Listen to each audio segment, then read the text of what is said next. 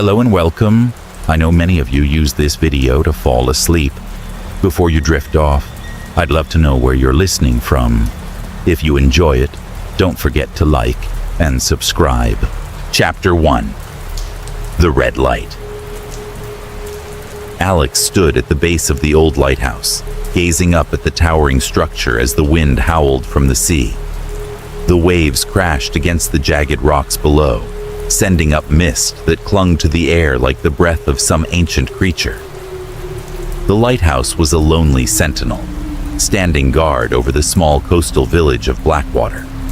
Its whitewashed walls had long been weathered by salt and time, but it still served its purpose, guiding the fishing boats back home with the steady beam of light that swept across the dark waters.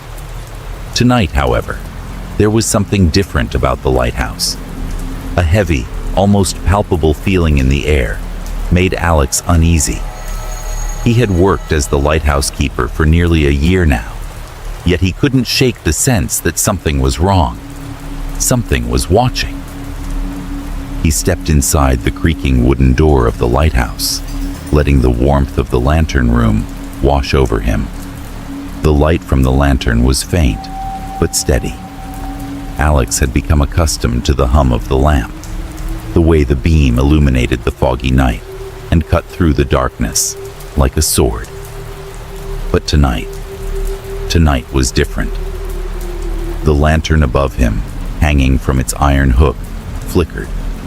For a moment, the light dimmed, and Alex's heart skipped a beat. This wasn't normal.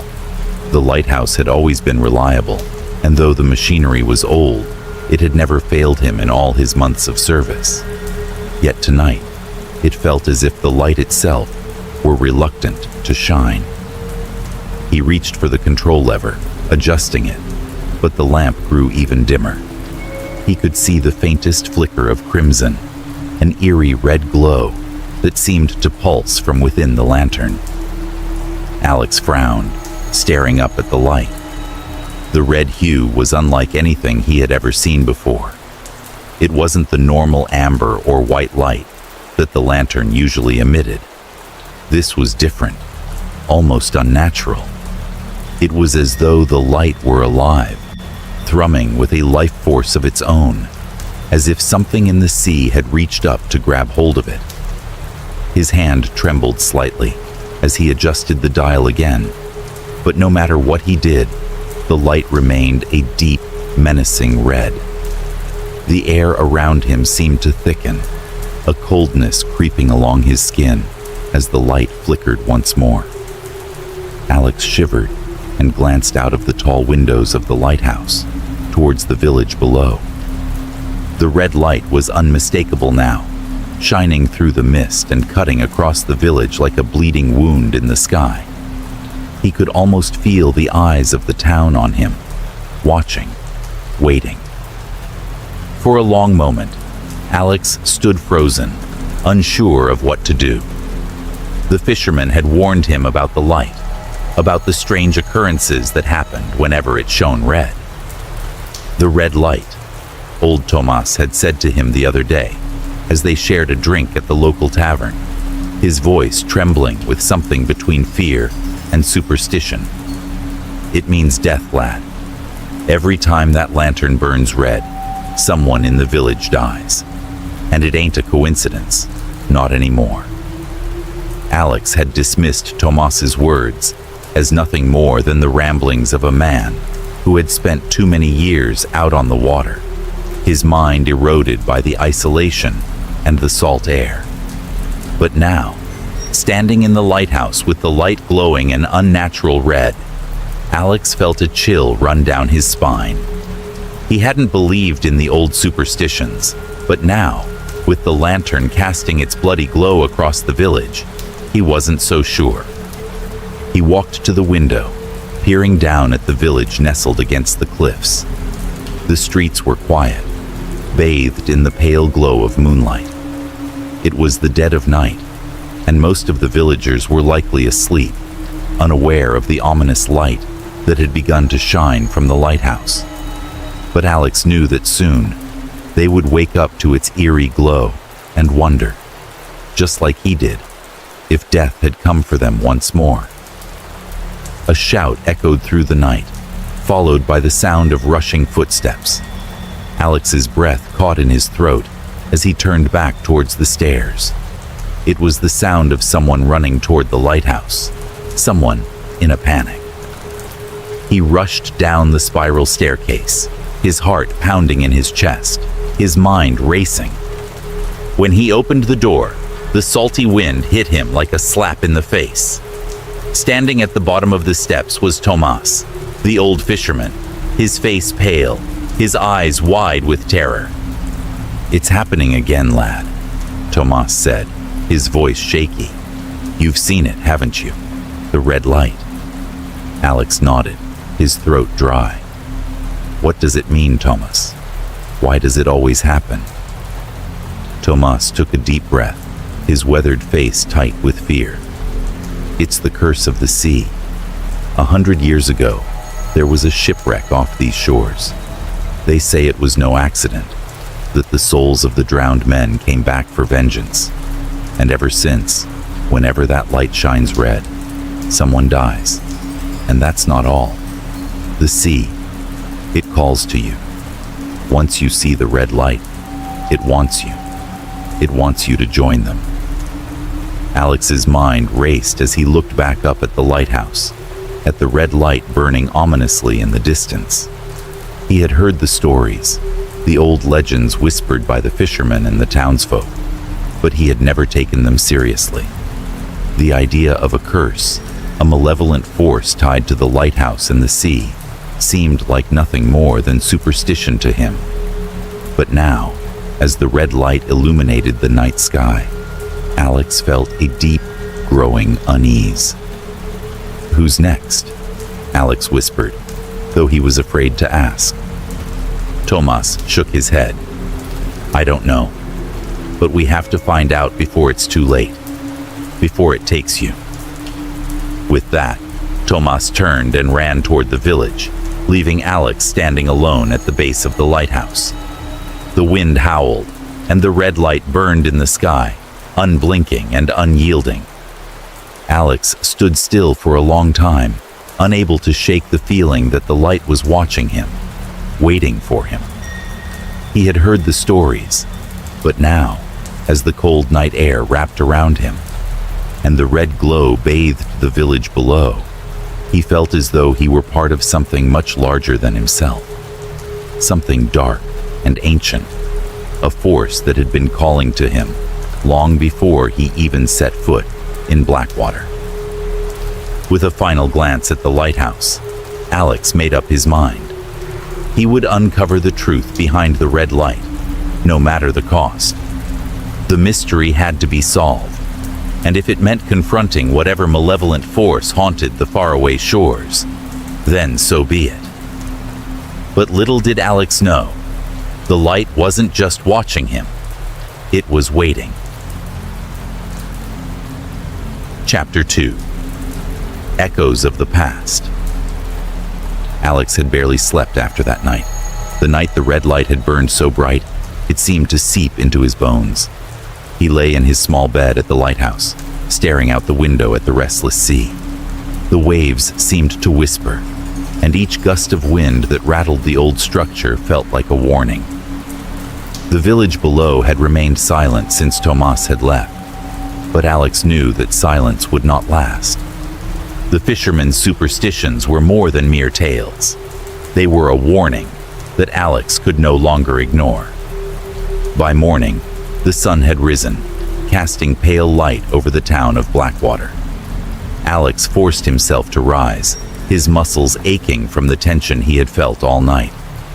The first thing he did was head to the small library in the village. It was tucked away in a forgotten corner of the town hall, its shelves lined with dusty books that no one bothered to read anymore. The librarian, an elderly woman named Mrs. Jenkins, sat behind the counter with a sharp gaze, peering over her glasses as Alex walked in. "I need to see anything you have on the history of Blackwater," Alex said, his voice strained, "especially about the shipwreck." Mrs. Jenkins looked up at him for a long moment, as though weighing his request. Then, she rose from behind the counter and shuffled to a nearby shelf, pulling down a thick leather-bound volume. She placed it gently in front of him. The book's cover was cracked and faded with age, and the title was almost entirely worn away. "Everything in here is old," she said quietly. Some things we try to forget, young man. But if you must know." Alex nodded, already flipping through the pages, hungry for answers. As his eyes scanned the yellowed pages, he found what he was looking for. A small handwritten entry near the back of the book, dated over a century ago, caught his attention. July 22nd, 1824. The Sea of Souls, the Lady of the Deep. The words leaped out at him. Alex's fingers trembled as he read the entry aloud in his mind. The ship, Lady of the Deep, sank off the coast of Blackwater during a violent storm. All hands were lost, save for a handful of survivors. The wreckage was found the following day, scattered along the cliffs. Some say the ship was cursed, but no one knows for sure. Among the survivors were several men who claimed they heard voices calling to them from the depths of the sea. These men, who lost their comrades in the disaster, swore an oath of vengeance against the sea that claimed them. Alex turned the page, his heart racing. The next part was handwritten in a different, shakier script. Months after the wreck, strange occurrences began to plague Blackwater. Fishermen reported seeing a red light emanating from the lighthouse on the cliffs. The light shone only on stormy nights, casting an eerie glow over the waves. Villagers began to speak in whispers of the souls that lingered in the depths, their bodies lost, but their spirits not at rest. As the years passed, one by one, those who had survived the shipwreck met violent ends, and the light, always red, always burning in the distance, was said to herald each new death. Alex's throat tightened. He had heard the stories of the shipwreck before, but never in such detail. The echoes of the past were growing louder, and with each new discovery, the weight of the mystery pressed harder on him. The light, the red light, it had to be connected. But how? "Is there anything else about the survivors?" Alex asked, looking up at Mrs. Jenkins, who had returned to her seat behind the counter. Her face was drawn, her eyes distant. She sighed, a long, heavy sound, before nodding. "There were whispers, young man. Whispers that the men who survived the shipwreck made a pact with something darker than they understood. Something that promised them power in exchange for their souls. They were never quite right after the storm, they say. And when they swore their vengeance, they did more than curse the sea. They cursed the town as well." Alex absorbed the information like a sponge, piecing together the fragments of a history that had been buried for far too long. The survivors of the shipwreck hadn't just escaped the storm. They had returned from the depths with something else, something that had changed them forever. And somehow, the lantern, the one that had always burned in the lighthouse, was at the heart of it all. "There's more, isn't there?" Alex asked, though he already suspected the answer. Mrs. Jenkins hesitated before replying, her voice barely above a whisper. The curse was passed down, generation after generation. The light, it's not just a signal for the ships. It's a warning, a call. Those who see the red light are marked. The souls of the lost are drawn to it, and they call out for vengeance. But that's not all. The survivors' descendants, they're the ones who guard it now. They're the ones who make sure the light never goes out. Alex felt a chill sweep over him. The descendants? His own blood seemed to run cold as he considered the implications. The town, the lighthouse, the sea. It was all connected in ways he hadn't understood before. But now, with the red light burning brighter in his mind, it all made a sickening kind of sense. The lantern was not merely a tool to guide ships. It was a beacon for the damned, a connection between the living and the dead. He thanked Mrs. Jenkins and left the library, his thoughts swirling with what he had learned. There was one more place he needed to go. The old cemetery on the outskirts of town. The stones there were weathered by time, but there might be more answers there. More traces of the shipwreck and the souls that had been left behind. As Alex walked through the narrow streets, the wind seemed to grow colder, as though the air itself were urging him onward. His footsteps echoed in the empty town, each one growing louder and more desperate as he neared the cemetery. The graveyard was just as he remembered, desolate and forgotten. The tombstones leaned at odd angles, covered in moss and creeping ivy. Some of the names were so faded that they were almost illegible, but Alex knew that somewhere among the graves, the truth waited. He passed row after row of graves, his eyes scanning for anything that might hold significance. And then, near the back of the cemetery, he found it. A weathered stone, its inscription barely visible. As he knelt down to inspect it, the words became clear. Here lies Elias Hargrave, a soul lost to the depths. Alex's heart skipped a beat. Elias Hargrave had been one of the survivors, and now his name was etched in stone, a grim reminder of the man who had vowed vengeance against the sea. With a sense of dread growing in his chest, Alex realized that the past had not stayed buried. It had risen, like the tide, and it was coming for him. The red light had called to him, and now it was clear that he had no choice but to answer. Chapter 3. Elias's Journal. The small library in Blackwater was filled with the scent of musty paper and dust, a quiet repository of forgotten histories. The air felt heavy with age, as though the very walls were holding their breath. Alex returned to the library the next day, his mind still reeling from what he had uncovered about the shipwreck, the curse, and the connection between the lighthouse and the souls that had drowned 100 years ago.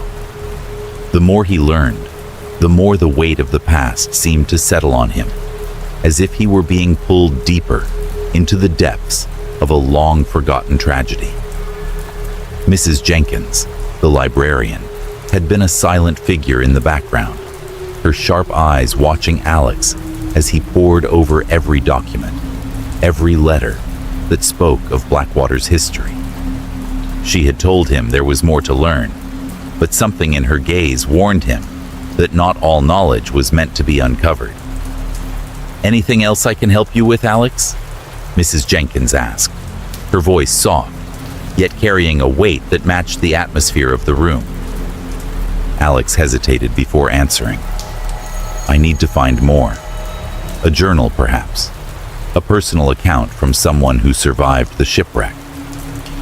Mrs. Jenkins didn't seem surprised by the request, though there was a flicker of hesitation in her eyes before she led him to a back corner of the library. The shelves there were older, dustier, and the wooden beams above groaned under the weight of years gone by. She stopped at a particular section of the bookshelf, her fingers brushing over the spines of several old leather-bound volumes. "This one might help," she said, pulling out a thick journal, its cover worn and cracked with age.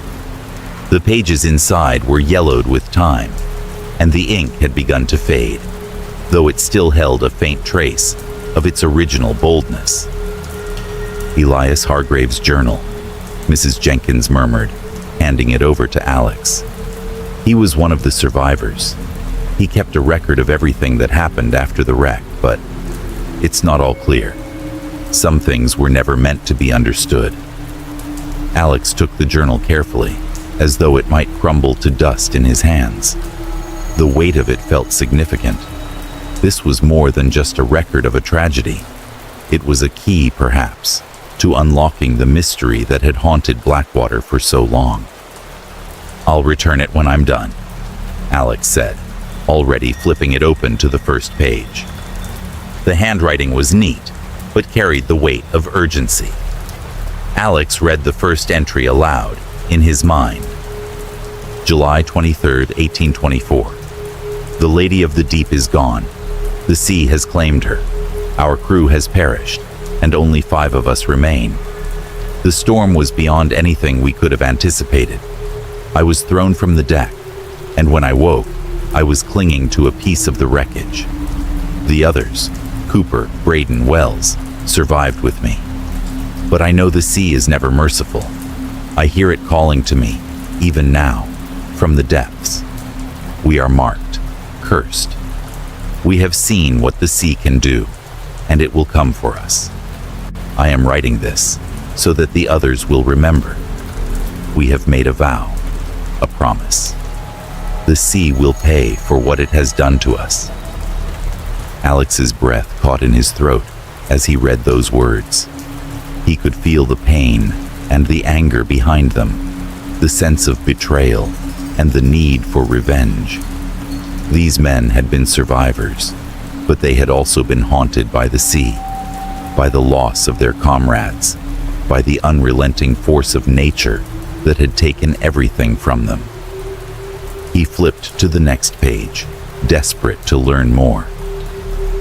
August 2nd, 1824. It has been 10 days since we washed ashore. The villagers are kind, but I see the fear in their eyes. They don't understand the curse we carry. They don't know that we brought something back with us. The sea does not let go of those it claims. It pulls at us, tugs at our souls, demanding payment. I hear the voices calling from the deep. The others don't hear it, but I know they feel it too. Something is coming. I can feel it in my bones. Alex turned the page, his mind racing. These entries were becoming more and more unsettling. Elias's words were heavy with dread, but there was also a sense of purpose in them, a determination to confront whatever darkness had followed them back from the sea. August 15th, 1824. We did something tonight. We took an oath, the 5 of us. We swore that we would take revenge on the sea for the lives it stole. We will sacrifice whatever it takes to claim that vengeance. I don't know if we are bound by the sea's curse now, or if it is simply our will driving us. But the light in the lighthouse, I see it burning. It calls to us. We have made a pact with something older, something darker than I can understand. And tonight, we sealed it. Alex paused. His pulse quickened as the words began to sink in. A pact. The survivors of the wreck hadn't simply mourned their losses. They had made a deal. But with whom? Or what? The next few pages were more erratic. The handwriting shifted from neat and controlled to frantic, as though Elias was growing desperate to make sense of the madness consuming him. September 1st, 1824. The light burns red again. We are no longer men. We are something else, something bound to the sea. Our oath has changed us. The voices are louder now, demanding that we return what we have taken. They want us to feed the sea, to drag others down with us. The lighthouse, it watches us. It is the keeper of the souls we have stolen. I don't know how much longer I can resist. The others have begun to change. They hear the call, and it calls to them more than it calls to me. I fear I will be left alone. Alex's fingers shook as he turned the page. This was more than just a journal. It was a record of madness, of men who had sought power and vengeance, but found something far darker. Something that had consumed them, body and soul. But there was more. As he turned the next page, Alex's eyes widened. The final entry was incomplete. The ink smudged as if the writer had been interrupted. October 10th, 1824. The lighthouse. The light. I cannot escape it. The sea will take us all, just as it took them. It is the price we must pay. It is too late. I have seen what we are becoming. The others, they have already gone. Only I remain. The light calls to me. The last words trailed off, a final unsettling silence lingering in the pages. Alex's hands trembled as he closed the journal. The answers he sought were now more elusive than ever. The souls of the drowned had not been at rest. They had been bound to the lighthouse, and somehow, the lantern, its red light, was part of their curse. The survivors had made a pact, an oath that had cost them everything, and now, those same souls were still trying to claim new victims. Elias had been trying to warn them, to warn anyone who would listen. But the journal had ended too soon. The final chapter of Elias's story remained unwritten. Alex felt a coldness settle over him. He wasn't just a spectator in this cursed tale. He was becoming part of it. And the sea, with its insatiable hunger, was calling to him.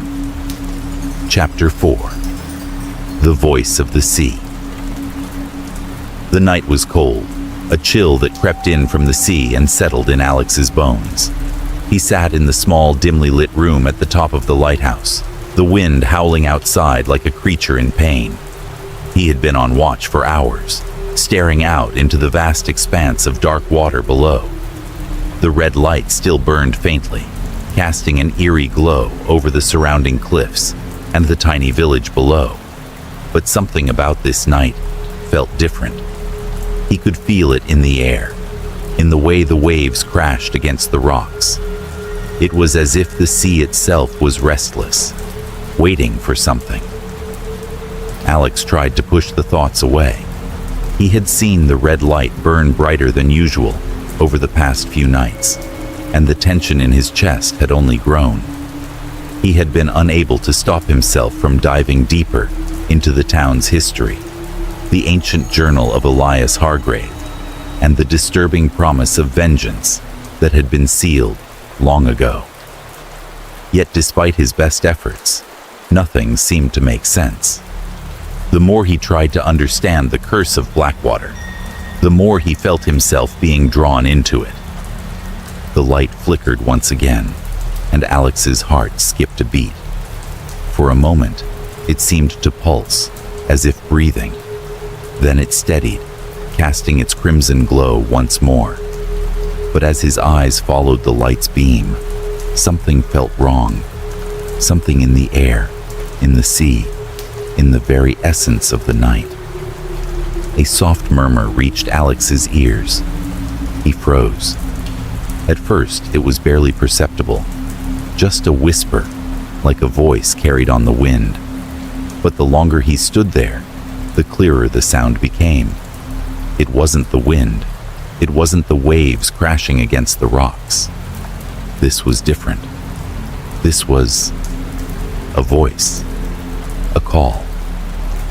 His breath caught in his throat as the whispers grew louder, the words indistinct, yet strangely familiar. The sound seemed to seep into his mind, wrapping around his thoughts like a thick fog. Alex's body went rigid as he strained to hear. It was coming from the sea. Alex had spent countless nights in the lighthouse before, but never had he heard anything like this. The voice was haunting, almost musical in its cadence, a low murmur that seemed to resonate from the very depths of the ocean. It was not one voice, but many, layered together, overlapping like a chorus of voices, some pleading, some threatening, all urgent. The sound was irresistible, pulling at him, whispering his name as if it were meant only for him. Against his better judgment, Alex moved closer to the edge of the lantern room and peered out through the narrow window. The sea stretched endlessly beneath the dark sky, the waves tumbling and breaking with a ferocity that matched the voice calling to him. The red light of the lantern illuminated the water below, casting a strange glow that shimmered across the surface of the ocean, as if the sea itself were alive, watching, waiting. The voice seemed to grow stronger, more insistent. It beckoned him, pulling him towards the cliffs, towards the edge.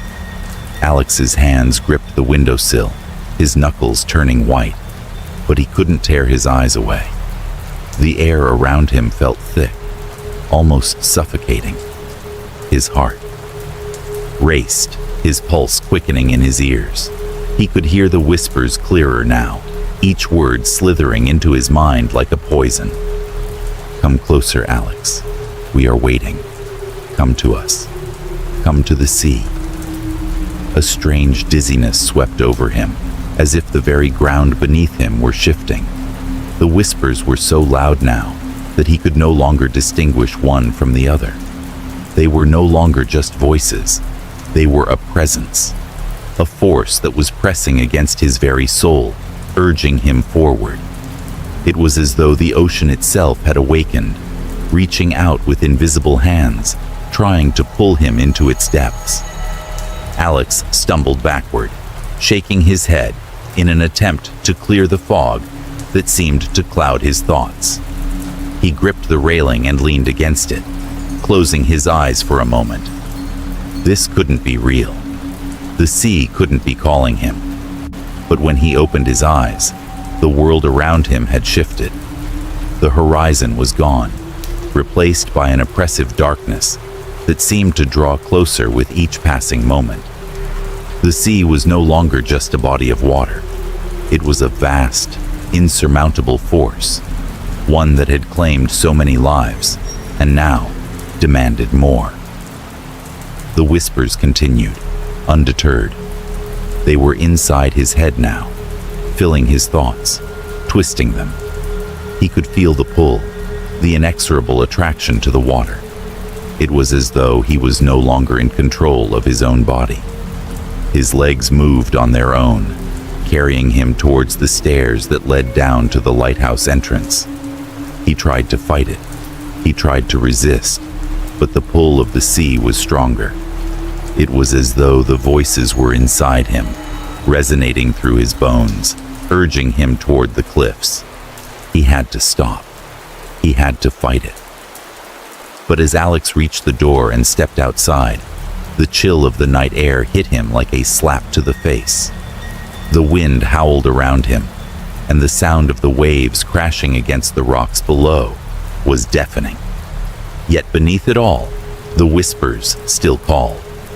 He turned towards the water, feeling the weight of the pull growing stronger, as though the very earth beneath him were quaking in response to the call of the sea. He knew he shouldn't go. He knew the stories, the warnings of the fishermen. He had read the journal of Elias Hargrave and knew the curse that had befallen the survivors of the wreck. But the voices, they were undeniable. They were part of him now, calling him, making him feel that he belonged there, on the edge, at the mercy of the ocean. The red light from the lighthouse burned brighter, casting long shadows across the ground. The sky seemed to darken further, and the wind began to shift, becoming more forceful, as though the sea itself was urging him to come closer. Alex stood at the precipice of the cliffs, the crashing waves below, a deadly symphony. His breath came in ragged gasps, his body trembling from the cold and from the overwhelming force of the pull he felt. It was as if the sea were calling to him from the depths of the earth, reaching up to claim him. A voice, louder than the rest, whispered in his ear, so close that it seemed to come from within him. "You cannot resist. You are one of us now." The sound of the waves was deafening. The wind howled through the rocks, bending the trees that grew on the cliffs, and the red light from the lighthouse flickered ominously. Alex could see something moving beneath the water, something large, something powerful. It rose and fell with the rhythm of the waves, its form indistinct, but unmistakably there. He took a step forward, the sound of his own heart pounding in his chest. He felt as though he were no longer in control. His body moved of its own accord, driven by an overwhelming force, a compulsion stronger than anything he had ever felt. But just as his foot moved closer to the edge, the light from the lantern flashed, bright, blinding, and redder than before. The sound of the whispers faltered, fading into a strange silence. Alex stopped. His breath caught in his throat as the world around him shifted once more. The voice was gone, replaced by the eerie stillness of the night. For a moment, he felt as though he had escaped something terrible, something he wasn't meant to understand. But the feeling lingered, like a shadow over his mind, a whisper that would never truly fade. The sea still called, but for now, Alex was free. For now. He turned and made his way back to the lighthouse, the door creaking shut behind him. But even as he stepped inside, the red light continued to burn. And somewhere, deep beneath the waves, something waited. Something that would never let him forget. Chapter 5. The Ritual of Vengeance. The wind howled through the streets of Blackwater, and the village seemed unnaturally quiet, as if the land itself were holding its breath. Alex's mind was still reeling from the events of the past few days. The whispers from the sea, the haunting red glow of the lantern, and the way it seemed to pull at him with every passing night. The more he uncovered, the darker the truths became. It was as if the weight of the past was coming alive around him, like the relentless waves battering the shore. He had spent hours locked in the lighthouse, the red light burning more intensely than ever before, refusing to leave the confines of the building. He knew there was more to the story. The truth was just out of reach, and no matter how hard he tried, it continued to slip away like sand through his fingers. But then, just as the sun began to set on another stormy evening, the last person Alex ever expected to find himself speaking to appeared at the door. It was old Samuel, the last living survivor of the wreck. He was a man whose name had been whispered in hushed tones ever since Alex had come to the village, his face obscured by years of hardship and sorrow. Samuel had never been seen in town for years, though the townsfolk spoke of him with a mixture of reverence and fear. No one ever questioned why he stayed away, keeping himself hidden from the world. But now, standing at the doorstep of the lighthouse, his frail body leaning heavily on a weathered walking stick, it was clear that Samuel had come for a reason. "You've been asking questions, haven't you?" Samuel's voice cracked like dry leaves underfoot. It was thin, trembling, but there was something in it, an undeniable urgency. "You've been poking around in things you shouldn't." Alex swallowed hard, suddenly unsure how to respond. The air felt thick with something unspoken, something ancient. "I need to know what's happening," Alex said, his voice steady but his heart racing. "The light, the voices, the curse. I have to understand what's going on." Samuel's eyes, pale and bloodshot, fixed on him with a gaze so intense that Alex felt as though the old man were looking through him, down into the very depths of his soul. Samuel nodded slowly, as if Alex had already sealed his fate by seeking the truth. "You don't know what you're asking, boy," Samuel rasped. "There's a price for knowing, and there's a price for breaking the silence. But I reckon you're too far gone now. You won't rest until you know everything. And once you do..." He paused, a dark smile flickering across his cracked lips. You'll wish you didn't." Alex stood silently, unsure of how to proceed. The wind outside gusted, rattling the windows, and the red light of the lantern flickered ominously in the distance. "Come inside, boy," Samuel said, his voice softer now, but still carrying an edge of warning. "There's no sense in standing out here in the cold. You've already heard the whispers of the sea. Now it's time to hear the rest of the story."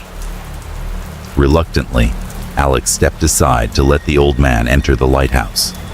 Samuel shuffled inside, leaning heavily on his cane, and Alex led him up the creaking spiral staircase. The lantern's red glow filled the room, casting strange, shadowy shapes along the walls. Samuel paused at the top of the stairs, looking out over the village below. "It's the light," he murmured, as if to himself. "Always the light." Alex watched the old man, waiting. "What do you mean?" "The lantern," Samuel said, his voice growing colder. "It's not just a beacon for the ships. It's a link between the living and the dead. When the light shines red, it means the souls of the drowned are preparing to claim another victim." Alex's stomach tightened. "But why? Why would they do that? What happened?" Samuel turned to him, his eyes dark with a sorrow that Alex had never seen before. "It's not the sea's fault. It never was. The sea doesn't care for the lives of men. No, it was the men who drowned, the survivors. They made a pact with something darker than you can imagine." He leaned in closer, his voice dropping to a whisper. "They swore vengeance. They swore that the souls of their fallen comrades would never rest until they had claimed more lives, until they had dragged more souls into the depths. They used the light as a conduit, a way to bind the dead to this world, to keep their promise. Every time the light shines red, it means the souls are stirring. It means they're ready to take someone else." Alex's breath caught in his throat. "And the light, it's been getting brighter, hasn't it?" Samuel nodded grimly. "The pact is coming to its end. The curse has never been broken, and it never will be. The lighthouse was built to ensure that the souls of the drowned would never fade, that they would never find peace. They are tied to the light. And once the light burns red, it marks someone for death." A shiver ran through Alex, his hands trembling as the realization struck him. But why now? Why is it happening again? Why is the light shining red? Samuel's eyes darkened, and he turned to look out over the cliff, his voice soft but heavy with finality. "Because it's your turn." Alex staggered backward, his heart pounding in his chest. "What do you mean? I'm just a keeper. I don't even belong here. I'm just... "No," Samuel interrupted, his voice sharp. "You don't understand. You're tied to this place now. You've been marked. They have been calling to you, haven't they?"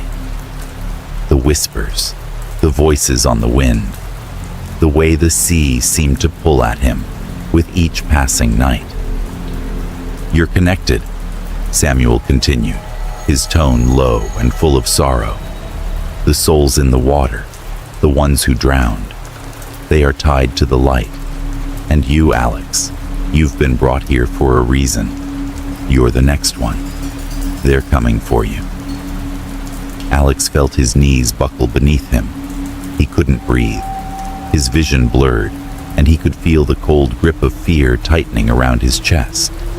Everything that had happened, the red light, the whispers from the sea, the pull that had drawn him closer to the water, suddenly made sense. He had been drawn to this place, to the lighthouse, by something he didn't understand, and now that force was closing in on him. "What can I do?" Alex whispered, his voice barely audible. "How can I stop it?" Samuel looked at him, his face grim, his eyes filled with regret. "There's no stopping it. You can't fight the tide, boy. The ritual has been set in motion, and there's no breaking it. The souls will come for you, just as they came for the others. The only thing left for you to do is face them." Alex stared at the old man, his mind spinning, his heart pounding in his chest. The room seemed to close in around him as the red light flickered in the distance, and the whispering voices of the drowned echoed in the air. The ritual was coming, and Alex was the next sacrifice. Chapter 6. The First Death. The morning broke over Blackwater with an eerie calm, the sky a dull gray that mirrored the sea below. The village, typically bustling with the morning routines of fishermen preparing for the day's work, felt different today. A heavy silence hung in the air, as if the earth itself was holding its breath. The red light from the lighthouse still flickered in Alex's mind, a constant pulsing reminder of the events that had unfolded the night before. He had barely slept, haunted by the words Samuel had spoken, by the revelation that the curse was real, and that it was now coming for him. He stood by the window of the lighthouse, staring out over the village below, waiting. The sea stretched endlessly before him, the dark waters swaying rhythmically, as if taunting him. Somewhere deep beneath the waves, something waited, something ancient, something patient. Alex's thoughts were interrupted by the sound of footsteps behind him. He turned to see Tomas, the old fisherman, walking toward him, his face pale, his eyes wide with fear. "It's happened," Tomas said, his voice shaky. "He's gone." Alex felt a chill wash over him, the hairs on the back of his neck standing on end. "Who?" "Cooper, one of the fishermen," Thomas replied, his voice barely above a whisper. "They found him out by the rocks, washed up by the tide, dead." The words hit Alex like a punch to the stomach. He knew it had been coming. He had felt it last night. The red light, the pull of the sea, the whispers in the dark. The curse was real, and now the first victim had fallen. Alex walked to the door, his legs heavy, as though something was weighing him down. Tomas followed, his eyes never leaving the lighthouse, as if it were somehow to blame for the death. As they stepped outside, the village seemed even quieter than it had been moments before. The air felt thick, suffocating, as if the very atmosphere was charged with an unseen energy. The villagers were gathered near the shoreline, murmuring to each other in hushed tones, their eyes fixed on the body being pulled from the water. Alex's heart raced as they approached the edge of the cliffs. The sea had claimed another life. Cooper's body was being hauled onto the shore by several fishermen, their hands shaking as they dragged him from the waves. His face was pale, his eyes wide open, unseeing, his skin bloated from the water. His clothes clung to him, heavy and soaked. But what struck Alex the most was the unnatural stillness of the man's body, as if the sea had simply taken him and left nothing but an empty shell. Alex could feel the weight of the curse pressing down on him, the realization that this death, this first death, was just the beginning. The sea had claimed its part of the pact, and now it would continue, one life at a time, until the ritual was complete. "The light," Tomas whispered, pointing a trembling finger toward the lighthouse. Alex's eyes followed his gesture, and his stomach twisted. The lantern on the lighthouse was glowing, but it wasn't the usual dim light that guided ships through the night. No, today, the light burned brighter than Alex had ever seen it, its crimson hue more intense than ever before. It flickered like a living thing, a pulse that seemed to match the beating of Alex's own heart. The red glow cast long, ominous shadows across the village, making the already bleak scene feel even more sinister. The whispers from the sea had grown louder now, just as Samuel had warned. They were no longer distant echoes, but voices that seemed to swirl around Alex, circling in the air like vultures. He could hear them, faint, but growing clearer with every passing moment, their words blending into a low, inescapable hum. "You are next." Alex's breath caught in his throat, and he staggered back, his hands gripping the railing as if it would keep him grounded. The whispers came from everywhere, from the cliffs, from the water, from deep within his mind. They were no longer just voices from the sea. They were becoming part of him, pulling him deeper into the curse. He could feel the pull of the waves, the pressure of the sea reaching out to claim him as its own. The body of Cooper was now lying on the shore, the fishermen standing around it in a circle. But Alex couldn't bring himself to look at it. He knew the sea had taken him, just as it had taken so many others. Cooper had been the first, but he wouldn't be the last. The sea was hungry, and it would take more. "You need to leave the village, Alex," Tomas said, his voice trembling with fear. "It's not safe here anymore. The curse, it's real. You've seen what happened to Cooper. You felt it last night, didn't you?" Alex turned to look at Tomas, his mind spinning. "What can I do? I can't just leave. I have to stop this." "You can't stop it," Tomas replied, shaking his head. "The souls of the drowned, they'll keep coming. The light calls to them, and when it burns red, it's their time. The curse has already begun. You can feel it, can't you?" Alex nodded, his chest tight with the weight of the truth. He had felt it. He had felt the sea call to him, pulling him toward its depths. He had felt the whispers in his ears, the voices urging him to come closer. It was as though the very land, the very sea, was trying to consume him, trying to drag him into its cold, unfeeling embrace.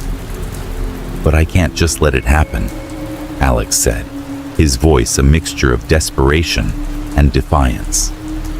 "I have to do something." Tomas looked at him, his face grim. "You don't understand.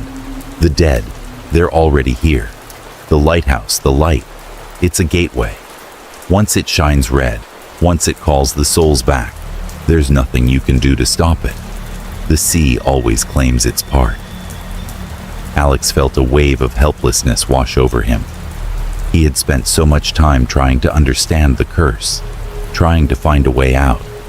But now, in the face of Cooper's death, the truth was undeniable. The sea would keep claiming lives, one after the other, until the ritual was complete. The whispers in the air grew louder, more insistent, and Alex could feel his own resolve begin to crumble. The pull of the water was stronger now, as if it were a physical force, tugging at him, drawing him closer to the edge of the cliffs. He wanted to run. He wanted to escape, but he knew it wouldn't matter. The curse had already begun, and it wouldn't stop until it had taken everything. As the body of Cooper was covered with a sheet, and the villagers began to murmur their prayers, Alex felt a coldness settle in his chest. The red light from the lighthouse continued to burn brightly, casting a blood-red glow over the village, over the sea. And the whispers, they continued to call. The sea had claimed its first victim, and Alex was next. Chapter 7. The Secret of the Dead. The morning light was gray, just like the days before it, a persistent cloud cover that seemed to press down on Blackwater, as though the sun were afraid to pierce the gloom. The air was damp with mist rising from the sea, and Alex's breath came in visible clouds as he walked through the village, his mind heavy with the weight of what had happened and what was yet to come. Cooper's death had cast a long shadow over Blackwater. The villagers were numb with grief, but there was something else in the air, a palpable sense of dread, as though everyone knew that the curse was not done with them. It was just beginning. Alex couldn't shake the image of Cooper's bloated body, washed up on the shore, his eyes still open in death. The sea had taken him, just as it had taken so many others over the centuries. The red light from the lighthouse had burned brighter the night before, and Alex knew in his gut that it wasn't the last death. It wouldn't be the last by far. He couldn't afford to wait any longer. He had to find out everything. He had to understand the curse, the ritual, the force that bound the souls of the drowned to this place. He had to find out what had happened to the survivors of the shipwreck, to the men who had made the pact with the sea and bound their fates to the lighthouse.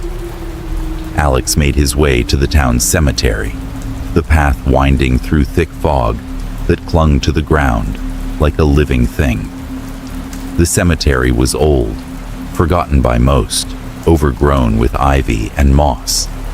The gravestones leaned at odd angles, their inscriptions barely legible under years of neglect.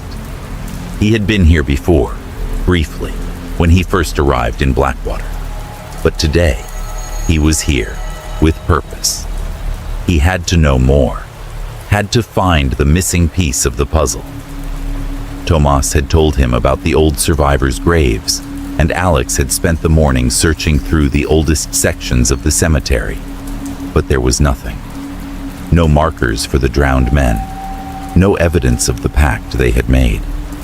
And yet, as he wandered deeper into the mist, he felt as though something was drawing him further in, urging him to keep searching. It was then that he spotted it, a small, forgotten grave tucked away in a secluded corner of the cemetery.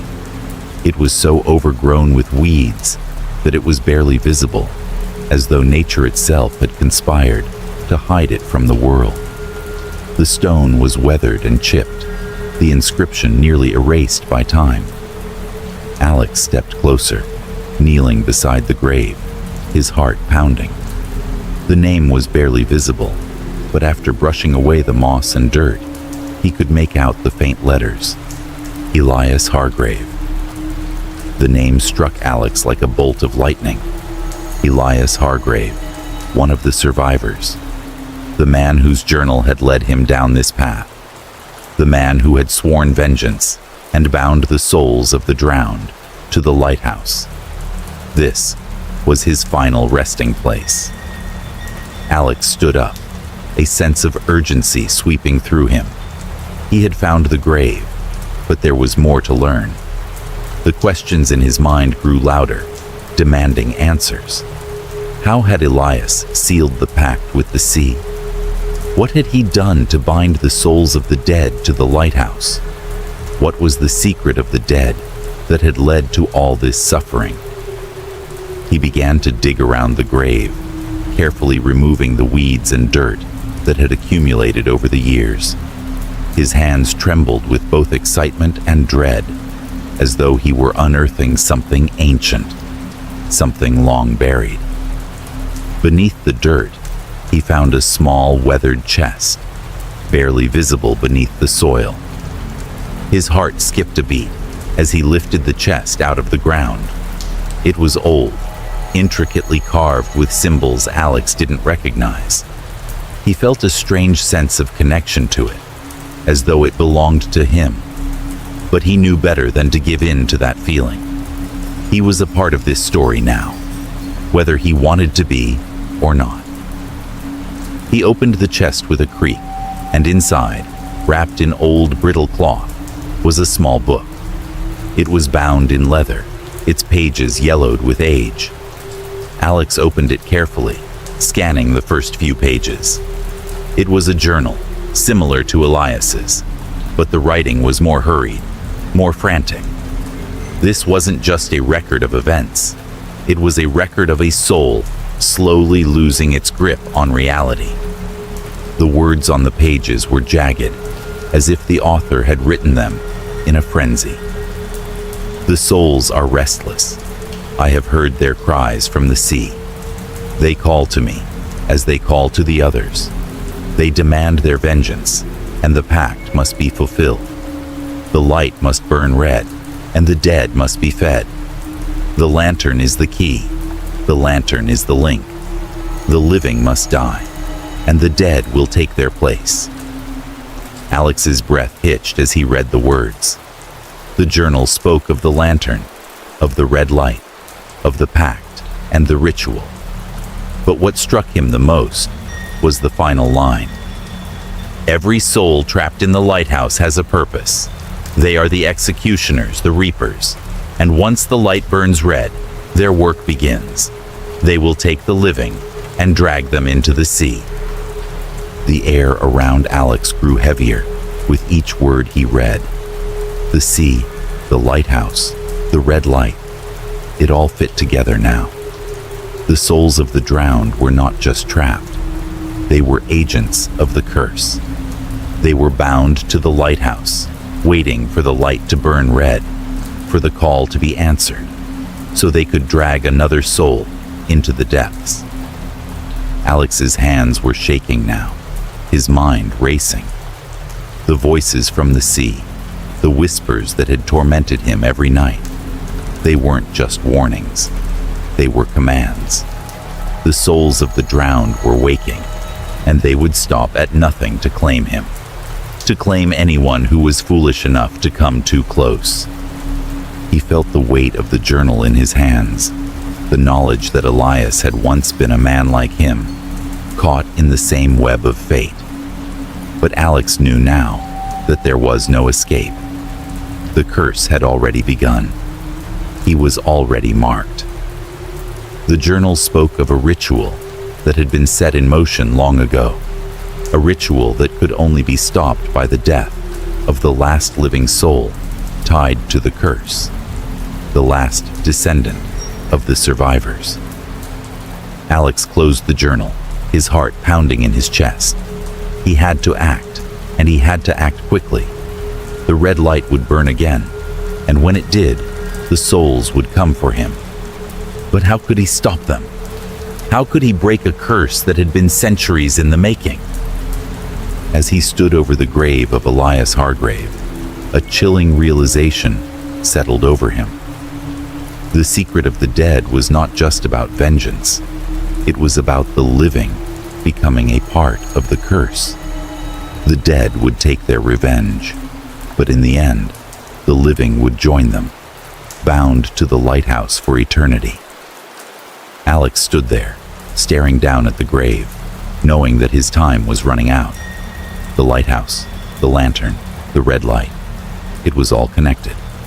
And now, so was he. Chapter 8. The connection with the lantern. The red light flickered again, casting its eerie glow across the village of Blackwater. Alex watched from the lighthouse window as the crimson beam swept through the fog, painting the cliffs and the sea below with a terrifying glow. The whispers, faint at first, were now louder, as though they were rising from the depths themselves, calling to him, urging him to listen, to understand. He had tried to ignore the pull, to resist the gnawing sensation that something was drawing him toward the lighthouse. But the time had come. The truth had been calling him for days, and tonight, the light burned brighter than ever before. Tonight, he would face it. Tonight, Alex would uncover the final piece of the puzzle. He felt a cold shiver run down his spine as he descended the spiral staircase of the lighthouse. His footsteps echoed in the dark, the familiar sound of his boots against the old stone floor, now hollow and unsettling. The air was thick, colder than usual, and the red light from the lantern above bathed the room in a sickly glow, casting long shadows that seemed to stretch toward him. He had already spent days poring over old journals, seeking answers in the history of the lighthouse, but nothing had prepared him for what he would find tonight. Elias's journal had revealed the terrible secret: the souls of the drowned, bound to the lighthouse, waiting for the red light to call them. But what did that light mean? What was the connection between the lantern and the souls? What role did it play in the ritual that had claimed so many lives over the centuries? With each step, Alex felt himself growing closer to the truth. It was as if the lighthouse itself were guiding him, its ancient stone walls whispering secrets, urging him forward. He had to know. He had to understand what was truly happening before it was too late. When Alex reached the base of the tower, he hesitated, his hand resting on the cold iron door of the lantern room. The light above him flickered again, casting a deep red hue across the walls. It pulsed in time with his heartbeat, each beat growing louder, more insistent. He could feel it in his chest now, the unmistakable pressure of the curse, the pull of the souls waiting for him. Taking a deep breath, Alex pushed open the door. Inside, the lantern room was bathed in a blood-red glow. The massive lamp hung above him, its light flickering like the eye of some ancient beast. But it was not the light itself that caught his attention. It was what lay beneath it. There, in the center of the room, hidden in the shadows cast by the lantern, was something he had never seen before. A large stone altar, covered in ancient symbols, its surface dark with age and neglect. Alex approached cautiously, his footsteps echoing unnervingly in the silence of the room. As he drew closer, he could feel a strange energy in the air, a low hum that seemed to emanate from the altar itself, as though it were alive. He ran his fingers over the symbols carved into the stone, each one jagged, as if etched in haste. The carvings seemed to pulse under his touch, glowing faintly, and Alex could feel a sharp chill crawl down his spine. This was it, the source of the power that had bound the souls to the lighthouse. The ritual had been performed here, on this very altar, and somehow it had connected the living with the dead, the past with the present. The air around him seemed to shift, and Alex could feel the whispers again, this time more distinct.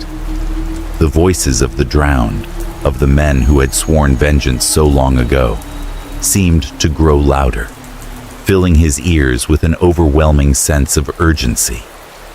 They were speaking to him now, their voices a chorus of anger, sorrow, and hunger. You are one of us now. You are marked like the others. Come to us. The voices twisted together, each one different but united in their call. Alex staggered back, his heart pounding in his chest. He tried to shake the voices from his mind, to focus, but the whispers were relentless. They filled his thoughts, drowning out everything else. Come to us. The ritual is incomplete. You must finish it. The words sent a wave of dread crashing over him. The ritual.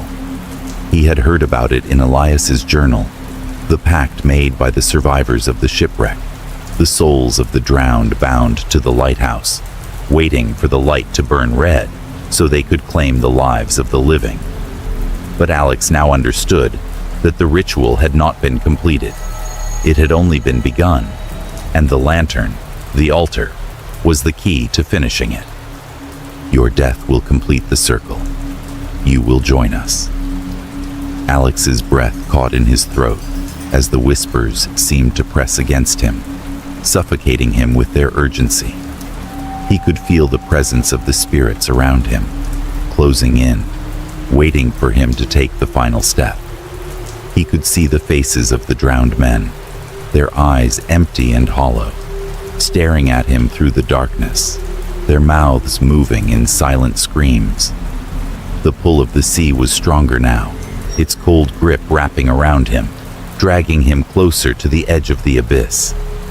The light above him pulsed again, brighter, more intense. Alex felt the power of the lantern surge through him, the ancient energy of the ritual rushing into his veins. The altar beneath his hands seemed to come alive, its stone surface humming with an otherworldly force. It was as if the very essence of the lighthouse, the spirits of the dead, were reaching out to him, pulling him into the depths of their curse. His legs buckled beneath him, and he fell to his knees before the altar. The light from the lantern burned into his eyes, blinding him with its intensity. The voices were louder now, a deafening chorus, their words a maddening tide that crashed over him. Join us. Become one with the sea. The pact must be fulfilled. Alex could feel the weight of the curse pressing down on him, his body weakening, his breath shallow and ragged. The spirits were here. They were inside him now, their cold fingers wrapping around his soul. The red light from the lantern was all-encompassing, its glow staining everything with its unnatural hue. In that moment, Alex understood. The lantern wasn't just a beacon, it was a conduit, a gateway between the living and the dead. It had been placed there to link the souls of the drowned to the world of the living, to ensure that their vengeance would never be forgotten. It had bound them to the lighthouse, to the red light, and to the ritual that demanded sacrifice. And now, Alex was a part of that ritual. His life was the final piece of the puzzle. His death would complete the circle. He was the last living soul tied to the curse. The whispers were all around him now, suffocating him. Your time has come. With every ounce of strength he had left, Alex forced himself to rise. The lantern above him burned brighter, blinding him. He could feel the spirits closing in, their cold breath on his skin, their hands reaching out for him. He couldn't escape. He couldn't run. The red light would never stop calling. It would never stop pulling him back into the darkness.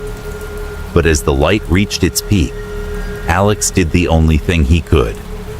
He stepped away from the altar, from the light, from the spirits. With a final desperate surge of will, he ran out of the lighthouse, the screams of the dead echoing in his ears. The lantern flickered behind him. Chapter 9. The Last Oath.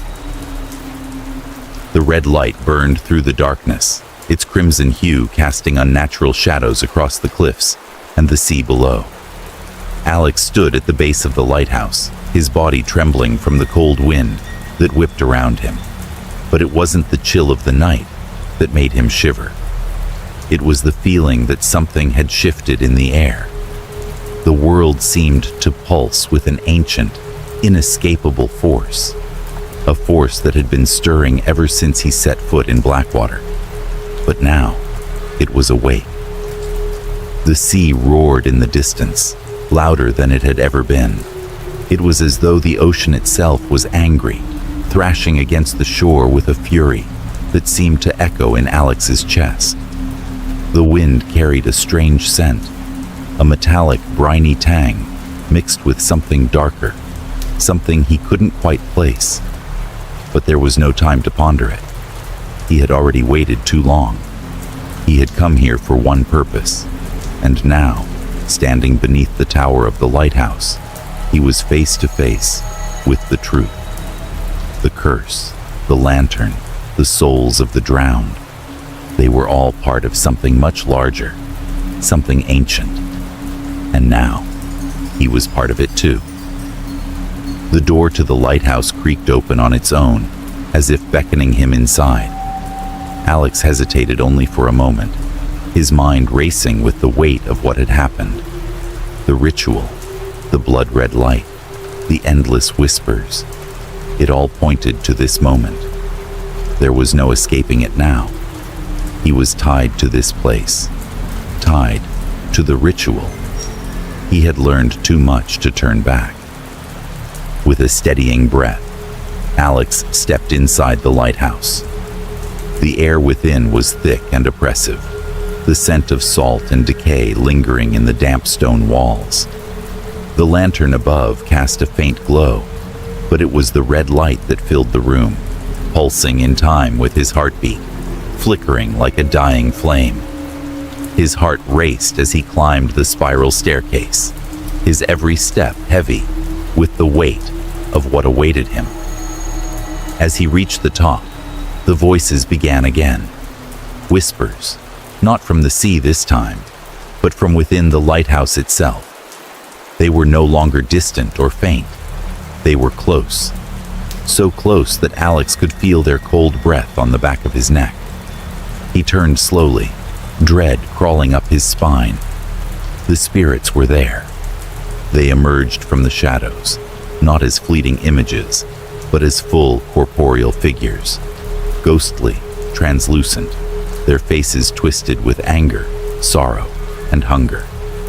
They circled him, their hollow eyes fixed on him, as though they had been waiting for this moment, just as he had. Alex recognized them.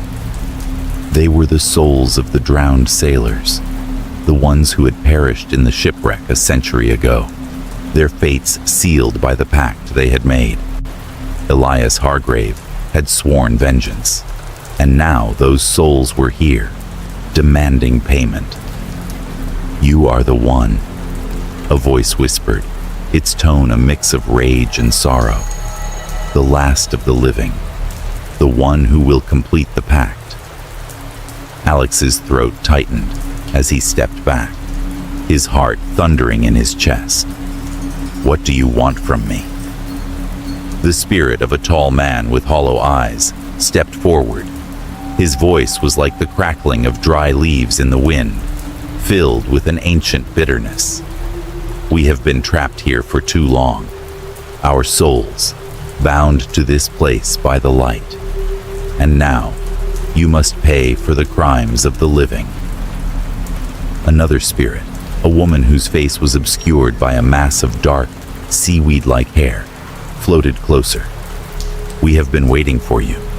You are the last to be marked, the last to fulfill the oath we swore to the sea." The air around Alex seemed to grow colder, the light from the lantern flickering violently, as if responding to the spirit's presence. The walls of the lighthouse groaned, as though the tower itself were coming alive, its stone walls shifting and pulsing with an unearthly energy. "You will join us," the tall man continued, his voice cold as the sea. "The pact must be fulfilled. Your life is the final sacrifice. Once you join us, the circle will be complete. We will be free." Alex's legs weakened beneath him as the weight of their words sank in. He had been marked from the moment he arrived in Blackwater, his fate sealed by the actions of the men who had come before him. The red light, the whispers from the sea, the pull of the lighthouse, it had all been leading him here. The spirits had no intention of letting him leave, but there was a part of Alex that refused to succumb, a part of him that still fought against the darkness, against the inevitable. "No," Alex said, his voice shaky but determined. "I won't be a part of this. I won't complete your curse." The spirits' faces twisted with anger. The woman with the seaweed hair snarled, her voice rising to a high, wailing pitch. "You have no choice. The pact is already made. You are already part of it." Another spirit, a gaunt man with deep-set eyes, stepped forward, his voice heavy with centuries of pain. "You have come too far.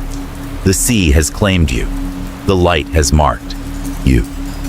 You cannot escape it. We were once men like you, full of life, full of hope. But the sea has taken all that. Now, We are only its instruments. The wind howled through the cracks in the lighthouse, shaking the walls with the force of a storm. The red light flickered, brighter now, as if the lighthouse itself was alive, feeding on the tension, the anger of the spirits, and the fear in Alex's heart.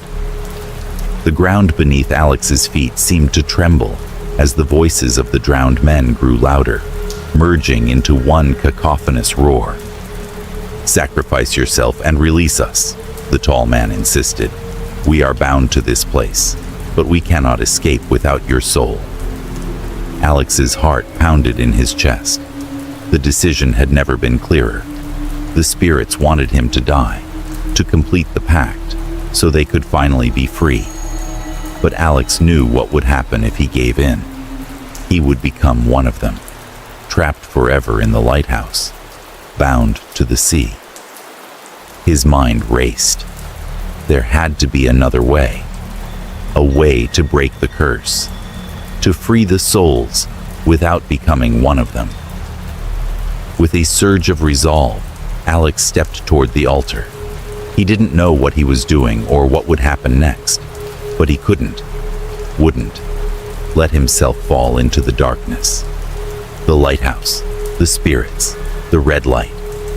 They were all part of something ancient, something insidious. But he was not going to be its final piece.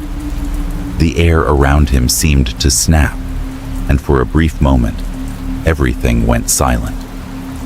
The spirits paused, watching him with cold, empty eyes. And then, with a final desperate cry, Alex reached for the lantern. As his fingers brushed against the cold metal of the lamp, a surge of power rushed through him, overwhelming him. The red light flared brighter than ever before, blinding him, filling the room with a blinding wave of light and energy.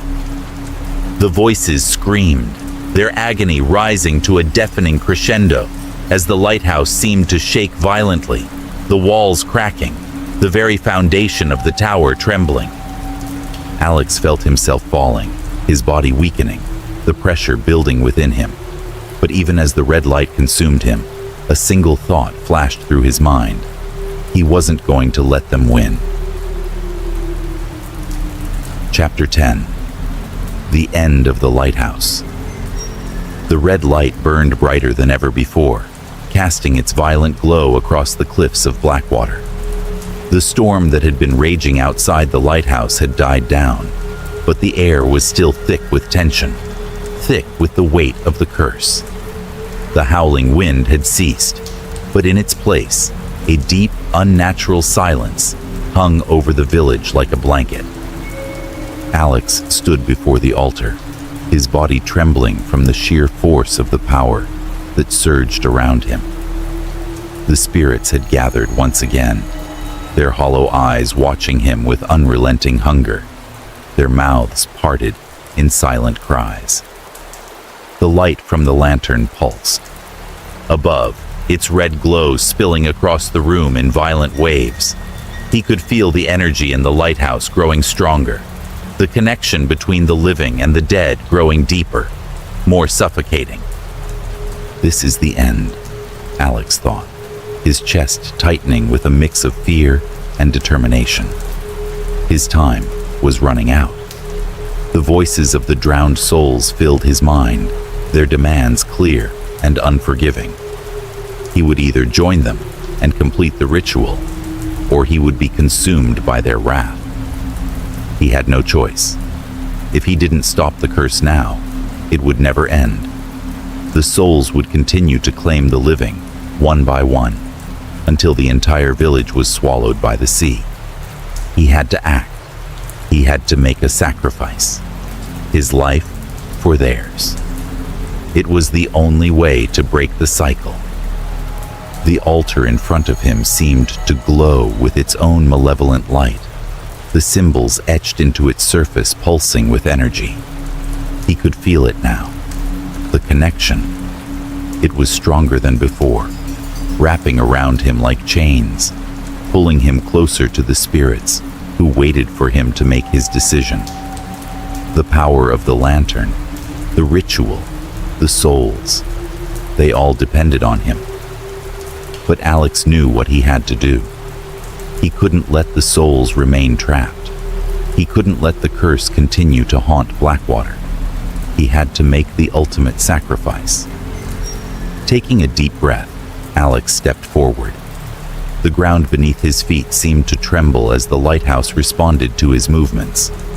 The light above him flickered, growing more intense, as if it were alive, hungry for the final piece of the ritual.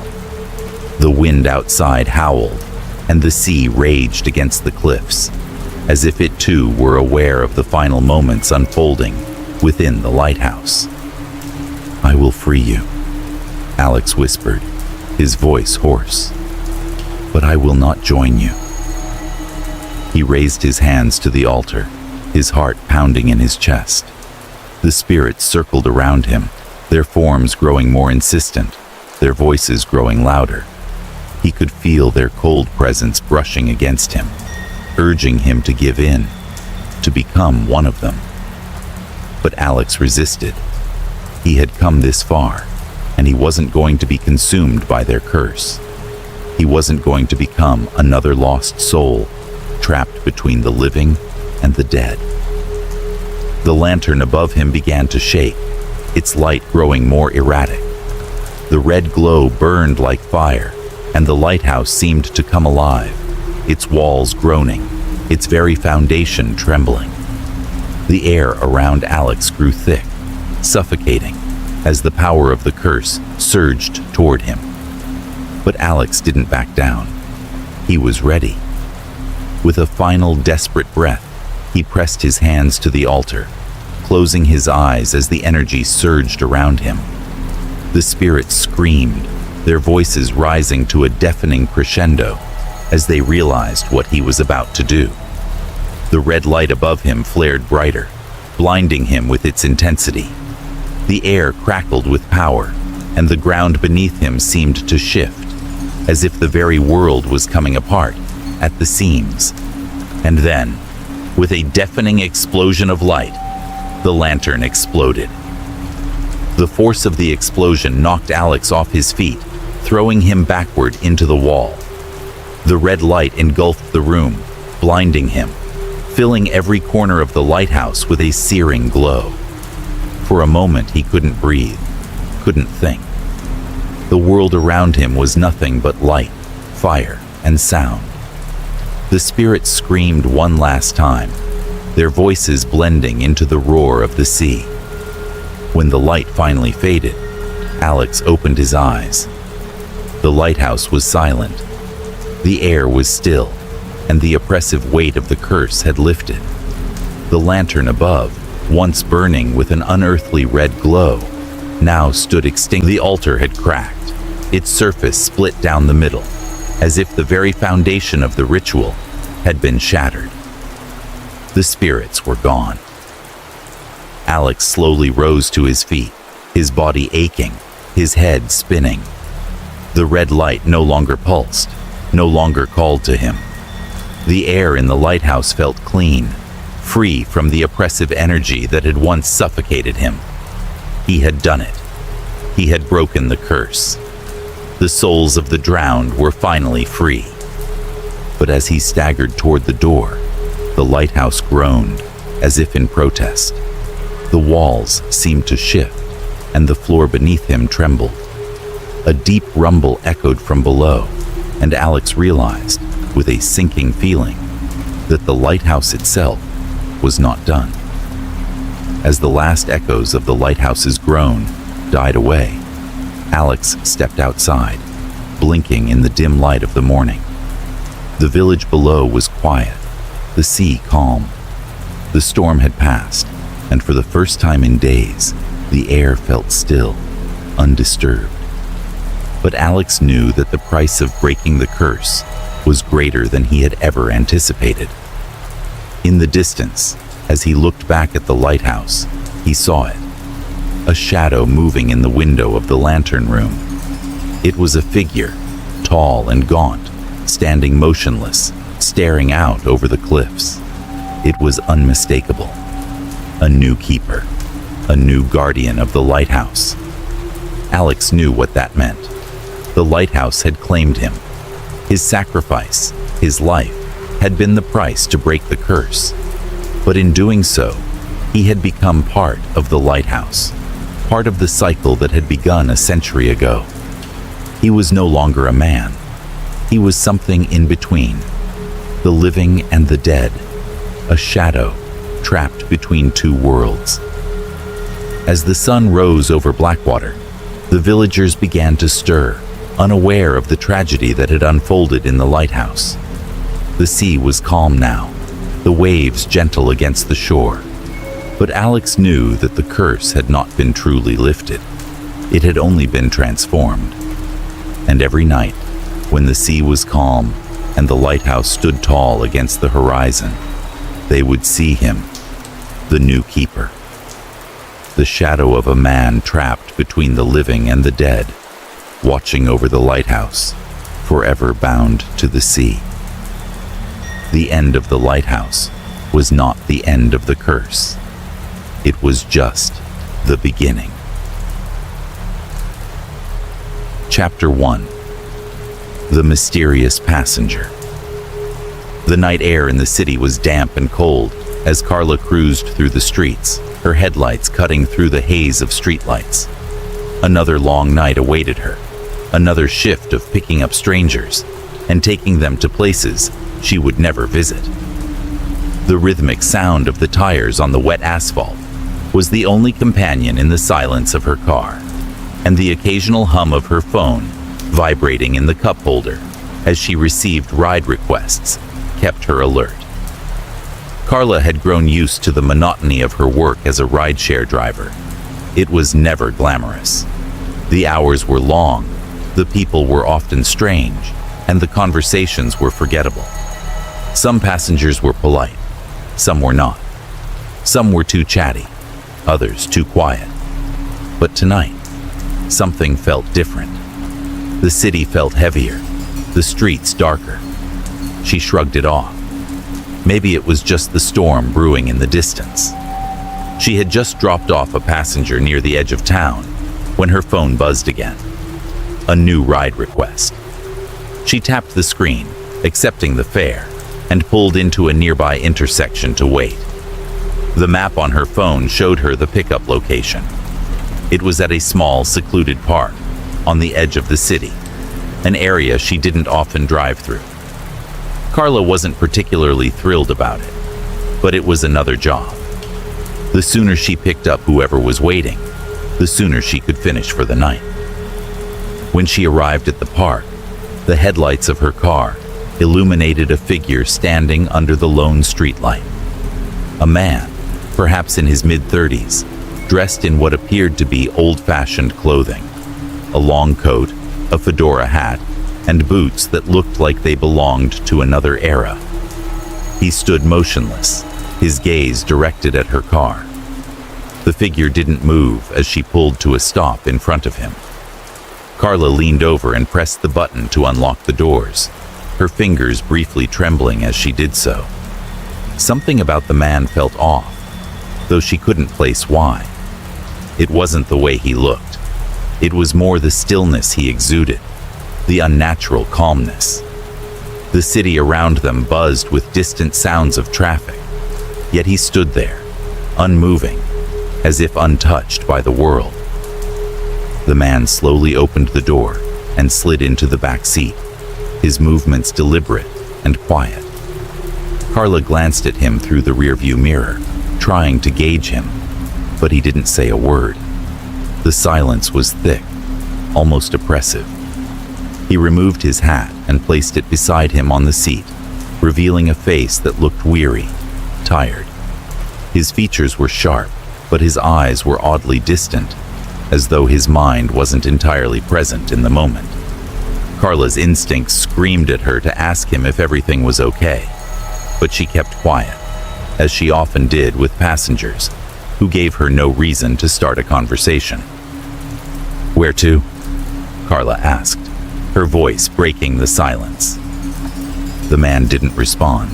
Instead, he reached into his coat pocket and pulled out an old, worn map. It looked ancient, with yellowed edges and creases as if it had been folded and unfolded countless times. He unfolded the map slowly, with deliberate care, and pointed to a spot in the center of it, his finger pressing against the paper. Carla glanced at the map, confused. "You want me to take you there?" she asked, still waiting for some kind of verbal confirmation. The man nodded once, then stared ahead, his eyes fixed on nothing in particular. Carla studied him for a moment, feeling a knot tighten in her stomach. The place he had pointed to wasn't familiar. It was on the outskirts of town, near an old abandoned building she had seen in passing, but had never paid much attention to. It didn't seem like a location that anyone would want to visit at this time of night. "Okay," she muttered, trying to shake off the feeling of unease creeping over her. "I'll take you there." As she started driving, she noticed that the man didn't make a sound. He sat motionless, staring at the window, as if lost in thought, his hand still resting on the map. His silence was unnerving, and as the minutes ticked by, Carla couldn't help but feel the weight of his presence in the car. The city lights outside blurred as they drove deeper into the less populated areas. The familiar buzz of the streets was replaced by the eerie quiet of the outskirts. She could barely see anything through the fogged windows, only the dark silhouettes of abandoned buildings and vacant lots. She glanced at the map again, trying to make sense of the location he had marked. There was something about the place that nagged at her, like it was too familiar and yet entirely foreign. The feeling of being watched grew stronger as she drove. It was as though something was waiting for them. Her hands tightened on the wheel, her knuckles turning white. When they reached the location, the man didn't speak, but he gave a subtle motion with his hand, indicating that this was the place. Carla stopped the car at the side of the road, the only light coming from the dim headlights that illuminated a crumbling building in front of them. She had no idea why anyone would want to be dropped off here, especially at this time of night. "Okay, you're here," Carla said, her voice barely above a whisper, though she wasn't sure why. "Have a good night." The man opened the door without a word, and as he stepped out, he glanced back at her, his eyes meeting hers for the first time since they had begun the ride. His gaze was intense, almost searching, but there was no warmth in it, only a coldness that made her skin crawl. He nodded once, then closed the door quietly behind him. Carla watched in the rearview mirror as he walked toward the building, his figure gradually disappearing into the darkness. She sat still for a moment, her mind racing with questions she couldn't answer. The whole situation felt wrong, too strange, too unsettling. With a sigh, she shook off the feeling, telling herself it was just another odd passenger, and started to drive away. But as she looked into the rearview mirror one last time, she couldn't shake the image of the man's cold, unblinking eyes. It was as if something was waiting for her to notice, something that lurked in the silence between them. Little did she know, her life had already begun to change, and that cold, dark gaze would haunt her long after she left him behind. As Carla continued her drive into the night, she had no idea that her world was about to unravel in ways she could never have imagined. The strange man, the map, the eerie silence, it was all a warning, a sign that her ordinary life was on the brink of something far darker than she could ever understand. Chapter 2. The Cursed Seat. Days had passed since that strange encounter with the silent man. Carla couldn't shake the uneasy feeling that had settled into her chest, like a weight she couldn't carry. The moment she dropped him off at that dilapidated building, something had shifted in the air. something dark and unexplainable. She had tried to push it out of her mind, focusing instead on the routine of her rideshare job. But no matter how much she tried to ignore it, the feeling lingered, gnawing at her. It started with small, almost imperceptible things. At first, it was just the sensation that someone was watching her when she sat in the driver's seat, or the strange feeling that lingered in the back of her car, even after a ride was over. But then, things began to escalate. It was a Wednesday evening when the first incident happened. Carla had just picked up a young man named Jason, a college student with headphones around his neck and a distracted air about him. She didn't think much of him, just another passenger heading home from the campus. He settled into the back seat, sitting in the rear right spot, the very seat the strange man had occupied. It was almost as though the seat had a pull to it, a force that seemed to beckon people to sit there. They made small talk about the traffic and the rain, nothing too memorable. Jason was quiet, as most passengers were, and the ride was uneventful. But when Carla dropped him off at his apartment building, something felt off. He hadn't said goodbye, nor had he responded to any of her attempts to confirm that he had arrived safely. His gaze had been distant, almost as though he hadn't heard her at all. Carla brushed it off as a random encounter. Maybe he had been too preoccupied with his phone or something on his mind. After all, she had other things to focus on, like the endless rides and the low pay that came with each trip. But as the evening wore on, something began to gnaw at her. When she checked her ride app after dropping him off, she noticed an unusual thing. Jason hadn't rated her. It was common for passengers to forget or not bother with the ratings, but this time felt different. She sent him a polite message, asking if everything had been okay during the ride. But it was as though he had vanished completely. No response, no acknowledgement. The app said he had accepted her ride, but there was no trace of him after that. The strange feeling remained with her for the next few days. Carla tried to push it away, focusing on the work she had to do. But it wasn't long before another ride confirmed that something wasn't right. It was a Friday afternoon, and Carla had just picked up a student named Laura, a quiet young woman with a book tucked under her arm. As usual, she climbed into the back of the car and sat down in the same spot, the cursed seat. Carla tried to ignore the uneasy feeling that flooded her chest as the door shut. She greeted Laura, and they exchanged pleasantries as they headed toward the university. The ride itself was pleasant enough, no different from any other. Laura was a typical college student, polite, quiet, and absorbed in her thoughts. They talked briefly about the weather and her plans for the weekend, but it was clear Laura was distracted, her eyes constantly flicking to her phone as if waiting for a message.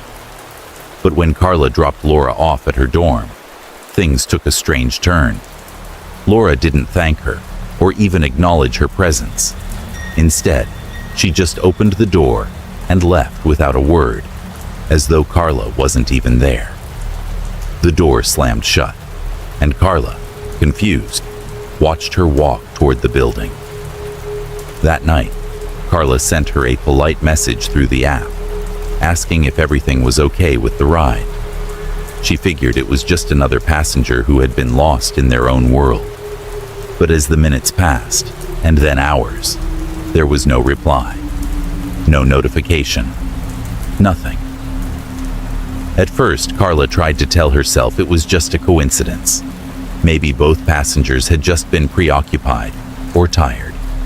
But then, she checked the news the next morning. Laura was missing. The report was brief, just a small blurb about a missing student, last seen leaving her rideshare at around 9 p.m. The authorities were still investigating, and there was no indication of foul play. Carla felt a cold shiver creep up her spine as she read the article. It wasn't the first time a person had gone missing in the city, but the timing was too coincidental.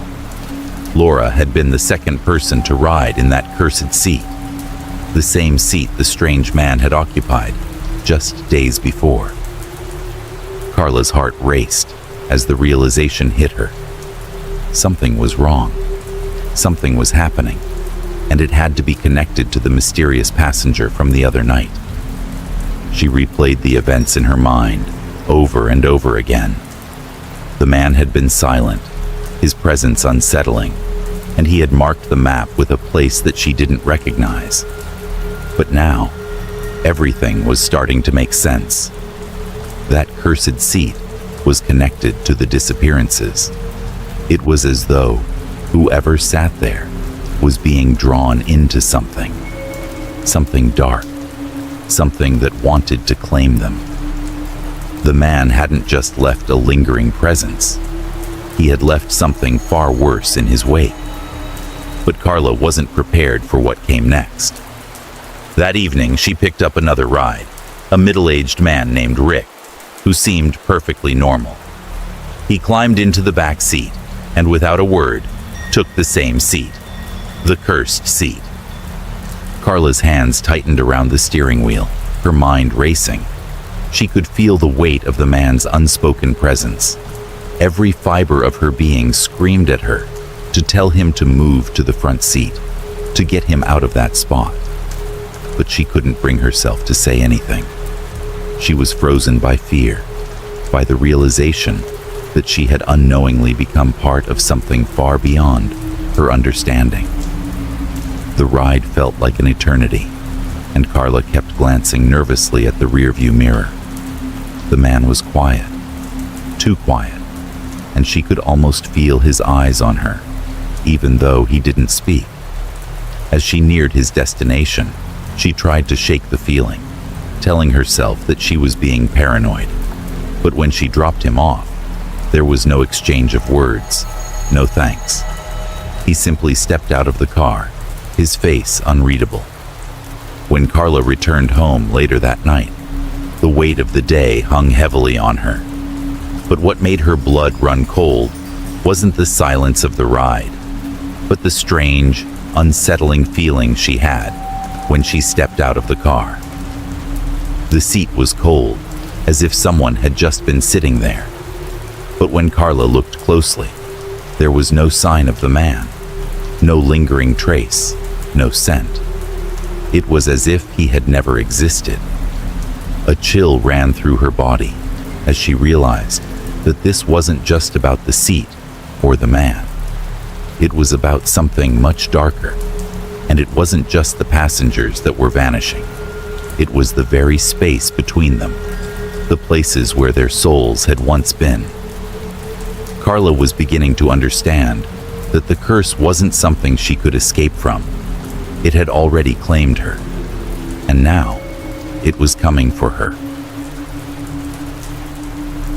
Chapter 3. The Invisible Mark. Carla had always taken pride in her car.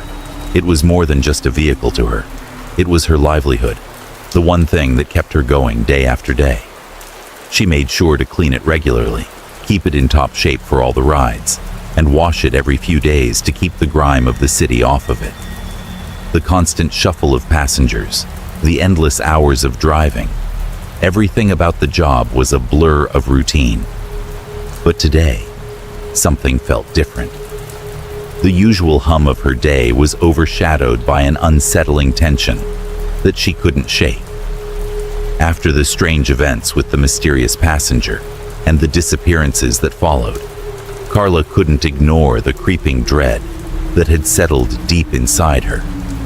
It wasn't just the passengers that were starting to unsettle her, but the car itself. There was a presence in it, something invisible, something that followed her wherever she went. It was as if the vehicle had become a conduit for something darker, something ancient, and she couldn't get rid of the feeling that it was getting stronger with each passing day. That afternoon, she decided to take her car to the local wash. The dull shine of the paint had been overshadowed by a layer of grime that had accumulated over time, and it was starting to bother her more than it should have. As she waited in line at the automated car wash, she stared at the grime on her windshield and tried to push the thoughts from her mind. The radio was on, some talk show discussing nothing of importance, and the rhythmic hum of the wash machines in the background made everything feel oddly routine, as if nothing had changed. But as the car wash began, something in the reflection of the glass caught her eye. At first, it was subtle, just a flicker. Carla thought it was just the light bouncing off the glass in an odd way. But then she saw it again, a brief, distorted reflection of something moving in the back seat. Her heart skipped a beat, and she quickly turned to look in the rearview mirror. But there was nothing there. Just the empty back seat, vacant as always. She pressed her hand to her forehead, trying to shake off the unsettling feeling creeping up her spine. Maybe it was just her mind playing tricks on her. She had been exhausted lately, her nerves frayed from the constant unease that had been hanging over her. But that fleeting moment in the glass stayed with her. It was as if something in the back of her car was still lingering, still waiting. She tried to dismiss it as a trick of the light, but deep down, she couldn't convince herself. When the car wash finished and Carla pulled out of the bay, she drove straight home, her thoughts racing. The sun was beginning to dip below the horizon, casting long shadows across the road as she made her way back. Her mind kept returning to the strange feeling she had experienced earlier. She had felt it before, that eerie sensation of something lingering in the air, something pressing down on her, invisible but undeniable. It was the same feeling that had plagued her since the night she picked up that man, the passenger who had left an indelible mark on her life and on her car. Once she parked her car in the driveway, Carla sat for a moment, staring at the steering wheel. She could feel her pulse racing, but she couldn't place why. She had to check the back seat. The thought flashed in her mind like a warning sign, and she couldn't ignore it any longer.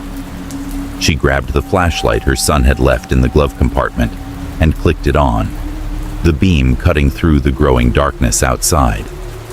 It was a standard UV flashlight, nothing fancy, but it had been a gift from her son, a little gadget he thought she could use for inspecting things. She had kept it in the car since then, never really thinking about it. But tonight, it felt like the perfect tool. When she opened the back door and pointed the light at the rear seat, the beam revealed something she wasn't prepared for. At first, it was faint, just a slight glow on the seat, nothing more than a dull shimmer. But as she moved the light across the fabric, the shimmer intensified, and she froze in place. The seat wasn't just dirty, it was covered in something. Carla's breath caught in her throat as the UV light revealed strange glowing marks all over the back seat. They weren't just stains or smudges, they were symbols, intricate patterns etched into the fabric of the car, like someone had drawn them there with something invisible to the naked eye. The marks glowed faintly under the light, casting a sickly greenish hue across the upholstery. She ran her fingers over one of the symbols, but it didn't feel like a stain or a scratch.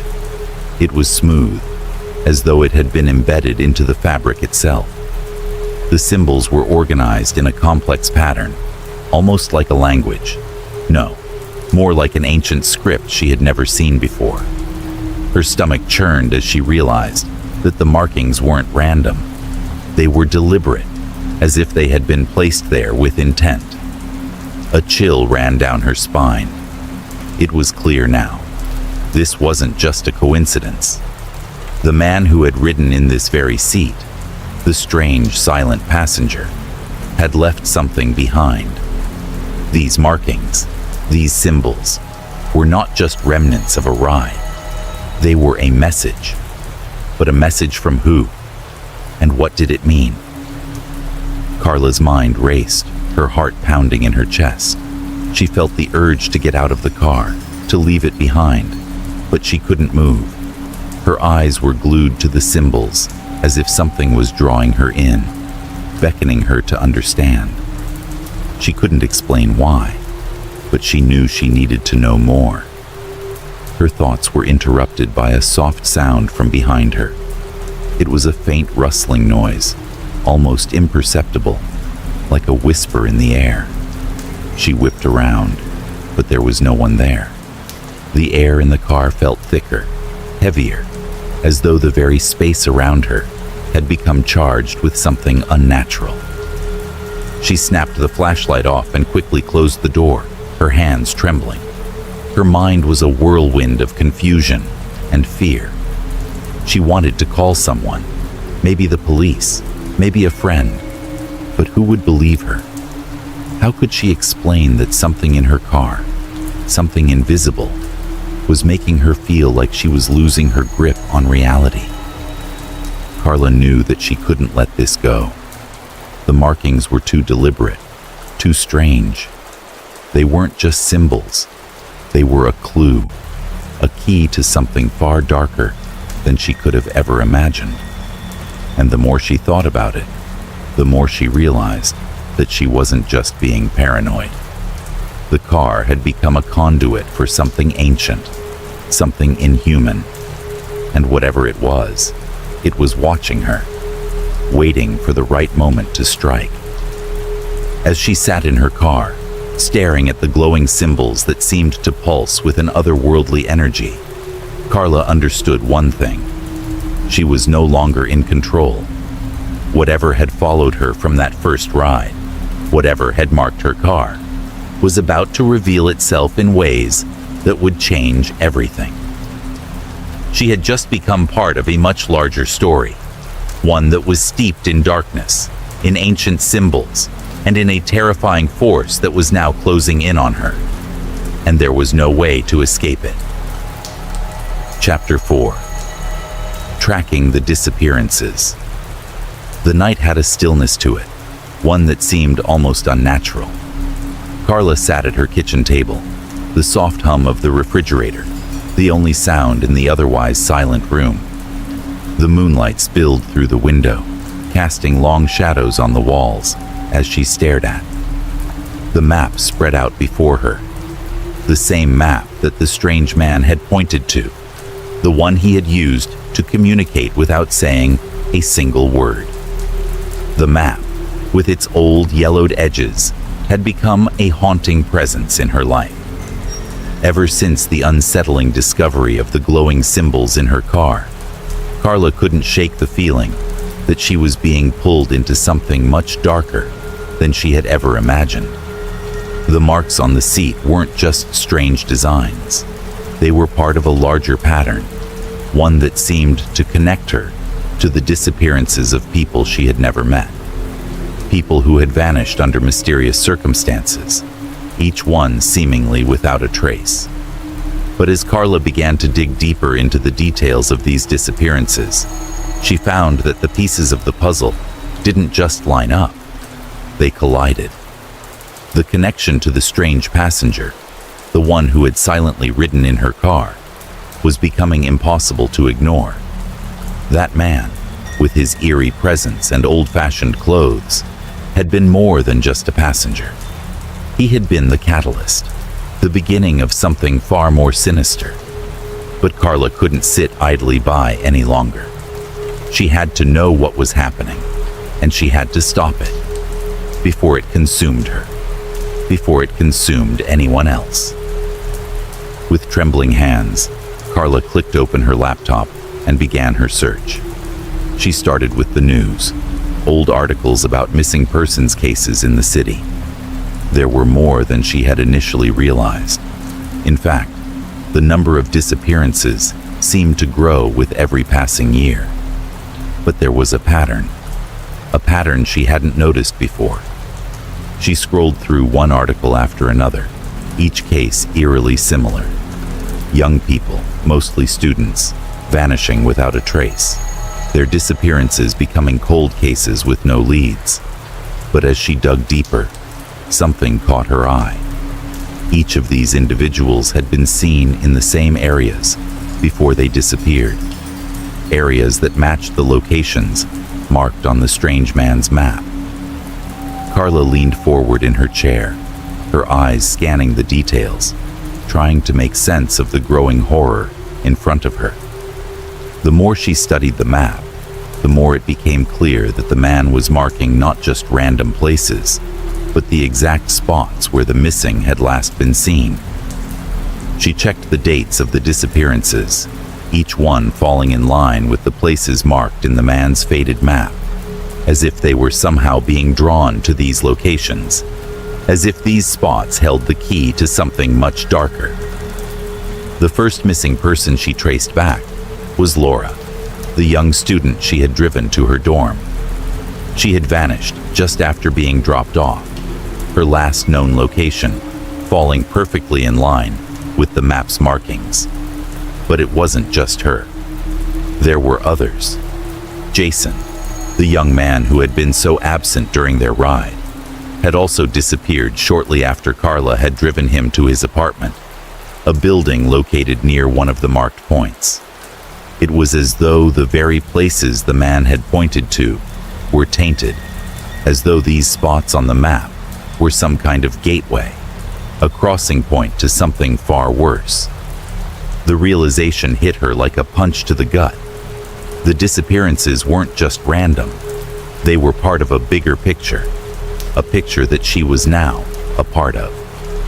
Carla was trapped in a nightmare that she couldn't escape. She had been chosen, pulled into this web of terror by a man she barely knew, and now her own fate was intertwined with those who had vanished before her. But there was something more, something that gave her a sense of urgency. As she traced back the dates of the disappearances, Carla saw a chilling trend. Each time someone went missing, the space between their disappearance and the next grew shorter. What had started as a sporadic occurrence seemed to be accelerating, and if the map was right, Carla was dangerously close to the center of it all. The next location on the map, the one marked with a symbol that seemed to shimmer in the moonlight, was near her own home. The thought made her blood run cold. She couldn't ignore it any longer. Whatever this was, whatever dark force had claimed these people, it was coming for her. She slammed the laptop shut, her breath coming in ragged gasps as the weight of the situation sank in. Carla knew she couldn't do this alone. She needed help. But who could she turn to? The police. They had already failed to solve these disappearances. No one would believe her if she told them about the map, the symbols, or the strange man who had been haunting her. She was on her own. It was a terrifying thought, but it was also the truth. Carla paced back and forth, trying to think of a way out, a way to stop this nightmare before it reached her family. The thought of them in danger sent waves of panic through her chest. She couldn't bear the thought of them being taken, of them vanishing like the others. Her eyes caught sight of the map again, lying on the table, waiting for her to decipher it. The symbols, those strange glowing marks, seemed to pulse in the darkness, as though they were alive. Carla knew that she had no choice but to follow the trail. It was the only way to stop the cycle, to confront whatever had claimed these people and put an end to it. She grabbed her jacket, her hands shaking as she pulled it on. She wasn't sure what she was walking into, but she knew it was her only chance. There was no turning back now. With determination in her heart, Carla stepped out into the night, the cool air biting at her skin. She glanced at her car parked in the driveway, the vehicle that had become her prison, the car that had unknowingly become a vessel for something far darker. She had no idea what she would find when she followed the map, but she couldn't stop. The disappearances had to stop. And somehow Carla knew she was the only one who could do it. Chapter 5. The Man of the Map. The journey back to the park where Carla had dropped off the mysterious passenger felt like stepping into a dark memory, one that she could not erase no matter how hard she tried. She had driven down these streets countless times before, but today they seemed unfamiliar, like a path she had never traveled, leading her straight into a nightmare. The weight of the knowledge she had uncovered hung heavily on her, pressing down on her chest with every turn of the wheel. The symbols, the disappearances, the cursed seat. It all led her back here, to the very place she had first encountered the man who had set everything in motion. Carla's mind raced as she approached the park. Her hands gripped the steering wheel tightly, her knuckles white under the pressure. The night was quiet, too quiet, and the air felt thicker, laden with something oppressive. She parked her car in the same spot where she had waited for the strange man to appear, her heart beating faster as she glanced around.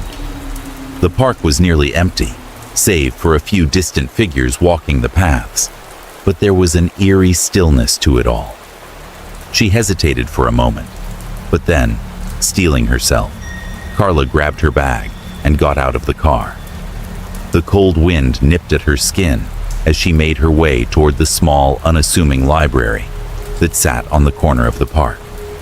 It was a place she had passed by countless times, but had never given much thought to.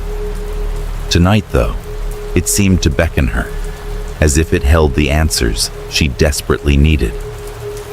The library was small and quiet, its single light flickering softly in the window. Carla pushed open the door, the bell above it chiming as she stepped inside.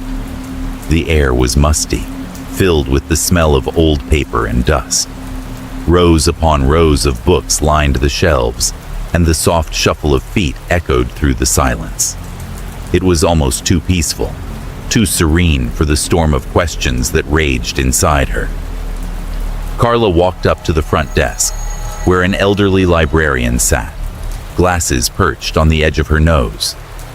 The woman looked up at her, her expression polite, but indifferent. "Can I help you?" the librarian asked in a soft voice. Carla hesitated for a moment before speaking. "I'm looking for records, old ones. Something about disappearances, about a man who might have been involved in them. Do you have anything on that?" The librarian's eyebrows furrowed slightly, but she nodded. "We have a section on local history. You'll find some records there, but you may need to check the archives for anything more specific. It's all rather old, though." Carla thanked her and made her way toward the back of the library, where the archives were kept. The room was dimly lit, and the air was thick with the scent of aging paper and ink. Shelves upon shelves of dusty folders and boxes filled with records stretched out before her. She didn't know where to begin, but she felt an instinct pull her forward, a need to find something, anything, that could explain the strange events that had been happening. She started with the most recent files, flipping through old newspapers and police reports, each one detailing the disappearances she had already researched. But none of them seemed to give her any new information. It was only when she began digging through the older files that she stumbled upon something strange, an old faded folder labeled Unsolved Cases, 1940s. With trembling hands, Carla opened it, her breath catching in her throat as she pulled out the first report. The photo attached to the file was grainy, black and white, but unmistakable. The man. The same man she had driven in her car. The one with the worn clothes and cold, distant eyes. The same man whose presence had haunted her every waking moment since that fateful night. The report detailed the disappearance of a young woman named Eleanor Mavis, a local college student who had gone missing in 1942. The police report was sparse, but it mentioned that Eleanor had been seen with a man who matched the description of the stranger Carla had picked up. There were no further leads, no suspects, and the case had gone cold. But what stood out to Carla were the details of the man. According to witnesses, he had been seen near several other disappearances, always in the same locations, places marked on the same map. Her heart raced as she flipped through the pages, finding more and more accounts of similar disappearances from the 1940s. In each case, the man appeared in the background, never directly involved, but always present, as if he were somehow connected to each person who vanished. The cases spanned decades, but the man's presence never seemed to change. How could someone like him still be alive? It was impossible. Carla had to be missing something. Was he some kind of ghost, an entity tied to these disappearances? Or was there something more sinister at play? Something that had allowed him to exist, unchanging, for so many years. The answers felt just out of reach, but she wasn't going to give up. Carla was too close now to stop, too deep in this twisted mystery to turn back. There was one more file, the oldest of them all, tucked in the back of the folder. It was labeled The Hollow Man, a name that sent a chill through her. The report was even more sparse than the others, filled with cryptic notes that referred to strange sightings and a man who was never truly seen. Always a shadow, always in the background, watching. The file described him as someone who seemed to appear whenever someone was about to disappear, always in the same places, always around those who would vanish soon after. The final page contained an entry that made Carla's blood run cold. The man with the map is not of this world. He is a guide, a keeper of lost souls. He is neither alive nor dead, but exists in the space between. His presence signals the coming of an event that has happened many times before. Those who follow him are never seen again. He is a harbinger of the end. Carla's mind reeled. A guide, a keeper of lost souls. She felt dizzy as the words swam in front of her eyes. How could it be? Was the man the cause of the disappearances, or was he merely leading people to something far darker? A cold, sickening thought occurred to her. Had she been marked too? Had she unknowingly become one of the lost souls, guided by the man to a fate from which there was no return? The librarian's voice broke through her thoughts, and Carla turned to find the elderly woman standing in the doorway. "You might want to look at this," she said, her voice unusually serious. In her hand, she held another folder, one that seemed to have been recently added to the archives. Carla's breath caught in her throat as she took it from the librarian's hands. It was a newer file, with a familiar name, Carla Miller. The feeling of being trapped in a nightmare intensified as she realized that her investigation had only just begun, and that the man with the map was watching her every step. Chapter 6. Shadows of the Past. The fog had rolled in thick by the time Carla left the library, the night air damp and heavy, pressing against her like a physical weight. Her mind was reeling from the horrifying discoveries she had uncovered. The man in the old photographs, the disappearances spanning decades, the chilling description of him as a guide to the lost souls. She felt as though the world she had known was slipping away, piece by piece, and she was being drawn into something she could barely comprehend. The file with her own name on it had haunted her all the way home. It was clear that the man, the one who had ridden in her car, the one who had marked the seat with those strange symbols, was no mere passerby in her life. He was a part of something far older, something that had been reaching for her from the shadows of the past. And now that she had begun to look too closely, there was no turning back. She had to know more. She had to understand what this was, what these symbols meant, and why they had been left on her car. Carla couldn't wait any longer. She needed answers, and there was one person she hoped could give them to her. The drive to the small apartment of Dr. Naomi Calloway, an expert in ancient symbology and occult practices, felt like a blur. Carla had found her name through an obscure online forum dedicated to obscure symbols and hidden knowledge. Dr. Calloway was someone who had gained a reputation for helping those who had encountered ancient rites, people who had seen things they couldn't explain, people who had, like Carla, found themselves caught in something they couldn't quite escape.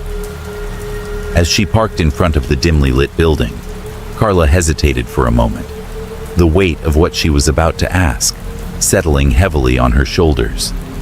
She had no idea how to begin explaining everything. The symbols, the disappearances, the strange man. But she had to try. There was no one else who could help her now. Dr. Calloway's apartment was on the third floor of a building that looked as though it had seen better days. The stairwell smelled of mildew, and the walls were covered in yellowing paint. It was the kind of place someone like Dr. Calloway would live, someone who had dedicated their life to studying things that most people would rather forget. When Carla reached the door, she knocked twice, the sound echoing down the empty hallway. A moment later, the door creaked open, and Dr. Calloway, a tall woman in her late 40s, with graying hair, tied in a loose bun, appeared. She had a sharp, intense gaze that made Carla feel like she was being dissected with a single glance. Her clothing was simple but elegant: black slacks, a dark blouse, and an old pendant that hung from her neck, one that looked ancient. "Carla Miller," Dr. Calloway said, her voice calm, but with an undertone of knowing. "I've been expecting you." Carla's heart skipped a beat. You knew I was coming?" Dr. Calloway smiled, stepping aside to let her in. "Not exactly, but I knew someone would eventually come asking about the symbols, and it seems you're the one." Carla felt her pulse quicken as she stepped into the apartment, which was filled with bookshelves stacked high with ancient texts, some of which were written in languages Carla didn't recognize. In the center of the room was a large wooden table, cluttered with papers, old maps, and strange artifacts that looked like they belonged to another time. It felt like the heart of some forbidden knowledge, a place where mysteries were kept under lock and key. "I've seen the marks you're referring to," Dr. Calloway said, gesturing for Carla to sit at the table. "They're not just symbols. They're part of something much older, something that has existed in the shadows of our world for centuries. This is not a random occurrence, Carla. It never is." Carla swallowed hard, taking a seat. "What do they mean? The symbols on my car. What do they have to do with all these disappearances?" Dr. Calloway's expression grew serious, and she sat down across from Carla. "Those symbols," she said slowly, "are part of a ritual that has been practiced for millennia, passed down through secret societies. They are associated with a cult, an ancient sect that worshipped extra-dimensional beings. These beings are not of this world. They exist in a space that is between our reality and the unknown, a place that humanity is not meant to comprehend." Carla's throat went dry. "Extra-dimensional beings? You mean like aliens?" Dr. Calloway shook her head, her gaze intense. "Not aliens, at least not in the way you're thinking. These beings come from a realm that exists parallel to our own, but they are not bound by the same laws of physics. They exist in a space outside of time, a place where they can move in and out of our reality as they please. They have been revered by these cults for centuries, and the symbols you found, those marks on your car, are part of a ritual to connect people to this otherworldly realm. Carla felt a chill run through her. You mean, those symbols were meant to link me to these beings? Not just you, Dr. Calloway replied.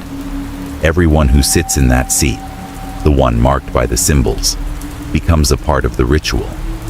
The cult used to perform these rites to open a gateway between worlds, using certain locations and objects to facilitate the connection. The marks are not random. They are placed to create a link, to tether the person in that seat to the extra-dimensional beings they worship. Carla's mind was spinning. And what happens to them? The people who sit in the seat? They vanish, Dr. Calloway said softly. They are taken. The beings draw them into their realm, where they are lost forever. The cult believed that by offering these souls, they could open the doorway further, allowing the beings to cross over into our world. The person who sits in the marked seat becomes a conduit, a bridge between our world and theirs. Once the person is taken, they are never seen again. Carla's heart raced. But why now? Why me? I'm just a rideshare driver. I don't understand. Dr. Calloway looked at her with sympathy. You're not the first to come into contact with this. This has been happening for centuries, hidden from the public eye. The cults that practiced these rituals have long since faded into history, but the symbols, the gateways, they remain. And now, someone is trying to revive them. Someone is trying to open that doorway again. That's why you're being drawn into this, Carla. You've become part of a larger plan, one that seeks to unleash these beings into our world. A shiver ran down Carla's spine as she realized the full extent of what Dr. Calloway was saying. The disappearances, the man with the map, the symbols on her car, they were all part of a much larger scheme, one that stretched far beyond anything Carla had ever imagined. She wasn't just a witness. She was a player in this dark ritual, and the consequences of her involvement were too horrific to contemplate. Dr. Calloway's voice grew softer, almost a whisper. You have to stop it, Carla. The man you encountered, the one who marked your seat, he's not just a random traveler. He's a servant of these beings. He is the one who guides people to the point of no return. But you still have a chance. If you can stop the ritual, close the door before it opens fully, you can stop them from crossing over. Carla nodded slowly, her mind racing. She had to do something. She had to stop it. But how? How could she stop something so ancient, so powerful? Dr. Calloway's eyes met hers, filled with grim understanding. You must find the heart of the ritual, the place where it began. Follow the symbols, follow the map. It's the only way. Carla stood up, her resolve hardening. I'll do it. I'll stop them. And with that, she walked out of Dr. Calloway's apartment, ready to face whatever horrors lay ahead. The door to another world was opening, and she would do everything in her power to keep it closed. Chapter 7. The Third Passenger. The days had become a blur, each one blending into the next, the fear and anxiety gnawing at Carla's sanity. The weight of the symbols on her car, the discovery of the ancient ritual, and the knowledge that she was somehow trapped in this nightmare made it hard to focus on anything else. Her hands were always shaking, and the lingering presence of the man, the one who had marked the seat, felt like a shadow that followed her wherever she went. She had tried everything to remove the marks from her car. She had scrubbed the back seat with every cleaner and solution she could find, but nothing worked. The symbols remained, faint but undeniable, etched into the fabric of the seat, as if they were part of it, inseparable. Each time she thought she had erased them, the symbols would return, glowing faintly under the UV light. It was as if her car had become a vessel for the ritual, a cursed object that couldn't be purged of the darkness that clung to it. The car wash hadn't helped. Neither had the cleaners or the scrubbing brushes. The marks stayed, and with them, so did the terrifying knowledge that whatever dark forces had left them behind were not gone. They were waiting. And every time someone sat in that back seat, they were pulled into the ritual, like a moth to a flame. Carla had become paranoid, unable to sleep or think clearly. Her every moment was filled with a sense of dread, as if something was lurking just out of sight, always a step behind.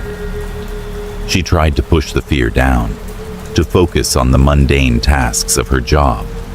But every ride, every new passenger that climbed into her car, made her feel like she was one step closer to losing everything. It was late one evening, another stormy night, when Carla had her first true break in her spiraling routine. She had just finished another exhausting shift and was on her way home. Her body ached, her mind was weary, and the sound of the rain against her windshield felt like a drumbeat of despair. She longed for the comfort of her bed, a few hours of sleep, and a brief escape from the nightmare that had consumed her life. But as she turned the corner to her street, her phone buzzed. Another ride request. Carla almost ignored it, too tired to accept another fare, but something inside her told her to take it.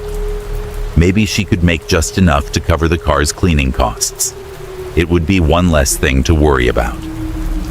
She accepted the ride, not thinking about the unsettling reality of what she was doing, and followed the app's directions to the pickup location. When she arrived, she was surprised to find the passenger already waiting outside. A man dressed in a long coat, his face obscured by a hood, standing alone in the rain. The faint streetlight cast a shadow over him, making him appear almost like a ghost in the night. There was no one else around. It was as if he had materialized out of the storm. Carla's instincts screamed at her to drive away, to abandon the ride and go home. But the app had already confirmed it, and there was no way to back out now. Reluctantly, she rolled down the window and motioned for him to get in. The man climbed into the back seat without a word, his face still hidden beneath the hood. Carla's breath hitched in her chest as she caught a glimpse of his hands. The fingers were long, thin, and unnaturally pale. He didn't speak, and there was an air of strange stillness about him, as though he didn't belong in the world she inhabited. As he settled into the seat, Carla felt a shiver run down her spine. "Where to?" she asked, trying to keep her voice steady, even though she could feel the tension in her body growing. The man didn't respond. Instead, he pulled out an old, faded map from the inside of his coat and pointed to a spot on it. Carla glanced at the map, confused. It was the same map. The one the other man had used. The one that had led her down this path of terror. The same strange symbols dotted the map, marking places that made her stomach churn. She felt her pulse quicken as she processed the information. This wasn't just a coincidence. This was happening again. The man in the back seat, the map, the symbols, they were all part of the same nightmare she couldn't escape. She took a deep breath, trying to steady herself. "Okay," she muttered, her hands gripping the steering wheel tightly as she followed the directions on the map. "I'll take you there." As they drove, Carla couldn't shake the feeling that something was terribly wrong. The man's silence in the back seat was suffocating, and the rain outside seemed to grow heavier with each passing mile, a constant drumming that made her heart race. She kept glancing at the rearview mirror, but the man remained motionless, his face still obscured by the hood. He felt like a presence, like an embodiment of something she couldn't understand, something that was not of this world. When they finally arrived at the destination, a desolate stretch of road outside of town, the man didn't thank her or say a word. He simply opened the door, stepped out, and disappeared into the rain. Carla watched him walk away, her stomach twisted in knots. As he vanished into the dark, the hairs on the back of her neck stood on end. There was something deeply unsettling about the way he moved, like he was fading into the fabric of the world itself, dissolving into the night. She quickly drove away, her hands shaking as she navigated through the storm. She couldn't stop thinking about the man, about his pale fingers, about the map, and about what he had done to her car. The seat had been marked again, the symbols faint, but visible under the light of the street lamps. But it wasn't just the marks that terrified her now. It was the knowledge that something far worse was at play. Her car had become a trap, a place where people disappeared, and she was the one responsible for driving them to their fate. The next day, the news reports began. Another missing person. A man who had vanished without a trace, his last known location being the same desolate stretch of road where she had dropped off the passenger the night before. Carla's heart sank as she read the article, her blood running cold. The pattern was undeniable. The seat, the markings, the people who sat there, they were all part of the same twisted fate. But as the days went on, Carla realized something even more disturbing. Her car was no longer just a vehicle. It was a conduit for the disappearances. It seemed to feed off them, drawing in more souls with each passing ride. And with every person who vanished, the car became more and more cursed, more connected to the dark forces she was trying to escape. Carla could feel it now. The car was alive, in a way. It pulsed with a strange energy, as if the spirits of the vanished passengers lingered in its interior, trapped within the fabric of the seats. And each time a new passenger sat in the back seat, they were drawn in, becoming part of the dark web that had ensnared her. She was no longer just a witness. She was a part of it too. The realization struck her like a bolt of lightning. Carla was trapped in the car's curse. Every ride, every passenger, every mile she drove, she was feeding the darkness, feeding the thing that was hunting her and the world around her. And there was no escape. Not for her. Not for anyone. The nightmare had only just begun. Chapter 8. The Price of Ignorance. Carla had always prided herself on her ability to compartmentalize. Her job, her family, her life. It was a careful balancing act, each part neatly separated from the other. But now, with everything unraveling around her, the lines between her personal world and the nightmare she had become trapped in were blurring in ways that felt more suffocating with every passing moment. The news reports about the missing passengers, each one fading into the ether, their final moments tied to the cursed seat in her car, had grown more frequent, more urgent. Each day, a new name appeared on the list, each disappearance leaving a new void that Carla couldn't escape. And with each ride, the burden on her shoulders grew heavier.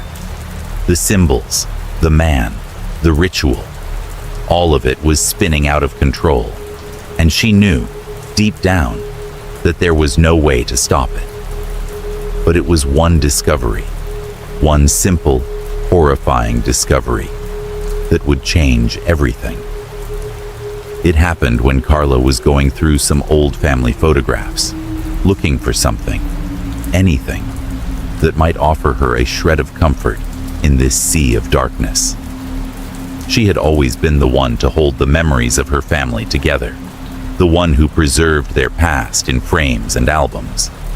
But today, as she flipped through the yellowed pages of an old photo album, something caught her eye. A photo she hadn't seen in years. It was a family gathering, a holiday long past. Her mother, father, and younger brother stood in the foreground, smiling. But it was the man standing next to her uncle, her late Uncle Robert, that made her freeze. The man in the photograph was familiar, too familiar. His features were unmistakable, even in the sepia tones of the image. The face in the photo looked exactly like the man who had sat in the back of her car, the one with the map. His cold eyes, his dark, unkempt hair, the sharp angles of his face. The same man. But there was something even more chilling in that moment. Her Uncle Robert, the man she remembered as a kind, loving figure, was standing next to him, and he was smiling. Carla's breath caught in her throat. The man in the photo wasn't just some distant figure. He was tied to her family, linked by blood and memory. But Uncle Robert had disappeared nearly 30 years ago, vanishing without a trace on a road trip through the countryside. His last known location eerily similar to the places marked on the map. The police had never found a single clue. His disappearance had been a mystery that haunted her family for years, leaving a gap that no one ever spoke about. The photo seemed to pulse in her hands, the image growing darker and more oppressive with each second. The eerie connection was undeniable now. The man who had marked her car, the man who had quietly slipped into her life with his unsettling presence, wasn't a random stranger. He had a history. He had been tied to her own bloodline, to the disappearance of her uncle, and possibly to the string of other vanishings that stretched across time. The realization hit her like a tidal wave. The man wasn't just a harbinger of doom. He was a part of something much more insidious, a force that had haunted her family for generations.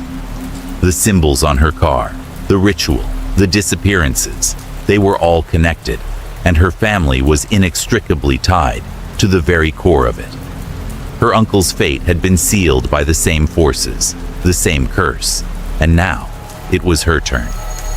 Carla slammed the album shut, her hands trembling. The weight of the truth threatened to crush her, but there was no escaping it. The man had been following her family for years, always lurking in the shadows, waiting for the right moment to strike again. And now that she had crossed his path, there was no way out. The darkness had come full circle, and it was only a matter of time before it claimed her too. Her thoughts raced as she stared at the photograph. Could her uncle have known something she didn't? Had he been involved in something beyond her comprehension? Was his disappearance not a random tragedy, but another part of this ancient curse? The more she thought about it, the more she realized how little she had understood about the forces at play in her own family's history. She had been blind, ignorant of the dark currents that had run through her life all along. And now, the price of that ignorance was becoming all too clear. Her heart pounded as the fear began to set in. Her family was in danger again. Her parents, her brother, everyone she loved was now a potential target. The man had marked her, just as he had marked others. And the curse that had claimed her uncle so many years ago had come back, stronger than ever. She had to act fast. She couldn't afford to waste time. The realization that her family was in jeopardy set her into a panic. If the man was truly tied to her uncle's disappearance, if he had somehow crossed paths with her family all those years ago, then it was clear. The ritual was still unfolding, still seeking its next victim. And now, That victim could very well be one of them. But there was a part of Carla, a small but growing part, that refused to accept this fate. She wouldn't let the darkness take her family the way it had taken so many others. She had to stop it. She had to find the heart of this mystery, this curse, and destroy it before it claimed anyone else she loved. She grabbed her phone, her hands shaking as she scrolled through her contacts. But there was no one she could call. No one would believe her. The authorities had never solved the case of her uncle's disappearance, and they would never take her seriously now. She was on her own, but she wasn't going to give up. She couldn't. She closed her eyes, trying to steady her breath, and thought back to Dr. Calloway's words. You have to stop the ritual, find the heart of it, the place where it began, and close the door before it's too late. The door had been opened. The man with the map had shown her that. Now, Carla needed to find a way to close it, to stop the ritual, to sever the connection before the darkness could reach out and claim her family. As she stood there, the weight of her realization pressing down on her, the sound of her heartbeat thudded in her ears. There was no going back. The ritual had already begun, and she had already paid the price of ignorance. But she wasn't going to let it take her family too. The journey ahead was darker than she could have ever imagined, but she had no choice now. She had to face the man, the curse, and the evil that had been following her family for generations, and she would do whatever it took to break free from it. Her family's fate was in her hands, and she was determined to save them from the horror that had claimed so many before. Chapter 9. The Last Location. Carla stood at the edge of her driveway, staring at the crumpled map in her hands. The rain had stopped, but the storm still clung to the air, thick with the promise of something ominous. The symbols on the map had burned into her mind, each one a painful reminder of the path she was walking, a path that led deeper into a nightmare that seemed to stretch beyond the limits of her understanding. But she knew one thing now. There was no turning back. Her decision had come to her in the dead of night, when sleep had eluded her, and the weight of the truth had pushed her to the edge of madness. She could feel the curse tightening around her family, the darkness closing in on them, and the more she hesitated, the closer the danger crept. The man with the map, the man who had haunted her for so long, had left a trail, and it was her only chance to end it, to stop the ritual before it consumed everyone she loved. The last marked location on the map had led her here, to a remote part of the forest outside town. It was a place she had never been, a place her mind refused to picture. But she knew deep down that this was where it all began. This was where the ritual would reach its terrifying conclusion, where the final piece of the puzzle would fall into place, and she would be there to confront it. The forest loomed in the distance, dark and brooding, the trees twisting into grotesque shapes as if reaching for the sky in unnatural ways. Carla felt a chill crawl up her spine as she drove toward the location, the wheels of her car crunching over the gravel road. The dense trees closed in around her, and for the first time, she could feel the weight of the place, pressing against her chest. The air was thick with the smell of wet earth and decay, and the silence was deafening. The road narrowed as she approached a clearing, and Carla knew that the final destination was close. Her headlights barely pierced the gloom, the shadows of the trees dancing like specters in the fog. She slowed the car to a crawl, her heart pounding, as the map led her toward a spot deep in the forest, marked with the same strange symbols that had haunted her for weeks. The man with the map had known exactly where to lead her, And now, here she was, standing on the precipice of something far darker than she could have ever imagined. Carla parked the car at the edge of the clearing, the engine sputtering to a stop. She took a deep breath, gathering her strength. Her fingers trembled as she closed the map, her knuckles white from the pressure. There was no more time for doubt. This was the moment. She had to face what waited for her in the forest, whatever it was. The air felt colder as she stepped out of the car, her feet crunching on the frosty ground beneath her. She looked back toward the vehicle one last time, the faint glow of the headlights casting long shadows behind her. For a moment, she considered getting back in, driving away, and forgetting everything she had learned. But that was impossible now. She couldn't leave. She couldn't run. Her family depended on her, and she wasn't about to let them become another chapter in this endless cycle of terror. Carla moved forward, following the path that wound through the trees, her senses heightened, every sound magnified in the oppressive silence of the forest. The air felt charged, as if something unseen was watching her, waiting for her to make the next move. The trees seemed to lean closer, their twisted branches reaching out like fingers, and she could feel the weight of the forest pressing against her chest. As she walked deeper, the strange symbols from the map appeared before her, etched into the bark of the trees, carved into the stones lining the path. They were everywhere. Each symbol pulsed with a faint, eerie light, like the fading remnants of a forgotten ritual. She knew now that these were not mere markings. They were a key to something much older than anything she could comprehend. Carla pressed on, her feet moving almost automatically, her mind consumed by the images of the strange map and the man who had led her here. The thought of him still haunted her, the man who had guided her into this nightmare, whose very presence seemed to weave a tapestry of darkness that had swallowed so many before her. He was the harbinger, the keeper of the ritual, and now she was standing at the heart of it all. The clearing ahead opened up before her, and Carla froze.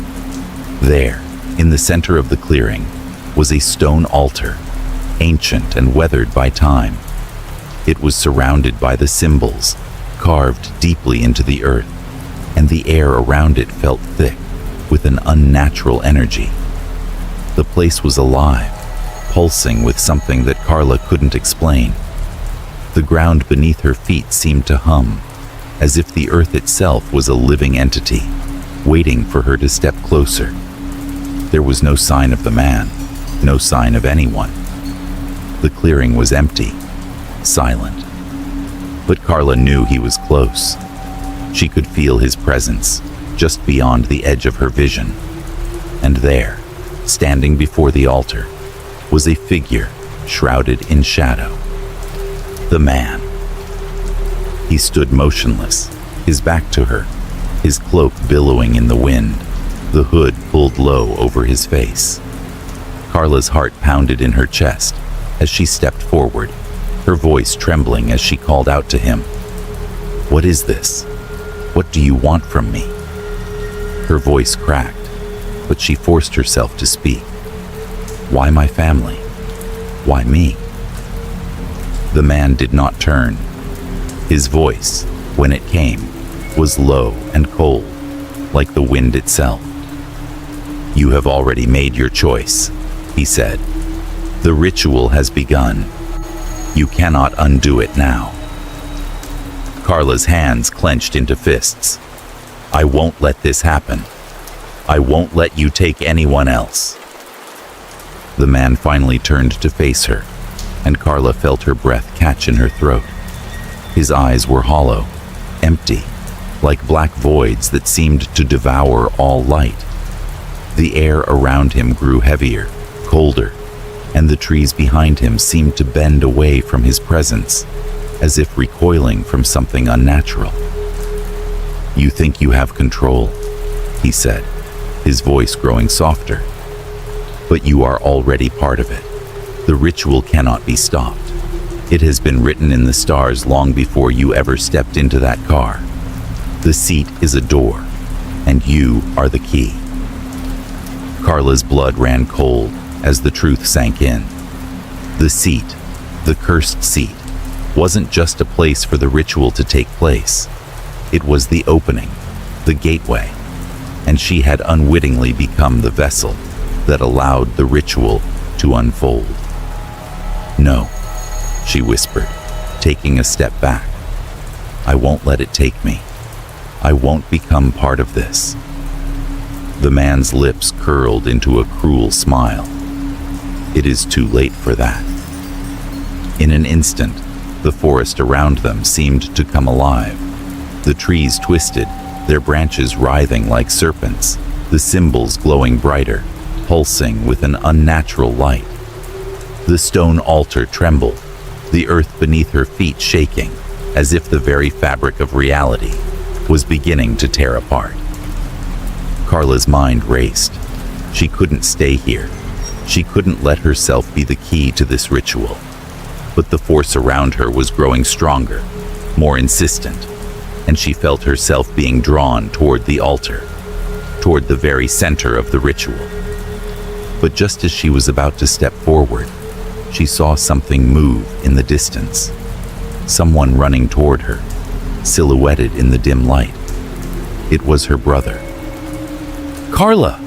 he screamed, his voice desperate. "You have to leave. It's too late." And in that moment, she understood. The ritual wasn't just about her. It was about her family. They had come for them all. With one last look at the altar, Carla turned and ran, her heart pounding, knowing the battle for her family's fate had only just begun. Chapter 10. The Last Seat. The air in the forest was thick with a strange energy, as if the earth itself was holding its breath. Carla's feet pounded against the uneven ground as she ran, her mind spinning with panic and desperation.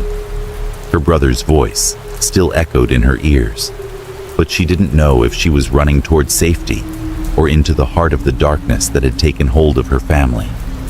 The symbols, the man with the map, the cursed seat, it was all coming to a head, and she was the one caught in the middle. The clearing where the altar had stood was now eerily silent. Carla's heart raced as she turned, searching for any sign of her brother. The twisted trees, the sickly green glow of the symbols, they all seemed to pulse in time with her heartbeat. She couldn't shake the feeling that she was no longer in control, that whatever force had been pulling the strings all along was now closing in on her, tightening its grip. She needed to find him. She needed to get him out of here before it was too late. But just as she was about to call out his name, she heard it. A low, guttural voice, rising from the darkness that surrounded her. "You cannot escape." The words seemed to reverberate through the trees, a whisper that turned into a scream in her mind. Carla's skin prickled as she spun around, her breath coming in sharp gasps. There, standing at the edge of the clearing, was the man. The figure she had seen time and time again. The one who had started all of this. The one who had lured her down this cursed path. But this time, he was different. The man stood taller than she remembered, his eyes black and empty, his cloak billowing in the wind. His features were twisted, inhuman. His face seemed to shift and warp, as if his very form was a reflection of the darkness that surrounded them. "The seat you've been sitting in," he said, his voice growing darker with each word, "isn't just a seat. It is a portal, a link between this world and another, a dimension that has been waiting to cross over, to claim this world as its own." Carla's breath caught in her throat as she felt the full weight of his words. The seat, the one marked by the symbols, the one that had been the center of so many disappearances. It wasn't just a cursed object. It was the doorway, the opening. A conduit for something far darker than she had ever imagined.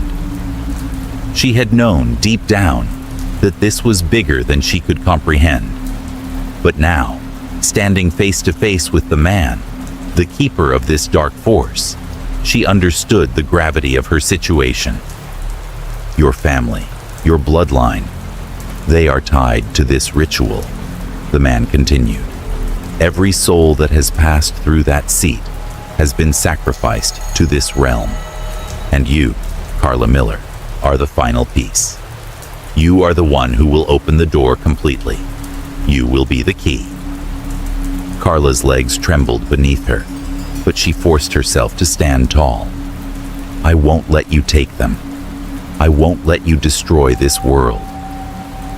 The man smiled, if you could call it that. It was a cold, cruel smile, devoid of any human warmth. You cannot stop what has already begun.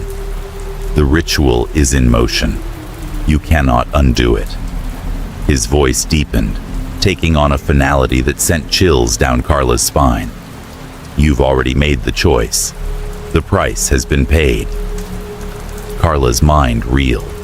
She had been so focused on stopping the ritual, on protecting her family, that she had missed the most horrifying truth. She was already part of it. The seat had chosen her, marked her as its final key. She was the one who had unwittingly opened the door, and now she was the one who would pay the price. You have to stop it, she gasped, her voice trembling. There has to be another way. The man tilted his head, as if considering her words. For a moment, there was a flicker of something in his eyes, something almost human. Then, it was gone. There is no other way. The portal must be sealed, and only one can close it. He stepped forward, his form growing more imposing, his presence suffocating. But it will require a sacrifice of something you hold most dear, your life, your very existence. Carla felt the blood drain from her face as she understood what he meant. The price for sealing the portal, closing the door between their world and the dark dimension, was her own life. She would have to give up everything she knew, everything she loved, to stop this from consuming her family, her world. Her heart hammered in her chest as the reality of the situation sank in. She had already come too far, done too much. She couldn't back down now. Her family was counting on her, and the man, the agent of this dark ritual, was counting on her to make the final choice. She closed her eyes, tears streaming down her face. The weight of her decision pressed against her like a physical force. Her mind flashed to her parents, to her brother, everything she had ever loved. And then, she thought of the seat, the cursed seat, the one that had begun all of this. It was clear now. The seat was not just a passive object. It was the heart of the ritual, the connection, and the only way to end it, to stop the darkness from pouring into their world, was to sever that connection, to destroy the seat, to destroy the portal. But in doing so, she would destroy herself. With a shaking hand, Carla reached into her pocket and pulled out the old, worn map. The markings on it seemed to glow in the dim light, like the final whispers of an ancient ritual. The map had led her here, had brought her to this moment, and now it would be the instrument of her sacrifice. She walked toward the seat, the last seat, the one where so many had vanished before her. The symbols on it glowed faintly, pulsing in time with her heartbeat, as if the seat itself was alive, aware of her presence. She placed her hands on the edge of the seat, feeling the power that radiated from it, the dark force that had been consuming her life, and the lives of others. The man stood behind her, watching, waiting. Carla took a deep breath, steadying herself. She knew what she had to do. "I'm sorry," she whispered, her voice breaking. "I love you." And with that, she pressed the map against the seat, her fingers trembling as she forced it into the very fabric of the chair. The symbols flared, brighter than ever before, and the ground beneath her feet began to shake violently.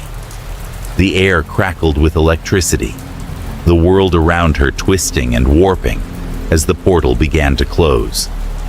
The man screamed in fury, his form shifting and distorting, his voice becoming a chaotic screech. But Carla's mind was already fading, the world slipping away from her as the light of the portal consumed everything. In the final moments, as her existence began to unravel, Carla realized the truth. She had given everything for the ones she loved. The door between worlds had been sealed, and her sacrifice had closed it forever. She had stopped the darkness. She had saved her family. But she had paid the ultimate price. And in that moment, Carla Miller ceased to exist, her sacrifice sealing the fate of both worlds. Chapter 1. The Last Song.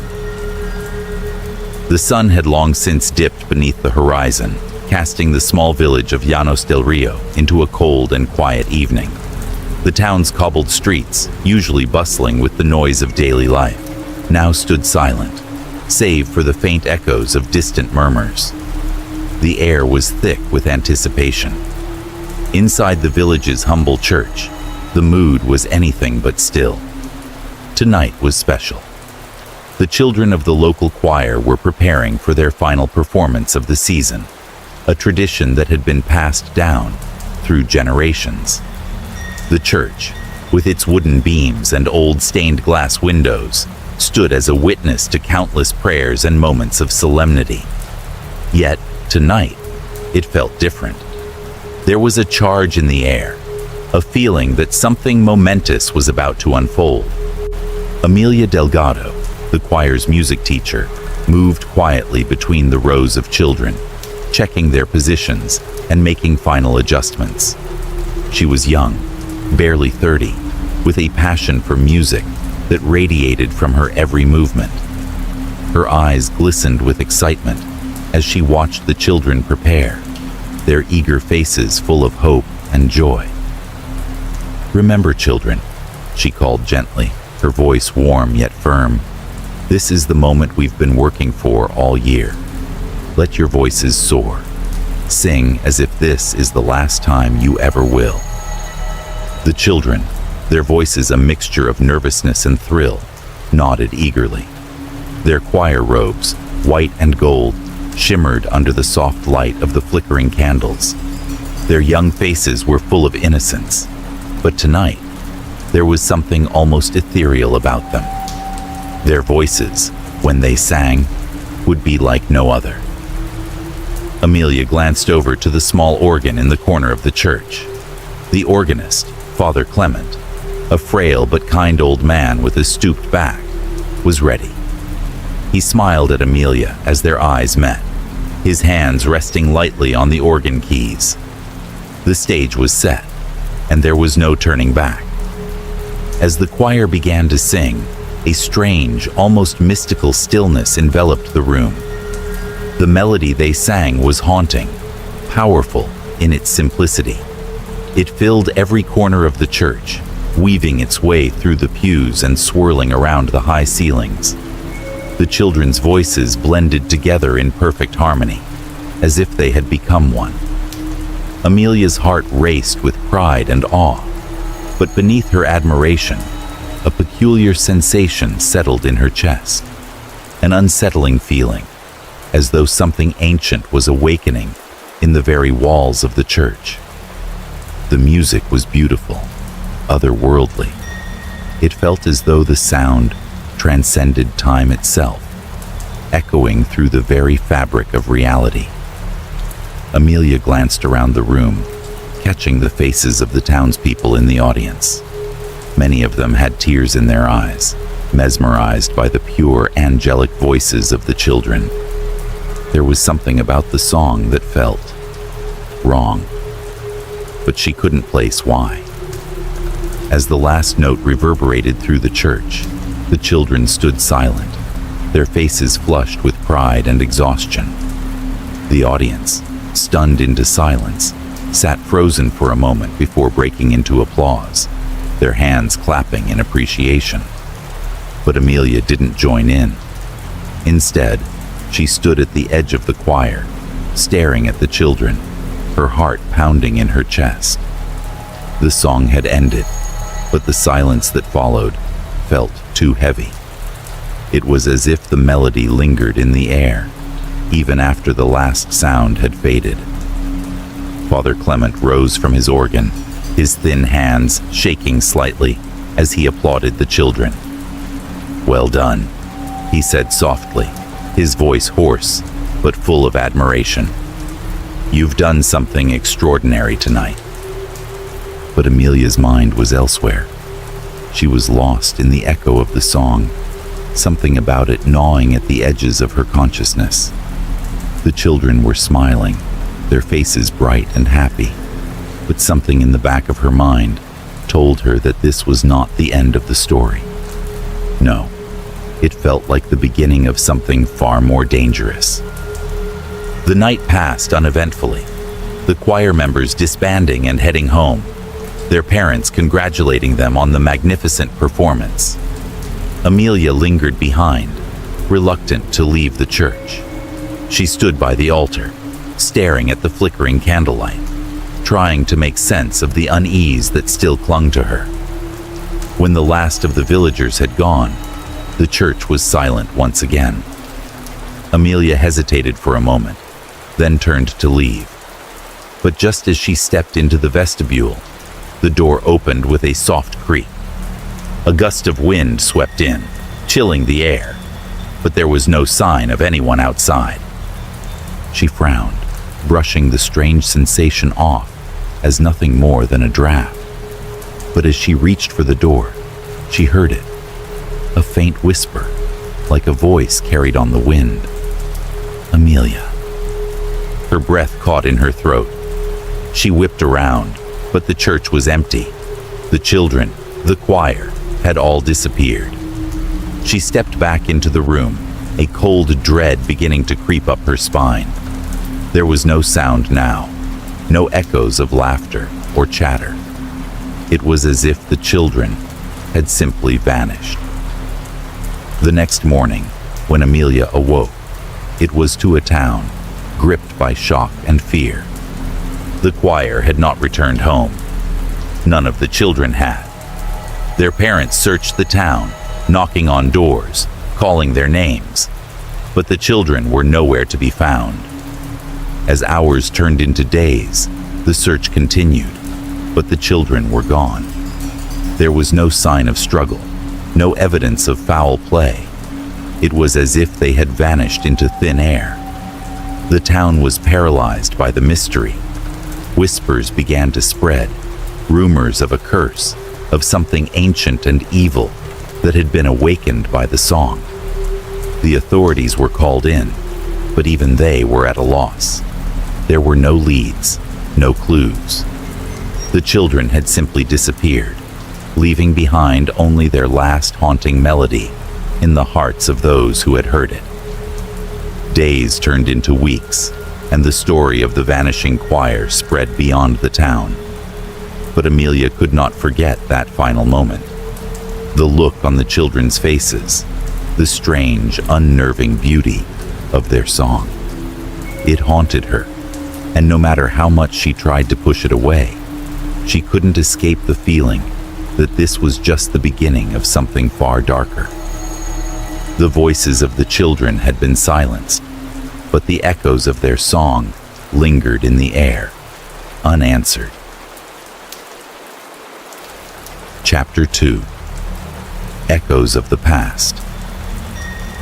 Amelia Delgado had never been one to believe in superstition.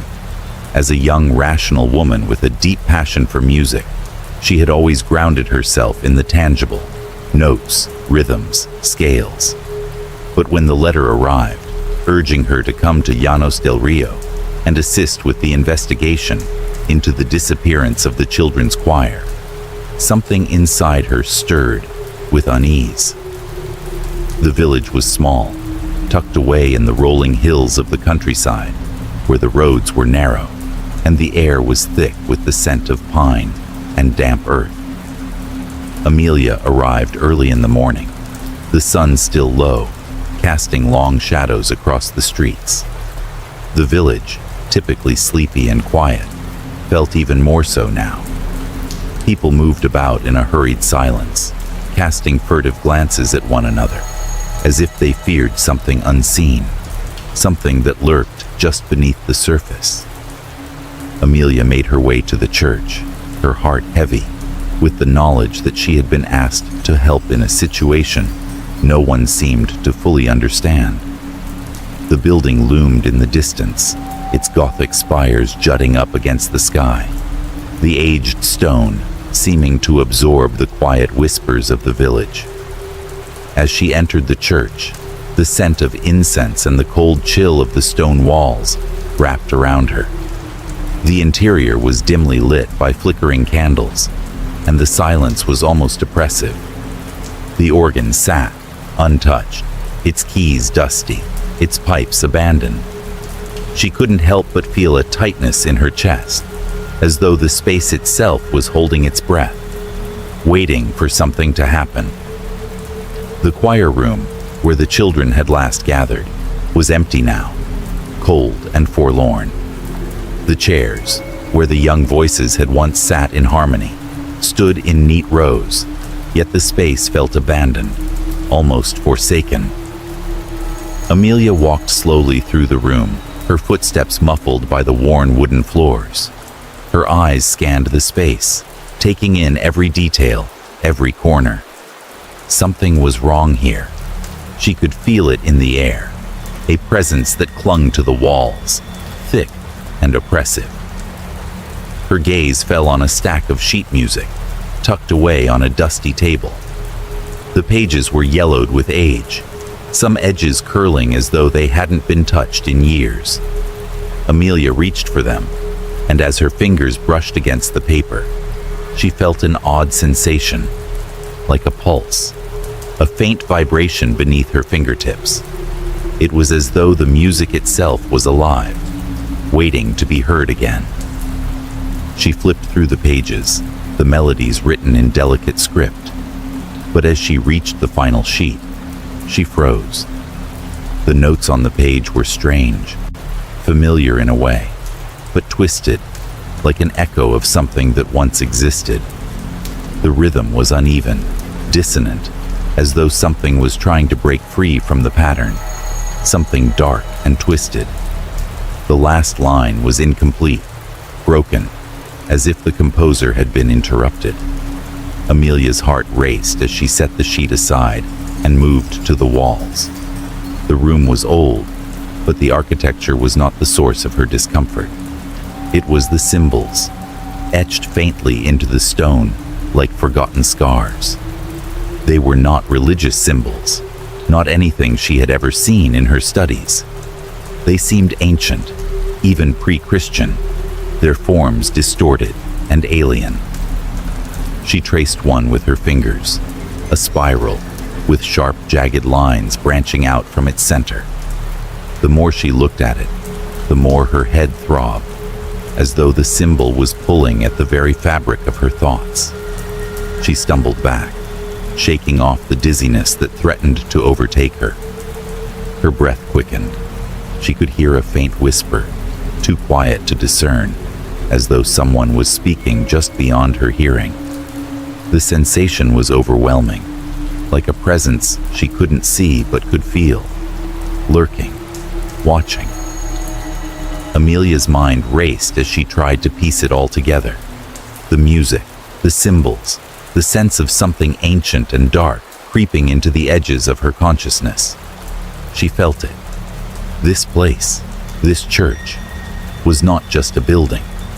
It was a vessel, a conduit for something far older than the village itself. She needed answers. Determined, she left the choir room and ventured deeper into the church. The main hall stretched out before her, empty pews casting long shadows. At the far end stood the altar, bathed in the pale light that filtered through the stained glass windows. The colors danced on the stone floor like ghosts of the past, casting fleeting shadows of reds and blues across the room. As she approached the altar, she noticed something odd. An old, weathered book lay on the stone surface. It was thick, its leather cover cracked with age, and it seemed completely out of place in this sacred space. Amelia felt an involuntary shiver run down her spine as she reached for it. The moment her fingers made contact, a chill shot through her body, and for a split second, she thought she saw something flicker in the corners of her vision. Something dark, a shadow, moving just outside the reach of the light. She opened the book carefully, its pages brittle and fragile. The text was written in a language she didn't recognize, symbols and script that seemed to pulse on the page, as if they were alive, shifting with her gaze. There were sketches too, disturbing images of people, their faces twisted in agony, surrounded by flames. Some of the illustrations depicted groups of children, their eyes hollow, their mouths agape in silent screams. Her stomach twisted as she realized the connection. This wasn't just any book. It was a ritual text, a guide to ancient ceremonies. The very same symbols she had seen etched into the walls were in this book. And the melodies, the strange dissonant music, were part of a ritual, one that had been practiced long ago, before the village had been founded, perhaps even before the church had been built. Amelia's hands trembled as she turned the pages, her mind racing. The book spoke of a dark covenant, a pact made between the land and something else, something that thrived on suffering, something that had been bound to the village for centuries. The children's choir, she realized, had unwittingly become part of something far older than they could have known. Their voices, their song, had awakened something that had been waiting for the right moment to return. The realization hit her with the force of a blow. The choir had not disappeared by accident. They had been chosen. The song they had sung, the song that had felt so wrong, was not just a melody. It was a call, a summons to something dark and hungry. And now, that something was stirring again. Amelia closed the book with a snap, her mind reeling. She had to find a way to stop it. The village was in danger. She could feel it in her bones. Something ancient had been awakened, and it was only a matter of time before it consumed everything. But there was one thing she was certain of. This was not the first time it had happened. Chapter 3. Voices in the Night. The first fire began on a cold, moonless night. It was late when the alarm bells rang out, their clanging breaking the stillness of Llanos del Rio like the crack of thunder. The town's volunteer fire brigade, still groggy from sleep, rushed through the narrow streets with urgency. But by the time they arrived at the source of the flames, an old farmhouse near the edge of the village, the building was already consumed by the inferno. The fire raged through the night, devouring everything in its path. The thick smoke curled into the sky, visible for miles, and the heat could be felt even from the village square. It wasn't just the fire itself that unsettled the villagers. It was the strange, oppressive silence that surrounded it. There was no sound of struggle, no frantic calls for help, just the steady crackle of burning wood and the eerie quiet that lingered in the air. By dawn, the fire had reduced the house to nothing but smoldering ruins. The fire brigade was baffled. There was no reason for the fire to have started. No faulty wiring, no gas leaks, no sign of arson. It had simply happened. But as the townsfolk gathered around the wreckage, there was one detail that unnerved them even more than the fire itself. Several of the villagers swore they had heard something strange during the night. A soft, melodic whisper carried on the wind. It wasn't the crackling of the fire, nor was it the sound of burning timber. It was a song, distant, faint, and eerily familiar. The melody was fragmented, broken in places, as if the singer had been interrupted or cut off. But there was no mistaking it. It was the same song the children had sung during their last performance. The haunting, ethereal melody that had echoed through the church was now floating through the night air, carried on the breeze like a forgotten prayer. At first, the villagers dismissed it as a trick of the mind, the kind of superstition that often took hold in small, isolated places. But then, the fires continued. It wasn't just one house. Soon, another building, this time a small bakery in the village center, was engulfed in flames. The same eerie quiet surrounded it. The fire, like the first, had no obvious cause, no discernible reason for its existence. And again, there were whispers of the song, a distant, broken tune that seemed to echo from the flames themselves. The connection between the fires and the song could no longer be ignored. Amelia was one of the first to realize that there was something deeply wrong with these events. She had been in the church earlier that week, piecing together the fragments of the children's disappearance and the ancient rituals that had once plagued the village. Now, as she watched the village burn, her worst fears began to take shape. She had spent countless hours in the church, researching the dark rituals that had been performed there long ago. But the more she learned, the more she realized that the choir's disappearance had been only the beginning of something far more sinister. The song that had been sung during the choir's last performance, was not just a melody. It was a ritual, a catalyst, something that had been sealed away for centuries, only to be awakened once more. The first fire had been followed by another, then another. The flames spread from one house to the next, each blaze seemingly random, yet with a terrifying consistency. And always, after the flames had died down, there were whispers. Faint, indistinct voices calling out through the smoke, singing a tune that grew increasingly more familiar and more unsettling. Late one evening, as Amelia walked through the village square, she felt it again. The subtle, almost imperceptible shift in the air. It was as if the town itself was holding its breath, waiting for something to happen. And then, she heard it. The song. It was faint at first, like a distant echo from a faraway place. But as she moved closer to the church, the melody grew louder, filling the air with its haunting notes. She stopped in her tracks, her heart racing. It was the same song the children had sung. She was certain of it. But there was something different now. The melody had changed, twisted in a way that made her skin crawl. The notes were still familiar, but they were fractured, incomplete, as if the song was being pulled apart by an unseen force. Amelia hurried toward the church, the sound of the song growing louder with each step.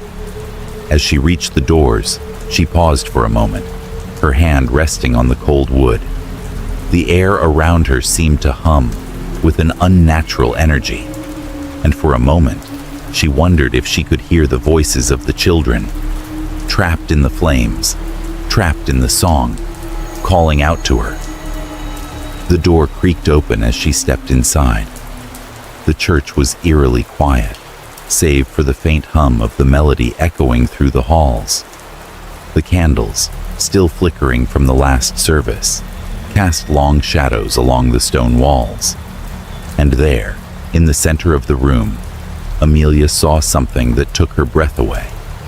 A figure standing by the altar. It was a child, no older than one of the choir members. At first, she thought it was a trick of the light, a shadow cast by the flickering candles. But as her eyes adjusted, the child's features came into focus. It was one of the missing children, the face pale, the eyes hollow and distant. The child stood still, their hands raised as though holding something unseen, as if offering the air itself to the flames. Amelia's blood ran cold. The child didn't seem to notice her standing in the doorway.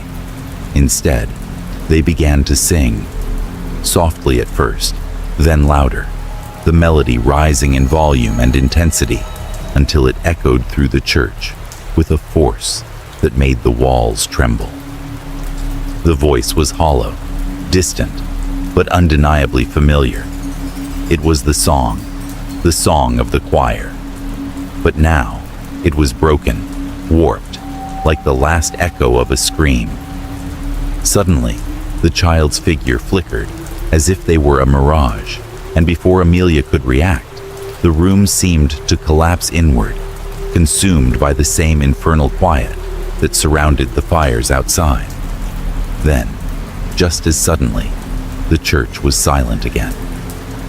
Amelia stood frozen in the doorway, her heart pounding in her chest. The child, was it real? Had she imagined it? She wasn't sure, but she could feel the weight of their presence still in the room, like a shadow that refused to leave. The next morning, the fire report came in. Another house had burned, this time near the town's edge. Once again, there were whispers. Whispers of the children's song carried on the wind, filling the air as the flames consumed the village. Amelia knew what she had to do. The disappearances, the fires, the voices, they were all connected. But how? What had happened to the choir? And why were they haunting the town now, their voices tethered to the flames? The more she thought about it, the more certain she became. This wasn't an accident. The choir hadn't simply vanished. They had been taken, bound to something dark and ancient. And until that something was stopped, the fires would continue. Chapter 4. The Mark of Fire. The village of Llanos del Rio had become a place consumed by fear. Each day, another house, another shop, another building, consumed by flames. The fires were no longer isolated incidents. The townspeople spoke in hushed voices, eyes darting nervously to the horizon at the sight of every flickering light. But it was not the fires themselves that terrified them most. It was the whispering voices, the haunting, fragmented melody that carried on the wind like a warning. Amelia could not escape the growing sense of dread that hung over the town. Every night, she heard the children's song, soft at first, like a lullaby in the distance, but always growing louder, more insistent. And with it, the fires raged. One cold evening, after yet another fire had ravaged a house at the village's edge, Amelia received an unexpected visitor. It was Tomas, a local farmer in his late 40s, his face drawn tight with worry. He had heard the whispers, he explained, and now his own home had nearly been consumed by the flames. "Amelia," Tomas said in a hoarse voice, "I heard them again. The children, their song. It was so clear, like they were singing right outside my window. I don't know how, but I knew it wasn't normal. Something isn't right. I've lived here all my life, and I've never heard anything like this before." Amelia nodded, her stomach churning. Tomas was not the first to report hearing the eerie song. Others had heard it too. the faint, broken melody that seemed to call from the heart of the fire. She had come to believe that the fires were not just natural accidents. They were connected to something far darker. The children's spirits, bound to the song, were part of the equation. But what force was making it happen? And why? That night, as the wind picked up and the first signs of another storm swept through the village, a scream echoed through the streets. Amelia ran toward the sound, her heart pounding in her chest. She arrived at the scene of the fire just as the flames began to consume the wooden frame of a nearby cottage. The fire brigade was already there, working frantically to put out the blaze. But it was too late. The fire had spread too quickly. Amelia's eyes searched the crowd, looking for any signs of survivors. But it was then that her gaze fell on something that made her blood run cold. Lying motionless just outside the inferno, illuminated by the flickering orange glow of the fire, was Tomas. She rushed to him, her hands shaking as she knelt beside him. He was still alive, but barely. His face was pale, his lips cracked with the heat, and his breathing was shallow. The fire brigade was already working to move him to safety, but as they rolled him onto a stretcher, Amelia noticed something she hadn't expected. Strange, burn-like marks etched into his skin. At first, she thought they were nothing more than scorch marks, remnants of the fire that had nearly claimed him. But as her fingers brushed the darkened skin, she realized they weren't just burns. They were symbols, twisted, almost like scars, marking his arms, his chest, and even his neck. They were the same symbols she had seen in the church, etched into the walls like forgotten warnings. Amelia's mind raced as she tried to make sense of what she was seeing. Tomas had heard the song, just like the others, and now, like the children, he bore the marks of the ritual. The fire, the strange symbols. It was all connected. "Get him inside. He needs medical attention," someone shouted. Amelia reluctantly stepped back, allowing the fire brigade to move Tomas to safety. Her thoughts swirled as she followed them. The fire that had nearly killed Tomas was no accident. It was as though the flames had sought him out, as if the fire had been drawn to him, to the mark on his skin. Something dark, something powerful, had reached out from the shadows, leaving its mark on the living. Over the next few days, Amelia found herself consumed by the case. She could not ignore the growing link between the fires, the children's song, and the marks that now appeared on Tomas's skin. It seemed clear. Whoever, or whatever, was responsible for the fires was using the song to mark its victims, preparing them for something far worse. Tomas eventually regained consciousness, though he was weak, his body scarred by the fire. Amelia visited him in the local clinic, her heart heavy with the need for answers. He was awake but disoriented, his eyes flickering nervously as he stared at the ceiling. "Amelia," he whispered hoarsely. "I saw them. The children. They were there in the fire. I heard their song again, just before the flames engulfed me. I felt their eyes on me, and I knew they were calling me, marking me." "Marking you?" Amelia asked, her voice trembling. Tomas nodded, his eyes darting toward the bandages on his chest. "The marks, they're not just burns. I can feel them, like something's inside of me. The fire, it's not just fire. It's like they're trying to use it, like the flames are alive, and they're reaching for me." Amelia felt a coldness crawl up her spine. Tomas's words confirmed what she had feared. The fire wasn't just consuming, it was taking, and it wasn't finished. That evening she returned to the church, the place where all of this had begun. The faint scent of incense still lingered in the air, mixing with the musty odor of old wood. She stood before the altar, feeling the weight of history pressing down on her shoulders. The children's song seemed to hang in the air, a faint echo that sent a shiver down her back. As she examined the symbols etched into the stone walls once more, Amelia realized something she hadn't before.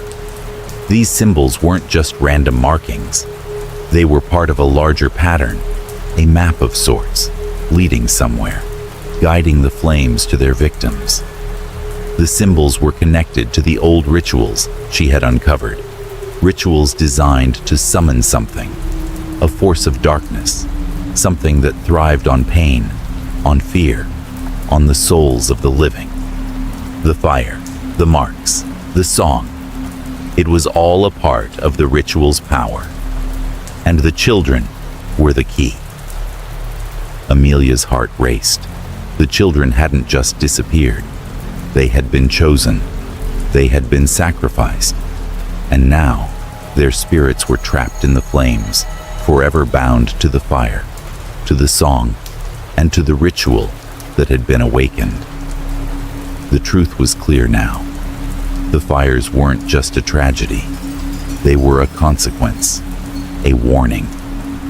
Whoever, or whatever, was behind these flames was playing a deadly game, using the children's spirits to fuel a power that threatened to consume everything. But there was one thing Amelia knew for certain now. If she didn't stop it, the flames would keep spreading, and the town of Llanos del Rio would burn to the ground. Chapter 5. The Revelation of the Eyes. The night was heavy with the promise of rain, the sky a deep, unsettling shade of gray that seemed to close in on the village. Amelia stood on the edge of Llanos del Rio, staring down the narrow dirt road that led to the outskirts. The town, shrouded in a blanket of mist and humidity, felt as though it were holding its breath, waiting for something to happen. The fires had continued, spreading from house to house, and the whispers of the children's song had grown louder, more insistent. The town was suffocating under the weight of the unknown. That evening, Amelia had made the difficult decision to visit the mother of one of the children who had disappeared, the mother of Isabel, a bright-eyed girl who had been part of the choir. Amelia had met Isabel only a few times, always shy, but with a clear love for music that mirrored her own. To lose a child in such a strange and horrifying way was something no parent should ever endure, and Amelia knew that this visit was going to be a painful one. She arrived at the small, weather-worn cottage that stood on the edge of the village, near the woods. The windows were shuttered, and a thin wisp of smoke rose from the chimney. The door opened just as Amelia raised her hand to knock, and there stood the mother, Isabel's mother, Anna, a woman in her mid-40s, her face drawn and tired, the weight of grief etched into her features. "Amelia," Anna said, her voice hollow, a mixture of surprise and resignation in her eyes. "I wasn't expecting you." Amelia smiled faintly, though her heart ached for the woman standing before her. "I've been meaning to come," she said quietly. I wanted to know more about Isabel, if you're willing to talk." Anna stepped aside, motioning for Amelia to come in. The cottage was small, cramped, but there was a sense of warmth, despite the somber atmosphere. The walls were lined with family photos, many of them taken during happier times. Isabel in her choir uniform, her beaming smile in every picture. But now, the photos only served as painful reminders of the child who was no longer there. Anna led Amelia to a small sitting room, where a fire burned weakly in the hearth, casting flickering shadows on the walls. They sat, the silence between them heavy, until Anna spoke, her voice trembling. "I don't know how to make sense of any of this," Anna began, her eyes brimming with tears. Isabel. She wasn't just my daughter. She was my heart. And now, she's gone, vanished, and no one knows why. No one knows what happened to her. Amelia nodded, her heart aching. She had seen this grief too many times in the faces of the other families. The absence was not just a loss. It was a gaping hole in their lives, one that could never be filled. But there was something about Anna's expression that suggested there was more to the story than just a missing child.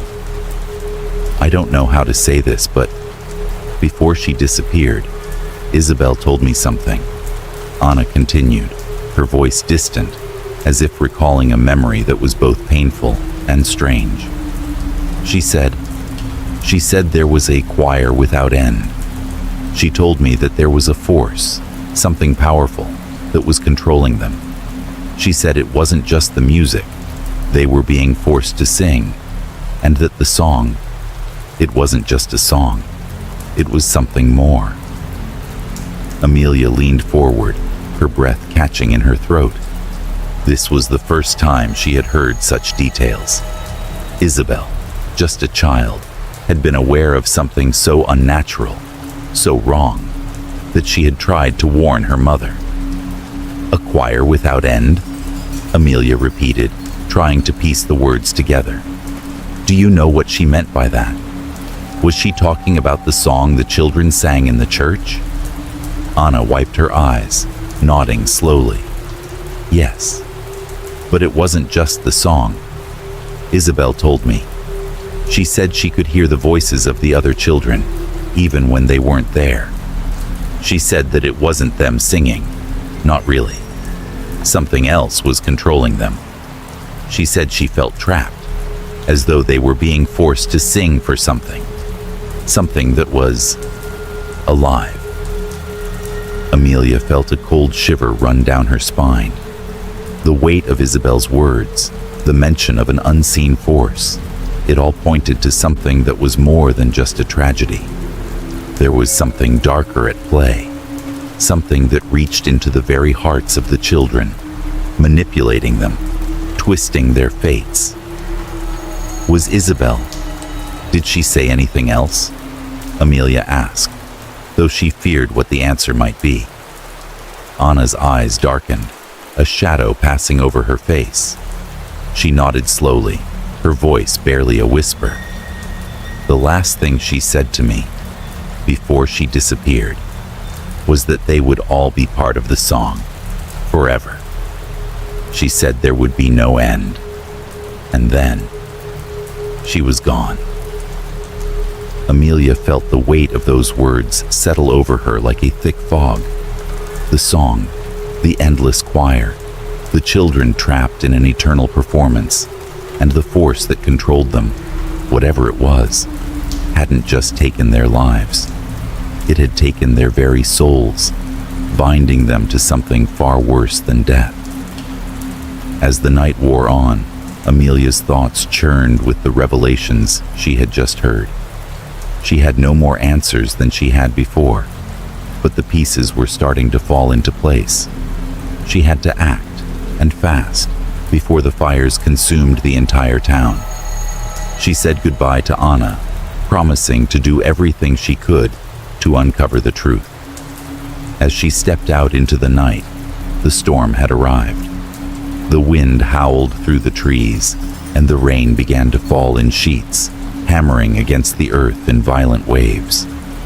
Amelia walked quickly, the sound of the storm masking the whispers of the song that now seemed to follow her wherever she went. She had heard it again, faint but unmistakable. The voices of the children, singing the incomplete melody, their voices mingling with the wind, as though they were calling to her, pleading for help. She rushed toward the church, the place where it had all begun. As she entered, the air grew thick with an oppressive weight, the walls pressing in on her. She could hear the song clearer now, louder, as though the children were right there in the room with her. And then it happened. In the dim candlelight of the church, Amelia felt a sudden sharp pain in her chest, as though something had reached into her very soul.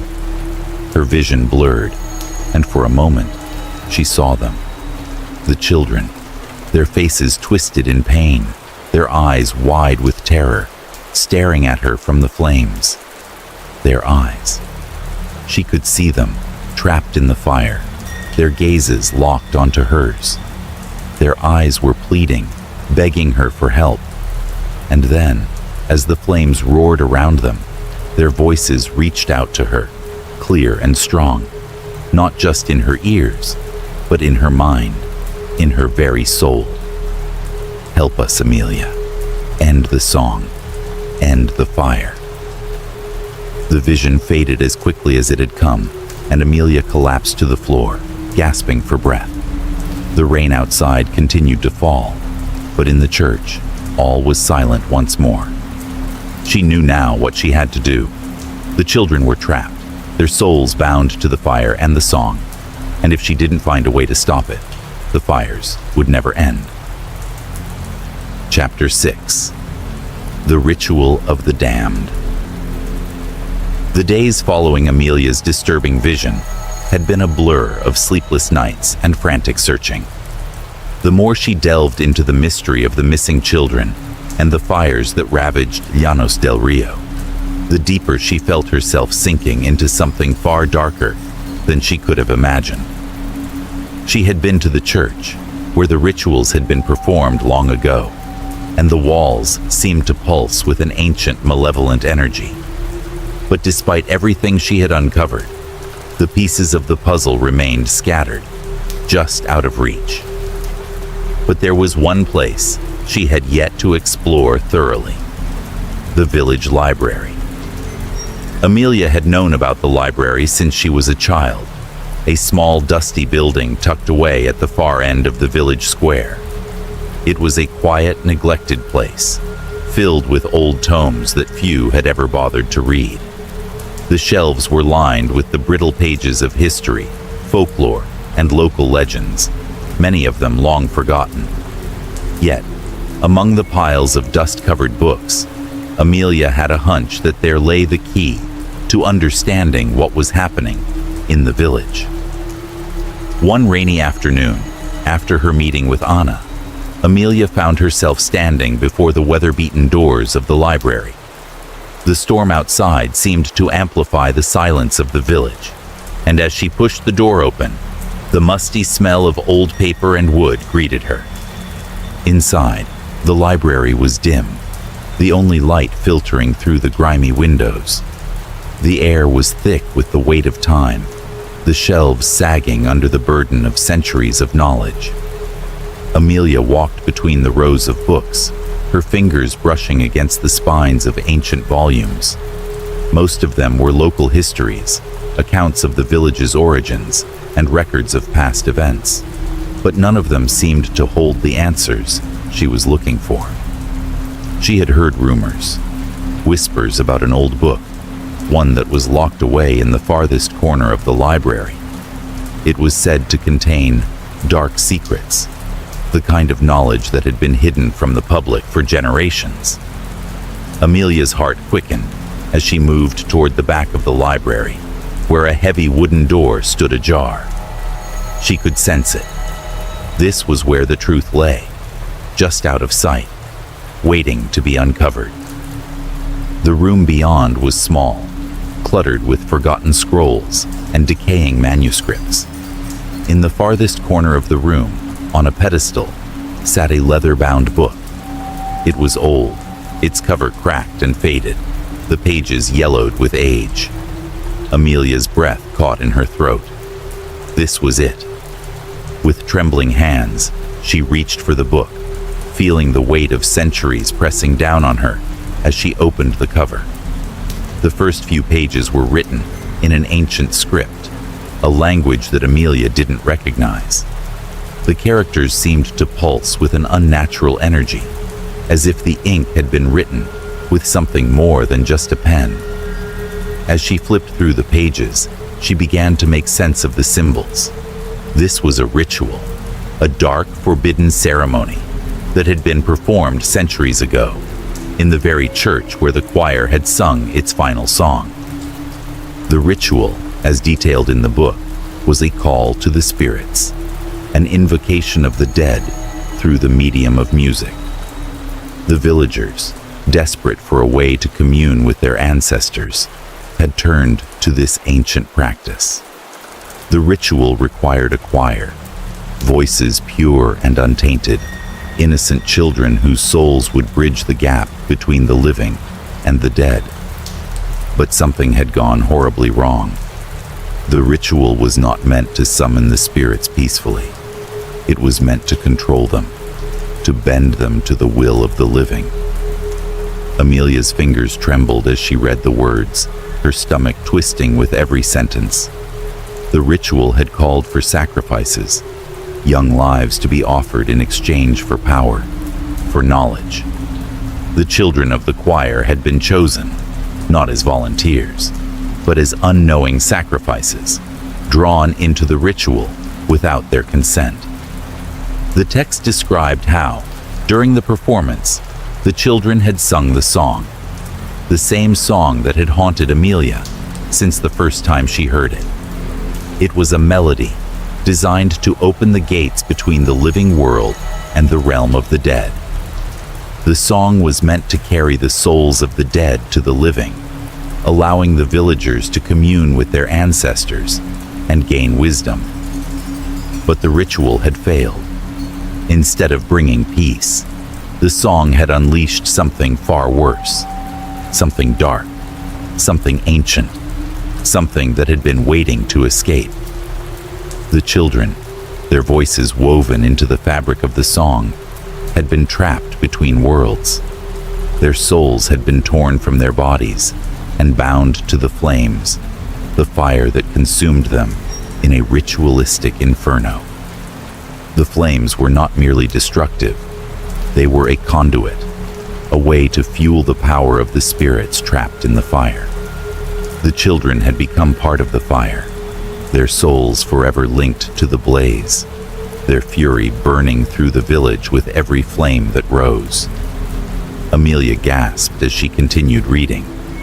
The text detailed how, over the centuries, the ritual had been forgotten. The church had been abandoned, and the records had been lost or hidden away. But the fire, the flames that had ravaged the village and taken the lives of so many, had brought it all back. The children's spirits, bound by the song, had been awakened by the fires, their anger and their pain fueling the infernos that continued to burn. The ritual had not just trapped the children's souls, it had condemned them. And now, they were forced to act out their fury in the form of fire, their screams echoing through the flames, their song incomplete, never-ending, calling out for release. Amelia felt a wave of nausea wash over her. The children, the choir, they were not just victims. They were the instruments of destruction. They were the ones causing the fires, the ones whose pain and anger had manifested in the flames. And all of it, every fire, every death, was part of the ritual's twisted cycle. She slammed the book shut, her heart pounding in her chest. The realization hit her like a punch to the gut. There was no escaping this. The children, trapped in a cycle of rage, could not be freed until the ritual was completed. But the song, the one that had been left unfinished, could not be completed without a sacrifice. The flames would never stop until the children were released. But releasing them would require an act of unimaginable sacrifice, one that would cost her everything. Amelia stood frozen in the small, dust-filled room, her mind racing. The fire, the song, the ritual, it was all leading her to one inevitable conclusion. The town was doomed, and unless she found a way to complete the ritual, to somehow break the cycle, the fires would continue to spread, consuming everything in their path. Her fingers clenched around the edges of the book. There had to be a way to stop it. There had to be a way to free the children's souls without giving in to the darkness of the ritual. But as the wind howled outside the library, Amelia knew one thing for certain. The ritual had begun again, and it wouldn't end until the cycle was complete. Chapter 7. The Connection. The wind howled outside the small, dimly lit room in the village library as Amelia sat hunched over the ancient book, her mind racing. The discovery she had made in the previous days weighed heavily on her. A dark ritual, a pact with the dead, a song that had been interrupted. The flames, the children's voices, the firestorms.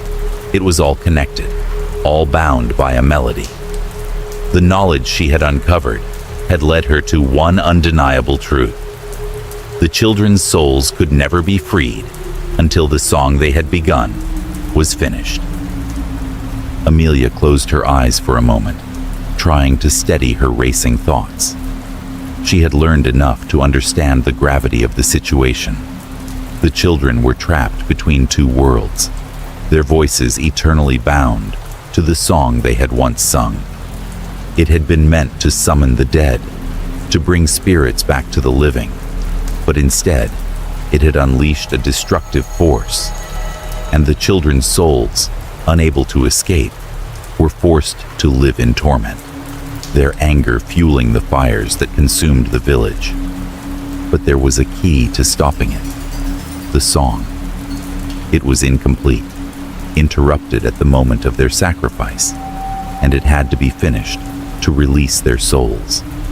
It was the only way to stop the fires and free the children from their torment. The melody that had been left hanging in the air needed to be completed.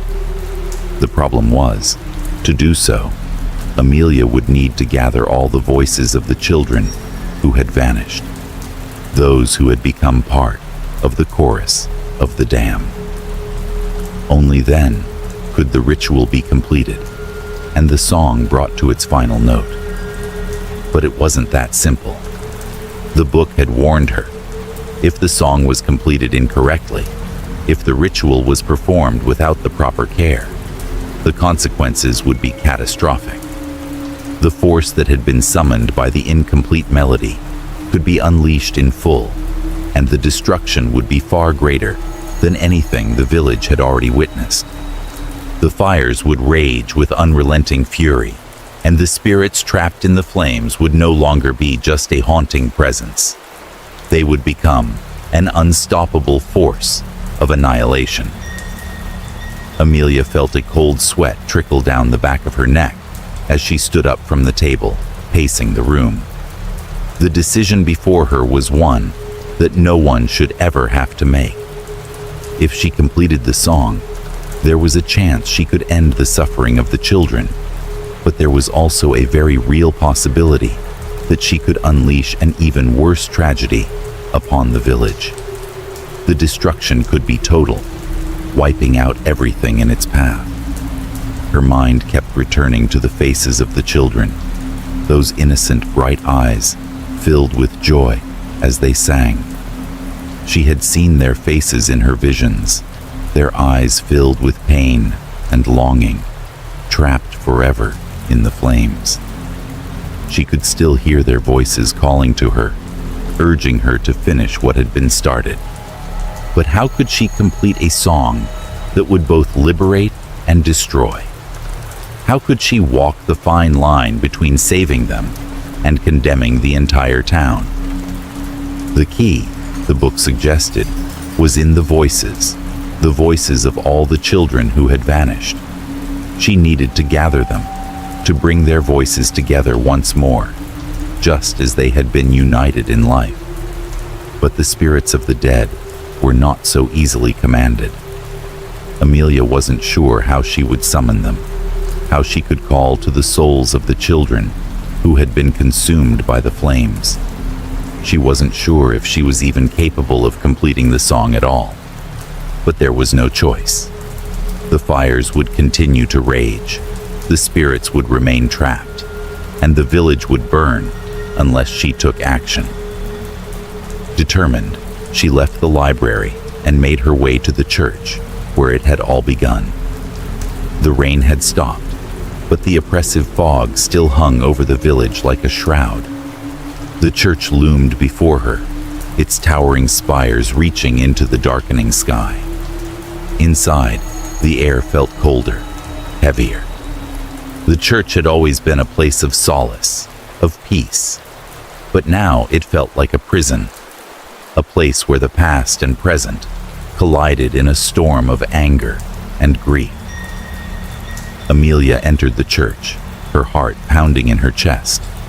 She had already been here several times, but tonight was different.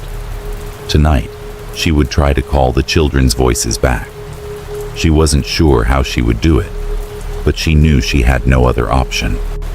The song needed to be completed, and she was the only one left who could do it. She moved to the altar, where the strange symbols had been etched into the walls. The air felt charged with an energy she couldn't explain, as though the very walls were alive with the power of the ritual. She closed her eyes and took a deep breath, trying to center herself. She had to trust in the knowledge she had gained, the understanding of the ritual that had consumed the village. She had to trust that, even in the midst of the horror, there was a chance to save the children. For a moment, everything was still. Then, as if summoned by her thoughts, a whisper filled the air. It was faint at first, a soft, indistinct sound, but it grew louder, clearer, until Amelia could hear it in her very bones. The song. It was the children's voices, fragmented and broken, just as she had heard them in the wind. Their melody, disjointed and incomplete, echoed through the church, reverberating against the stone walls. Amelia felt a chill creep up her spine, but she did not falter. She focused on the sound, on the connection it represented. In the silence that followed, Amelia felt a shift. The voices were no longer just distant echoes. They were there, in the church, all around her. She could feel them, feel their presence in the air, as though the children were standing right beside her. But there was something else, something darker. The flames, the anger, the suffering, they were all there too. She began to sing. The melody came to her instinctively, flowing from her lips as though the song had always been part of her. The notes were unfamiliar at first, but they felt right, necessary. As she sang, she could feel the children's souls responding, their voices merging with hers, filling the church with their power. But the song was still incomplete, still broken. Then, something terrible happened. The temperature in the church dropped sharply. A gust of wind howled through the open doors, extinguishing the candles. The walls seemed to vibrate with an unearthly energy, and Amelia's voice faltered. She could feel the power of the flames rising, the fury of the children's souls manifesting in the very air around her. The ritual was beginning to take shape, but it was fragile, a delicate balance between release and destruction.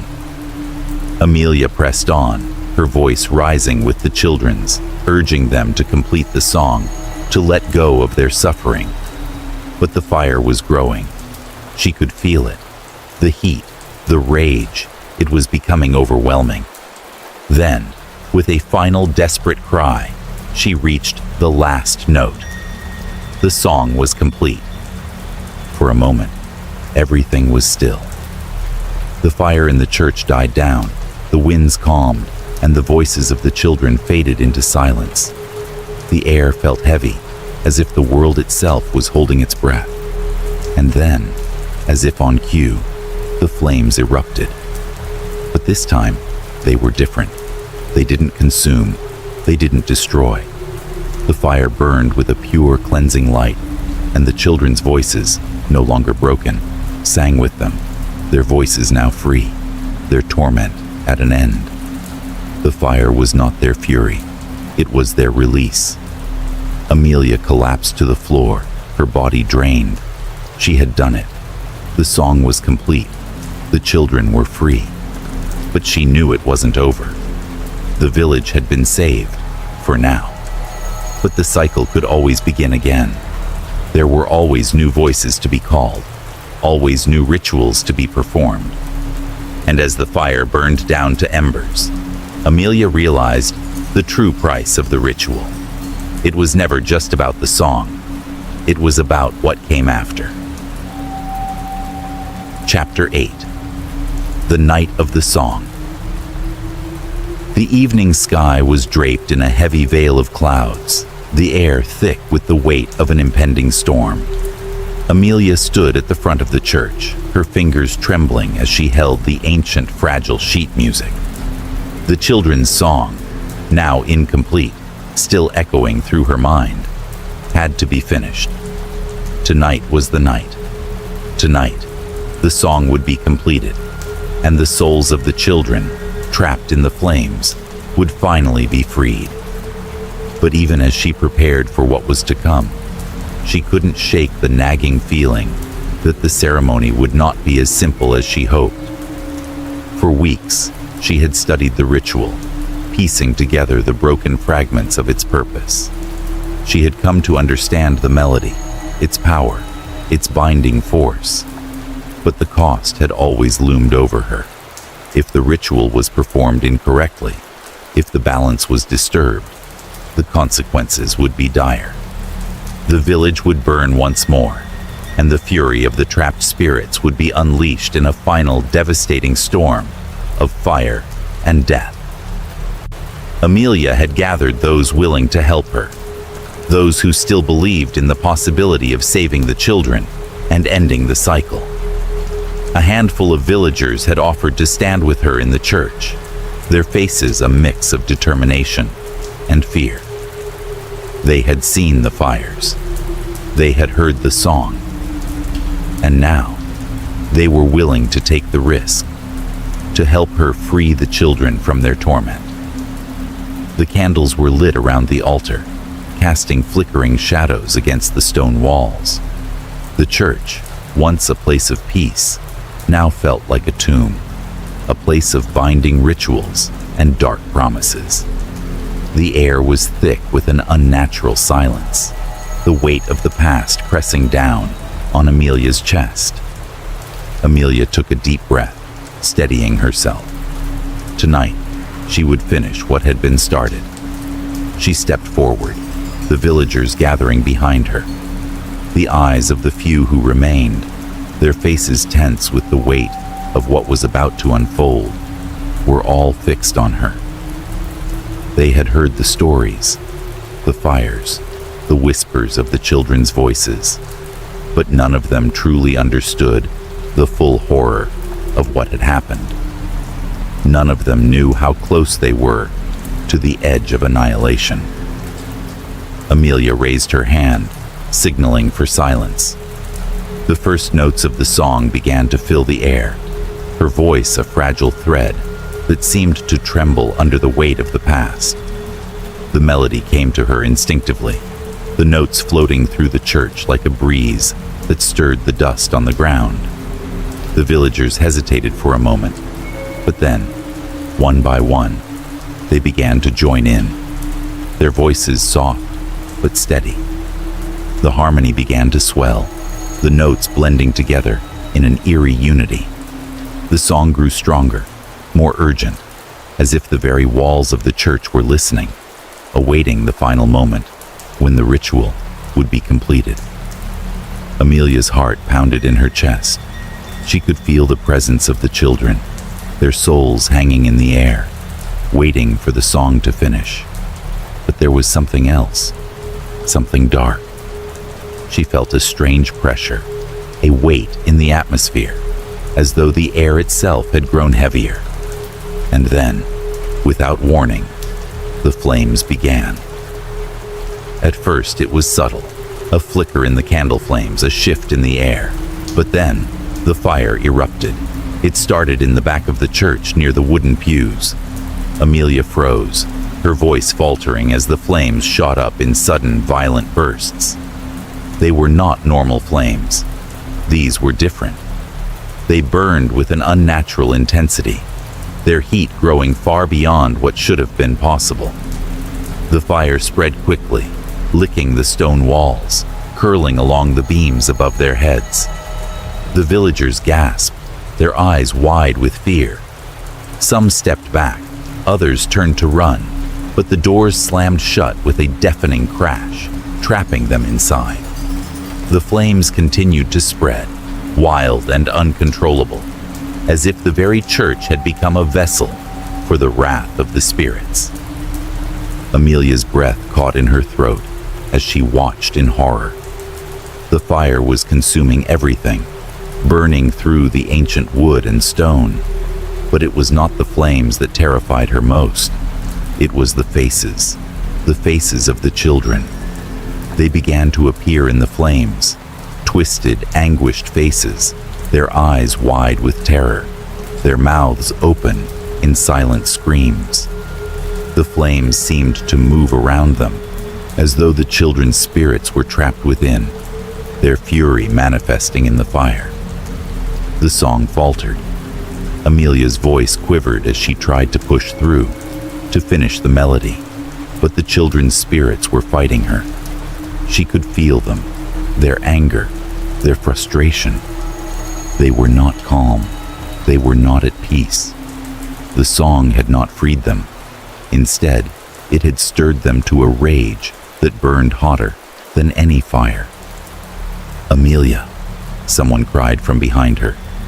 It was one of the villagers, a woman named Clara, who had been standing closest to the flames. "You need to stop. The fire. It's getting out of control." But Amelia could not stop. The song had to be completed.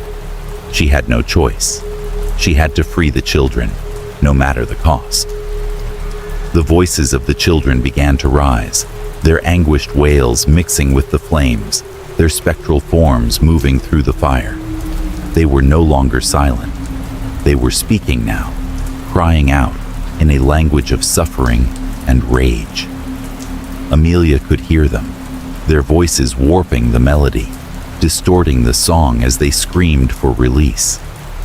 In that moment, Amelia realized the horrible truth. She wasn't just freeing them. She was awakening their fury. The song, once a bridge between worlds, was now a weapon, a catalyst for their wrath. She had unleashed something far more powerful than she had anticipated.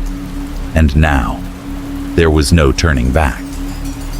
The fire surged, its heat unbearable, its flames stretching toward the ceiling, as if they sought to escape the confines of the church. The walls groaned, the stones beginning to crack under the pressure of the inferno. The villagers screamed, trying to find a way out, but the doors were still sealed shut. The flames circled around them, trapping them in a cage of fire.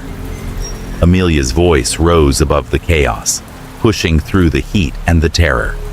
But the song was no longer a beautiful melody. It was a battle cry, a desperate plea for mercy, and the children's spirits were no longer singing with her. They were fighting against her, their fury feeding the fire, their souls trapped in an endless cycle of vengeance. She couldn't stop singing. She couldn't stop the song. If she did, if she halted the ritual now, the children's spirits would remain trapped, and the fires would never end. The flames would burn forever. The village would be reduced to ash, and the souls of the children would continue their torment for eternity. But if she completed the song, would she destroy them? Would she free them? As the fire roared around her, Amelia's heart clenched with an unbearable sorrow. She had brought this upon them. She had tried to save them, but instead, she had fueled their fury. The souls of the children were not free. They were still prisoners of the flames.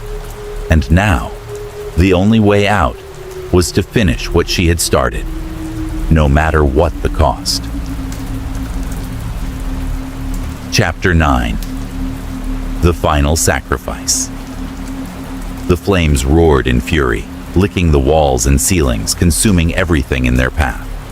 Amelia's voice rang out, a fragile thread in the chaos, but the song had become a battlefield, no longer a harmonious melody, but a cacophony of suffering and rage. The children's voices, once sweet and pure, now howled with anguish, distorted and filled with a burning anger that threatened to tear the church apart. Amelia's heart pounded in her chest as the fire raged, casting long shadows across the church. The heat was unbearable. Sweat poured from her brow, her skin feeling as though it were on the verge of boiling. The very air seemed to crackle with energy, the song becoming a pulse that reverberated through her body, shaking her to the core. The walls groaned, the stone cracking under the pressure of the flames. The once sacred place had become a tomb, a prison for the children's souls. But amid the chaos, amid the heat and the fire, Amelia's mind raced. She had known that completing the song was dangerous, that it might unleash the children's fury.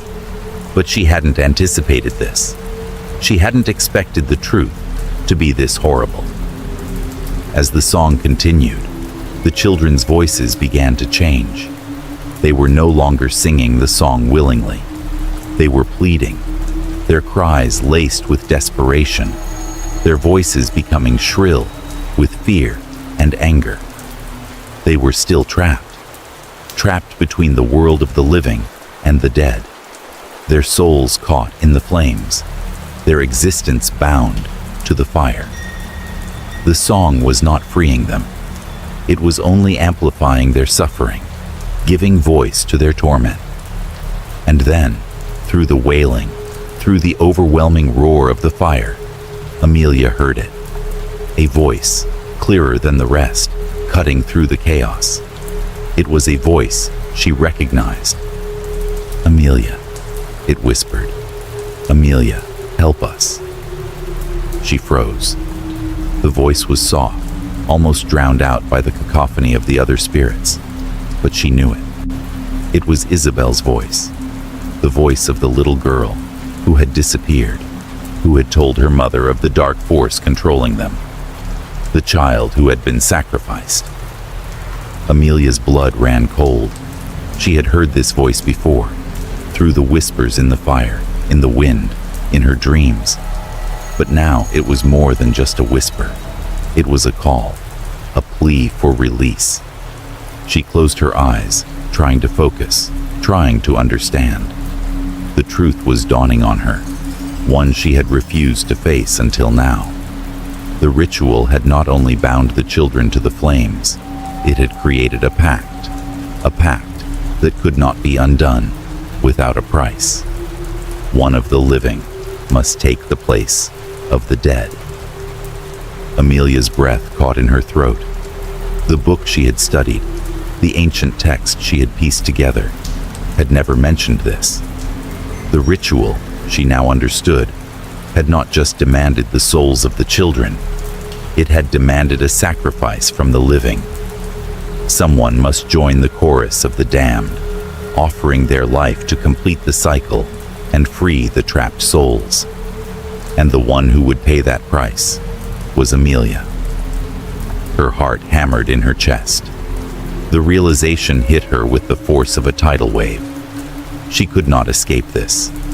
The song she had thought would liberate the children, was only half the answer.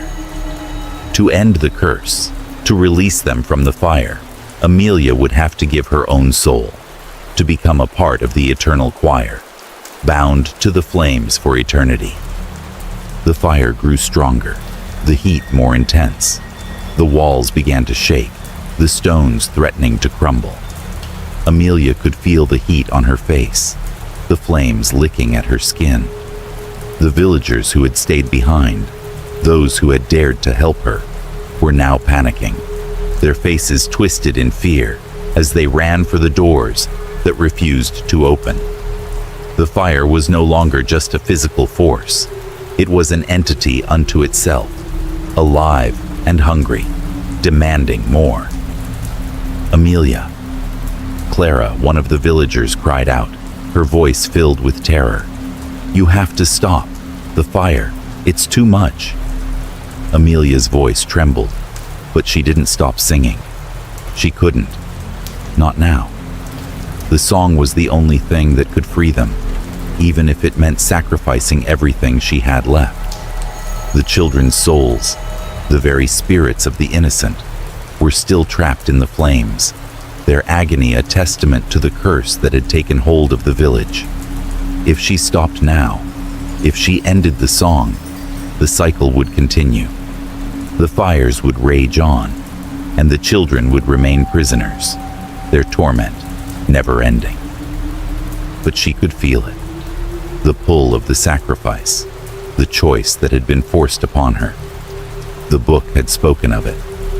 One life must be given to complete the ritual. Villagers, their faces pale with fear, their eyes wide with panic. They didn't know what was happening. They didn't understand that this was the only way to break the curse, the only way to end the madness. But Amelia did, and she knew what she had to do.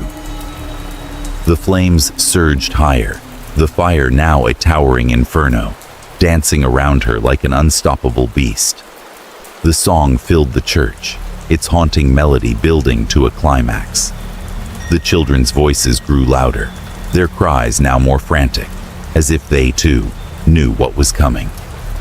Amelia's heart ached as she thought of the children, their laughter, their innocence, now twisted by this curse. They had not asked for this fate. None of them had. But now, as the song neared its end, she understood that her sacrifice would be their release. Her soul would be the final key, the final note that would allow the children to be freed from their eternal prison. But the price was too high. Her own soul would never be free. She would become part of the fire, part of the eternal choir of the damned. Amelia fought back tears as she pressed on, singing through her grief, her voice now full of sorrow and resolve. The final note of the song rang out, pure and clear. The fire surged one last time, then began to recede, its intensity diminishing as the last remnants of the flames flickered and died. The oppressive heat faded, and the church was silent once more. But Amelia knew it wasn't over. The children's voices were still there, their spirits free at last, their cries no longer filled with anguish. They were at peace. She had done it. She had freed them. But as she sank to her knees, her body weak, she felt the coldness of the fire seeping into her very being. The sacrifice had been made. Her soul was bound to the flames, to the chorus that would sing forever. And as the villagers began to stir, emerging from the smoke and darkness, Amelia knew that she would never leave this place. She was now part of the fire, part of the endless song, her life forever intertwined with the souls she had freed. Her final thought, as the last ember flickered out, was of the children, free at last, their voices carried on the wind, their song no longer one of torment, but one of peace. And with that, Amelia's soul was claimed, her sacrifice complete. Chapter 10. The Final Song. The air was thick with the scent of smoke, the acrid taste of burnt wood still lingering in Amelia's mouth. The flames had finally died, their savage dance fading into quiet embers, leaving behind a scene of utter devastation. The once pristine church now stood as a hollow shell, its stone walls cracked and charred, its altar nothing more than a blackened memory. The villagers, stunned by the surreal silence, wandered through the ruins, their faces pale and haunted. Amelia, kneeling at the heart of the destruction, was the last one standing. Her body was bruised, her skin burned, and her heart heavy with the weight of the sacrifice. The song that had started so long ago, its haunting melody that had echoed through the church, through the very heart of the town, had now come to its final note. The ritual had been completed. The children were free, but so too was she bound forever. The souls of the children, once trapped in the flames, now floated in the air around her, their voices no longer filled with anguish, but with peace. They were free, released from their eternal prison. Their torment finally ended. The fire had burned them into eternity, but now the flames had cleared the path to their liberation. But Amelia could feel it, the finality of the ritual, the cost. Her own soul had been claimed by the fire, bound to the spirits of the children. She had sacrificed herself to free them, but in doing so, she had become one of them, forever caught in the limbo between life and death. Her soul fused with the spirits of the lost children. She could still hear their voices, soft and sweet, floating in the still air. Their words of gratitude were clear, though they were not spoken in the physical world. They were in her mind, in her very soul. "Thank you, Amelia," the voices said, soft like the rustle of leaves. "Thank you for setting us free." Tears welled in Amelia's eyes. She had done it. The children were no longer bound to the flames, no longer prisoners of the song. They were free. She had freed them. But in return, she had become a part of them, her essence intertwined with theirs. The voices continued, faint, but filled with warmth.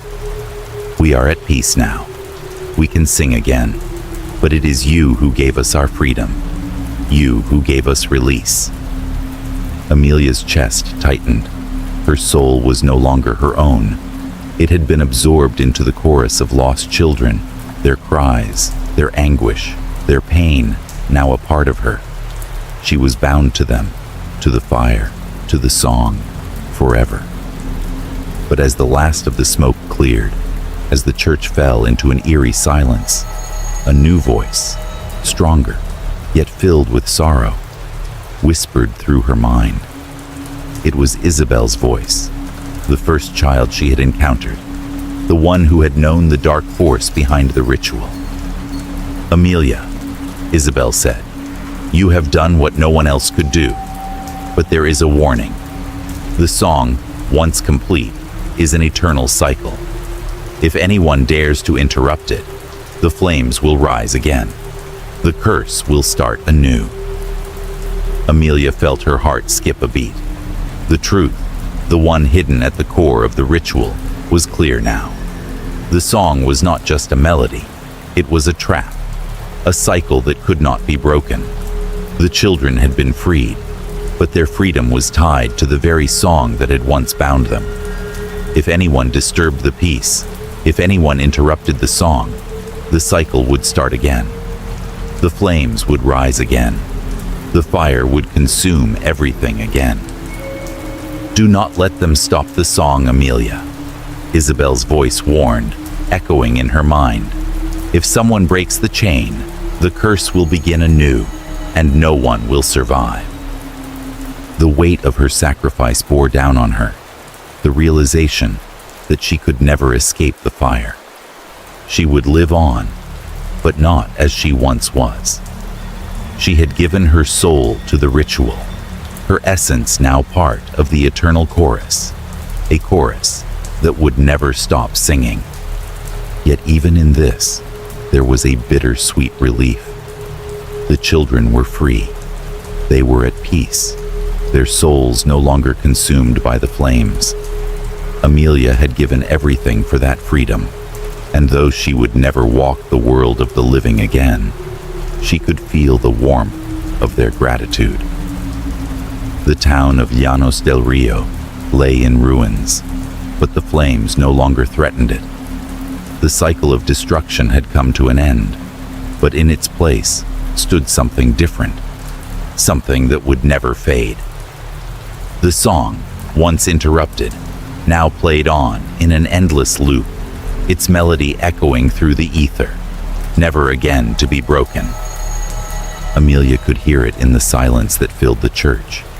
The song, the final melody, the one that had begun so many years ago, was now complete. She had given her life to finish it, and now it played on, forever. The children, their spirits now calm, began to fade into the distance, their voices melding together in a harmonious blend that filled the air. Amelia, standing at the center of the ruin, listened to the final notes of their song, their final words. Thank you, Amelia. We are free. We will sing forever, in peace. And as their voices faded, Amelia felt herself slipping away, not into darkness, but into a place where the song continued, where the children sang without fear, without pain. She was a part of them now. She was part of the chorus of the lost, their souls, her soul, forever intertwined in the melody. But in her last fleeting moments, Amelia knew the truth. The cycle would never truly end. The song would continue, and someone, someday, would inevitably disturb it. The flames would rise again.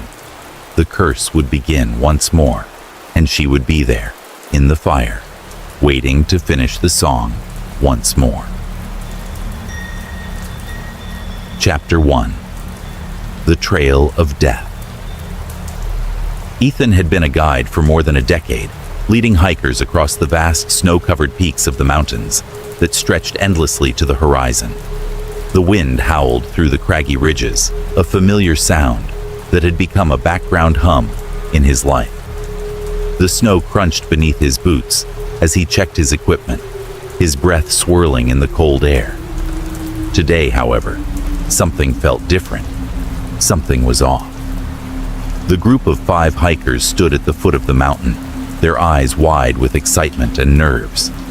Ethan had met them the day before at the lodge in the village below, a small, isolated place where only the most daring tourists came to test their limits against the harsh elements. He'd done this hike countless times, an easy route through the woods and up the ridge, a picturesque climb that was supposed to be a 2-day trek through the heart of the mountains. But something about the atmosphere today felt thick, like the air itself was holding its breath. "Are you sure we're going to be okay?" One of the hikers, a woman named Sarah, asked hesitantly. She was gripping her backpack straps with white knuckles, her face pale despite the cold. She wasn't the only one showing signs of nervousness. The others, a young couple and 2 older men, seemed uneasy, exchanging glances every so often. "Don't worry," Ethan reassured her, giving her a confident smile. "It's just a hike. You've got a great team, and I've done this route many times. You'll be fine." Sarah didn't seem convinced, but nodded anyway, and the group began to follow Ethan up the narrow trail. As they ascended, the trees grew denser, their skeletal branches forming a canopy that blocked out much of the daylight. The snow crunched beneath their feet, the silence broken only by the occasional call of distant birds or the rustling of wind through the trees. Despite the beauty of the scenery, Ethan felt the first prickle of discomfort. The air seemed heavy, as though the mountain itself was holding something in its cold grip, watching them. By noon, the group had reached a clearing in the forest, where Ethan stopped to let everyone catch their breath. They gathered around him, some of them sitting on fallen logs, others pacing nervously. Ethan wiped the snow from his face and glanced back at them. "You okay?" he asked, noticing Sarah was still uneasy. She glanced nervously at the trees around them, her eyes darting to the shadows beyond the clearing. "I don't know," she said in a low voice. her tone laced with fear. "I've heard things. People disappearing around here." Ethan furrowed his brow. "What do you mean?" "I don't know." Sarah hesitated, looking at the others for reassurance. "I heard rumors. Some hikers. They went missing, and the only thing left behind was marks, like bones or something, nailed to trees." Ethan felt the hair on the back of his neck stand up at the mention of bones. It wasn't the first time he'd heard a rumor about strange occurrences in these mountains. Over the years, hikers had whispered about eerie happenings, the inexplicable vanishings of people who ventured too far off the beaten path, the sudden overwhelming feeling of being watched. But it was always just that. Whispers, rumors, stories. He had never seen any evidence to support these claims. "Sounds like an urban legend," he said with a dismissive shrug, trying to put them at ease. "People love a good ghost story, especially in places like this. You're fine, don't worry." The group fell silent, but Ethan noticed a shift in their demeanor. They seemed more tense now, their gazes frequently darting to the trees, to the shadows lurking in the distance. Despite his attempt to reassure them, he couldn't shake the feeling that something was wrong, though he couldn't quite pinpoint why. They continued their hike, the silence between them growing heavier with each step. The trail grew steeper, the snow deeper, until it felt like they were walking through an endless expanse of white. The trees, now far apart, stretched upward into the sky, their twisted branches heavy with snow. The further they went, the more oppressive the silence became. Even the wind seemed to quiet, as though it too was afraid to disturb the mountain. After another hour, Ethan stopped again to check his map. The group, now visibly on edge, gathered around him, looking anxious. It was then that he noticed it. Something odd, something that didn't belong. A small pile of bones lay at the base of a tree, partially buried under the snow. At first, Ethan thought it was just animal remains, a predator's kill perhaps. But as he crouched down to examine it more closely, a chill ran through him. The bones were human. "This doesn't look right," one of the men, Tom, whispered, his voice trembling. Ethan didn't respond at first. He stood there, staring at the remains, his mind racing. Human bones. That wasn't supposed to be here. There was no reason for them to be in the middle of the trail, in the heart of the forest. It wasn't an animal kill. It was something much worse. "Let's keep moving," Ethan said, trying to keep his voice steady. He stood up, dusting off the snow from his knees. "We'll deal with it later. We don't want to linger here too long." But as they moved on, the strange feeling that had been building in Ethan's chest began to grow stronger. He felt as though they were being watched, the trees around them no longer peaceful, but oppressive, closing in on them with every step. He scanned the area, but there was nothing. No movement, no signs of life. Only the snow, the trees, and the silence. Hours passed, and as dusk began to settle over the mountain, the group arrived at a narrow pass, flanked on both sides by towering rock faces. Ethan could see the outlines of the next clearing ahead, but it felt miles away. The snow had begun to fall more heavily now, covering the trail and making it harder to see. "We should set up camp here for the night," he suggested, trying to keep the mood light. "We'll push through the rest of the trail tomorrow, just a short stretch after this." But as the group began to unload their packs and set up camp, Ethan noticed something else. More bones. This time, they were not scattered in a pile, but placed deliberately along the path, tied to the trees with crude twine. His heart skipped a beat as he approached one of the trees and looked closer. The bones were human, deliberately arranged, placed in patterns, their hollow eyes staring back at him from the shadows. Ethan. Sarah's voice trembled from behind him. What is this? The others had gathered around him now, their faces pale, their breaths visible in the frigid air. I don't know, Ethan replied, his voice barely above a whisper. But we're not alone out here. A cold gust of wind swept through the pass, and for a brief moment, Ethan thought he heard something. A whisper, faint but unmistakable. His heart raced as he looked around, scanning the darkening landscape. But all he could see were the trees, the bones, and the snow. Unseen eyes seemed to watch them from the shadows, and for the first time in his career as a guide, Ethan felt a deep sense of dread. Get your gear together, he ordered quietly. We're leaving. Now. But as he turned to lead the group back down the trail, he realized that the snow had begun to fall faster, the world around them becoming a blur of white. The path they had taken was no longer visible, and in the growing storm, it felt as though they had been swallowed whole by the mountain. It was too late to turn back now. They had entered the heart of the trail of death, and the mountain was waiting.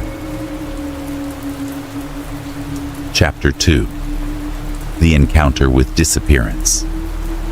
The hike had been going smoothly, or so it seemed. The snow continued to fall heavily, blanketing the ground in a thick layer of white, but the group kept their spirits up, following Ethan's steady lead through the increasingly dense forest. The eerie atmosphere from the previous day still lingered, but they pushed forward, one foot after another, as if hoping the cold air would clear their minds. Ethan kept a close eye on his group. Sarah, still visibly uneasy, stuck close to him, glancing nervously at the trees every now and then. Tom and his wife, Emily, walked ahead, whispering to each other, their voices barely audible over the wind. Ethan couldn't blame them for being on edge. He himself felt it, a gnawing sense of unease that he couldn't shake. Every time he looked back, the dense woods seemed to press in on them, as if the trees themselves were closing ranks. By mid-afternoon, the group reached a clearing near the base of a steep ridge. Ethan called for a break, and they gathered around to catch their breath. The snow had stopped falling for a moment, and for a fleeting second, the sun broke through the clouds, casting pale light over the landscape. It was a rare moment of peace, but even then, something felt wrong. Let's rest for a bit, Ethan said, trying to keep his tone light. We're almost halfway there. The next stretch is a bit tougher, so we'll need to pace ourselves. The hikers nodded, grateful for the chance to rest.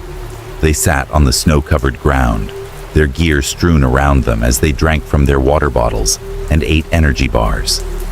Ethan couldn't help but glance around the clearing, his eyes scanning the edges of the trees.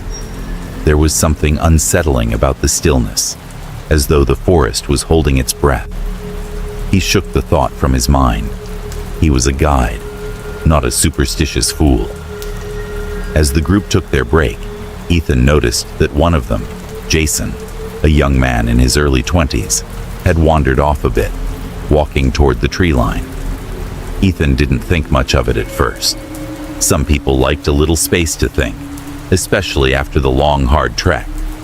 But as minutes passed, he began to grow uneasy. Jason hadn't come back. He was further into the woods than was necessary. "Jason!" Ethan called out, his voice firm, but carrying in the stillness of the forest. "We're moving on in a few minutes. You want to stay close?" No response. Ethan stood up, brushing the snow from his legs, and motioned for the others to stay put. He began walking toward the tree line, calling out again, his voice more urgent now. There was no reason for Jason to wander so far. It was dangerous to go off on your own, especially in this terrain. As Ethan neared the trees, he stopped short. There, Just beyond the clearing, he saw something that sent a chill down his spine. Jason's backpack, lying half buried in the snow. But there was no sign of Jason himself. "Jason!" Ethan shouted, panic beginning to rise in his chest. He rushed forward, ignoring the cold seeping into his boots as he reached the backpack. He flipped it open quickly, his heart racing. Inside, there was a half-eaten sandwich, a water bottle, and his map. But no sign of Jason, no footprints leading away from the spot. It was as though he had vanished into thin air. Ethan turned back toward the group, his mind spinning with confusion and fear. The others were already standing now, looking at him with wide eyes. "Where's Jason?" Tom asked, his voice trembling. "We heard him yelling a minute ago, and now he's gone." "I don't know," Ethan said, his voice tight. "I can't find him. He was right here. Before he could finish, a cold wind swept through the clearing, making the trees sway ominously. The sky had darkened, and the sense of foreboding that had been growing ever since they set foot on the mountain was now palpable. Sarah took a step back, her face pale. "I saw something," she said, her voice shaking. "Before he disappeared, I saw a figure, just standing there. It was standing at the edge of the trees, watching us. I thought I was just seeing things, but now I know." Ethan froze. He hadn't heard her approach. "What do you mean, a figure?" Sarah's eyes darted nervously toward the woods, her gaze fixed on the shadowy tree line.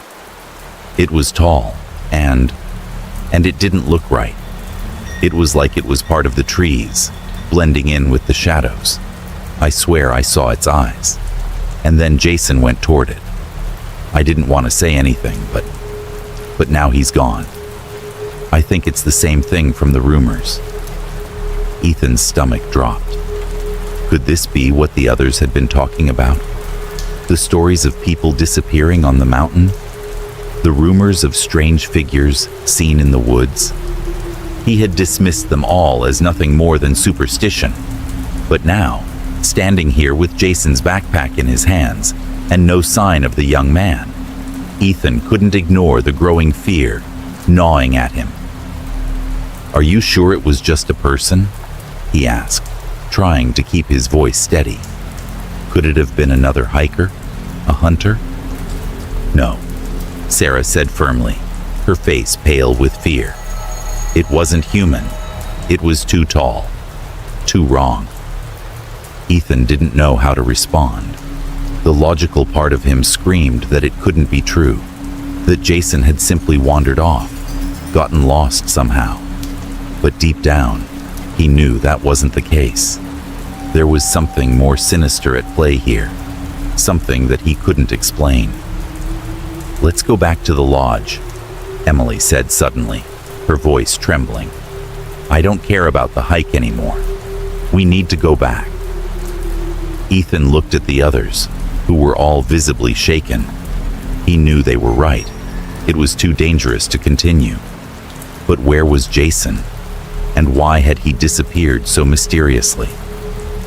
"Stay close," Ethan said, trying to keep his calm, though his heart was pounding.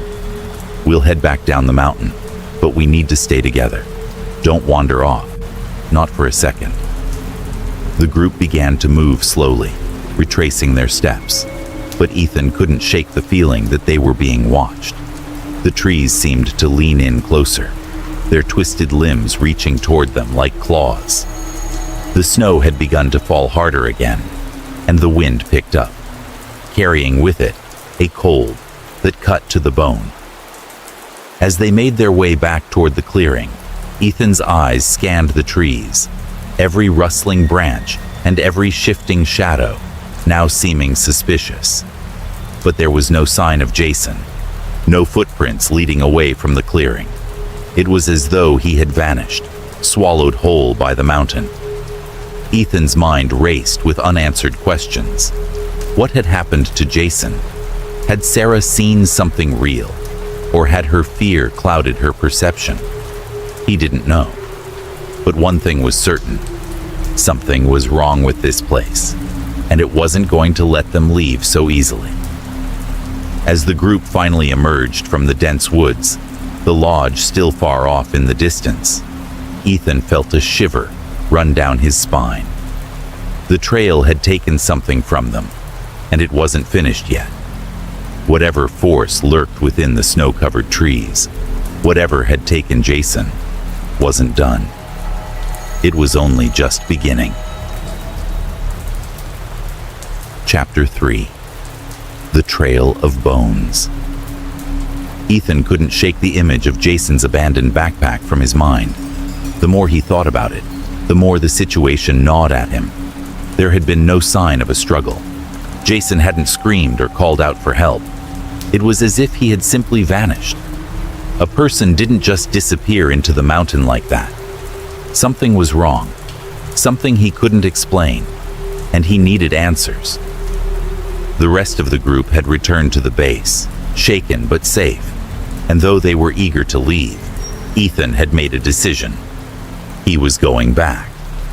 He couldn't leave the mountain without knowing what had happened to Jason, or if they were all in danger. His breath came out in steady puffs as he walked alone back into the forest, the silence of the woods pressing in around him. The snow beneath his boots crunched loudly, breaking the otherwise oppressive quiet. The cold seemed to seep into his skin, but it wasn't the cold that bothered him now. It was the unease, the growing sense that the mountain itself was watching him, waiting. He retraced the path they had taken earlier, his eyes scanning the trees, the snow, the ground beneath him. The forest seemed darker now, the canopy above blotting out the pale light of the late afternoon. The whispering wind rustled the branches, and there was something unnerving about how the wind seemed to call to him, beckoning him deeper into the woods. As he walked, he kept thinking about the strange feeling he'd had the moment they lost Jason. The hairs on the back of his neck had stood up, his pulse quickening, as if some primal part of him had sensed the danger before he could fully comprehend it. But there had been no evidence of anything unusual, at least not at first. Ethan stopped in his tracks when he saw the first sign. It was barely noticeable at first.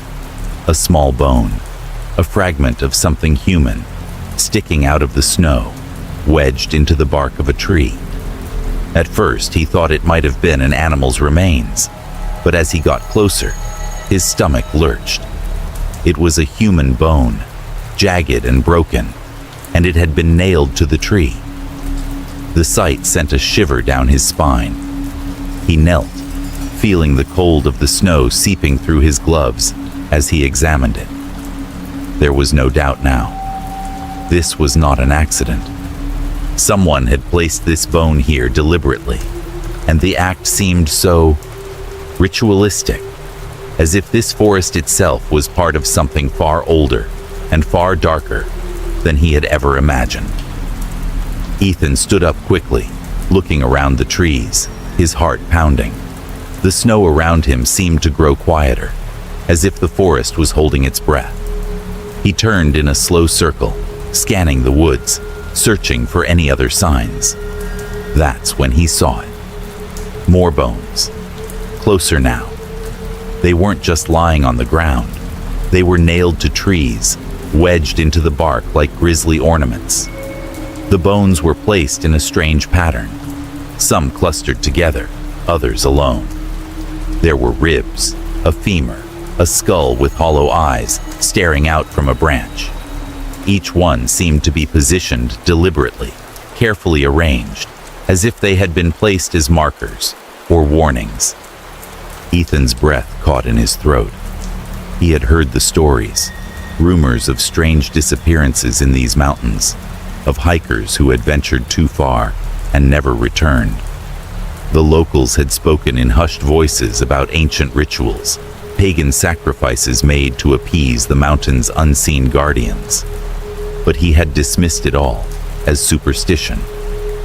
Now, standing in front of these grotesque displays, the hairs on the back of his neck prickled, and he couldn't shake the feeling that something was very, very wrong. He felt the urge to turn back, but something deeper inside him urged him to continue.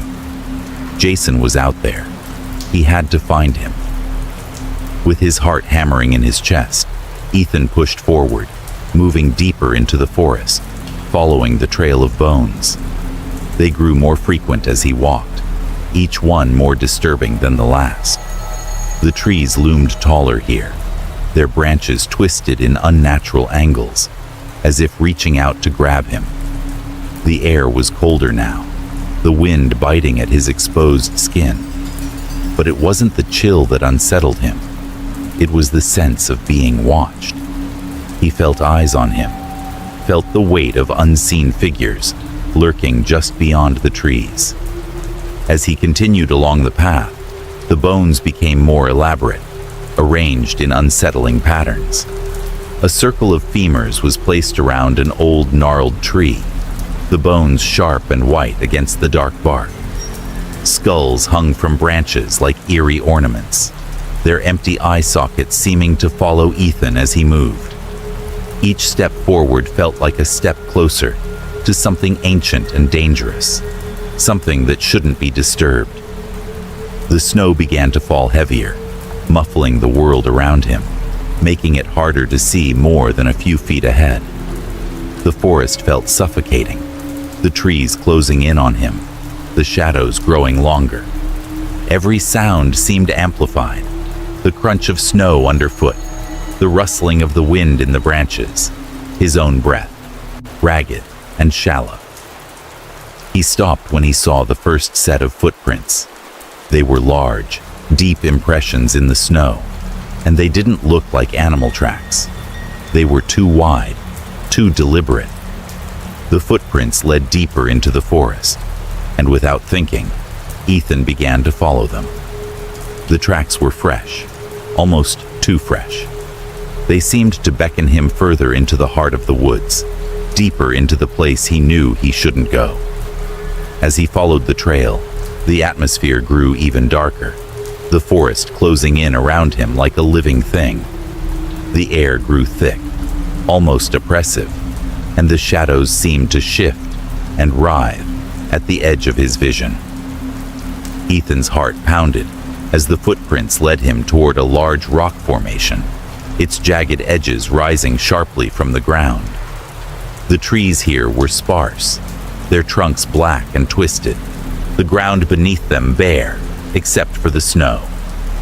In the center of the clearing was an altar, an ancient stone structure, rough-hewn and weathered by centuries of exposure to the elements. The footprints led directly to it. Ethan's breath caught in his throat. This wasn't just a natural formation. The stones had been placed there deliberately, arranged in a circular pattern, and at the center of the altar lay more bones, scattered in intricate designs, their whiteness stark against the dark stone. It was here that Ethan felt it, the overwhelming sense of being watched. The air seemed to grow heavier, the silence deeper, until the very world around him felt suffocating. He wasn't alone. A distant whisper reached his ears, faint but unmistakable, the wind carrying with it a voice that seemed to call his name. He spun around, but there was no one. Nothing. The snow continued to fall, blanketing the world in a thick, suffocating silence. And as he stood there, surrounded by bones, Ethan realized the truth. He had been following a trail, not meant for him. This was no ordinary forest. Something dark and ancient lived here. Something that had been waiting for someone like him to step too far into its domain. And now, it was watching, waiting for the right moment to strike. Ethan's heart raced, and the hairs on the back of his neck stood up. It was time to leave. But as he turned to retrace his steps, the trail of bones stretched further into the forest, and the whispering voice in the wind seemed to call him deeper. It was already too late. Chapter 4. The Old Sage. The air was thick with the smell of pine and burning wood as Ethan descended from the mountain, his mind a storm of unanswered questions. Jason's disappearance, the trail of bones, the chilling whispers in the woods, all of it gnawed at him, a dark puzzle that seemed to grow more sinister with every step. He had to know what was going on. He couldn't leave without answers, without understanding what kind of force he was dealing with. He made his way to the small village nestled at the foot of the mountains, a place that seemed to exist in perpetual twilight, shrouded by the surrounding peaks. The village was isolated, its people few, and its streets narrow and winding. Most of the buildings were weathered and old, made of stone and timber, their edges softened by years of snow and rain. The people here didn't venture far beyond the village limits. Their world was the mountain, and that was enough for them. Ethan walked along the cobblestone streets, his boots crunching in the snow, as he tried to ignore the uneasy feeling that had settled over him. The villagers here knew the mountain well, perhaps too well, and their faces always seemed to carry a certain wariness when they spoke of it. He'd heard stories, of course, about the strange things that happened on the mountain, but nothing had prepared him for what he'd seen for himself. At the village's small inn, an old woman with gray hair tied in a bun had directed him to the home of an elderly man who had lived in the area for as long as anyone could remember. She referred to him as the sage of the mountain, someone who knew the old ways, the forgotten rituals, and the dark history that clung to the peaks like the ever-present snow. Ethan found the house at the edge of the village, a small crooked cottage that looked like it had been there for centuries. The windows were dark, the door slightly ajar, and a thin wisp of smoke curled from the chimney, signaling someone was inside. Ethan hesitated for a moment, unsure of what to expect. The people in the village had been polite, but there was a sense of unease that seemed to follow him wherever he went. He couldn't shake the feeling that the villagers knew something he didn't, a secret too terrible to speak. He knocked twice on the door, and it creaked open almost immediately. Standing in the doorway was the old man. His face was deeply wrinkled, his skin pale as the snow, and his hair, what little was left of it, was white and wild. His eyes, however, were sharp, piercing, and full of knowledge that seemed to stretch back through the ages. "You've come about the mountain," the old man said, his voice gravelly, yet surprisingly strong for his age. Ethan nodded, trying to keep his composure. "I need answers. Something happened up there. One of my group members disappeared. There's something strange going on in those woods, and I need to know what it is." The old man stepped aside, allowing Ethan to enter. The interior of the cottage was dim, lit only by the glow of a fire in the hearth. The air smelled faintly of herbs and wood smoke. Shelves lined the walls, filled with books, bottles, and strange trinkets, artifacts that looked ancient, untouched by time. The old man motioned to a chair by the fire. "Sit," he instructed. "I've known many who have asked about the mountain. They all want to know the same thing. They think it's a place of wonder, of beauty. But the mountain doesn't give up its secrets easily." Ethan sat, the warmth of the fire helping to thaw the cold that had settled into his bones. "I'm not here to seek its beauty," he said, his voice tight. "I'm trying to understand what happened to Jason. And why these bones? Why are they there? What is this entity? The one the villagers talk about? The one in the mountain?" The old man stared at him, his eyes narrowing as if he were measuring Ethan's very soul. For a long moment, he didn't speak. The silence stretched, thick and oppressive, until the old man finally exhaled, a heavy sigh escaping his lips. "You don't understand," he muttered. "No one ever does. The mountain has its rules, and if you break them, it will take what it is owed. It always has. It always will." Ethan leaned forward, pressing the old man for answers. "What do you mean? What does the mountain want?" The old man's gaze flickered toward the fire, his fingers twitching slightly, as if he were battling with some unseen force. "It's not the mountain itself. It's what lies beneath it. Something ancient, something that's been here long before we were born. The guardian of winter, as it is called." Ethan frowned, trying to make sense of the words. "The guardian of winter?" The old man nodded slowly, as if the name alone carried great weight. "Yes. Long ago, when the first settlers came to these lands, they didn't understand the mountain. They thought it was just a mountain, a place of beauty, a place to conquer. But they were wrong. The mountain is not just stone and ice. It is a living entity, and beneath it, beneath the glaciers and the ice, lies the guardian." Ethan's throat tightened, and he instinctively leaned back. "What do you mean, a living entity? And why is it called the guardian of winter?" The old man chuckled darkly. "Because it is the keeper of winter, the one who brings the cold, the one who takes those who venture too far. The guardian is not a god, but a force, an ancient spirit tied to the ice and snow. It is as old as the mountains themselves, perhaps older. It was here long before the first humans arrived. The early people, long before this village was founded, learned this the hard way. They made a pact with the guardian, offering sacrifices to keep it at bay, to ensure the mountain didn't claim their lives." Ethan's pulse quickened as the old man's words began to sink in. "Sacrifices? What kind of sacrifices?" The old man met his gaze, his eyes cold and unyielding. "Human sacrifices. The guardian demands them every year, at the time when the mountain is at its harshest. The villagers used to follow the old ways, offering one of their own to appease it. They would take someone to the heart of the mountain, place them on the altar, and leave them there, so that the guardian would remain dormant, at least for another year."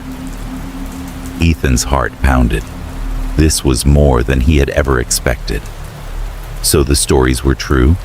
The disappearances, the bones, they were all part of this? The old man nodded grimly. "Yes. Those who stray too far into the woods, those who break the rules, they are the ones who are taken. Jason wasn't the first, and he won't be the last.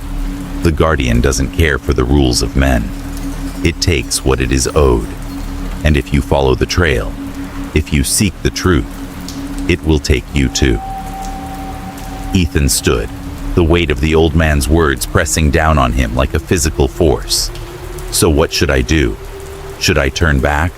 Should I just leave and pretend I never saw any of this?"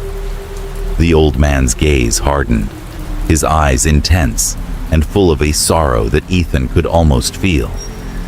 "You don't understand, young man. The guardian is not something you can just walk away from. Once you've seen its trail, once you've touched the ice that binds it, you're already part of its plan. The mountain never forgets. It's too late to turn back now. It will claim you, whether you're ready or not." Ethan's thoughts spun in a whirlwind, his mind racing with questions, with doubt, and with a fear he couldn't quite grasp. "So what do I do?" The old man's voice was soft, almost a whisper. "Leave the mountain. Leave it behind, or it will claim you too." But deep down, Ethan knew. He couldn't leave. Not without Jason. Not without the truth. The mountain had called him, and now he was part of its dark, icy embrace. and the guardian of winter was waiting. Chapter 5. The Revelation of the Ritual. The cold wind howled through the trees as Ethan ventured deeper into the forest, his breath forming small clouds in the frigid air. The weight of the old man's warning still hung heavy on him, but Ethan couldn't bring himself to leave the mountain. Not yet. Not without knowing the truth. Every step he took, every crack of snow beneath his boots, seemed to draw him further into the heart of the mountain's dark secrets. Jason was still out there, somewhere, and Ethan couldn't shake the feeling that he was being drawn toward something that could explain everything. The disappearances, the bones, the whispers in the wind. The path was becoming increasingly treacherous as the forest grew denser, the trees towering overhead like silent sentinels. The snow had stopped falling for the moment, but the sky was heavy with the promise of more.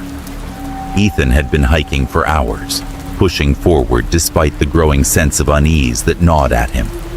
He had to find something, anything, that would help him understand what was happening on this mountain. Then, as if by fate, he stumbled upon it. A cave. It was hidden behind a thicket of gnarled trees, the entrance barely visible from the trail. The rocks around it were dark and jagged, and the air emanating from within was thick with the smell of earth and decay. Ethan's heart raced, a combination of fear and anticipation, making his legs feel like lead as he approached. He knew this was it, the place where the answers lay, where the truth about the mountain's darkness would be revealed. He stepped cautiously into the cave, his flashlight casting long shadows on the rough walls. The temperature dropped sharply as he moved further inside, the cold creeping into his bones. He could feel the weight of the earth pressing in on him, as if the mountain itself was holding its breath. The further he ventured, the more the air seemed to hum with an unnatural energy, a quiet vibration that made the hairs on the back of his neck stand up. And then, in the deeper recesses of the cave, he saw it. A circle of stones, arranged carefully on the floor, surrounding a large flat rock. The stones were worn, weathered by centuries of time, but there was no mistaking their significance. This was a ritual site, ancient and untouched by time. Ethan's pulse quickened as he stepped closer, his eyes scanning the markings on the walls. Symbols. Pagan symbols, etched into the rock with crude precision. They were unlike anything Ethan had ever seen before. Strange, angular shapes that seemed to twist and writhe as his flashlight passed over them. Some were familiar, resembling runes or old scripts, but others were foreign, alien even. As he examined them, he felt a sense of dread wash over him. These were not symbols meant for protection or worship. They were meant to bind something, to trap it, and in doing so, control it. Ethan moved closer to the circle of stones, his breath shallow as he scanned the ground. And that's when he saw them. Bones. Human bones, scattered around the circle, arranged in careful patterns. Ribs, femurs, skulls, each bone placed deliberately, forming a macabre design. Some bones were placed upright, others were stacked in small, intricate piles. There was no mistaking what this was. This was a ritual site, an altar of sorts, and the bones were offerings, sacrifices. A chill ran through him as he stepped closer to the center of the circle. The flat rock at its heart was stained dark with something. Blood, perhaps, or something older. The stone was covered in symbols as well, the same twisting marks that adorned the walls of the cave. He crouched down, studying the bones more closely. There was a disturbing familiarity to the arrangement, as if he had seen something like this before. And then, it hit him. He remembered the trail of bones he had discovered in the woods, the bones nailed to trees in the shape of strange patterns. This wasn't the first time this had been done. This was a ritual, an ancient one, and it was still being performed. His mind raced as he pieced together the horrifying truth. Every year, someone like Jason, was chosen to be sacrificed. The guardian of winter, the entity beneath the ice, demanded it, and in return, the guardian slept, leaving the village and the mountain at peace. The ritual had been performed for centuries, perhaps longer, and it was the price the people had paid to live in the shadow of the mountain. Ethan's breath caught in his throat as the implications of what he had discovered settled over him like a weight. The disappearances, the strange bones, the whispers in the woods. It was all part of the same horrifying truth. Jason wasn't just a random victim. He had been chosen, just as others had been chosen before him. And Ethan, in following the trail, had unknowingly walked into the heart of the ritual. As he stood there, surrounded by the remnants of ancient sacrifices, Ethan's mind spun with questions. Was this the fate that awaited him as well? Had he already been marked by the guardian? He had no answers, only the growing sense that he had uncovered something far darker than he had ever imagined. He could feel the eyes of the mountain on him now, watching, waiting. Suddenly, he heard a noise behind him, a soft scraping sound, almost imperceptible, but it was enough to make his blood run cold. He spun around, his flashlight cutting through the darkness, but there was nothing. The cave was still, the only sound, the beating of his own heart. But then, in the farthest corner of the cave, he saw something move. A figure. It was dark, too far for him to make out clearly, but the shape was unmistakable. It was tall, impossibly tall, its silhouette looming in the dim light. Ethan's breath caught in his throat as the figure took a slow step toward him, its movements deliberate and slow. His mind screamed at him to run, to leave the cave and never look back, but his legs refused to move. He couldn't take his eyes off the figure, couldn't tear his gaze away as it came closer. Then, just as quickly as it had appeared, the figure vanished, disappearing into the shadows of the cave. Ethan stood frozen, his body shaking with a mixture of fear and disbelief. Was it the guardian? Was it one of the spirits that had been sacrificed here? He didn't know. All he knew was that the mountain had shown him its dark heart, and he could never unsee what he had found. With one last glance at the bones and the symbols, Ethan turned and ran, his footsteps echoing through the cave. The air was thick with the smell of decay, and the weight of the ancient power pressing down on him was unbearable. He had to get out, had to warn the others.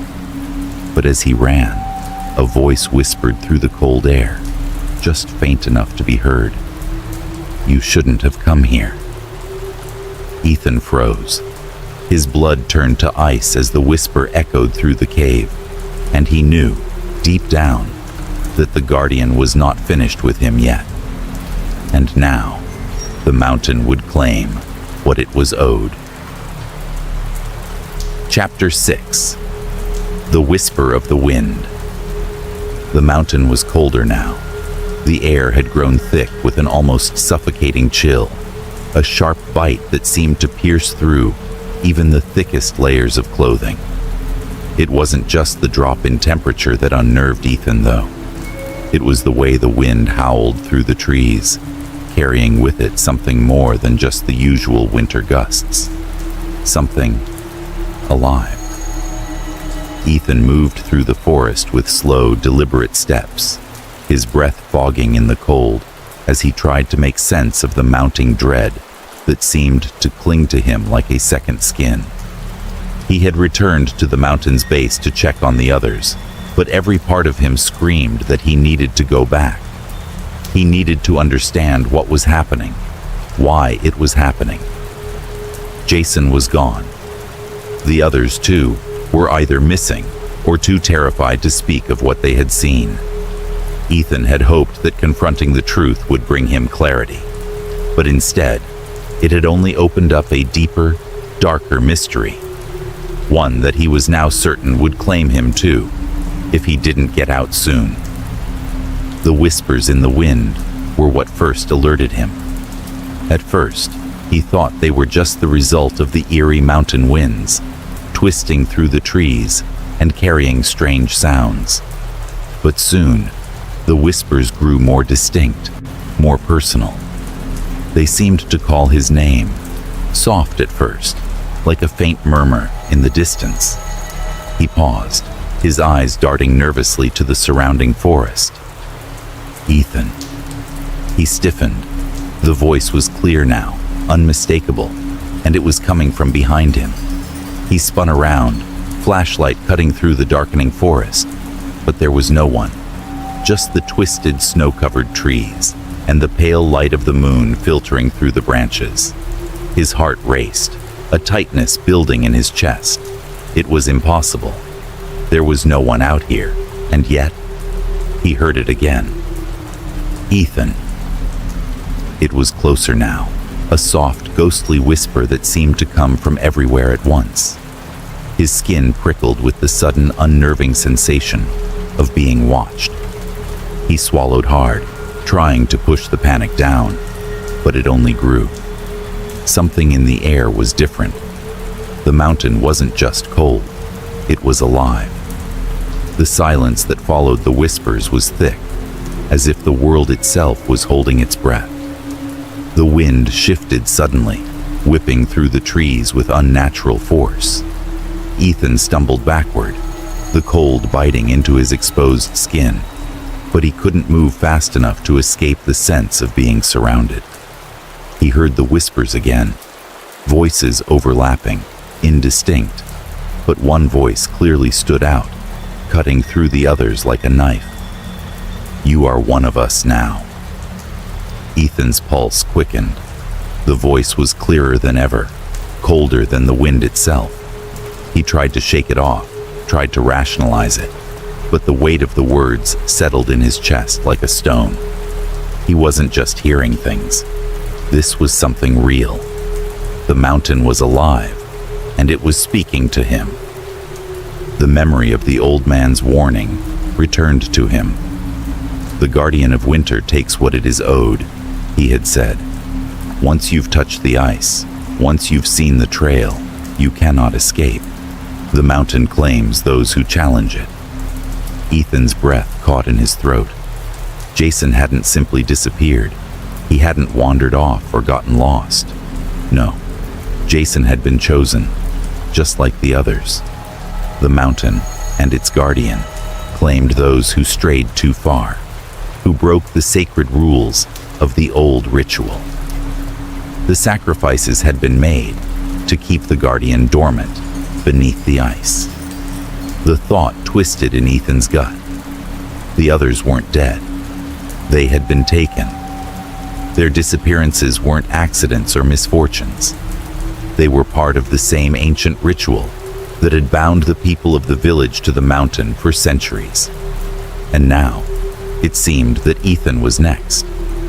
The ground beneath him seemed to shift, the snow crunching oddly, as if something deep below the surface was stirring. He took a step back, his breath coming faster, but the whispers didn't stop.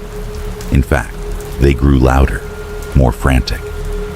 The voices began to merge into something more tangible, a chorus of faint murmurs that echoed through the trees. "Come closer. Come to us." His mind raced as the cold grew more intense, the wind whipping against him, as if it were trying to push him deeper into the forest. The trees seemed to bend and sway unnaturally, and the ground, once stable beneath his feet, felt as if it were shifting with every step. Ethan could feel the weight of the mountain pressing down on him, the suffocating sensation that he was not alone, that he was being watched, hunted. His body screamed for him to run, but his legs refused to move. He stood frozen, staring into the dark expanse of the woods ahead. The whispers continued, relentless and chilling, their voices growing more insistent. He felt as if the very air was turning against him, as if the mountain itself were trying to pull him in, closer to whatever dark force lay hidden beneath the ice. And then, out of the corner of his eye, he saw it. A shadow. It was barely noticeable at first, a flicker at the edge of his vision, but as he turned to look, it took shape. Tall, impossibly tall, a silhouette that seemed to stretch impossibly high, reaching toward the sky like a ghostly figure from the depths of his nightmares. The figure stood motionless, its outline indistinct, shifting and undulating with the wind. Ethan's heart slammed against his chest as the figure began to move toward him, its steps slow, deliberate, as if it were walking through the very fabric of the forest itself. The shadows around it seemed to deepen, to twist and turn as if they were alive, crawling along the ground toward Ethan. The whispers began again, louder now, the voices melding together into a cacophony of chilling words. You cannot escape. You are one of us now. His blood ran cold. Ethan had seen the figure before, in the cave, tall, shadowy, like an apparition. The Guardian. It had found him. He could feel its presence drawing closer, could hear the shifting sound of something moving through the trees, something ancient, something beyond comprehension. The wind shifted again, sharp and icy, and with it came a sound, like a low guttural growl, rising from deep within the earth. The ground trembled beneath his feet, as if the mountain itself was awakening, as if the Guardian had been stirred from its slumber beneath the ice. Ethan's legs finally moved, his body reacting before his mind could catch up. He turned and ran, the cold air biting at his face as he pushed through the trees, stumbling over roots and rocks, his breath ragged. But the whispers followed him. The shadow followed him. It was all around him now, a suffocating presence that seemed to fill every space, every corner of the forest. The mountain was alive, and it was coming for him. His feet moved faster, his body desperate to escape, but every direction he turned only seemed to lead him deeper into the forest, deeper into the maze that the mountain had created. The wind howled louder now, the voices growing louder with it, until they were deafening. He couldn't see the path anymore. The trees had become a blur, the snow and darkness closing in around him. The mountain was alive, and it was hunting him. The whispers were no longer distant. They were right beside him. You are ours. And as Ethan stumbled forward, his mind a swirl of terror and confusion, he realized that the mountain had already claimed him. The Guardian was not just a force. It was an inescapable presence, an ancient entity that had been waiting, watching for someone to cross the line. And now, the time had come. The whispers were no longer whispers. They were screams. Ethan's last thought before the darkness swallowed him was a single word. Too late. Chapter 6. The Whisper of the Wind. The cold was unrelenting. Ethan stood at the edge of the forest, his breath visible in the frigid air, his muscles stiff and aching from the relentless cold. The snow had been falling for hours, a constant veil of white that obscured the world around him. The mountain loomed behind him, silent and foreboding, as if it were watching, waiting for something or someone. Ethan couldn't shake the feeling that he was being followed, that eyes were on him. though every time he turned around, there was nothing but the endless white expanse of trees and snow. The wind whispered through the branches, a soft rustling sound that grew louder as the hours passed. It had been unnerving at first, like a low hum in the distance, but now it seemed to carry something more, something dark and deliberate. Ethan had been hiking through the forest, looking for an escape, but each step felt heavier, as if the very ground beneath him was pulling him deeper into the mountain's grip. Ethan. The voice was faint, like a distant murmur carried by the wind, but it was unmistakable. His name. He froze in place, his heart pounding in his chest. The wind stilled for a moment, the trees around him standing motionless. He strained his ears, waiting for the sound to come again. It had to be his imagination, nothing more than the cold playing tricks on him. But then it came again, clearer this time, a soft, insistent whisper that seemed to wrap around him like a cold hand. Ethan. He glanced nervously over his shoulder, but there was no one. No footprints in the snow, no sign of anyone. Only the endless expanse of the forest, the dark trees stretching toward a sky hidden by thick clouds. The whisper seemed to come from all directions, as if the wind itself was calling to him. A shiver ran down his spine. For a moment, Ethan considered turning back, retracing his steps to the village, to the safety of others. But something inside him told him to stay. He had to understand what was happening. He couldn't leave without answers. The others who had disappeared, Jason, Sarah, Tom, he had to know what had happened to them, why they were taken. They weren't just lost, not in the way he had thought. They had been chosen. Ethan's mind reeled with the old man's words, his voice still echoing in his memory. The mountain takes what it is owed. The guardian of winter demands its sacrifice. He had dismissed the stories, the warnings, as superstition. But now, standing alone in the forest, surrounded by nothing but the silence of the mountain, it felt like everything was falling into place. The disappearances, the bones, the whispers, it was all part of the same ritual. A ritual he had inadvertently stepped into, a ritual that the mountain had been performing for centuries. The wind picked up again, whistling through the trees, louder now, almost as if it were trying to speak to him.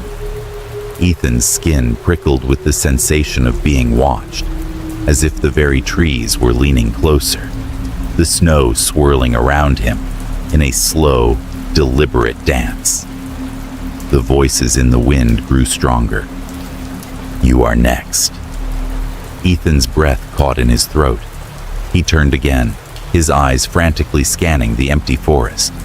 There was no one, just the trees, the snow, and the deepening twilight. But the whispers continued, carried by the wind, like a chorus of voices all calling to him at once. "Come closer." Ethan shook his head, trying to dispel the sense of growing panic that was rising in his chest. He couldn't afford to lose control. Not now. He had to focus. The others had been chosen, marked by the guardian of winter. But why? And how? He reached into his coat pocket and pulled out the map, the one he had carried with him from the start. He unfolded it, trying to make sense of his surroundings. But the map seemed meaningless now, the familiar landmarks obscured by the thickening snowstorm. His mind spun with a dozen different thoughts, each one darker than the last. He was being pulled deeper into the forest, deeper into something he could not understand. The cold had become unbearable, seeping into his bones, and the wind was howling now, deafening in its intensity. Ethan's fingers trembled as he tried to fold the map back up, but the wind grabbed it from his hands, whipping it away into the snow. He watched as it fluttered into the distance, carried away by the gusts. He turned around, his instincts screaming at him to run, but his legs felt rooted to the spot. The voices were everywhere now, swirling around him, mingling with the wind in a frantic, chaotic rush. He could no longer distinguish where the whispers were coming from. They were inside his mind, echoing in his ears, drowning out everything else. And then he heard it. A scream. It was distant, barely audible over the wind, but it was unmistakable. Ethan's heart skipped a beat as the sound pierced through the air. It was a scream of terror, raw and desperate. He couldn't tell who it was, but he knew that it wasn't the wind. Someone was in pain. Someone was still alive. And that scream, it sounded like Jason. He couldn't stay here any longer. The realization hit him like a hammer. The mountain had claimed its sacrifice, and the others weren't dead. They were trapped in a ritual they couldn't escape from. Jason, Sarah, Tom, they were part of something far more dangerous than he had ever imagined. The wind began to grow quieter, the whispers fading into the distance, leaving behind a chilling silence. Ethan's heart raced in his chest as he stood motionless, listening for any sign of movement, any sign that he was not alone. But all he could hear now was the beating of his own pulse, hammering in his ears. He had to move. With a surge of adrenaline, Ethan turned and began to run, pushing through the snow-covered forest, the trees closing in around him. The cold bit into his skin, the wind howling in his ears, but he didn't stop. He couldn't stop. The mountain had already begun to claim him, just as it had claimed the others. The whispers, the voices, they were a warning. He had crossed a line, and now there was no way out.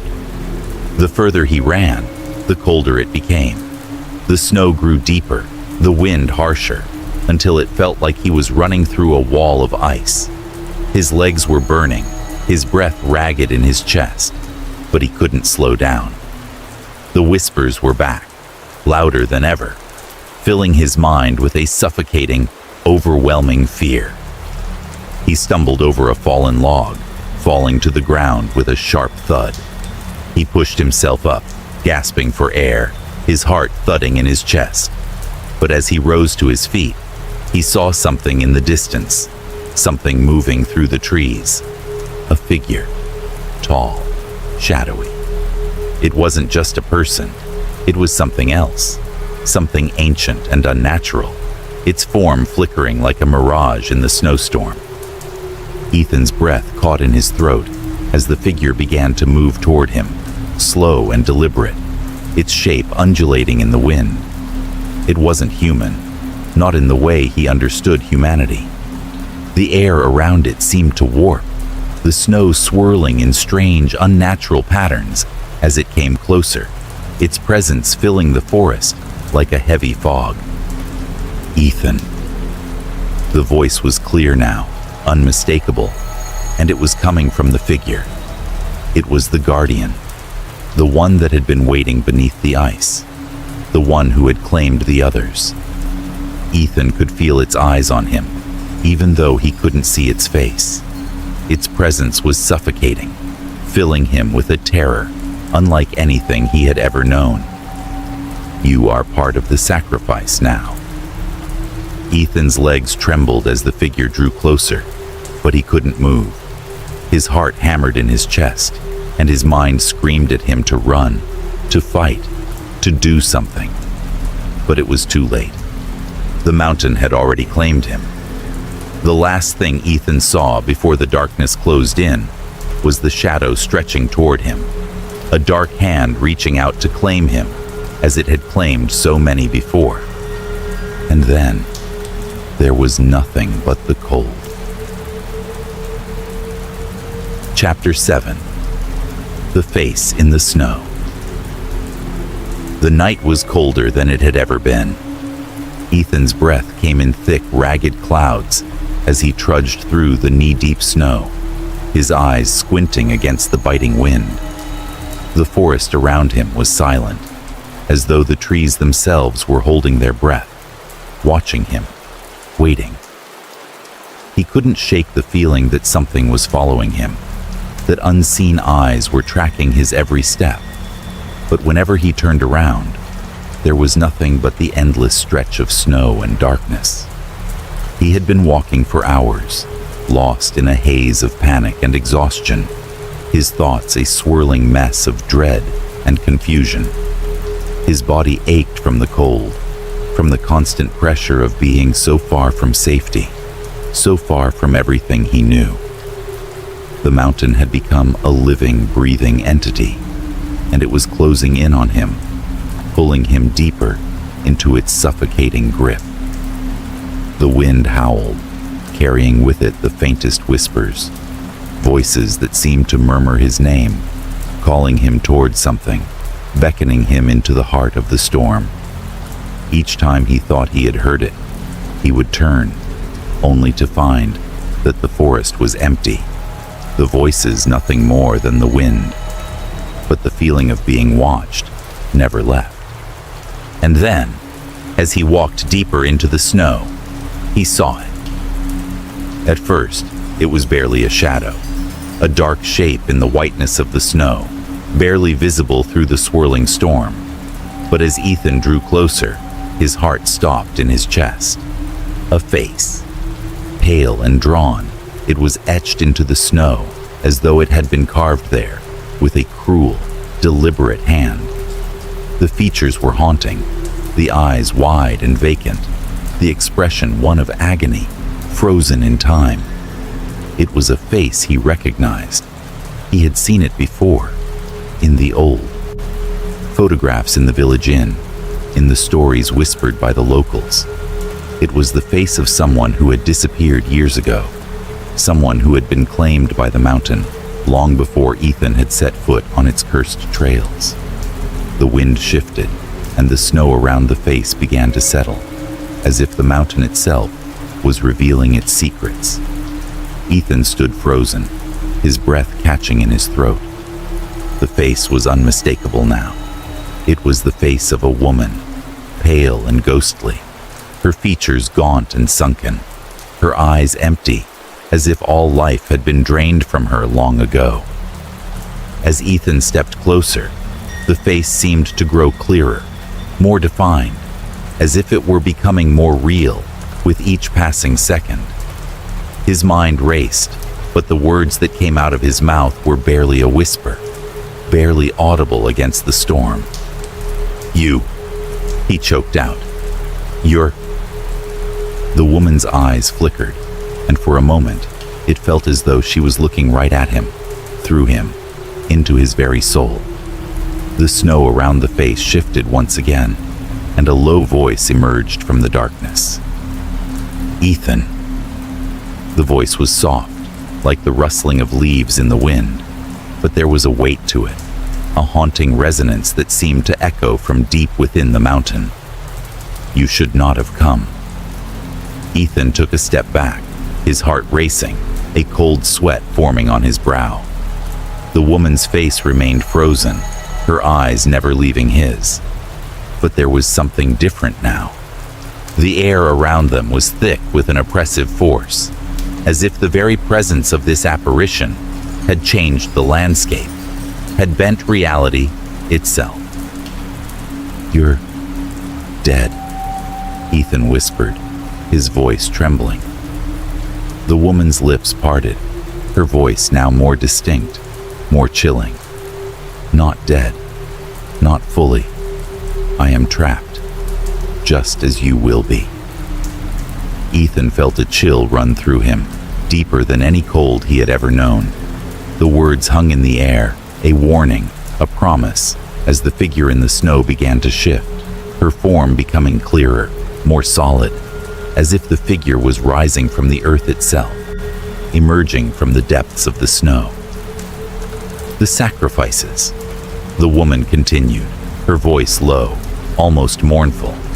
"They never cease, not for years, not for centuries. The guardian of winter demands it. Ethan's mind spun with confusion and horror. He had suspected that the disappearances, the strange events surrounding the mountain, had something to do with a ritual, but hearing the words spoken aloud made the reality sink in like a dagger to the heart. Jason, Sarah, Tom, all of them. They weren't dead. They were part of this ritual, part of the unending cycle of death and rebirth that the mountain required. Sacrifices, Ethan whispered, barely able to process the weight of the words. You mean all the disappearances? The people who were taken? The woman nodded slowly, her face now a mere foot from his. The guardian wakes when it is time. It sleeps beneath the ice, bound by the sacrifices of those who venture too far into the heart of the mountain. Every year, one is chosen to be left behind.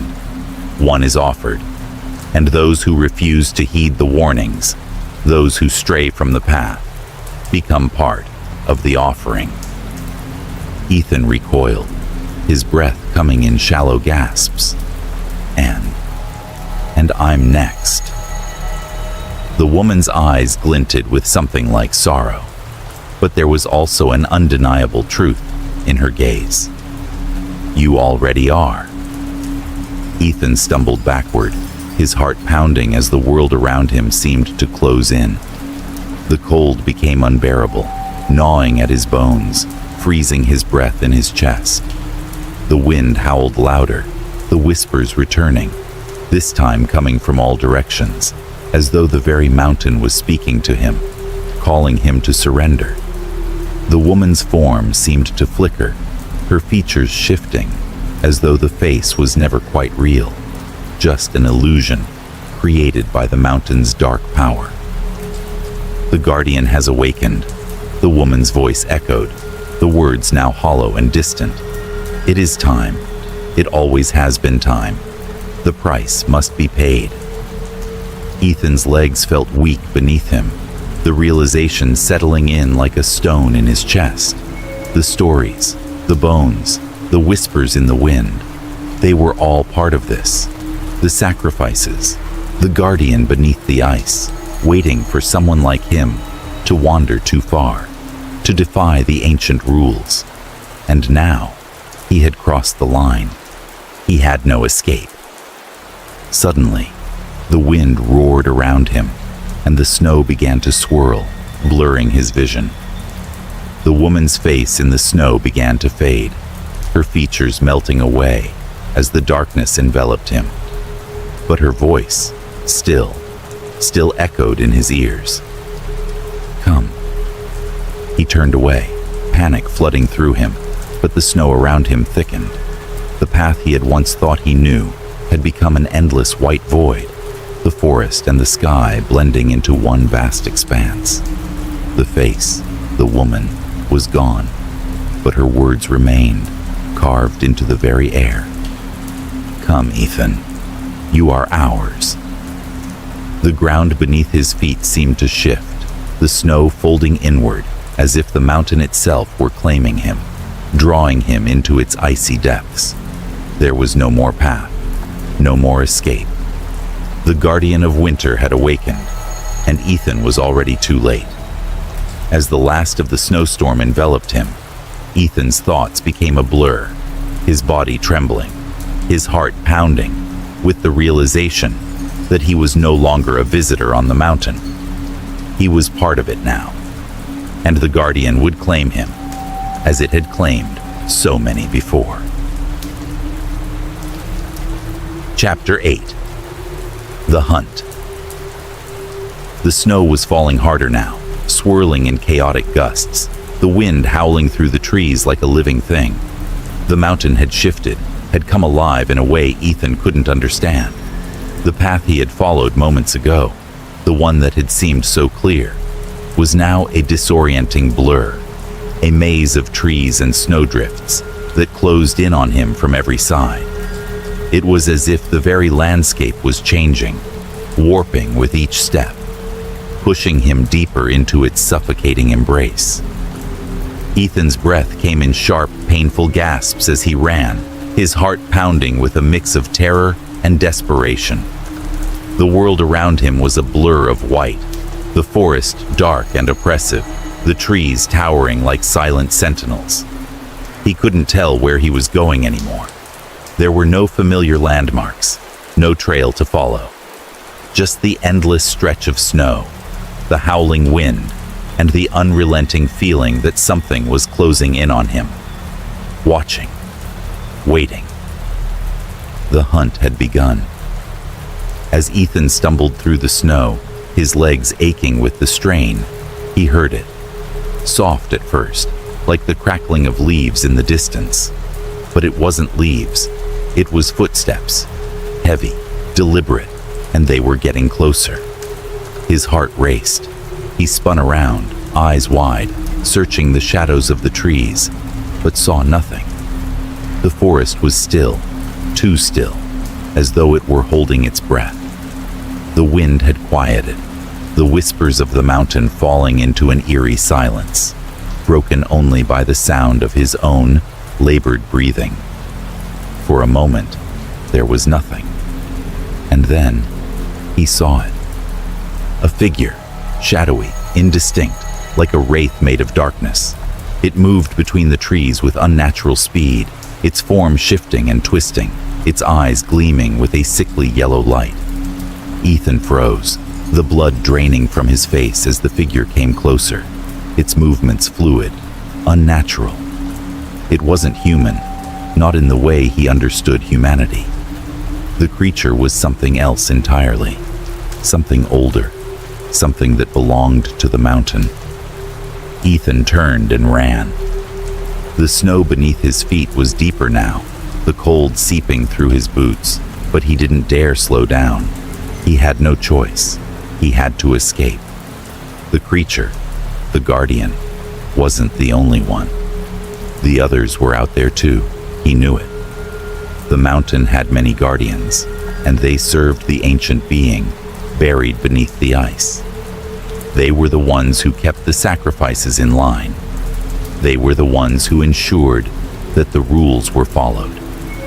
And now, they were coming for him. The air grew heavier with each step, the oppressive atmosphere pressing in on him like a physical weight. His breaths were shallow, the cold air burning in his lungs. He could hear the footsteps behind him now, closer, louder, almost in rhythm with his own frantic pounding. Every step he took, every breath he gasped, felt like it was bringing him closer to something he couldn't escape. The creatures were closing in. A flicker of movement to his left. Another shadow darted between the trees. Ethan barely had time to react as he veered sharply to the right, stumbling through the snow, barely keeping his balance. The sound of the footsteps echoed in his ears, an unrelenting rhythm that pushed him to run faster, harder, until his legs screamed in protest. What were they? He had seen them before. Shadows, flickering shapes in the dark, eyes glowing in the night.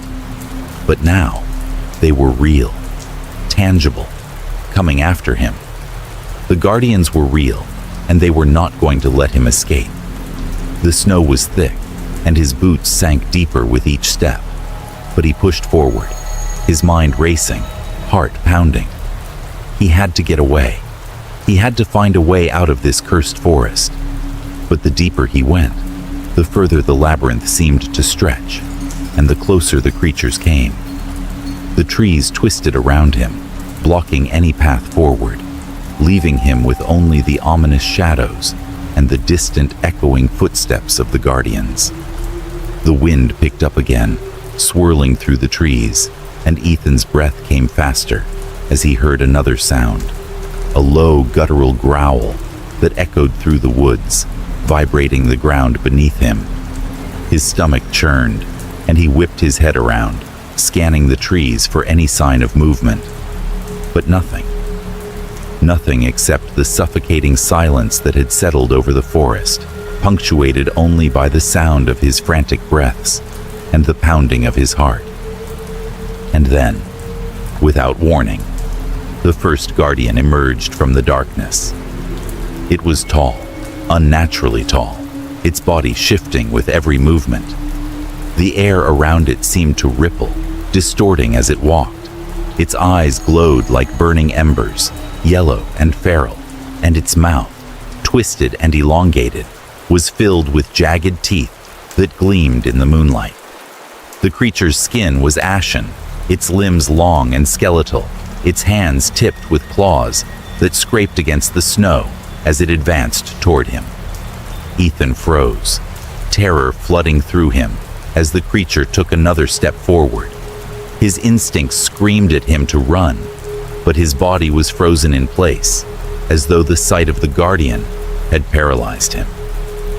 The creature stopped just short of him, its eyes locked on his with an intensity that made Ethan's skin crawl.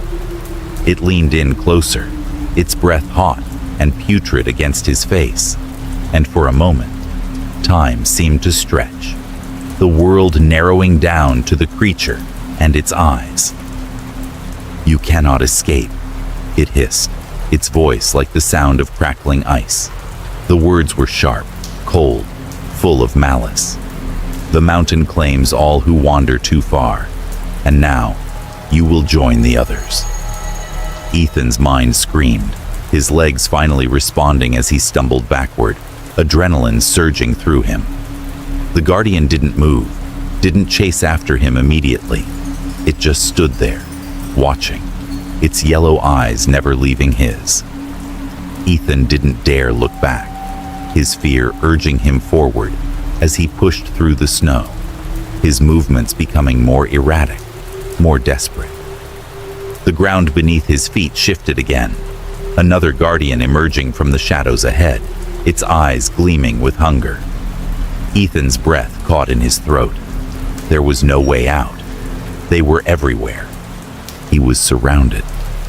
The forest had become a labyrinth of shifting shadows, the guardians closing in from all sides. The snow underfoot seemed to stretch on endlessly, a never-ending field of white, while the creatures moved between the trees like living nightmares. Their eyes were everywhere now, gleaming through the darkness, always watching, always waiting. Ethan felt the weight of his own fear, a crushing, suffocating presence that seemed to close in around him. He could feel the creatures getting closer, feel the chill in the air as their breath mixed with his, icy and suffocating. He had no way out. And then, as if to confirm his doom, the ground beneath his feet gave way. The snow split open with a sharp crack, and Ethan found himself falling, plummeting into a deep, dark void beneath the surface. His scream was swallowed by the earth as the darkness consumed him, the guardians above him calling out in unison, their voices echoing in the endless black. The hunt was over. The mountain had claimed him. Chapter 9. The Last Sacrifice. The air had grown thick with a suffocating cold as Ethan stumbled deeper into the heart of the forest. The snow beneath his feet was no longer soft and powdery. It had turned dense and frozen, hard like a sheet of ice, making each step feel heavier than the last. His body ached from the constant exertion, his limbs numb from the cold, but he could no longer feel the exhaustion. The terror that gripped him, however, was very real. He had run, hidden, and fought, but every step he took seemed to bring him closer to something inevitable. He had no idea where he was going anymore. The forest had twisted into a labyrinth of dark trees and shifting snowdrifts, the once familiar path long gone. And yet, despite his frantic search for an escape, Ethan felt as though he was being guided, drawn toward a place he could neither understand nor outrun. The mountain had been waiting for him. It had been calling to him from the moment he first set foot on its cursed soil. As he pressed forward, the trees began to thin, and the snow grew deeper. almost swallowing his boots with each step. The wind had stopped howling. It was as if the mountain itself had fallen silent, holding its breath in anticipation. Ahead of him, there was a clearing, and in the center of it, he saw it. An altar. It was ancient, carved from rough stone, its surface cracked and worn by centuries of neglect. Around the altar, there were remnants of the sacrifices, bones, charred remains, symbols etched into the earth. It was a place of death, a place where countless souls had been claimed over the years. The chilling truth that had been whispered in the wind now felt undeniable. The mountain, the guardian, and the ritual had been waiting for him. And now, it was his turn. Before he could even react, the shadows shifted. Something moved within the clearing. Ethan froze, his breath caught in his throat, his eyes wide with terror as he saw it. The Guardian of Winter. The figure materialized from the darkness, emerging as a shadow of ice and death. It was tall, towering above him, its body cloaked in tattered rags that seemed to flicker like a cloud of frost in the moonlight. Its face was hidden beneath a hood of black ice, but its presence was suffocating, filling the air with the cold of an eternity buried beneath the snow. Its eyes, if they could even be called eyes, were twin voids of endless darkness. The very ground beneath it seemed to freeze as it walked, the air growing colder with every step. Ethan's pulse raced.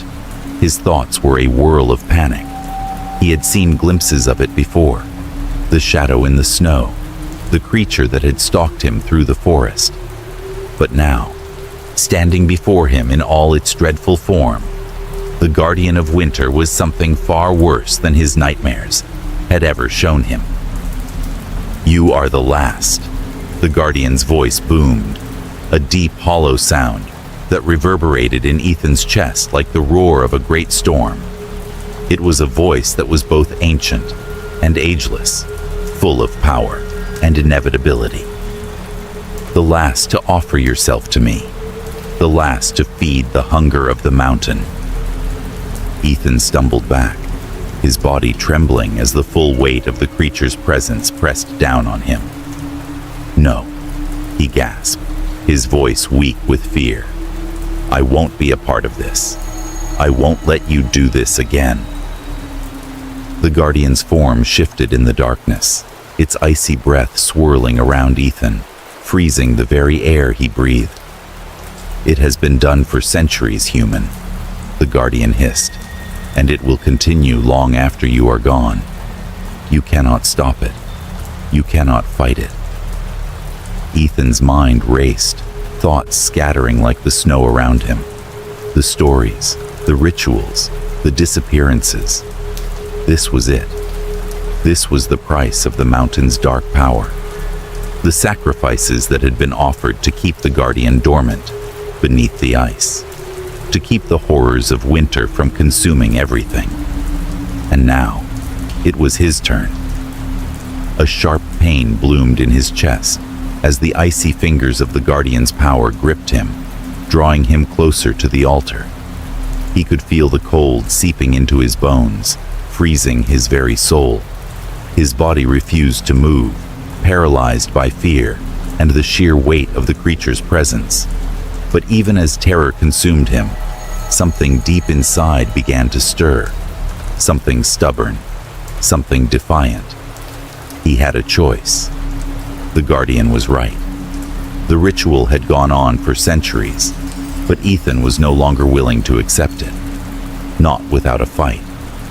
The altar before him was surrounded by symbols, runes and marks carved into the stone, blood-stained remnants of those who had been sacrificed before him. But in the center of it, there was a faint glow, a crack in the earth, a gap where something ancient stirred beneath the surface. He could feel the pulse of it, the heart of the mountain, the dark force that had controlled the cycle for so long. Ethan knew what he had to do. The Guardian's voice echoed through the clearing again, a cold laugh that sounded like the cracking of ice. "You think you can stop it? You think you can break the cycle?" Ethan forced himself to stand tall, despite the overwhelming fear that threatened to suffocate him. His mind was clearer now, the fog of panic lifting as the ancient power of the mountain pressed against him. He was not just the next victim. He was the last chance to break the ritual. He had to destroy the altar, break the cycle, and free the souls that had been trapped here for centuries. His hands shook, but he reached into his coat, pulling out the remnants of a broken blade he had scavenged from the cave. The metal was cold, jagged, and worn, but it was the only weapon he had. With trembling fingers, he approached the altar, his heart pounding in his chest as the guardian loomed behind him, its presence filling the space with an almost unbearable weight. "You cannot escape," the guardian whispered, its voice like a distant storm. "You are mine now." But Ethan was already moving. With every ounce of strength he had left, he raised the blade and slammed it down into the crack in the altar. The impact sent a shockwave of cold through the ground, and the very air seemed to shudder in response. The crack widened, a dark, swirling abyss opening beneath the altar, and the earth trembled as if it were waking up from a long, dormant slumber. The guardian howled in fury, its form shifting, expanding, its icy breath freezing the very air around them. "No!" it bellowed, its voice cracking like thunder. "You dare defy me?" Ethan didn't answer. He could feel the energy of the mountain pulsing through his hands, the power of the ritual unraveling beneath his touch. It was working. The cycle was breaking. The guardian's power was waning. But even as the altar cracked and splintered, the temperature dropped even further, and Ethan felt the cold crawl deeper into his bones. He was not just fighting for his life. He was fighting for the lives of everyone who had been lost to the mountain. For Jason, for Sarah, for Tom. He was fighting for their souls. The ground beneath him gave way, the stone altar crumbling as the abyss beneath it grew wider, pulling the guardian toward it. The creature screeched, a sound so loud it made Ethan's ears ring. The shadows that had clung to the guardian's form were fading, breaking apart, unraveling like threads in a storm. But the last thing Ethan heard, before the darkness overtook him, was the voice of the guardian, still echoing in the air. "You cannot break the cycle. You cannot stop me." Ethan's last breath was cold, his body numb from the freezing air, as the mountain, the guardian, and the ritual collapsed around him. But he knew one thing. The cycle was broken. The guardian had been defeated, and the mountain was finally silent. Chapter 10. Under the Ice. The world was quiet. Too quiet. Ethan's eyes fluttered open, his head heavy, his limbs stiff as if he had been frozen in place for an eternity. He was lying on the cold stone floor of the altar, his body numb from the harsh bite of the frost that clung to him like a second skin. He tried to move, to stand, but his muscles refused to cooperate, each attempt at movement sending waves of aching cold through his veins.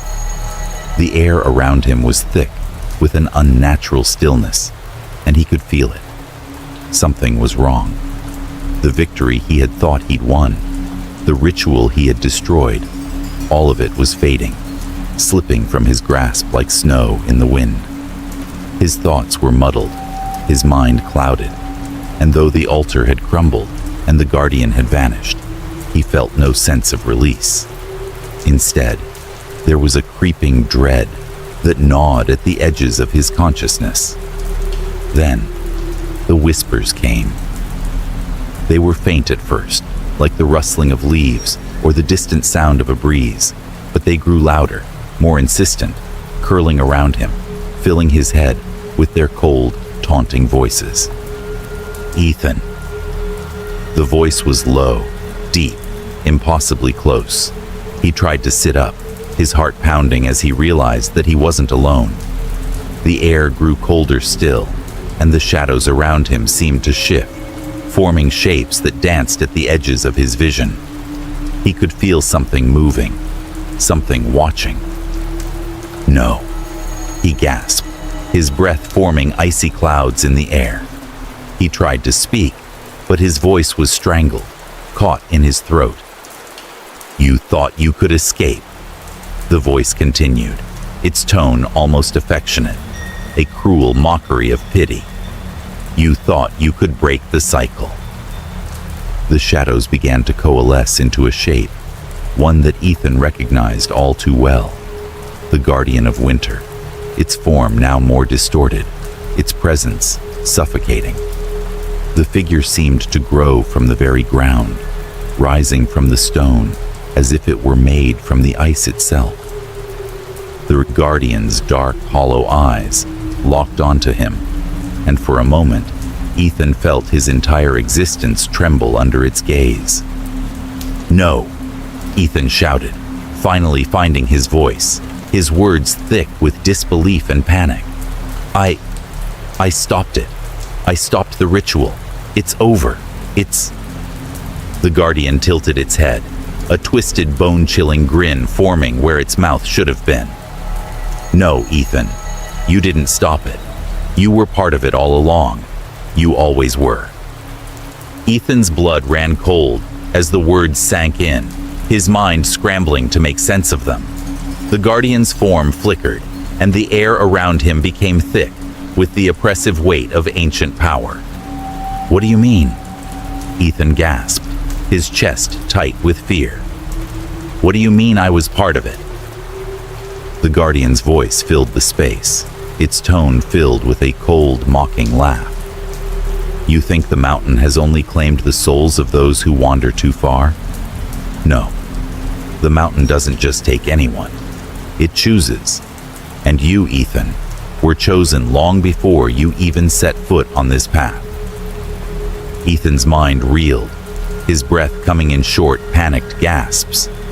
The pieces were starting to fall into place, but he couldn't bring himself to understand.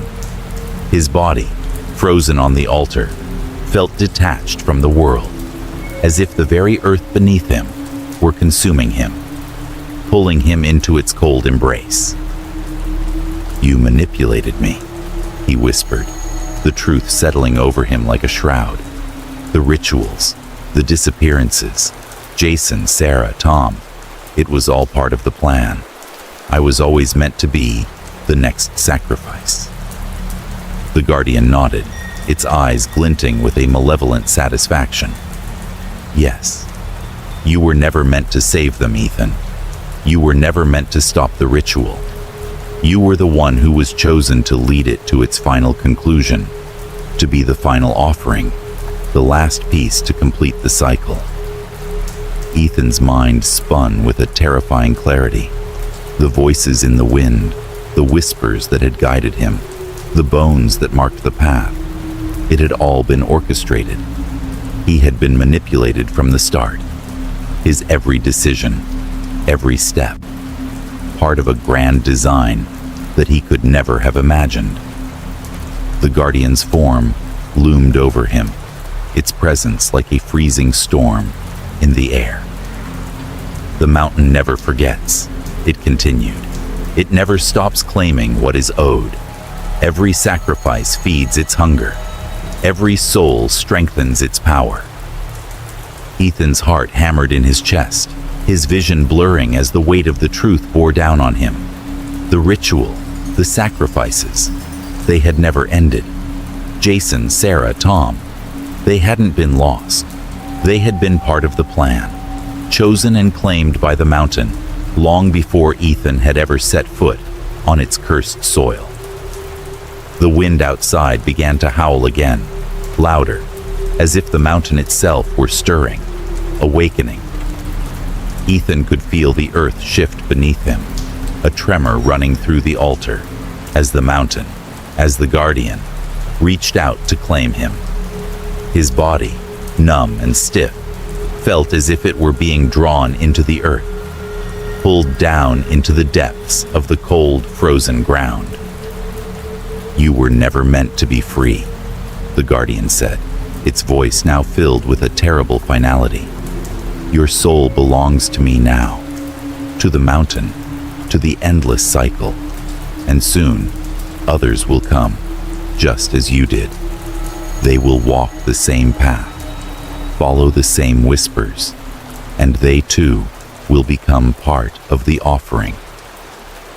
Ethan's breath came in ragged gasps as the realization hit him. The mountain, the guardian, had never been defeated. The cycle was unbroken. It was a force that could never be stopped, that could never be escaped. And now, he was part of it. Forever. "No," Ethan whispered, his voice hollow, defeated. I can't. The ground beneath him cracked open, a deep black void appearing at his feet. Cold air rushed up from the depths of the earth, an icy wind that howled like a beast, wrapping around his limbs, tugging at his body, pulling him into the abyss. He tried to resist, tried to move, but his body was frozen, his will too weak to fight the overwhelming power of the mountain. "You were always meant to be here," the guardian's voice echoed as Ethan was dragged toward the darkness. "You were never meant to escape." As he descended into the freezing void, Ethan's thoughts became a blur of memories and broken images, of the cold wind, the whispers, the faces of those who had been taken. And then, he realized, he had always been part of the mountain's hunger. The guardian had never manipulated him. He had chosen to walk the path. He had chosen to follow the whispers, to take the steps that led him to this place. His fate had always been sealed. The darkness consumed him, and the last thing he felt was the cold of the mountain's heart, freezing his soul as the guardian claimed him. And somewhere, far beneath the ice, the cycle continued. The whispers would never stop. The hunt would never end. Another soul had been claimed, another chapter in the mountain's eternal tale, and soon another would come, just as Ethan had. The path was already set, waiting for its next victim to wander too far. And so, the story began again. Chapter 1. The Reunion Dinner. The Montalvo family mansion stood at the edge of the city, an imposing structure of stone and glass, its grandiose design reflecting centuries of wealth and influence. It had been the seat of power for the Montalvo family for generations, a silent witness to their triumphs, their secrets, and their inevitable decline. Tonight, the mansion was bathed in a warm golden light as the family gathered for an evening unlike any other. The dining room, grand and ornate, was set for a lavish dinner. Crystal chandeliers hung from the high ceiling, casting shimmering reflections across the long oak table. The rich smell of roasted meats and delicate sauces filled the air, mingling with the crisp scent of the polished wood. The silverware gleamed, each plate and glass a perfect mirror, waiting to be filled with the fruits of their opulence. The walls were adorned with portraits of long-dead ancestors, their stern faces gazing down on the gathering with an air of expectation. Tonight was meant to be a celebration, a dinner in honor of Don Alfonso Montalvo, the patriarch of the family, who had passed away 2 weeks earlier.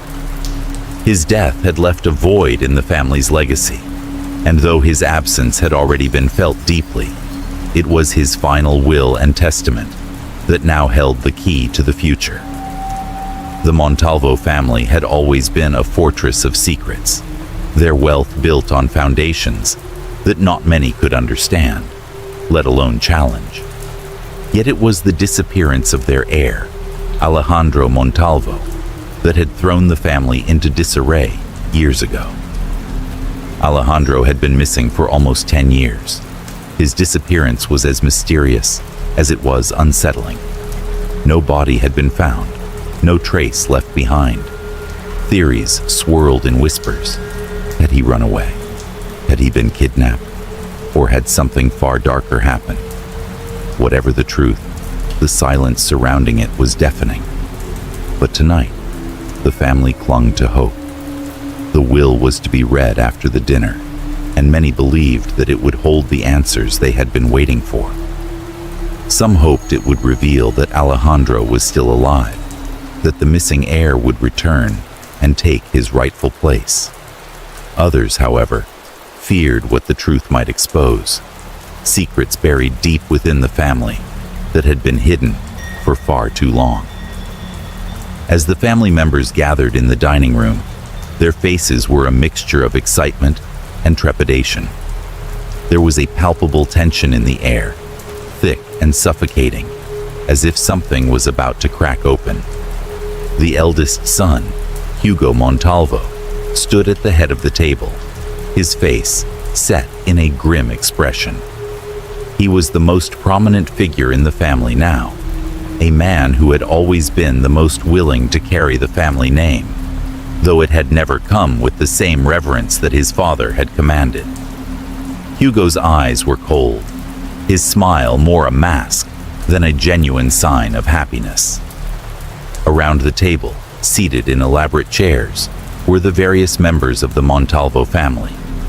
His wife, Teresa, was seated beside him, her hands clasped tightly in her lap, her face pale and drawn. She had always been a woman of few words, but tonight, even she seemed restless, constantly glancing at the door as if expecting someone to enter. At the other end of the table sat his younger sister, Valentina, the youngest child of Don Alfonso, whose reserved nature contrasted with the animosity that often bubbled beneath the surface between the other family members.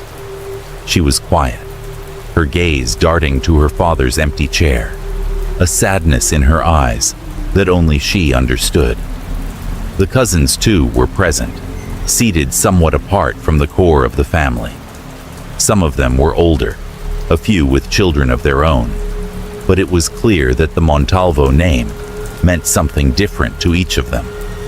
Some were eager to see the family's fortunes solidify, while others, those who had been distant or even estranged, seemed to linger at the edges of the room, waiting for the outcome of the reading, unsure of what it might mean for their futures. The clock struck 8, and the door to the dining room opened. A man in a sharp black suit entered with a quiet elegance. It was the family lawyer, Eduardo Ruiz, a man of impeccable reputation and discretion. He was the one who had been entrusted with Don Alfonso's final wishes, and it was to him that the family looked for answers. The room fell silent as he took his place at the head of the table, next to Hugo. His presence added a layer of formality to the already tense atmosphere. "Ladies and gentlemen," Eduardo said, his voice calm and controlled, though there was an undercurrent of something darker in his tone. "Tonight is a pivotal moment for all of us. Don Alfonso's last will and testament has been prepared, and it is now time to discover what he has left for the future of this family." A hush fell over the room. Even the air seemed to grow stiller, as if holding its breath. Everyone knew that this night would change everything, whether for better or for worse, no one could say.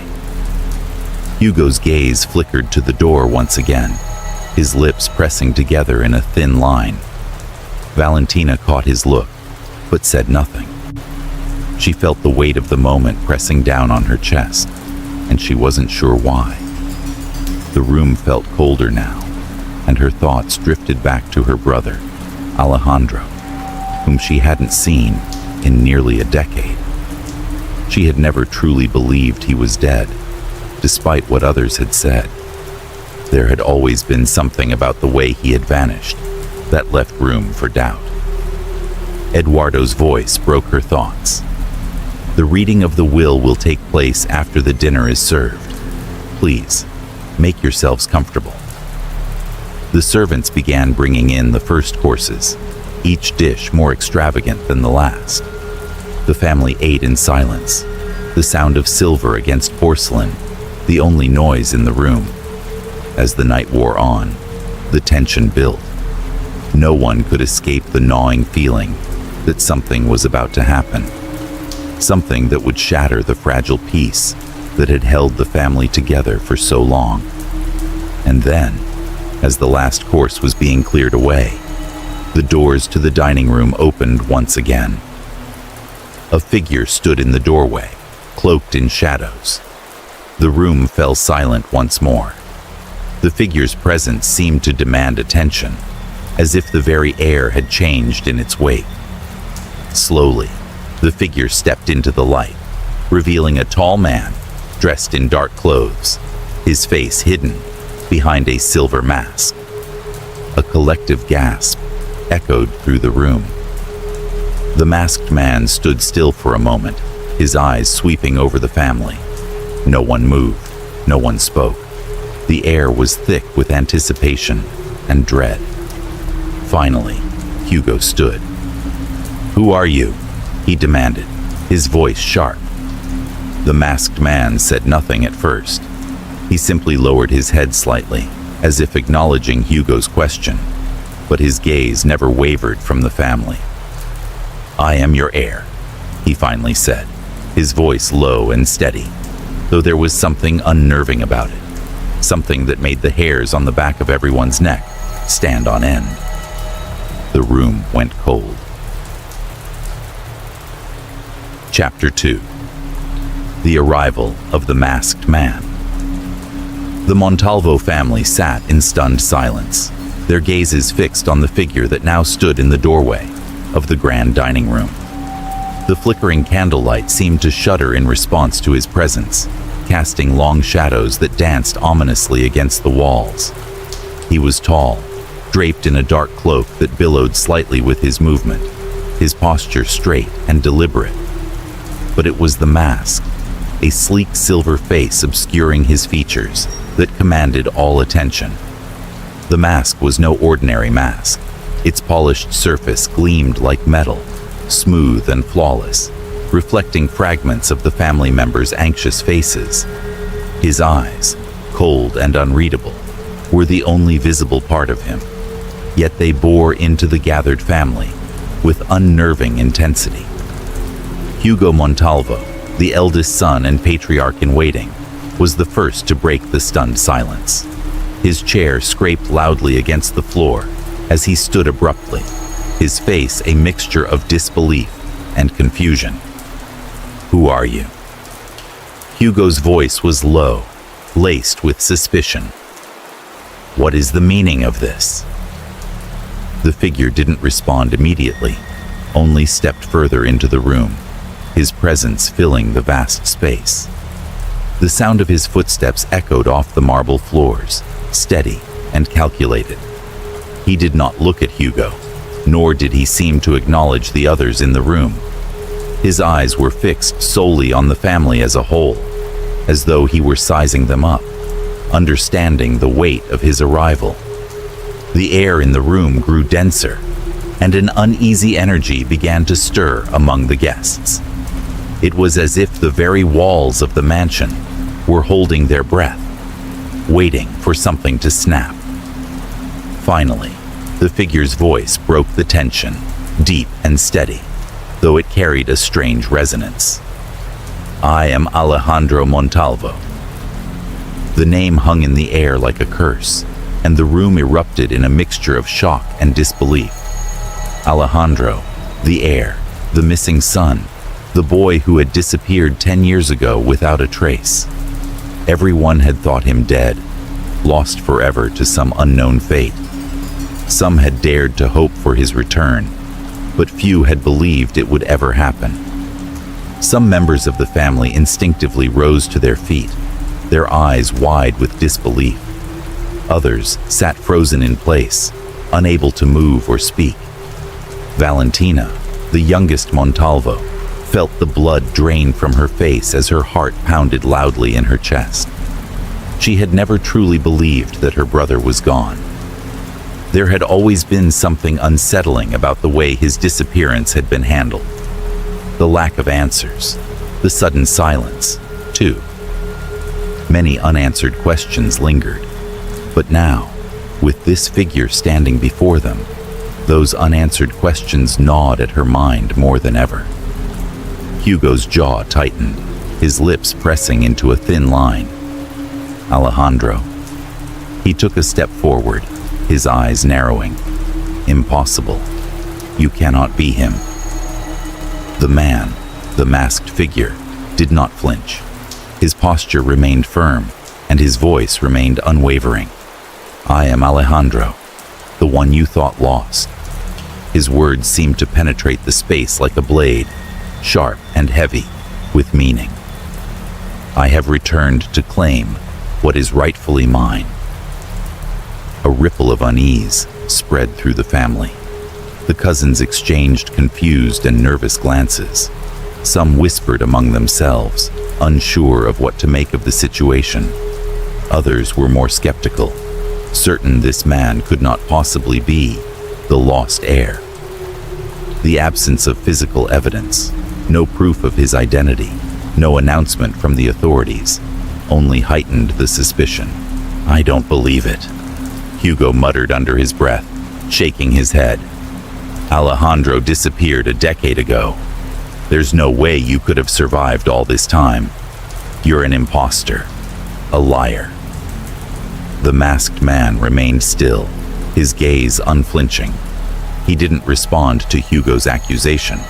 Instead, he began to slowly circle the room, his movements measured and deliberate. The family members watched him closely, some leaning forward in their seats, others recoiling. The room seemed to shrink around them, the oppressive silence thickening with each step the figure took. I know you don't believe me, the masked figure said, his voice carrying a quiet yet undeniable authority. But I've come back for one purpose, to fulfill what was left undone. He stopped near the head of the table, where Hugo sat. For a brief moment, their eyes met. Hugo's filled with disbelief, the masked figure's unreadable. You will see the truth soon enough, he continued, almost as though speaking to Hugo alone, though his words rang clear for everyone to hear. The presence of the figure stirred something in the room, an unsettling chill that nobody could escape. Those closest to the figure felt it more intensely, a strange sense of being drawn toward him, a pull that was impossible to ignore. There was something magnetic about him, something that beckoned the family to accept his claim, to believe in the impossible. And yet, there was something equally sinister in the air, as if this return was not a celebration, but the beginning of something far darker. Valentina's breath caught in her throat as she looked at the masked man. He stood just a few feet from her, his posture unwavering, the silence in the room almost unbearable. She could feel his gaze on her, though his eyes remained hidden beneath the mask. Something about him seemed to call to her, a faint echo of something she couldn't place, something that made the hairs on her arms stand on end. You shouldn't be here, whispered Teresa, Hugo's wife, her voice trembling. This is madness. Alejandro he's dead. You're not him. You're not welcome here. The figure's head turned slightly in her direction, though his expression remained concealed. His voice, when it came, was low and cold, like the wind howling through the cracks of an old house. I am not here to be welcomed, Teresa. I am here to claim my birthright. The tension in the room was suffocating. Everyone felt the weight of his words settle over them like a thick, oppressive fog. His presence had unsettled them, disturbed the delicate balance of the family. and it was impossible to shake the feeling that something far more ominous was at play. What was he truly after? What did he want from them? Alejandro, or the man claiming to be him, took another step forward, closing the distance between himself and the family. "You will all soon understand," he said, his tone firm and commanding. "The time of reckoning has arrived." And with that, the family fell into a deeper silence, the weight of his presence hanging heavily over them. The room seemed to darken, the air growing colder as the doors to the dining room closed with a soft final click behind him. Nobody spoke. They simply stared at the man, or the thing, before them, doubts swirling in their minds, fear gnawing at their hearts, and an ever-growing sense that something terrible had just begun. The dinner, meant to honor a patriarch and await the reading of a will, had shifted into something far more sinister. As the man in the mask stood silently at the head of the table, one thing was certain: nothing would ever be the same again. Chapter 3. The Reading of the Will. The air in the grand dining room was thick with tension. The masked man stood at the head of the table, unmoving, his presence a palpable force that seemed to distort the very atmosphere around him. His revelation, his claim to be Alejandro Montalvo, the lost heir, had thrown the family into disarray.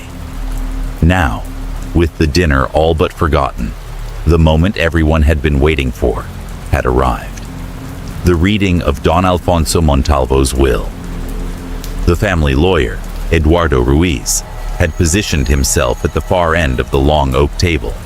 He was a man of calm demeanor, known for his professionalism and discretion, yet even he seemed affected by the strange energy that had descended upon the room.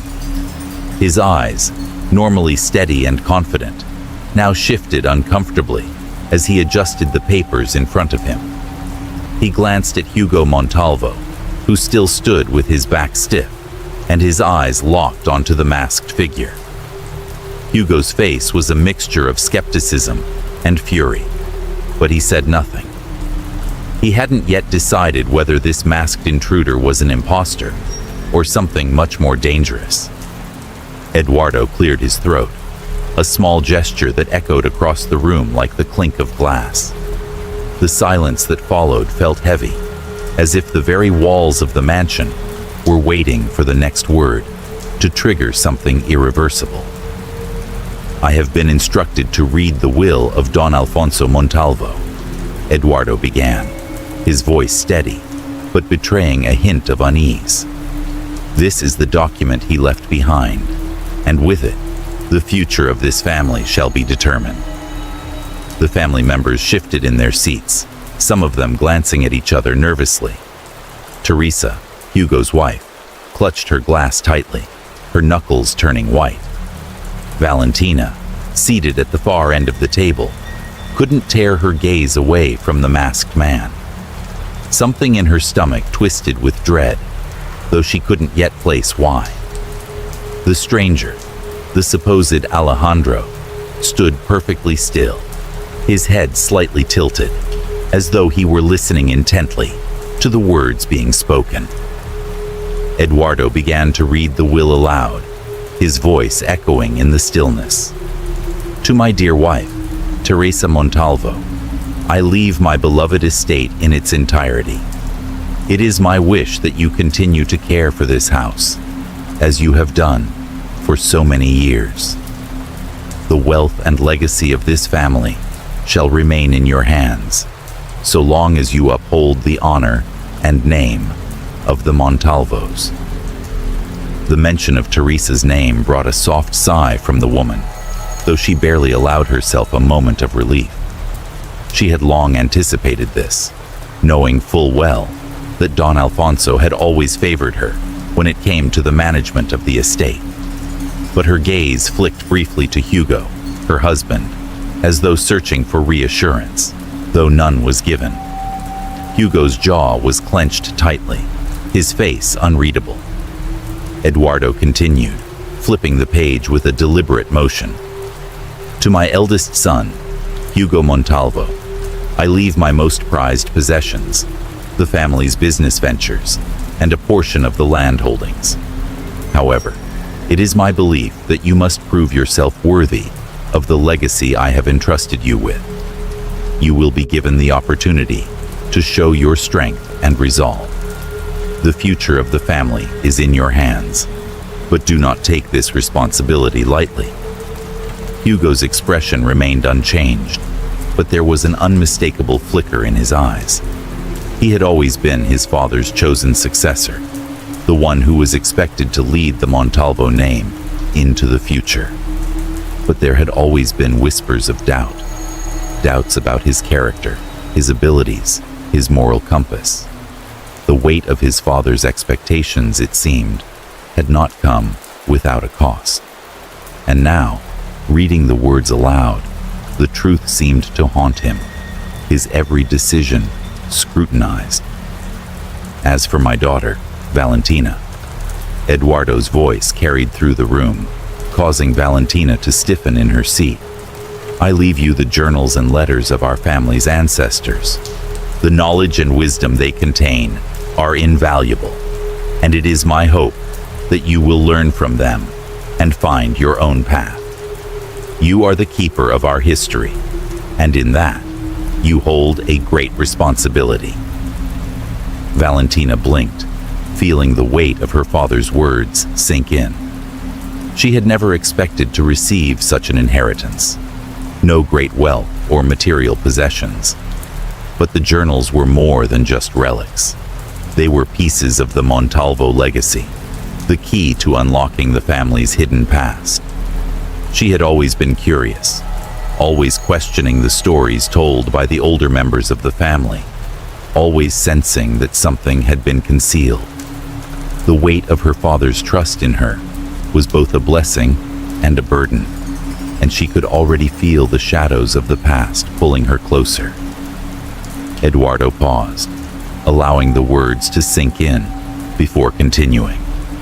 His gaze flicked nervously toward the masked man. It was almost as if he were waiting for something, as if the next part of the will held greater significance. Finally, Eduardo said, his voice faltering for a brief moment, I leave to my son, Alejandro Montalvo, the remaining portion of my wealth and the full right to our family's fortune. You are the heir, and you are entitled to all that I have built. But there is a condition attached to this inheritance. You must return to claim it. The room seemed to freeze. Eduardo's words echoed in the silence, and for a brief moment, no one moved. The family exchanged uncertain looks, their confusion deepening. It was as though the words had been carefully chosen, each one a delicate thread in a web of mystery that had been spun long ago. Alejandro, Teresa whispered softly, the word hanging in the air like a ghost. The masked man did not flinch, but Valentina could see a flicker of something behind the mask, an emotion she couldn't quite place. Was it recognition? Regret? His body language, though still rigid, seemed to soften in some way, as though he had been expecting the mention of his name. I am here to claim what is mine. The masked man finally spoke, his voice steady, yet there was a trace of something deeper in his tone. It was not the voice of a lost son, returning after years of absence, but the voice of someone who knew far more than they should. All eyes turned toward him, the questions mounting in their minds. How could he possibly know the contents of the will? And why did it feel as though the document was merely a formality, a small part of something much larger, much darker? The will is complete, Eduardo said, closing the document slowly, his fingers trembling slightly. He seemed uncertain, almost as if he were not entirely sure of the direction the family's fate was about to take. This concludes the reading, but I must advise you all, there are many aspects of this will that require careful attention. The Montalvo family is bound by more than just wealth. It is bound by history, by secrets, and by a legacy that cannot be ignored. As Eduardo's voice faded into silence, a collective unease washed over the family. The reading had revealed much, but the greatest mystery remained. Who was the masked man truly, and what was his role in the family's dark history? The atmosphere in the room shifted. The evening's events had pulled the family deeper into a maze of shadows and secrets, where every word, every glance, held a hidden meaning. The true nature of the Montalvo legacy had begun to reveal itself, and there was no turning back now. The masked figure slowly lifted his head, his eyes locking onto each of them, one by one. His gaze was unwavering, and with a final chilling whisper, he spoke again. "I am the one who has come to reveal the truth about your sins, the truth about your family." And with that, the true horror of the night had only just begun. Chapter 4. The First Death. The night had already descended into a heavy, oppressive silence, and the Montalvo family sat gathered in the drawing room, still reeling from the unsettling revelations that had unfolded during the reading of Don Alfonso's will. The masked man, Alejandro, or at least the man who claimed to be Alejandro, had left the room after his chilling declaration, leaving behind a trail of unease and suspicion. His words lingered like a dark fog over the family, casting an unspoken dread over the mansion. The grand chandelier above the room cast long shadows across the walls, and the flickering flames in the fireplace did little to dispel the chill that had crept into the air. The family members were scattered in their seats, too nervous to speak, yet too afraid to leave the room. Every creak of the floorboards, every rustle of the curtains, seemed to carry with it the weight of an impending storm. Hugo Montalvo, his face drawn and pale, paced restlessly near the window, his thoughts lost in the confusion and frustration of the night's events. Teresa, sitting rigidly in a chair beside him, glanced nervously toward the door, as if expecting someone, or something, to enter. Valentina, her mind still reeling from the shocking claims of the masked man, sat in silence, her fingers clasped tightly in her lap. Her gaze flickered around the room, as though searching for something she couldn't put into words. It was then that the sudden, unmistakable sound of a door slamming shut echoed through the hallways of the mansion. The family froze, their eyes wide with alarm. The noise had come from the direction of the hallway, near the guest rooms. Without exchanging a word, Hugo hurriedly made his way toward the door, his movements sharp and tense. He was followed by Teresa, her footsteps quick but hesitant, and Valentina, whose heart was hammering in her chest. "Gabriel?" Hugo's voice rang out in the hallway, his tone taut with worry. Gabriel, Hugo's cousin, had been one of the last family members to leave the drawing room, and he had made his way toward his room only moments before the noise had disturbed the stillness. At first, there was no answer. The hallway was eerily quiet, save for the distant crackling of the fire. The family hesitated at the door to Gabriel's room, and for a moment, it felt as though the mansion itself were holding its breath. Then, Hugo turned the doorknob, pushing the door open slowly. The scene before them was nothing short of horrifying. Gabriel was lying motionless on the floor near the foot of his bed, his body unnaturally contorted, as though he had fallen in an agonized sprawl. His eyes were wide open, staring vacantly into the dim light of the room. The strange part, What made the scene so unsettling was the way he had been positioned. His hands were raised toward the ceiling, as though he were reaching for something or someone, but there was no sign of struggle, no sign of any attempt to flee or defend himself. His death was not immediate, nor was it simple. There was something disturbingly symbolic about the way his body lay, and it sent a chill down the spine of everyone present. "Oh my God." Teresa's voice trembled, her hand flying to her mouth in shock. What happened to him? How did he die? Hugo stepped closer to the body, kneeling down beside Gabriel's lifeless form. He reached out a tentative hand to check for a pulse, but it was obvious. Gabriel was dead. The cold, lifeless body confirmed it. Valentina stood frozen by the door, her breath coming in shallow gasps. She didn't move, her eyes locked on her cousin's body. Her mind raced to make sense of what she was seeing. The way Gabriel had fallen, so eerily still, his fingers pointed toward the ceiling in an almost unnatural position, seemed too calculated, too precise. It was as though someone, or something, had staged the scene deliberately. The room was filled with an uncomfortable silence, broken only by the sound of Hugo's voice.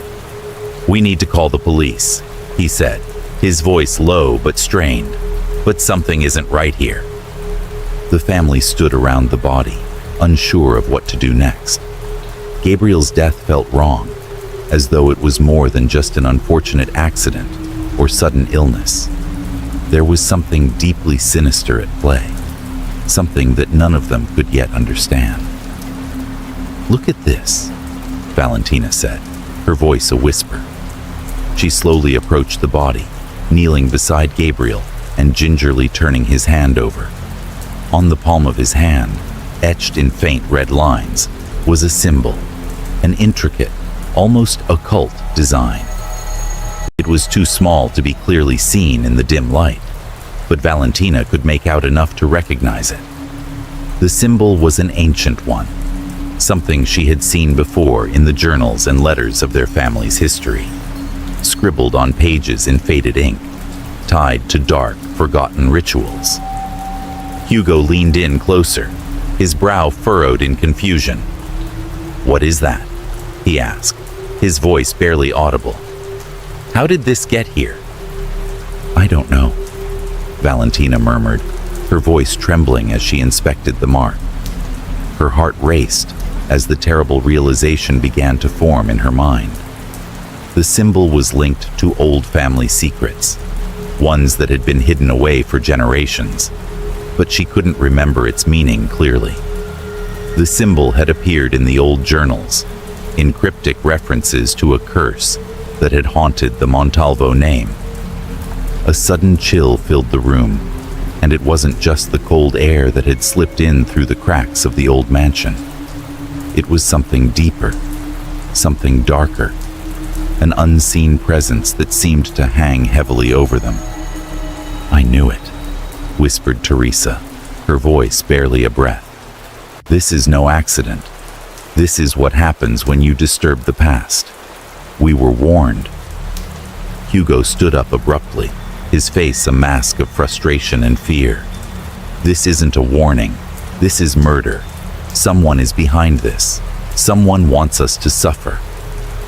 But Valentina wasn't so sure. She couldn't shake the feeling that this death, this cruel and unnatural end for Gabriel, was not just a random act of violence. It felt far more deliberate, far more symbolic. She turned to the door, her eyes searching the dark hallway. Was the masked man, Alejandro, behind this? Or was there something more sinister, something that had always been part of the Montalvo legacy, coming to collect its due? The clock on the wall ticked loudly, echoing in the stillness. The family stood in uneasy silence, the weight of Gabriel's death pressing down on them, and the unanswered questions multiplying with every passing moment. Outside the room, the mansion seemed to shift, creaking with an unsettling heaviness. The first death had come, and with it, the realization that the Montalvo family's dark past was not just a collection of old secrets. It was a force that had come to life, hungry and vengeful. "Who's next?" whispered Valentina, her voice barely audible as she turned back to face the lifeless body of her cousin. The question lingered in the air, unspoken, but felt by everyone present. The night had just begun, and already it had begun to devour them. Chapter 5. The Game of Secrets. The police arrived an hour later, their presence only deepening the sense of unease that had settled over the Montalvo mansion. The sound of sirens had echoed faintly in the distance, but by the time the officers entered the grand, dimly lit hallways of the estate, the family had already retreated into an atmosphere of palpable tension. Gabriel's death was no longer just a tragic incident. It had become a puzzle, a mystery that no one could solve.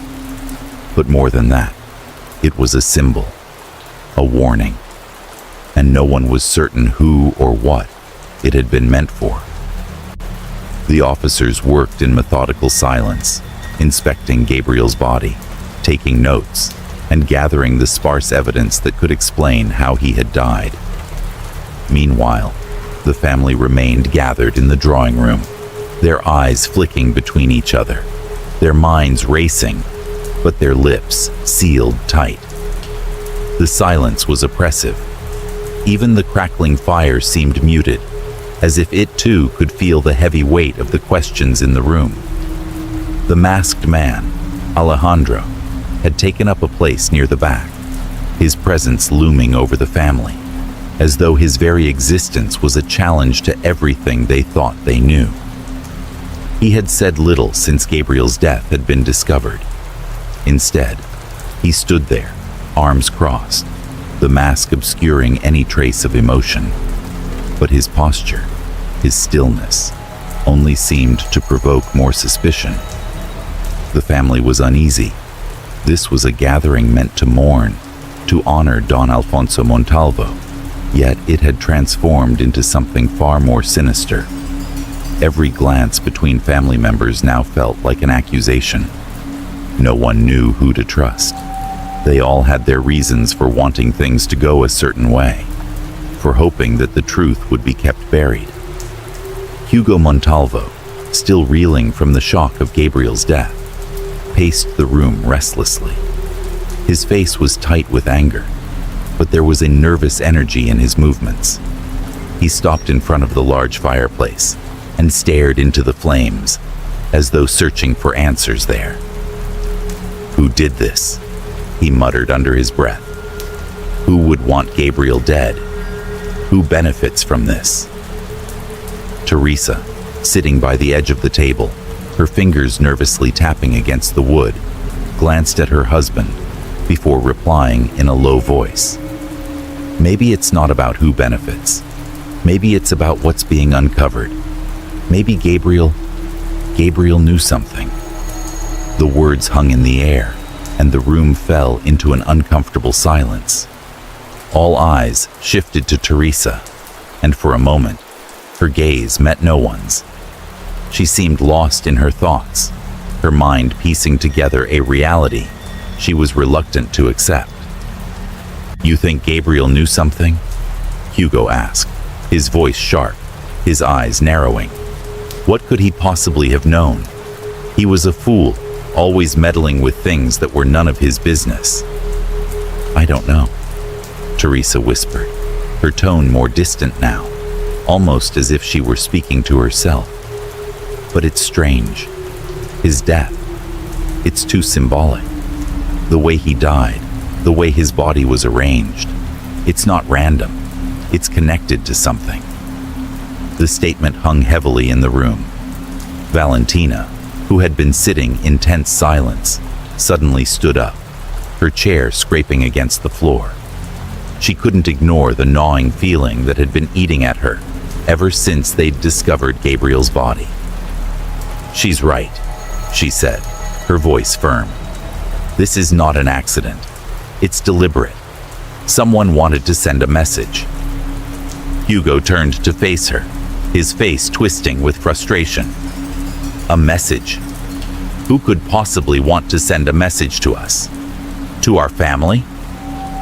Before anyone could respond, the door to the drawing room opened, and one of the officers entered, his face grim. He nodded toward Hugo. "We've finished the preliminary examination of the body, sir. The cause of death is still under investigation, but we've found something odd. There's a mark, a symbol etched into Gabriel's palm." Valentina's heart skipped a beat. She had seen the symbol earlier, when she had examined Gabriel's body. The same mark that had been present in the family's old journals. The same symbol that was tied to the darkest parts of their history. "A symbol?" Hugo asked, his voice tinged with disbelief. "What symbol?" "We're not sure yet," the officer replied, "but it looks like something that's been drawn with some sort of sharp instrument. There are no signs of a struggle or any physical trauma other than the mark itself. But it's definitely intentional." The officer's words echoed in the room, and Valentina's mind began to race. "It's not random," she whispered, more to herself than to anyone else. "It's part of the family's past. It's connected to the curse, the one that's been haunting us for years." "What curse?" Hugo snapped, his voice rising. "What the hell are you talking about, Valentina?" Valentina didn't flinch. She knew her words were going to raise questions, but she couldn't hold back anymore. She had to speak the truth. "You all know there's something dark in this family's past. Something we've been hiding. The journals, the letters, the old stories. They all point to something that's been buried for generations. And now, it's coming to the surface." The room went deathly silent. The weight of Valentina's words hung over them like a heavy fog, suffocating them. They all knew, deep down, that she was right. There was something they had never been able to fully escape. Something that had remained just out of reach, lingering at the edges of their consciousness, never quite forgotten. "The symbol," she continued, her voice growing stronger. "It's the same one that's been linked to the Montalvo curse. It's a mark of punishment, a symbol of retribution for the sins we've tried so hard to hide." Hugo shook his head, his face a mask of disbelief and anger. "This is madness," he spat. "What nonsense are you talking about, Valentina? This has nothing to do with us, nothing to do with the family. Gabriel was just in the wrong place at the wrong time. That's all." Valentina's eyes hardened. "You don't get it, Hugo. Gabriel's death isn't an accident. It's a warning. The family's sins are catching up with us, and one by one, we'll all pay for them." The room felt colder now, the tension thickening with each word Valentina spoke. The family's once tight bonds were beginning to fray, their darkest secrets spilling out into the open. No one knew whom to trust anymore. Each family member had their own skeletons hidden in the closet, and with Gabriel's death, those secrets had begun to crawl out into the light.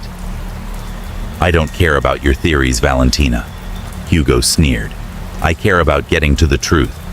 If we don't figure out who did this, if we don't find out who's behind these deaths, we'll all be next." The masked man, Alejandro, who had remained eerily silent until now, finally spoke, his voice low and cold. "You're right, Hugo. Someone will be next, but the truth you seek may be harder to find than you think." Everyone turned to look at him, their eyes filled with a mixture of suspicion and fear.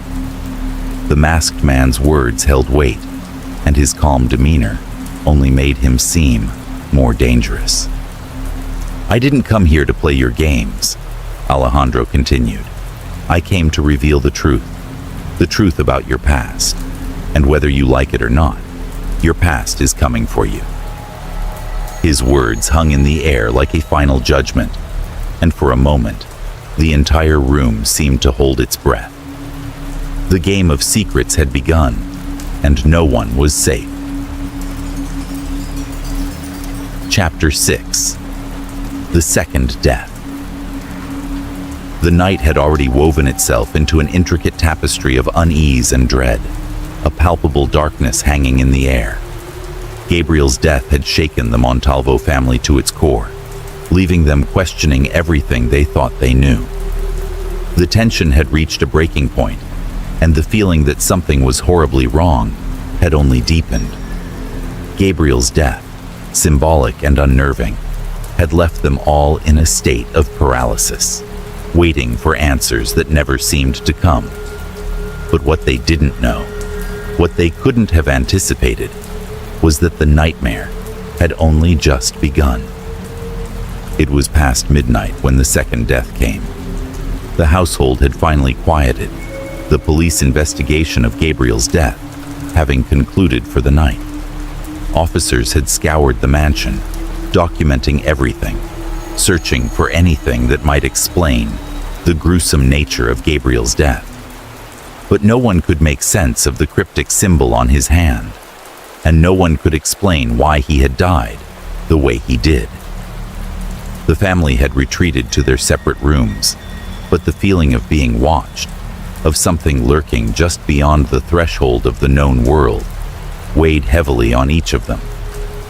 Sleep came fitfully for everyone, interrupted by restless dreams, the silence between them now filled with unspoken fear. Valentina, her mind still racing with the events of the night, tossed and turned in her bed.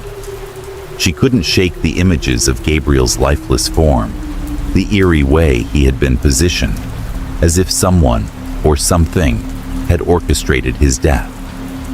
The thought that the family's past sins were coming home to roost gnawed at her mind. Was it really a curse? A punishment for what they had done? Or was there something else at play? Something far darker, far more dangerous than they could imagine. Her thoughts were interrupted by a loud knock on the door. "Valentina," came Hugo's voice from the other side. "It's Aunt Isabel." Valentina's heart skipped a beat.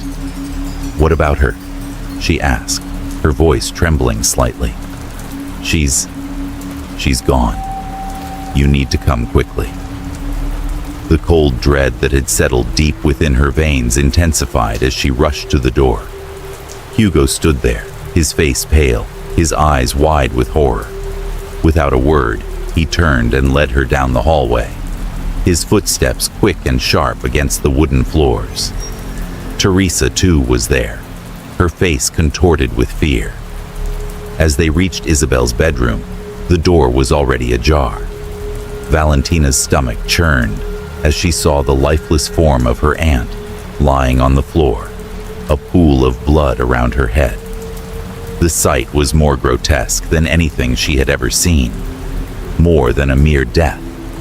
It was as though something had taken her life in a way that left an indelible mark on the soul. Isabel, a quiet and reserved woman who had always kept to herself, had been one of the few family members untouched by the swirling drama that had characterized the Montalvos. She had lived in the background, always polite, always distant, but never a source of trouble. To see her in this state felt like an affront to the very fabric of their family. How had this happened? Why her? And why now? "What happened?" Valentina whispered, kneeling beside the body, her mind whirling. Hugo stood rigid by the door, his face a mixture of anger and disbelief. "We don't know," he muttered. "She was fine last night. She'd been in her room, and then this." The air in the room was thick, suffocating. Teresa moved toward Isabel's body, her hands shaking as she checked for a pulse, though she already knew what the answer would be. "She's gone," Teresa whispered, her voice cracking. "But look at this." Valentina followed her gaze to Isabel's hands. Clutched in one of her aunt's stiff fingers was a piece of paper, torn at the edges like it had been hastily ripped from something. It was small, stained with blood, and there was something written on it. With trembling hands, Valentina gently pried the paper free and unfolded it. The words were brief, but chilling. The sins of the past are not forgotten. They are coming for you. The message sent a shockwave of fear through Valentina's body. It was unmistakable. The curse, the punishment, whatever it was real. And it wasn't just some family myth. It was something that was happening, right here, right now. The words were a clear warning, a message meant for them. Who could have done this? Valentina asked, her voice barely a whisper. The room seemed to close in around her. Why leave a note? What does it mean? I don't know, Hugo said, his voice hoarse. But I'm starting to think that the one behind this isn't just an ordinary person. It's something else. Something that has power over us. Something we've been ignoring. The mention of something else echoed in the room like an ominous presence. It wasn't just the mask of Alejandro, the man claiming to be their lost heir, anymore. It was something deeper, something far more dangerous, that had been lying dormant within the walls of the Montalvo estate. But it was no longer dormant. It was awake, and it was hunting them. I think we need to call the police, Teresa said, her voice trembling. We need to find out what happened, what killed Isabel. But Hugo was already shaking his head. We don't need the police. We need answers, and we need them now. Valentina looked at her uncle, her mind racing. She had no idea what had just happened, but she felt an undeniable pull. The sense that something was terribly wrong, something beyond just a murderer in their midst, was becoming clearer. She needed to understand. She needed to know why her family was being torn apart like this. And then there was the mask. The masked man who had appeared at the dinner. Alejandro. Was he somehow connected to all of this? Could he be the one behind these deaths? Or was he a victim, too, of something much larger than any of them could understand? As the family stood over Isabel's lifeless body, a terrible realization began to settle over them. This wasn't just a series of tragic accidents. This was part of something far more complex, something ancient. And unless they confronted the truth, unless they faced whatever had been awakened within the Montalvo family, they would continue to fall, one by one. The second death had come, and it was only a matter of time before the third arrived. The air grew colder in the room, and the shadows seemed to stretch longer. The Montalvo family, once powerful and proud, was now a house on the edge of collapse, teetering on the precipice of a past they had tried so hard to bury. The price of their sins had come due, and they would soon learn that nothing, no one, was beyond the reach of retribution. Chapter 7. The Weaving of the Past. The mansion seemed to hold its breath as Valentina Montalvo walked silently down the long, dimly lit hallway. It was late, and most of the family had retreated to their rooms, still reeling from the shock of Aunt Isabel's death. The second loss had only deepened the air of unease that had settled over the Montalvo estate. The investigation into Isabel's death was ongoing, but the police had no answers. The symbol that had been found on Gabriel's hand, and now Isabel's cryptic message, had set her mind spinning. The curse that she had once dismissed as mere superstition was becoming all too real. Valentina had always been the quiet one in the family, the one who listened more than she spoke, who observed from the shadows. But tonight, As the moon cast its cold light through the grand windows of the mansion, she felt a sense of urgency that pushed her to act. The mysteries surrounding the deaths of Gabriel and Isabel, and the masked man who had claimed to be her lost brother, were no longer something she could ignore. She needed answers. Answers that the family was too terrified to seek. And more importantly, she needed to uncover the truth about the family's past. There was one place in the mansion she hadn't dared to visit in years: the old library. It was a room that had always been locked away from the younger generation, a room where secrets were buried beneath dust and forgotten tomes. The Montalvo family had always been a family of tradition, and there were some traditions that were never spoken about. Valentina's parents had always warned her not to disturb the contents of the library, but in the wake of the events unfolding before her, that warning seemed irrelevant. She couldn't keep ignoring the feeling that something was calling to her, something hidden deep within the walls of the mansion. As she approached the heavy oak doors of the library, Valentina's fingers trembled. She turned the old brass handle, pushing the door open. The musty scent of old paper and leather filled her nostrils as she stepped into the darkened room. The shelves were lined with books, some ancient, some barely touched in decades. There was a thick layer of dust over everything, as if the room had been abandoned for a long time. It was a stark contrast to the rest of the mansion, which had been meticulously cared for. But here, in the shadows, lay the remnants of a past that no one wanted to confront. Valentina moved slowly, her eyes scanning the shelves. She knew what she was looking for: old diaries, letters, anything that could provide a glimpse into the Montalvo family's past. It was only when she reached the far corner of the room, behind a stack of dusty books, that she found it. An old chest, weathered by time, but still intact. She had seen it before, as a child, when she had wandered the halls with an innocent curiosity.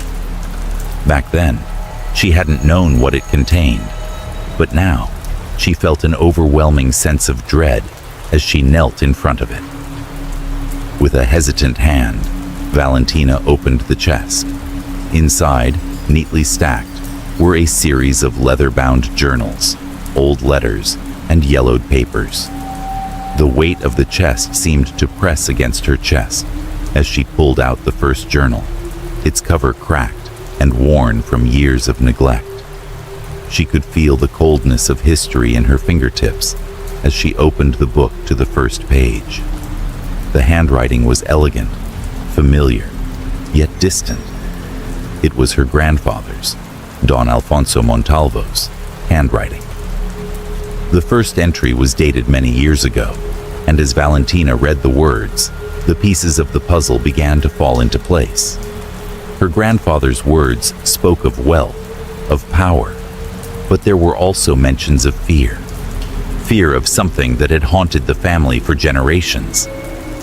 She turned the pages rapidly, her breath quickening as the entries became more and more disturbing. The journals described a dark chapter in the family's history that had been deliberately erased. A secret pact made by her great-grandfather, one that had bound the Montalvos to a terrible death. The family's wealth had not come easily, and it had not come without cost. There had been bloodshed, betrayal, and a series of unspeakable acts committed in the name of power. The Montalvos had once made an enemy of something, or someone, that had sworn to make them pay. As Valentina continued to read, she found reference to a figure, the heir, someone who had been lost to the family after a tragic event that occurred many years before. But the heir was not who they thought. According to the journals, the heir had been a creation, a figurehead, to hide the truth. The true heir was something else entirely, something not of this world. and it had been trapped in the family's bloodline, waiting for the right time to be unleashed. The masked man, the one who had appeared at the dinner, claiming to be Alejandro, was not her brother. He was not the lost heir who had disappeared all those years ago. He was a vengeful spirit, a manifestation of the sins her family had committed, seeking to exact revenge for the pact that had been made. This wasn't a family reunion. This was retribution. Valentina closed the journal, her hands shaking. The air in the library had become thick, as if the room itself were alive with the weight of the past. The more she read, the clearer it became. The deaths of Gabriel and Isabel were not random. They were part of a pattern, each one meant to punish the Montalvos for their transgressions. The symbol found on Gabriel's hand, the message left by Isabel, these were not coincidences. They were the family's sins, coming back to claim what was owed. The connection between the deaths and the family's dark history was undeniable. The masked figure, the entity that had claimed to be Alejandro, was not just a messenger. He was the reckoning, a punishment for the crimes that had been buried for so long. And he was not done yet. Valentina stood up abruptly, her heart racing. She had to tell Hugo, her father, everyone. But as she closed the chest and stepped toward the door, a chilling thought crossed her mind. The family would never believe her. They were too wrapped up in their own fears, too unwilling to face the truth. But the truth was there, hidden in the pages of these journals. And now, Valentina understood what had to be done. The mansion creaked around her, as if it too were alive, shifting in response to the truth that was finally being uncovered. The past had woven itself into the present, and now there was no turning back. The family's sins, long buried beneath layers of denial, were no longer hidden. They were coming to light, and the price would be paid. Valentina's footsteps echoed down the hallway as she made her way back to her room. The moonlight flickered in through the windows, casting long shadows across the floors. The sense of dread that had followed her since the moment she opened the library door intensified with every step she took. She wasn't sure who would be next, but one thing was certain. The game of secrets had begun, and the family was about to lose everything. Chapter 8. The Enigma of the Masked Man. The mansion stood under a veil of cold silence, the grand walls whispering with the weight of the past. Valentina had spent hours searching through the old journals, piecing together the fragments of her family's dark legacy. Each discovery was more chilling than the last, but it was not enough. The answers, the real truth, were still out of reach. It was time to confront the one who had brought the nightmare to life, the masked man, the figure who had claimed to be Alejandro, her lost brother, the one who had stirred the shadows of the Montalvo family's hidden history. Valentina had seen him, heard his voice, and felt the unnerving presence of his gaze. But until now, she had only known him as a mystery, a faceless entity that had appeared in the midst of her family's tragedy.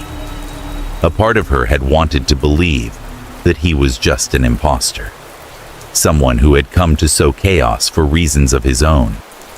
But the more she learned, the more she realized that there was something far worse at play. She stood in front of the grand doors that led to the drawing room, her fingers trembling as she gripped the handle. The house was eerily quiet, the kind of silence that felt as if it were holding its breath, as if it were waiting for something to unfold. Inside, the family was gathered, each one of them still processing the horrors they had witnessed. The death of Gabriel, the eerie message left behind by Isabel, and the growing realization that the deaths were not coincidental, but part of something far larger. The masked man, Alejandro had not been seen for hours, but Valentina knew it was time to face him. The answers lay with him, and she could no longer afford to wait in the shadows of uncertainty. Valentina pushed open the doors, stepping into the room. The family turned to look at her, but she paid them no mind. Her eyes were fixed on the figure standing by the window, the masked man. His stillness was unsettling, like a predator waiting for its prey to move. "Alejandro," Valentina said, her voice steady, but laced with the tension that gripped her.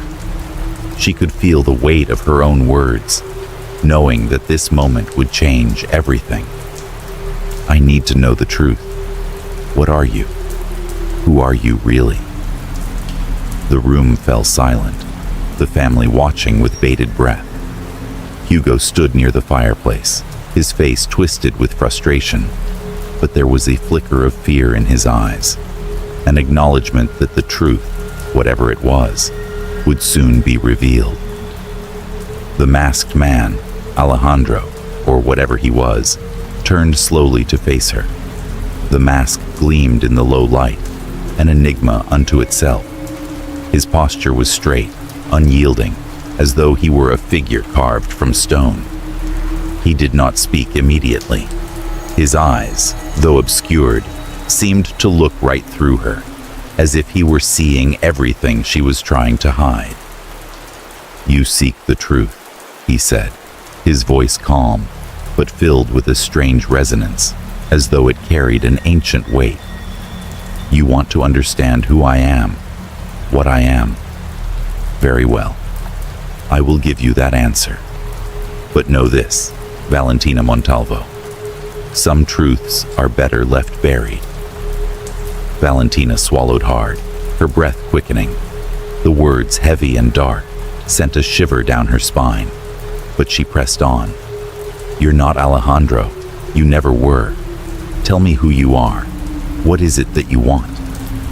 The man's lips barely moved as he spoke, but his voice seemed to reverberate in the space around them. "You are correct. I am not Alejandro Montalvo.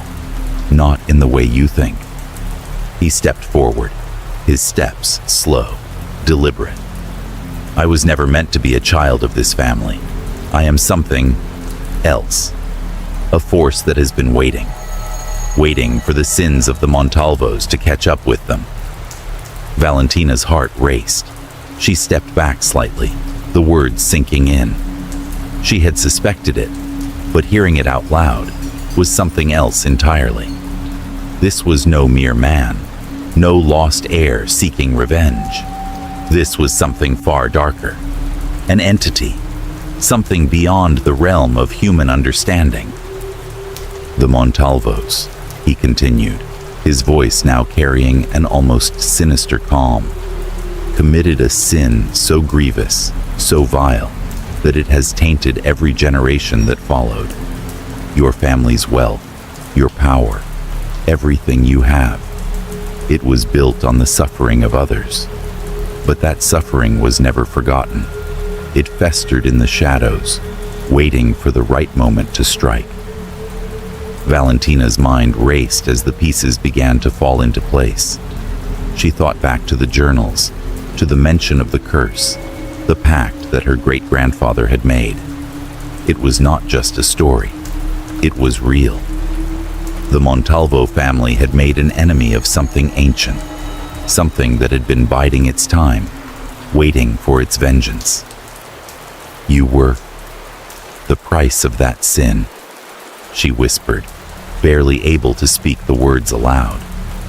"You were the one who was wronged, the one they betrayed." The masked man nodded slowly, his expression hidden, but the truth clear in his voice. "Yes, I was the price they paid, and now I have come to collect that debt. The family's sins are not so easily forgotten. For every life you have taken, for every wrong you have committed, there must be payment." Valentina felt a wave of nausea wash over her. The family's entire legacy, everything they had worked for, was built on blood, on broken promises, on lives destroyed. And now, it was coming full circle. Her family had been marked for this moment, marked for destruction, because of the sins they had buried so deeply. "You've killed Gabriel and Isabel," Valentina said, her voice shaking, "because of the past." The masked man's head tilted slightly, as if considering her words. They were the first. They were the ones who were closest to the truth, the ones who had begun to uncover the secrets that had been buried for so long. But they were only the beginning. The price must be paid by all who bear the name Montalvo. And now, it is your turn. The weight of his words hit Valentina like a blow. The realization that she could not escape the past, that her family's fate had already been sealed by the actions of those long gone, sank deep into her chest. She was trapped. There was no running, no hiding. The sins of the Montalvos had caught up with them, and the masked man, this entity, was the reckoning. The vengeance they had been evading for generations was now here. "No," Valentina said, her voice trembling but determined.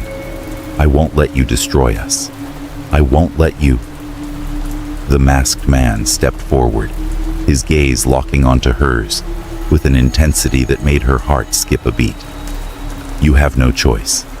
The past cannot be undone. The sins are too great. The debt has been called in, and you will pay the price. All of you." Valentina took a step back, fear rising in her chest, but she held her ground. "But we're not responsible for what was done.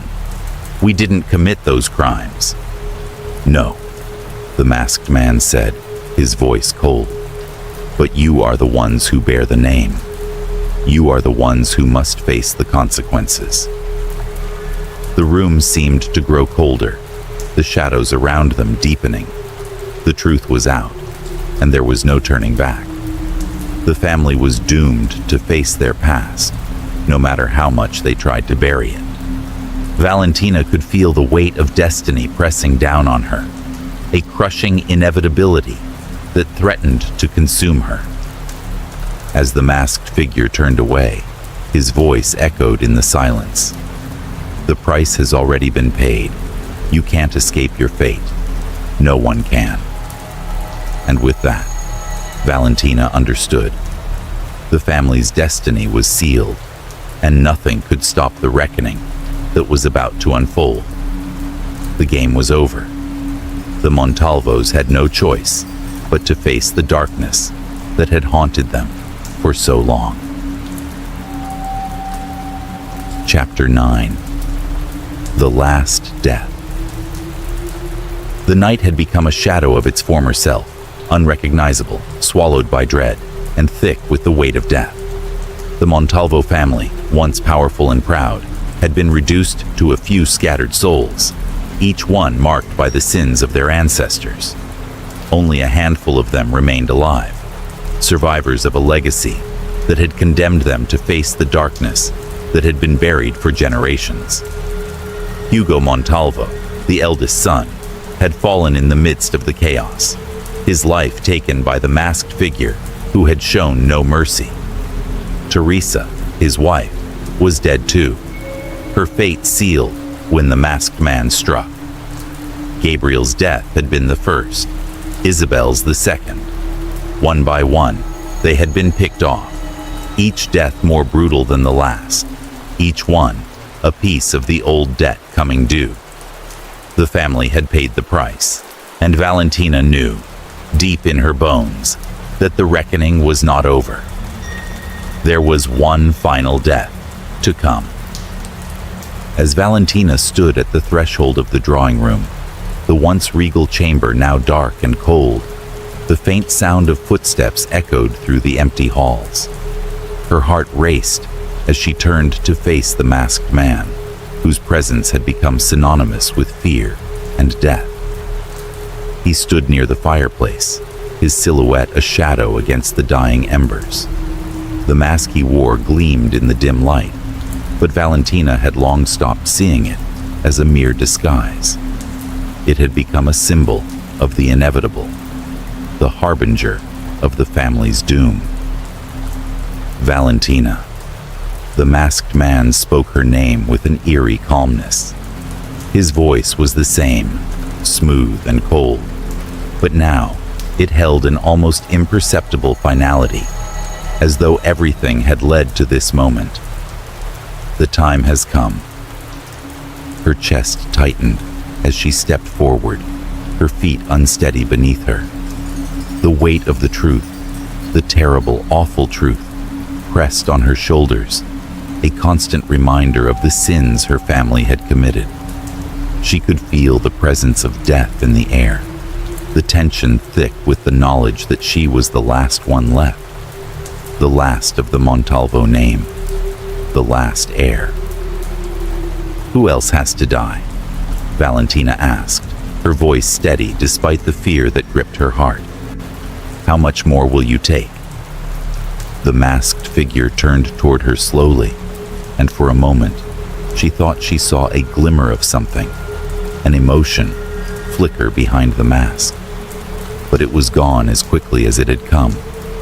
His voice, when it came, was as cold and implacable as ever. The debt has been paid, he said, but there is one last thing that must be done, a final reckoning. Valentina's blood ran cold. She knew, without needing to be told, that she was the final piece of the puzzle. She was the last Montalvo, the last to carry the name. Her survival was the last part of the family's curse to be fulfilled. And now, standing before this entity, this vengeance incarnate, she realized the awful truth. You came for us all, she whispered, the words catching in her throat. But why? What did we do? The figure's eyes, hidden behind the mask, seemed to pierce her soul. You did not act alone. The sins of the Montalvos are the sins of your ancestors, of those who founded this house. It is a cycle that has been repeating for generations, and now it ends with you. Valentina's hands clenched into fists. Her mind reeled with the knowledge that she had no escape. But there was one thing she still didn't understand. Why now? Why had the reckoning come to this point? What had triggered it? What happened? She demanded, her voice growing stronger. What did my family do that was so terrible? What is this punishment? The masked figure stepped closer, his presence overwhelming, as if the very air around him had become heavy with the weight of centuries. The Montalvos made a deal, a pact forged in blood. You sought power, wealth, and control at the expense of others. The land you own, the empire you built, was stolen. Stolen from the people who once inhabited it, the lives that were sacrificed to give you your fortune. The truth was slowly becoming clearer, piece by agonizing piece. Valentina could feel the cold fingers of realization curl around her heart. Her family's legacy was built on more than just betrayal. It was built on bloodshed, on the suffering of others. They had stolen lives, crushed dreams, and built their empire upon the ashes of those they had wronged. You, she whispered, her voice trembling. You're the one who was wronged. The masked figure nodded once. I was one of the victims, one of many, the ones whose lives were stolen for the sake of your family's ambition. My name has been lost to time, but my vengeance remains. The truth was too much to bear, and Valentina felt her legs give way. She collapsed to her knees, the weight of the revelation suffocating her. She had always known, deep down, that her family's wealth was built on something dark, but to know the full extent of it, to understand that the lives of innocent people had been taken, had been used as the very foundation of her family's power. was more than she could comprehend. "You are the last of the Montalvos," the masked figure continued. "And now, the cycle ends. You are the final payment."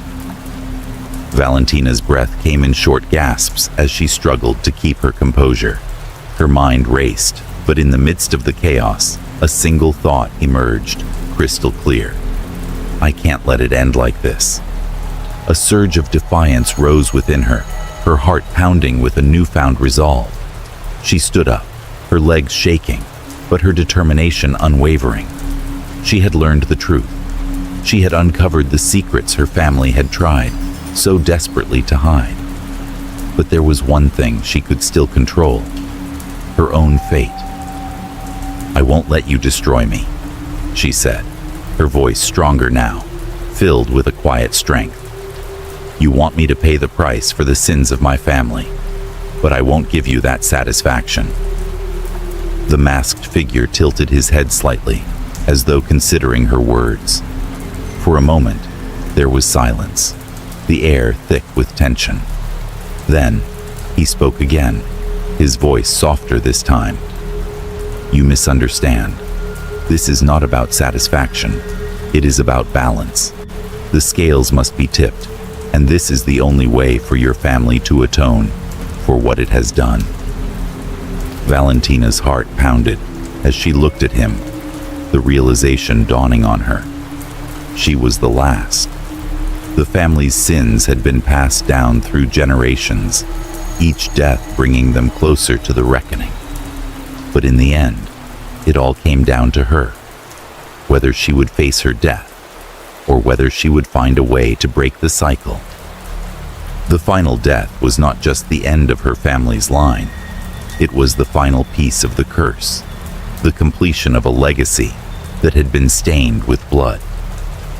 Valentina knew that her survival depended on her ability to change the course of her family's fate.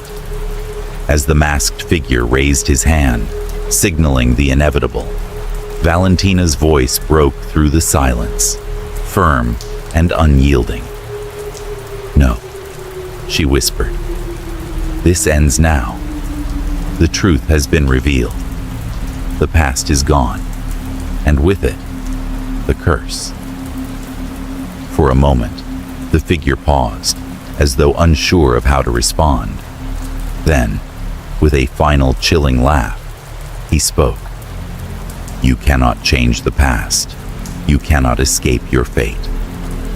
And in that instant, Valentina realized that her survival depended not on escaping, but on confronting the truth and finding a way to release her family from the chains of its own making. The last death had come, but so too had the last chance for redemption. Valentina would not let her family be destroyed, not by the past, not by the curse. She would fight with everything she had to break the cycle, to reclaim what had been taken, and, in the end, she would choose her own fate. Chapter 10. The Collective Sin. The Montalvo mansion was eerily silent, its once grand halls now a reflection of the tragedy that had unfolded within its walls. The walls, which had borne witness to generations of wealth, power, and unspoken secrets, now seemed hollow, as if the house itself were mourning the family it had once sheltered. Valentina stood alone in the center of the drawing room, her mind racing. Her family was gone. Her uncle Hugo, his wife Teresa, her cousins Gabriel and Isabel, all of them dead. Each death had been a brutal reminder of the sins that had been buried for too long. And now, the figure responsible for those deaths, the masked man, stood before her once again. She was alone, the last Montalvo, and the weight of everything, the deaths, the lies, the darkness of her family's legacy, pressed down on her like a heavy, suffocating cloak. The masked man had led them all to this point. He had brought them to the edge of oblivion, forcing them to confront the consequences of their past. Now, it was just her, standing on the precipice of the end. She had learned the truth, uncovered the secrets that had been hidden for generations, and still, death loomed on the horizon. The masked figure stood across from her, his presence as oppressive as ever. His stillness was like a void, an unsettling force that seemed to consume the very air around them. He was no longer the enigmatic figure she had first met. Now, his role was clearer. He was the embodiment of vengeance, an agent of retribution, and the end of the Montalvo line. Valentina's eyes locked onto the mask, and for the first time, she saw not just the face of a man, but the symbol of her family's collective guilt. She had come to understand that he was not a mere man, but a manifestation of their sins, the very embodiment of the darkness they had created. "You think you can stop it?" The masked figure spoke, his voice steady and cold. "But you cannot escape the price of your family's actions." Valentina's heart hammered in her chest. The words no longer held the same power over her. She had heard them too many times. She had heard him talk of vengeance and punishment, of blood that had been spilled, and a debt that had to be paid. But now, the truth was clear. It was not just the actions of her immediate family. This was a legacy of sins, a collective burden that had stretched back through the generations. Her mind replayed the words of the journals she had uncovered. Her family had caused the death of a loved one years ago, an event so horrifying, so profound, that it had set the stage for everything that had followed.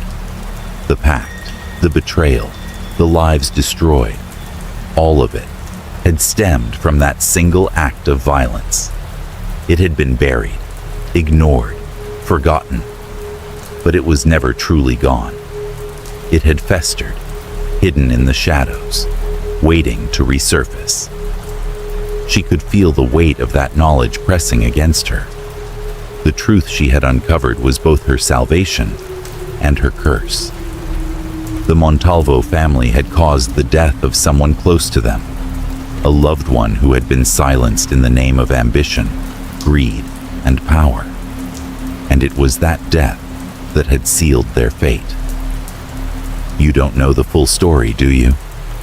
Valentina spoke, her voice shaking but firm. "You think this is about me, about my family's wrongs. But it's not just that. It's what we did, the life we took, the death that started all of this."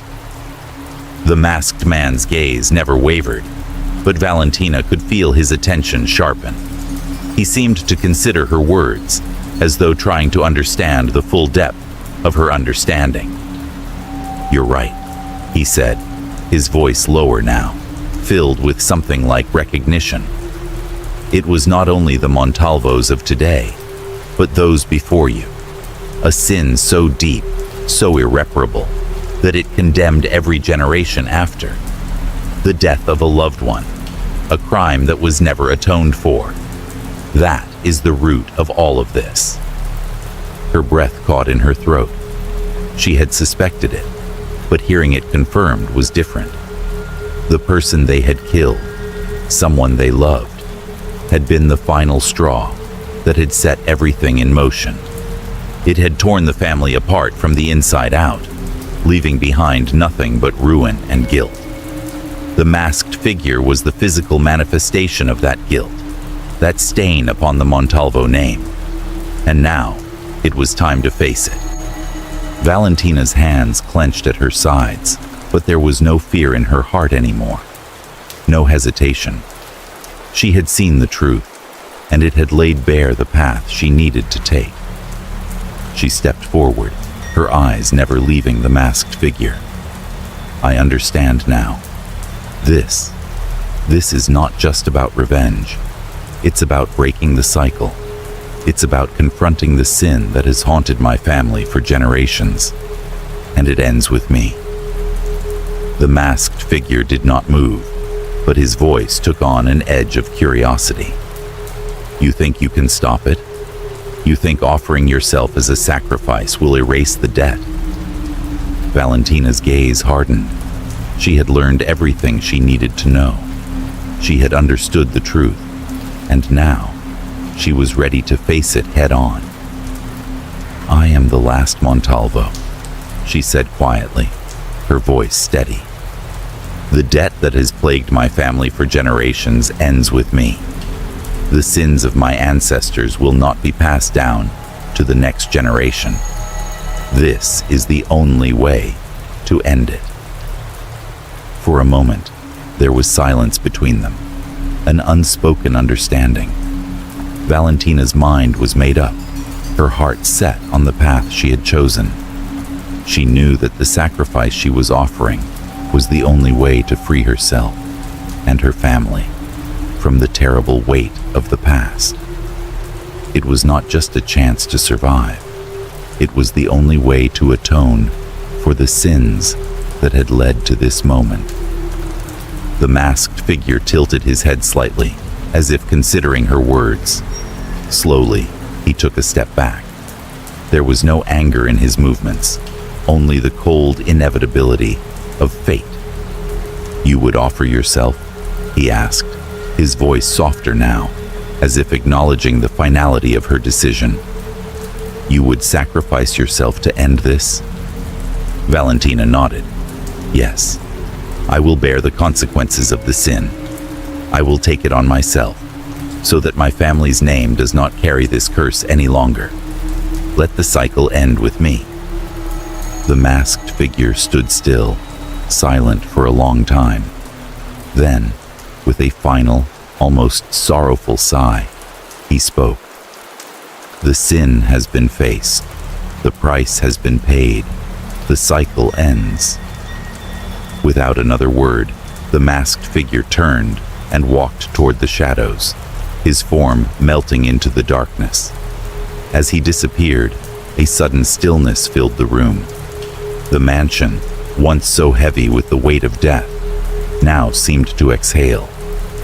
The oppressive atmosphere lifted, leaving behind an eerie calm.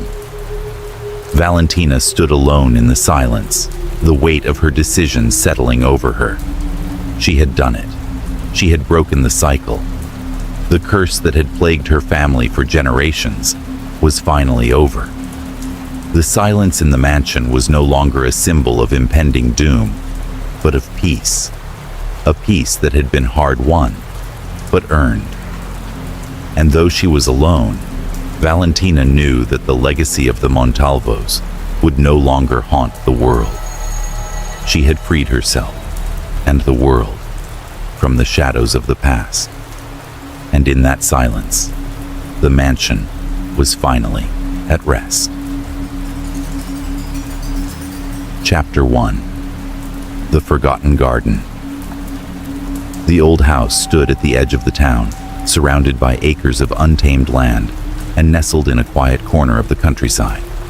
Laura and Daniel, both in their mid-20s, had finally found what they thought was the perfect place to start their life together. The house, with its cracked stone walls and ivy-covered windows, was exactly what they had imagined. A charming, albeit slightly worn, retreat from the bustle of city life. It was old, but in a way that felt comfortable, like it had history. Its very walls seemed to breathe with the stories of the past. They had both grown up in suburban homes, and after years of apartment living in the heart of the city, the prospect of a larger space in the countryside felt like a dream come true. The place was affordable, especially considering its size. It wasn't perfect, but they saw the potential in every corner. The creaky floorboards and the ancient wooden beams gave the home character. The air was thick with the scent of old wood and the faintest trace of mildew. It had a rustic charm that seemed to invite them in. But there was one feature that made Laura uneasy every time she stepped outside. The garden.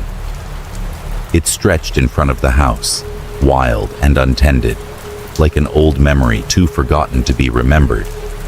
The soil was dry, The grass patchy, and the few scraggly bushes looked as though they had been starved of water for years. A handful of dead trees stood like sentinels, their skeletal branches gnarled against the sky, casting strange, twisting shadows on the earth below. Some plants, which might have once been vibrant flowers, were now mere husks, brittle and twisted. It was as if the garden had been abandoned long before they had even arrived. Laura couldn't explain why, but she felt drawn to it. There was something unsettling about the place, yet she couldn't bring herself to look away. Every time she passed the garden, she felt a strange compulsion to linger, to examine the twisted trunks and the crumbling earth. The more she looked at it, the more she sensed that something dark, was buried within those neglected grounds. Daniel, on the other hand, was less concerned. He thought it was just an old garden, neglected by the previous owners. "We'll fix it up in no time," he assured her, his voice light and full of optimism. He was practical, grounded in reality, and had a tendency to dismiss anything that didn't make sense. "It's just a garden, Laura. Nothing to worry about." Laura smiled at his reassurance but couldn't shake the feeling of unease that gnawed at her. She was sure she wasn't the only one who felt it. As they moved in and began unpacking their things, the neighbors kept their distance. They were friendly enough at first, but were unusually vague when it came to discussing the house, especially the garden. When Laura tried to ask them about it, they would glance quickly at each other before offering vague, non-committal answers. "It's just an old garden," one of them said dismissively, her eyes darting toward the house as if she were unsure whether to say more. Another neighbor had told her that the previous owners had moved away long ago, but they had no idea where they had gone. "You won't have any trouble with the place," she had said, though her voice trembled slightly. "Just don't bother the garden too much. That's all I'll say." It was odd. The neighbors' behavior seemed almost rehearsed, as if they were afraid to talk about it. But they said nothing more, leaving Laura to wonder what had really happened to the previous residents. That evening, as the sun dipped below the horizon and cast long shadows across the yard, Laura found herself outside once more, gazing at the garden. She couldn't explain it, but there was something oddly magnetic about the place. The fading light turned everything into silhouettes, and the garden seemed to pulse with a strange energy, as though it was alive, waiting. Daniel, as usual, was inside, unpacking boxes and setting up their new home. He was always so pragmatic, so focused on the task at hand. Laura envied his ability to simply move forward without being bothered by the inexplicable things that seemed to haunt her. She walked toward the garden, drawn in by some unseen force. The air was cool, and the faint whisper of the wind carried a faint scent of damp earth and decay. It should have felt peaceful, but the deeper she stood in the garden, the more she felt the hair on the back of her neck stand up. Something wasn't right. Then, just as she turned to leave, she saw it. Between the twisted trees, something moved, a shadow that didn't belong. At first, she thought it was a trick of the light, but then it shifted again, this time more clearly. It was the outline of a figure, tall and thin, standing motionless among the dead trees. The figure didn't seem to belong in the garden, its dark silhouette sharply contrasting with the pale gray of the evening sky. Her heart skipped a beat.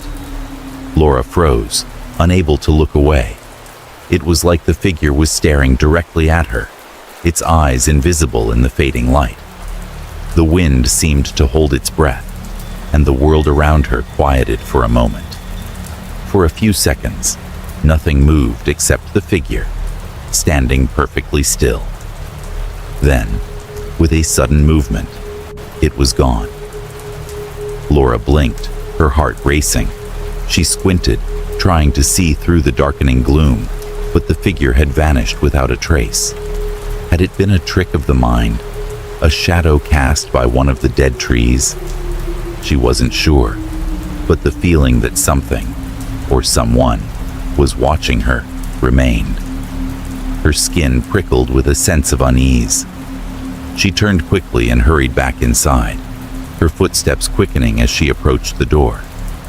When she stepped into the warmth of the house, she found Daniel sitting on the couch, sorting through some of their belongings. He looked up at her with a smile, but the smile quickly faded as he saw her pale face. "What's wrong?" he asked, his brow furrowing with concern.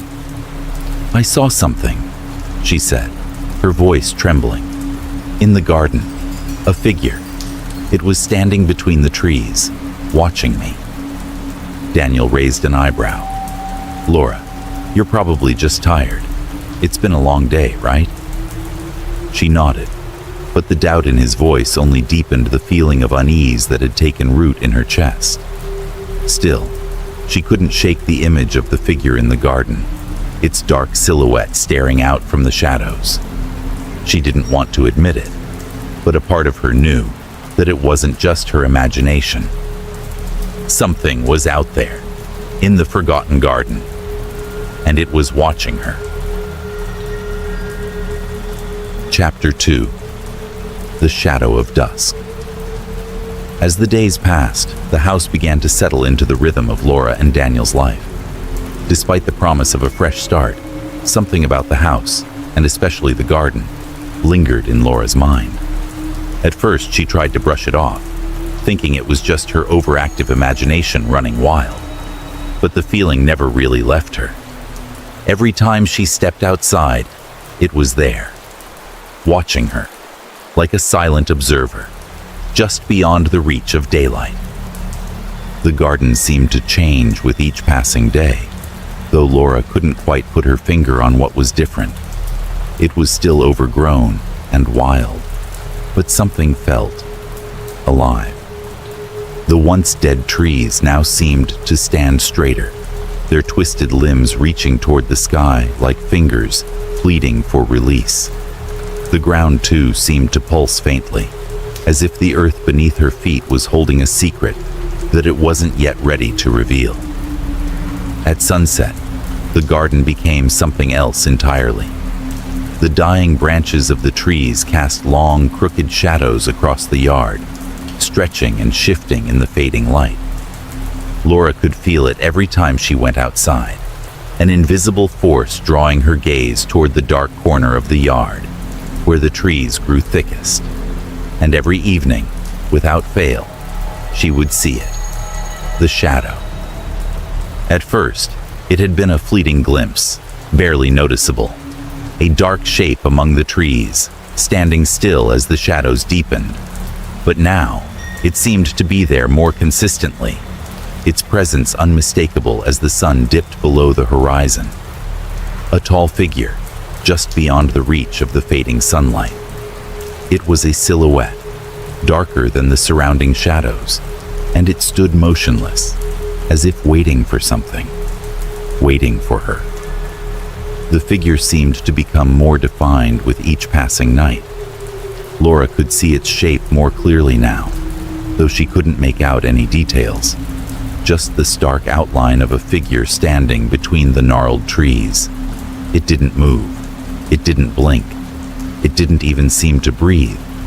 It was as if it was carved from the very darkness itself, a shadow that had no origin but the space between dusk and nightfall.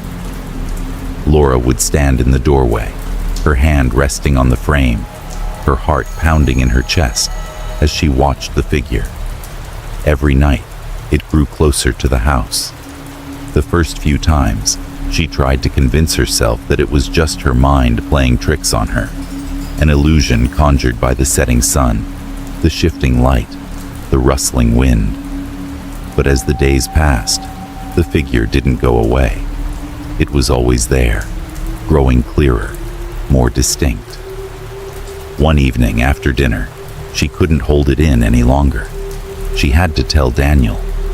Maybe he would understand.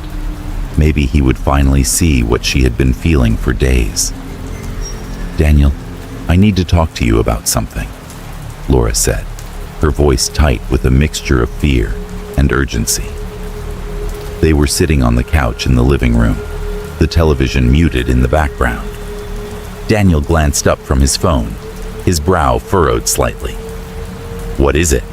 he asked, his tone casual but concerned.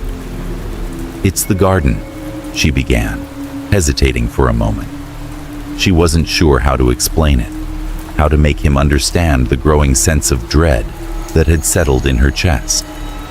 "There's something out there, a figure. I see it every evening, standing between the trees. It doesn't move. It's just there, watching me." Daniel set his phone down and gave her a skeptical look. "Laura, I think you're just tired. You've been working a lot lately, and we've both been dealing with the stress of moving in. It's probably just your imagination. Shadows and things like that always look worse at night." "I know what I saw," she insisted, her voice trembling slightly. "I see it every night. It doesn't look like a shadow, Daniel. It's a person, but not a person. It's like something is standing there, waiting for something." Daniel rubbed the back of his neck, his expression a mixture of concern and frustration. "Look, I get it. You're feeling unsettled. But this is an old house. Old houses make weird noises. And the garden, it's a mess, right? It's probably just an optical illusion. There's nothing there." Laura bit her lip, her eyes darting toward the window. She wanted to believe him. She really did. But deep down, something in her gut told her that this was more than just her imagination. Something was wrong with the garden, and something was watching her. "I just don't think it's nothing," she whispered. Daniel let out a soft sigh. "Okay, let's do this. Tomorrow we'll go outside together after sunset. I'll stand right there with you, and we'll see for ourselves if there's anything out of the ordinary, all right?" Laura nodded, though she wasn't sure if she felt comforted by his promise, or if it only made the tension in her chest grow tighter. That night, she hardly slept, her mind racing with thoughts of the shadow in the garden. The next evening, as the sun dipped low and the air grew cooler, Laura and Daniel stood side by side in the doorway, staring out at the garden. The sky was painted in shades of purple and orange, but the moment the sun set, the garden seemed to shift, darkening in a way that made Laura's heart pound in her chest. Her eyes searched the trees, the ground, but the figure was nowhere to be seen. For a brief moment, she felt a wave of relief wash over her. Maybe it was all in her head after all. But then, just as the last light of the sun disappeared beyond the horizon, she saw it, standing between the trees. The figure was back. Laura froze, her breath catching in her throat. She could feel Daniel stiffen beside her, his eyes narrowing as he followed her gaze. For a moment, neither of them said anything. The figure was unmistakable. Tall, slender, almost unnaturally so, its outline a deep, menacing shadow against the fading sky. It stood motionless, as though it were a part of the earth itself. Daniel's face went pale. "What the hell is that?" Laura could barely speak, her voice barely above a whisper. "I told you. It's been there every night." They stood in silence, watching the figure, unsure of what to do next. Finally, Daniel broke the silence. "We need to ask the neighbors. There has to be an explanation for this." The following morning, Daniel decided to confront the neighbors. He wasn't sure what he expected to hear, but he knew he had to get to the bottom of it. The neighbors, who had previously been tight-lipped, seemed to grow even more distant once they saw him approaching. "Hey, I don't mean to be rude," Daniel began, his voice awkward but determined. "But we've noticed something strange in the garden at night. A figure. And we were wondering if you could—" The elderly woman who lived next door, Mrs. Montgomery, interrupted him, her eyes widening in surprise. "The garden, you say? You've been seeing it too?" Daniel frowned. "You know about it?" She glanced around nervously, as if checking to see if anyone was watching. Her voice dropped to a near whisper. "You need to be careful around that garden, young man. That's where the serial killer was buried, the one they used to talk about. They say he still watches the house, his bloodthirst never having been quenched." Daniel's blood ran cold. He had heard rumors of the old murders, of a man named Victor Harrow, who had once lived in the house, but he hadn't taken them seriously. Now, standing before Mrs. Montgomery, he realized just how deeply the past was embedded in the land. "Victor Harrow," she muttered, her voice trembling. "He's buried out there, and his hunger, it's never stopped." Chapter 3. Whispers from the Past. The days blurred together, a hazy mix of restless nights and sun-soaked afternoons. The figure in the garden had become a constant presence in Laura's life, one she couldn't shake, no matter how much she tried to dismiss it. Every evening, just as the sun began to set, she would feel the pull of the garden, her eyes drawn to the dark figure standing among the trees. It had become a ritual of sorts, watching it, hoping it would disappear, only for it to stand there, unmoving, as the shadows stretched longer across the yard. Daniel had stopped dismissing her claims outright, though he still wasn't fully convinced. It was clear he wasn't entirely comfortable with what was happening, but he wanted to believe it could be explained. Still, the unease between them grew. He was focused on fixing the house, but every time he passed the window and glanced at the garden, his brow would furrow in concern. The creeping feeling of dread had seeped into his bones, just as it had into Laura's.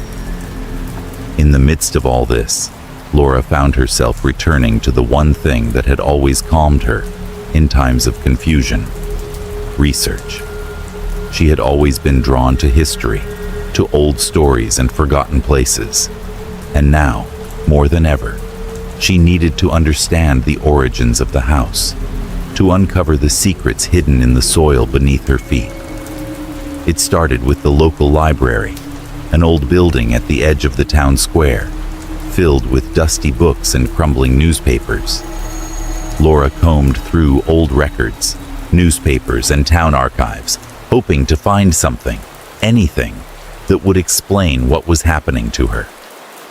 As she pored over articles from decades ago, she found herself drawn to one particular story: the story of Victor Harrow.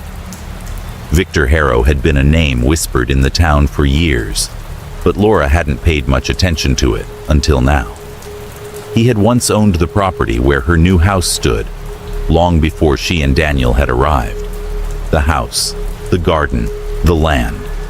It all belonged to Harrow, a man who had been convicted of a series of brutal murders that had terrorized the town many years ago. His name was synonymous with fear, his legacy a stain on the town's history. According to the old articles, Harrow had been a reclusive man, living alone in the large house for most of his life. Neighbors had described him as strange, quiet, withdrawn, and often seen wandering the garden late into the night, muttering to himself as though in conversation with the trees. He was known to be obsessed with his garden, spending hours each day tending to it, though no one could explain why. What was most disturbing, however, was the fact that the land around the house had always seemed to refuse to grow anything. No matter how hard he worked, the garden never flourished. The soil was always dry, the plants withered, and the trees stood like ghosts in the yard. The murders had started slowly at first, with missing persons reports that no one could explain. But soon, the town's fear began to grow. One by one, women went missing, their bodies found in the woods just outside of town, mutilated and left to rot under the cold, watchful eyes of the trees. The townspeople had long suspected Harrow, but it wasn't until one fateful night that they had enough evidence to arrest him. Harrow had been caught red-handed, standing over his latest victim in the garden, blood staining his hands. The police arrived just in time to prevent him from killing again, but not before he had confessed to a series of brutal murders. What chilled the town to its core, however, was the confession that Harrow made as they led him away in handcuffs.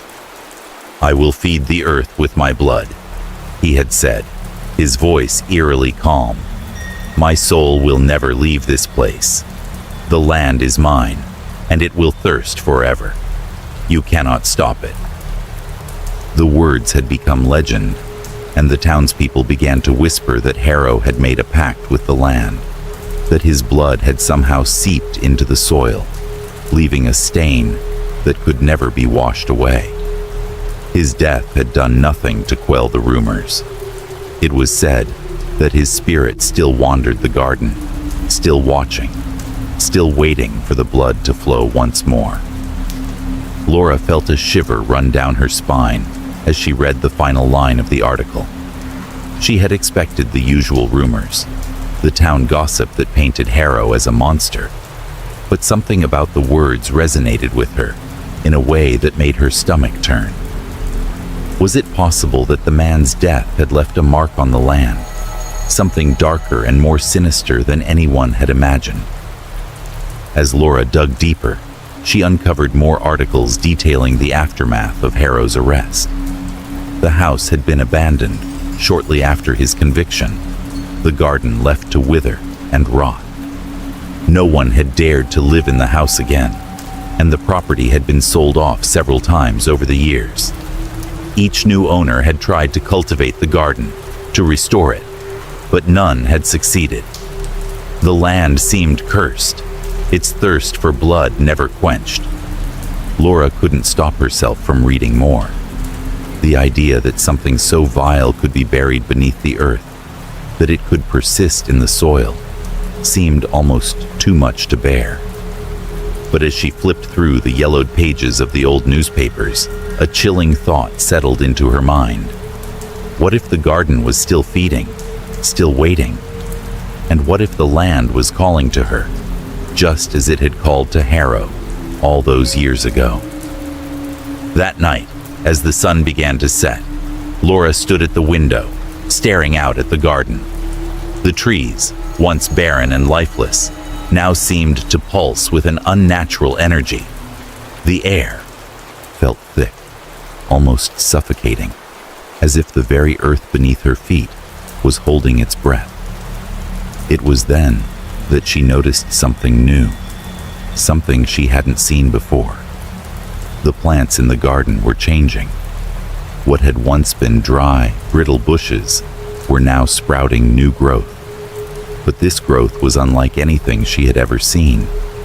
The branches twisted unnaturally, the leaves were dark and glossy, and the flowers that bloomed were a deep, sickly red. It was as though the earth was waking up, but not in a way that was natural or healthy. There was something wrong with it, something that made Laura's skin crawl.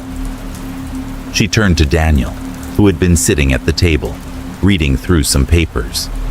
His attention had been drawn to the garden as well, though he seemed less disturbed by the sight.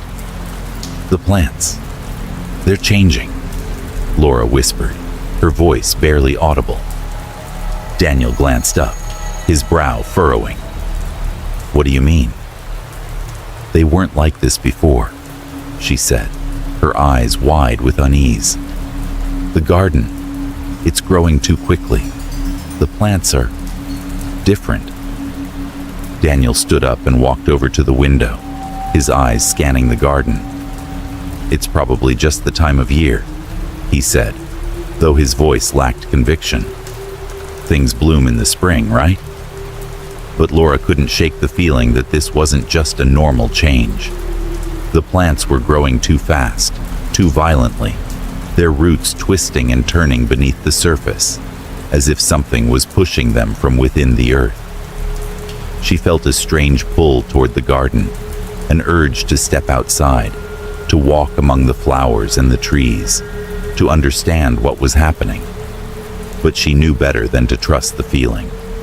Something in her gut told her that the garden's hunger was far from satisfied, and she was growing increasingly certain that it would take more than a few wildflowers to feed it. Chapter 4. The Germination of the Nightmare. The following days were a blur of confusion and fear. The garden had changed drastically, and the transformation was impossible to ignore. What had once been a barren, lifeless plot of earth was now teeming with unnatural growth. The plants in the garden, once desiccated and decayed, were now thick with twisted, grotesque vegetation. They grew with an urgency that seemed to defy nature itself.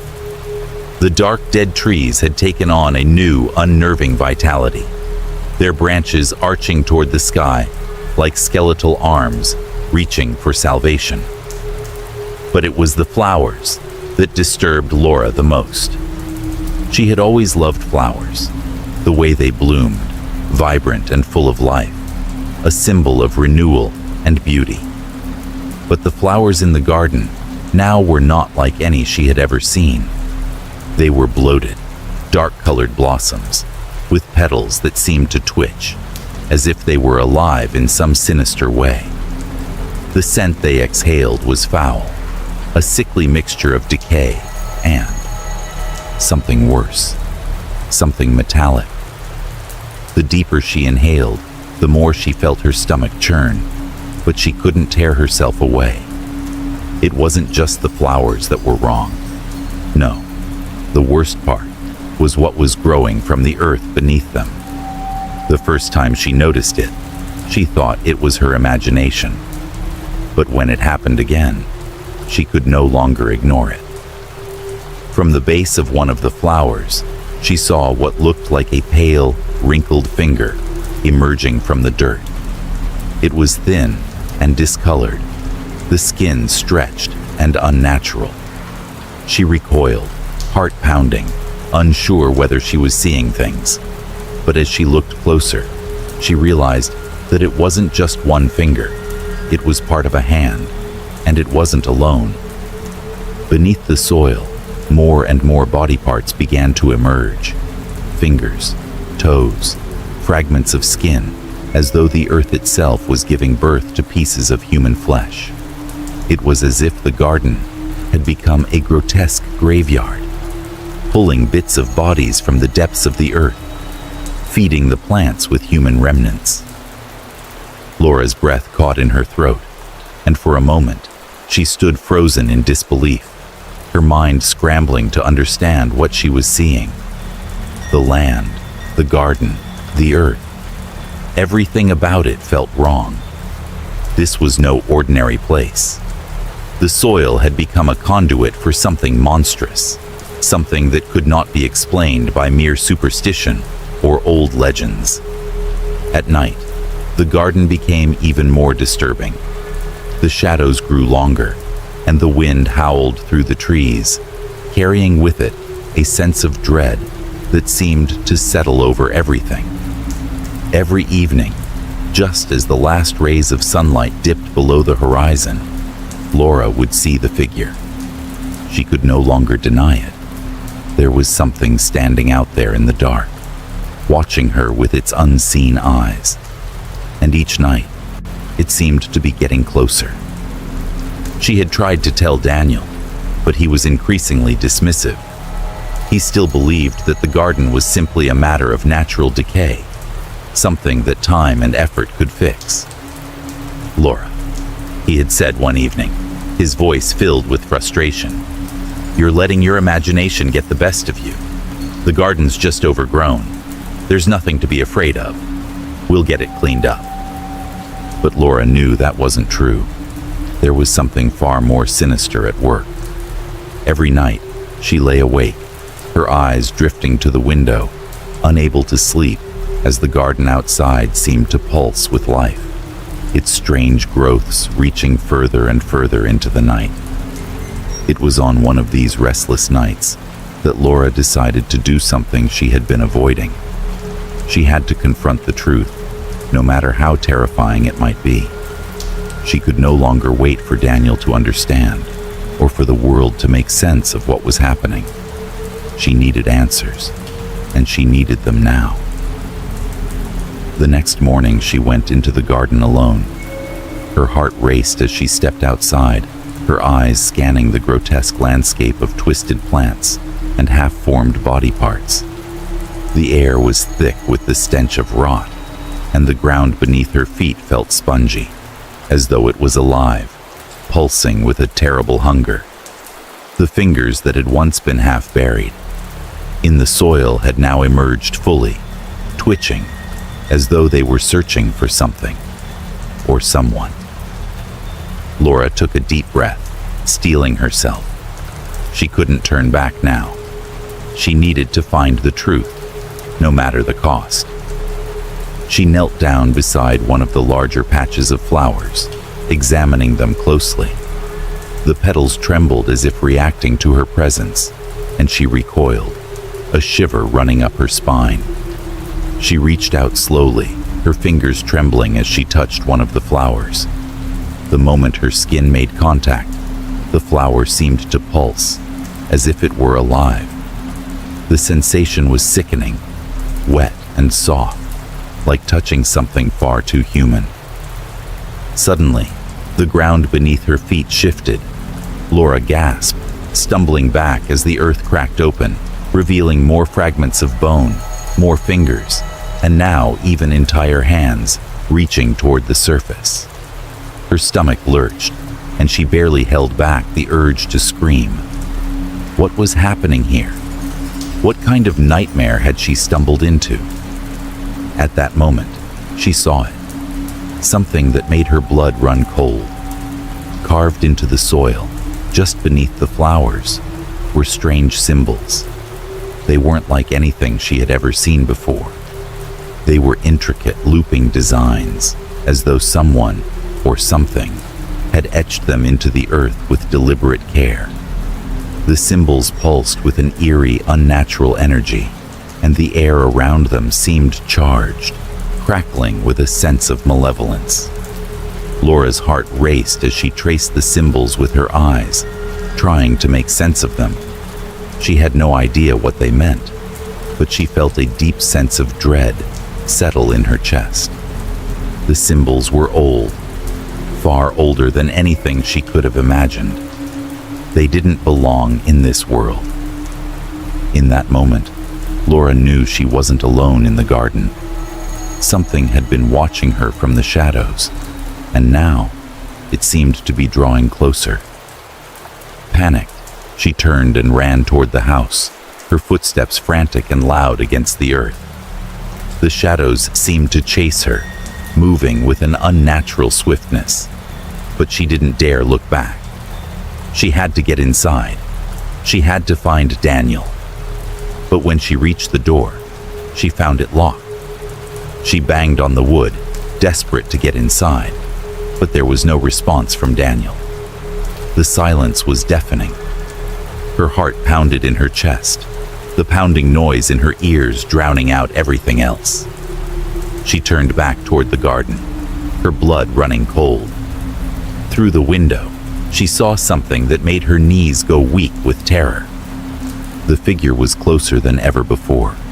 It was standing right outside the house, its dark outline sharp against the pale light of the moon. And this time, it was no longer a shadow.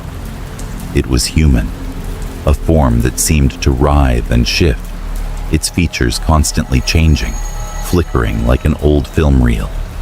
And behind it, the garden seemed to pulse and grow, as if feeding on the fear that radiated from her.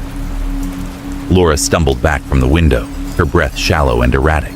She knew without a doubt that whatever was in that garden, whatever had been growing beneath the soil, was now coming for her. Chapter 5. The Curse of the Garden. The presence in the house had become palpable, a heavy weight pressing down on Laura and Daniel with every passing day. At first, it had been easy to dismiss. The occasional creak of the floorboards, the whisper of wind through the cracked windows. But now, it was different. There was a suffocating feeling that lingered in the corners of every room, a constant unseen force that seemed to follow them wherever they went. It was as if the house itself had become a vessel for something dark, something ancient, and it was drawing them in. Every time they looked toward the garden, the figure was closer. It had started as a distant shape among the trees, but now, every evening, it appeared closer to the house. It was impossible to ignore. Laura could feel its eyes on her, watching, waiting, always, just on the edge of her vision. The figure was growing more defined, its outline shifting from a vague silhouette into something that seemed all too human, though its features were never fully visible. It stood motionless, like a sentinel, always at the edge of the trees, always there. The longer Laura stared, the more she was convinced that it was not just some trick of the light. It was real, and it was coming for them. Daniel had noticed it too. His skepticism was slowly giving way to fear.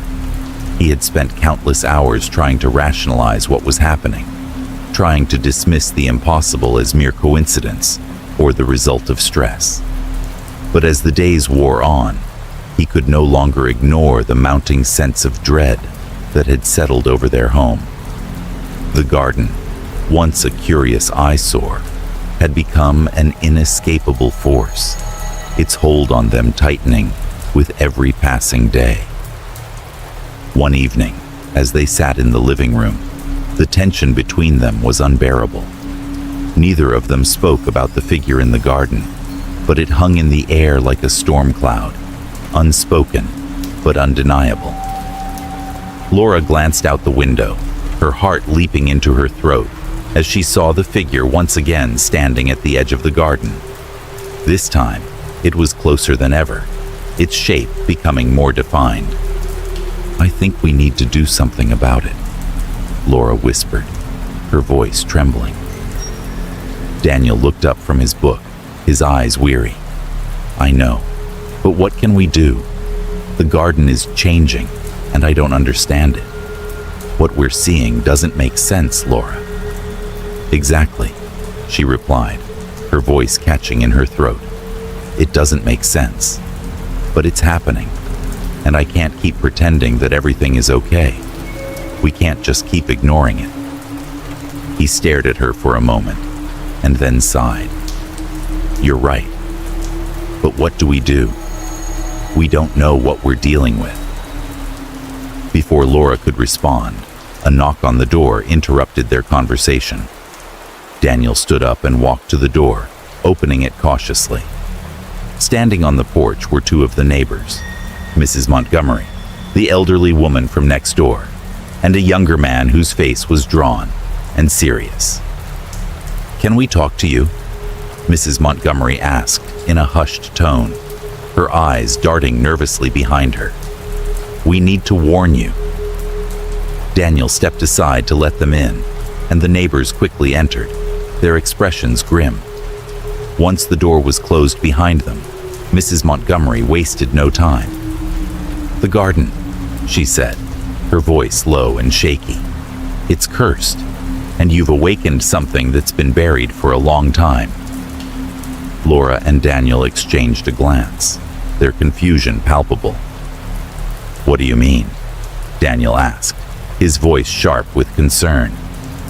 "The garden has always been cursed," Mrs. Montgomery continued, her hands trembling as she spoke.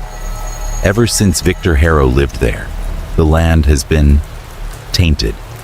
He made a pact with the earth, a promise to feed it with blood, and it's never stopped craving it. Laura felt a chill run down her spine, and she tried to speak, but Mrs. Montgomery silenced her with a raised hand. Don't you see? The land, the garden, it's not just a place, it's alive. Harrow's spirit is trapped there, feeding off the blood he spilled. And anyone who disturbs it, anyone who tries to interfere with the cycle, will be hunted by him. His curse is bound to that garden. The moment you tried to take control of it, you woke him up. Laura shook her head, disbelief written across her face. That's not possible. Spirits aren't real. This is just superstition. But the younger man, who had been standing silently in the corner, spoke up, his voice gravelly. I've seen it, he said, his eyes dark with fear. I grew up here, and I've seen the things that happen around that garden. People have tried to cut the plants, tried to move the stones, every single one of them. They never came back. The garden takes what it wants. Laura felt her stomach churn. But we didn't. You didn't have to, Mrs. Montgomery interrupted. The moment you set foot in that garden, the cycle began again. And now, the earth is calling to you. Daniel turned pale. What do we do? How can we stop it?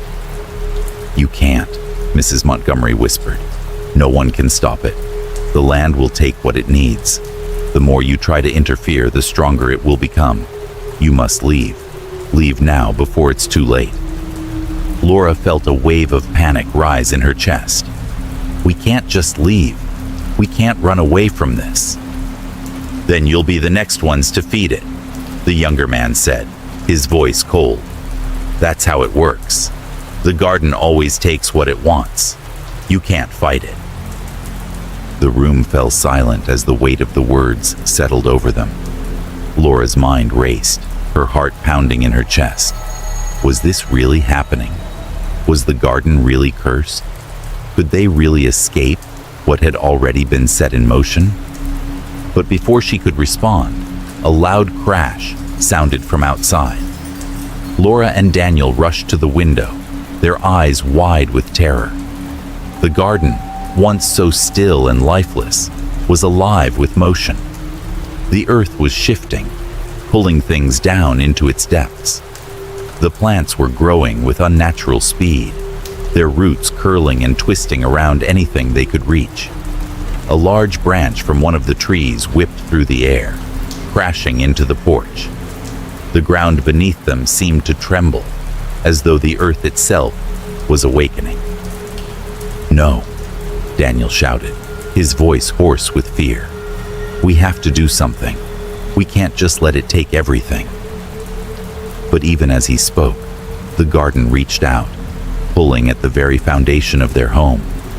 The earth was claiming its territory, dragging the porch into the soil as if it were alive, hungry for more. The figure, Harrow's figure, was standing at the edge of the garden, closer than ever before.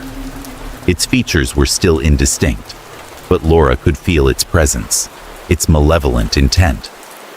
Run, Mrs. Montgomery screamed, grabbing Laura's arm.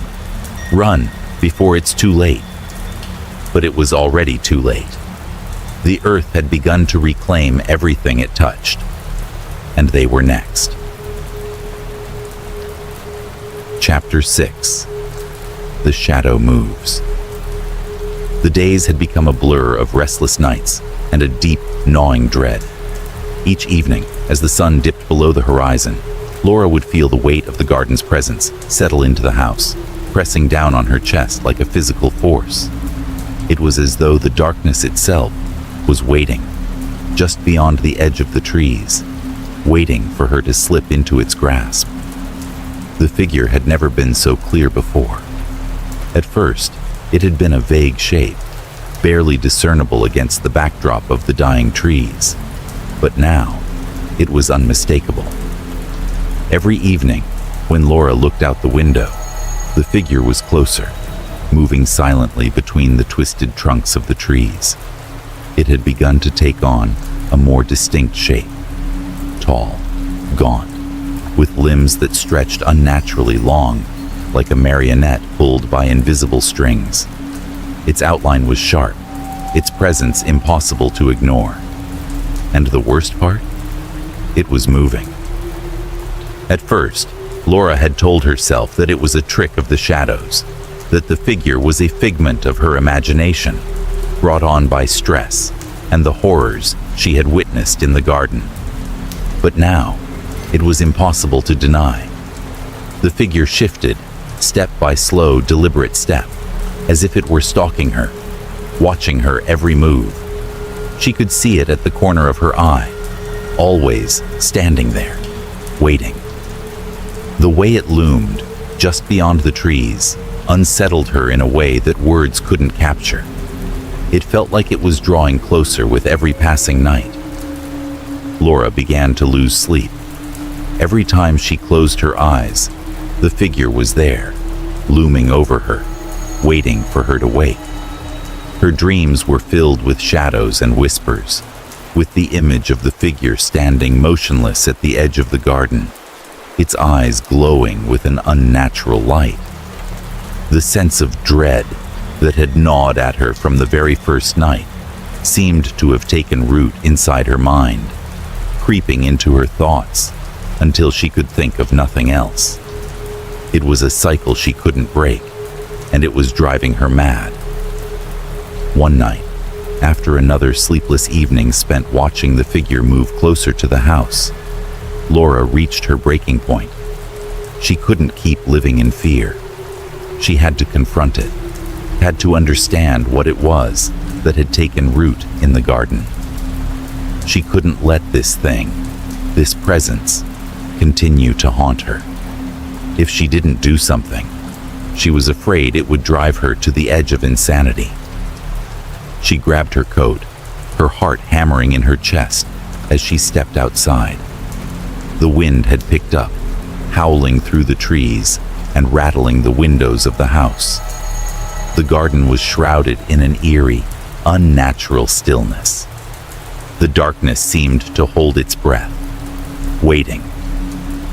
She didn't know why she felt compelled to do it, but she walked toward the garden.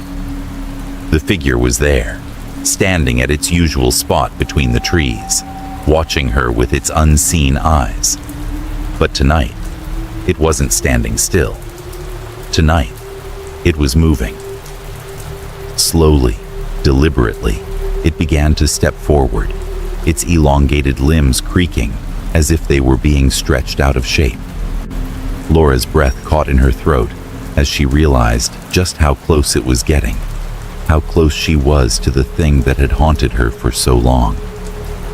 She forced herself to move forward.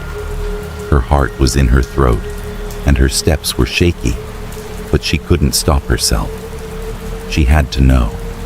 She had to see what it was. The closer she got, the more intense the pressure in her chest became. It felt like the air was thicker here, like something was closing in around her. The figure moved toward her with slow, deliberate steps, its form becoming clearer the closer she got. And then, finally, when she was only a few feet away, it stopped. For a moment, there was nothing but the sound of her own shallow breaths, the world around her utterly still. The figure was no longer a mere shadow. It had form, shape, and presence. She could see it now, fully. The figure had the shape of a man, but its body was twisted, its movements unnatural. Its limbs were unnervingly long, stretched out at odd angles. Its skin was pale, sickly, with a grayish mottled texture. But the worst part were its eyes. They glowed. At first, Laura thought it was a trick of the light, but the longer she stared, the more she realized that the eyes were not reflecting the moonlight or any other external source. They were glowing from within, burning with an unnatural intensity. The light from the eyes was sickly, almost green, like a dying ember. They shone with a hunger, an emptiness, as if the figure was trying to consume her, to drain her very soul. The moment her gaze met the figure's eyes, a wave of nausea washed over her. Her limbs felt weak, her stomach churning, and for a moment, she thought she might collapse right there in the dirt. The figure did not move. It simply stood there, watching her with its terrible, glowing eyes. She was frozen. It was as though her body had forgotten how to move. Her mouth was dry, her heart thudding in her chest like a drumbeat. The figure's gaze seemed to pierce through her, its eyes seeing something inside of her, something that terrified her to her core. She couldn't look away. She couldn't speak. It was as if the figure had placed her under a spell, trapping her in its gaze. But then, a sudden sound broke through the paralysis. A voice, low, growling, almost a whisper, but one that cut through her like a knife. "Feed me." The words were not spoken aloud, but felt inside her head, as if they were a part of her own thoughts. They were filled with an intensity, an unquenchable thirst. It was a voice that seemed to come from the very depths of the earth, and it filled her with a deep, primal terror. Her mind screamed to break free, to run, but her body wouldn't respond. She could feel herself starting to slip away, her thoughts growing faint, the world around her blurring into nothing. And then, just as quickly as it had come, the figure stepped back. It didn't fade or disappear. It simply retreated, like a shadow slipping back into the dark. Laura blinked, disoriented, the air suddenly rushing back into her lungs. Her heart pounded, her hands trembling as she staggered back. The figure was gone. She didn't understand. Her mind raced, trying to make sense of what had just happened. What was it? Who or what had she just seen? Her legs gave out, and she collapsed to her knees, gasping for air. Her hands shook as she pressed them against the cold earth, trying to ground herself, trying to make sense of it all. She had to tell Daniel. He had to understand. They couldn't stay here any longer. Later that evening, when Daniel returned from his search, he found her sitting on the floor, pale and trembling. She looked up at him, her eyes wide with a terror he had never seen before. "I saw it," she whispered, her voice cracking. "I saw him. I saw Victor Harrow." Daniel's expression faltered. It was clear that up until that moment, he had held on to his skepticism, but the raw fear in Laura's eyes, the words she spoke, shattered that illusion. "Victor Harrow?" he repeated, his voice soft with disbelief. "You're sure?" Laura nodded, her face pale as she whispered, "He's not dead, Daniel. He's still here, and he's coming for us." Chapter 7. The Secret of Harrow. The air in the house had grown heavier, oppressive, suffocating. Laura's mind raced with images of the figure in the garden, the glowing eyes, the voice that echoed in her skull. It was as if Harrow's spirit was closing in on them, and there was nowhere to run.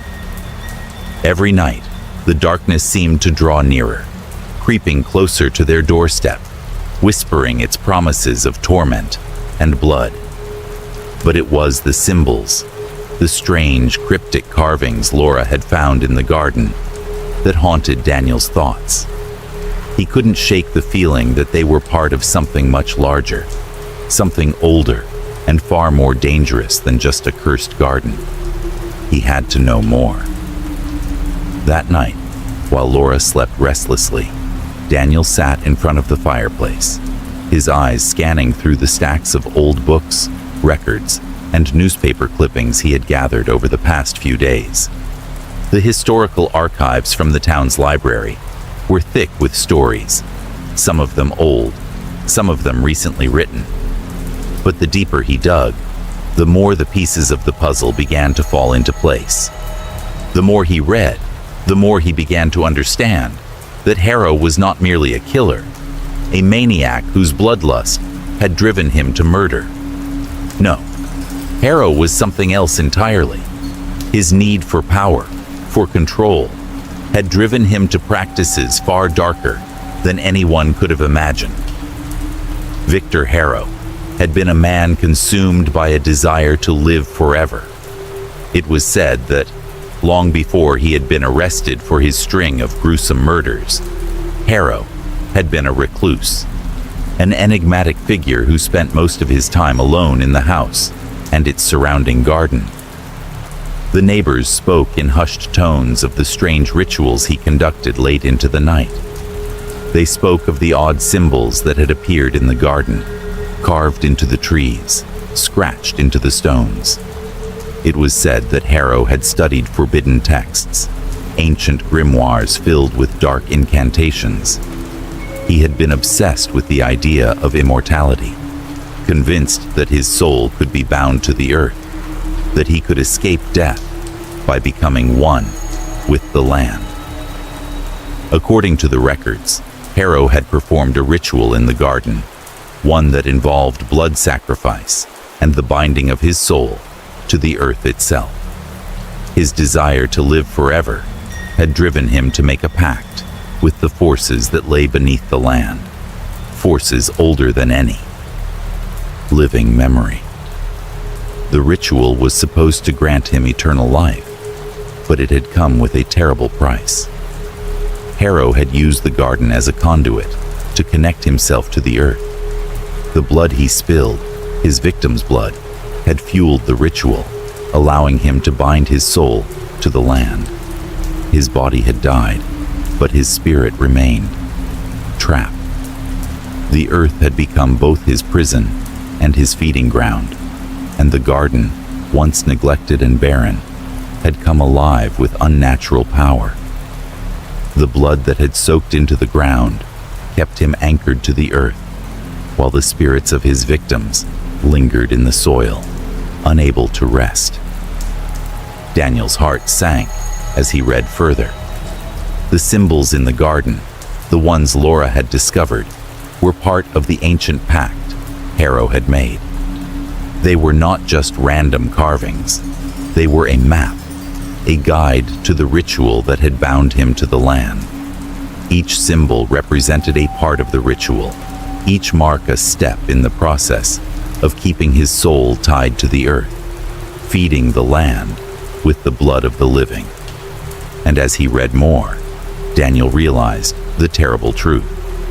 The garden was never going to let them go. The curse that Harrow had placed on the land was still in effect. The garden had become a vessel for his spirit, and anyone who tried to interfere, anyone who dared to disturb the cycle, would be claimed by the earth, their blood becoming the next offering in Harrow's unholy ritual. The thought made Daniel's stomach twist. The symbols, the strange growth of the garden, the figure watching them from the shadows. It was all part of the same dark force, the same hunger that had consumed the previous victims and would eventually claim them too. He slammed the book shut, his hands trembling. The room felt colder, the shadows longer. His mind raced with the implications of what he had learned. He knew what they had to do. They had to break the ritual. They had to sever the connection between Harrow's soul and the garden, or they would become just another part of the cursed land, their blood feeding the earth, their bodies trapped in the soil forever. But how? Laura woke with a start, her body drenched in sweat. The nightmare had come again. The same one, over and over. The figure in the garden, its glowing eyes, the whispers, the feeling of being pulled into the earth. She sat up in bed, trying to shake off the lingering sensation of dread that clung to her skin. Her heart pounded in her chest, and for a moment, She was unsure whether she was still dreaming. But then she saw Daniel, sitting at the desk, his face pale as he stared at the book in front of him. She could see the look of horror in his eyes, the weight of the discovery pressing down on him. "Daniel?" she called softly, but he didn't respond. She walked over to him, her bare feet cold against the wooden floor. "What's wrong?" He looked up at her, his face grim. "I found it, Laura. I found the truth." Laura's breath caught in her throat. She had a sinking feeling she already knew what he was going to say. "Victor Harrow," Daniel continued, his voice heavy with dread. "He didn't just kill people. He performed a ritual, a dark ritual in the garden. He used the blood of his victims to bind his soul to the earth. And now the garden is feeding off us. The earth is calling us in. We're trapped here, Laura. Unless we can break the ritual, we're going to end up just like the others, feeding the soil with our blood." Laura's legs felt weak, and she stumbled back, her mind racing. The pieces clicked together. The strange symbols in the garden, the figure that watched them, the way the plants had grown unnaturally fast, consuming everything in their path. It was all part of the same curse.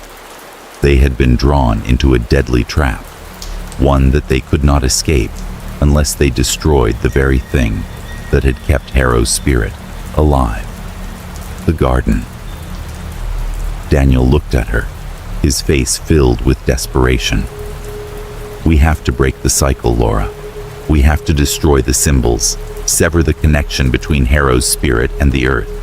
If we don't, we'll become part of it, another victim to feed the garden." Laura nodded slowly, her mind racing. How? How do we do it?" Daniel stood up, his eyes focused, determined. "We have to find the heart of the ritual, the place where Harrow's blood was spilled, where his soul was bound to the earth. We destroy that, and the curse will end." Laura's heart pounded in her chest. She knew it wasn't going to be easy. They were going to have to face Harrow's spirit head-on, confront the darkness that had been festering in the garden for so long. But it was their only chance. Together, they would have to stop Harrow before they became his next victims. Chapter 8. The Ritual of Sacrifice. The air in the house was thick with tension. Laura and Daniel had spent the last few days preparing themselves for the inevitable. The clock was ticking, and they knew that they were running out of time. Every day, the garden grew more powerful. Every night, the figure in the garden moved closer. It was as though the earth itself was calling to them, whispering its hunger for more blood, for more souls to feed the curse that had been set in motion so many years ago. Daniel had pored over the ancient books, the articles, the crumbling records from the town's library. He had uncovered every scrap of information he could find about Harrow and the dark ritual that had bound his soul to the land. They had discovered that in order to break the curse, they would need to sever the connection between Harrow's spirit and the garden. But that meant confronting the source of the power that had been feeding it for so long, the place where Harrow's blood had been spilled. The ritual must be completed in the heart of the garden, Daniel had said, his voice shaking with a mix of fear and determination. "We have to destroy the object Harrow used to bind his soul to the land. The blood is still in the soil, Laura. We have to dig up the bones, his bones, and destroy whatever relic he used to anchor himself to the earth." Laura, though terrified, knew that they had no other choice. Every night, the garden grew more aggressive, more insistent. The flowers bloomed in unnatural colors. The vines twisted toward them like grasping hands, and the ground itself seemed to shift underfoot. pulling things into the earth. They had no way of knowing how much longer they had before the garden claimed them, before Harrow's spirit devoured them whole. That evening, as the sun set and the darkness crept into the yard, Laura and Daniel stood at the edge of the garden. The air was thick with an eerie stillness, and the only sounds were the distant rustling of leaves and the occasional snap of a twig. The garden, once so wild and overgrown, now felt like a living, breathing entity, its pulse quickening with every step they took. "We need to find where it all began," Daniel whispered, his voice tight with anxiety. "The center of the ritual. That's where we'll find Harrow's remains." They stepped into the garden, and Laura felt an immediate shift in the air. The ground beneath her feet was soft, spongy, as though it were alive, absorbing every step they took. The plants seemed to respond to their presence, twisting and growing faster as they walked deeper into the garden. Every time Laura glanced over her shoulder, the figure of Harrow stood just beyond the trees, its eyes glowing with that sickly green light, watching their every move. She could feel the weight of his gaze, an oppressive, suffocating force that seemed to press down on her chest. "Keep moving," Daniel urged, his voice barely a whisper. They continued through the dense foliage, their progress slow and cautious. The garden felt as though it were closing in around them, the plants thickening with every step. Laura's eyes darted nervously, half expecting to see the figure of Harrow, lunging from the shadows, but it remained just out of sight, lurking in the dark. She could feel it, though. He was getting closer. Finally, after what seemed like hours, they reached the heart of the garden. The air was heavier here, charged with an unnatural energy that made the hairs on the back of Laura's neck stand up. The ground was damp, the soil soft and dark, as though something ancient lay buried beneath their feet. In the center of the clearing, they found it, the object that had bound Harrow's soul to the earth. It was an old stone altar, covered in moss and vines, its surface marked with the same symbols they had seen in the garden. A large blackened stone sat at the center of the altar, its surface etched with strange markings that seemed to pulse with a life of their own. "This is it," Daniel breathed, kneeling beside the altar. "This is where Harrow performed the ritual. This is where he made his pact with the earth." Laura nodded, her heart pounding in her chest. She had to summon the strength to do this, to destroy the very thing that had kept Harrow's spirit trapped in this cursed garden for so long. But as she looked at the altar, something inside her twisted with fear. She could feel the power in the air, the same dark, suffocating energy that had been growing stronger with each passing day. The ground seemed to hum beneath her feet, and the garden itself seemed to groan, as though it were alive, aware of their intrusion. "We have to destroy it," Laura said, her voice shaking.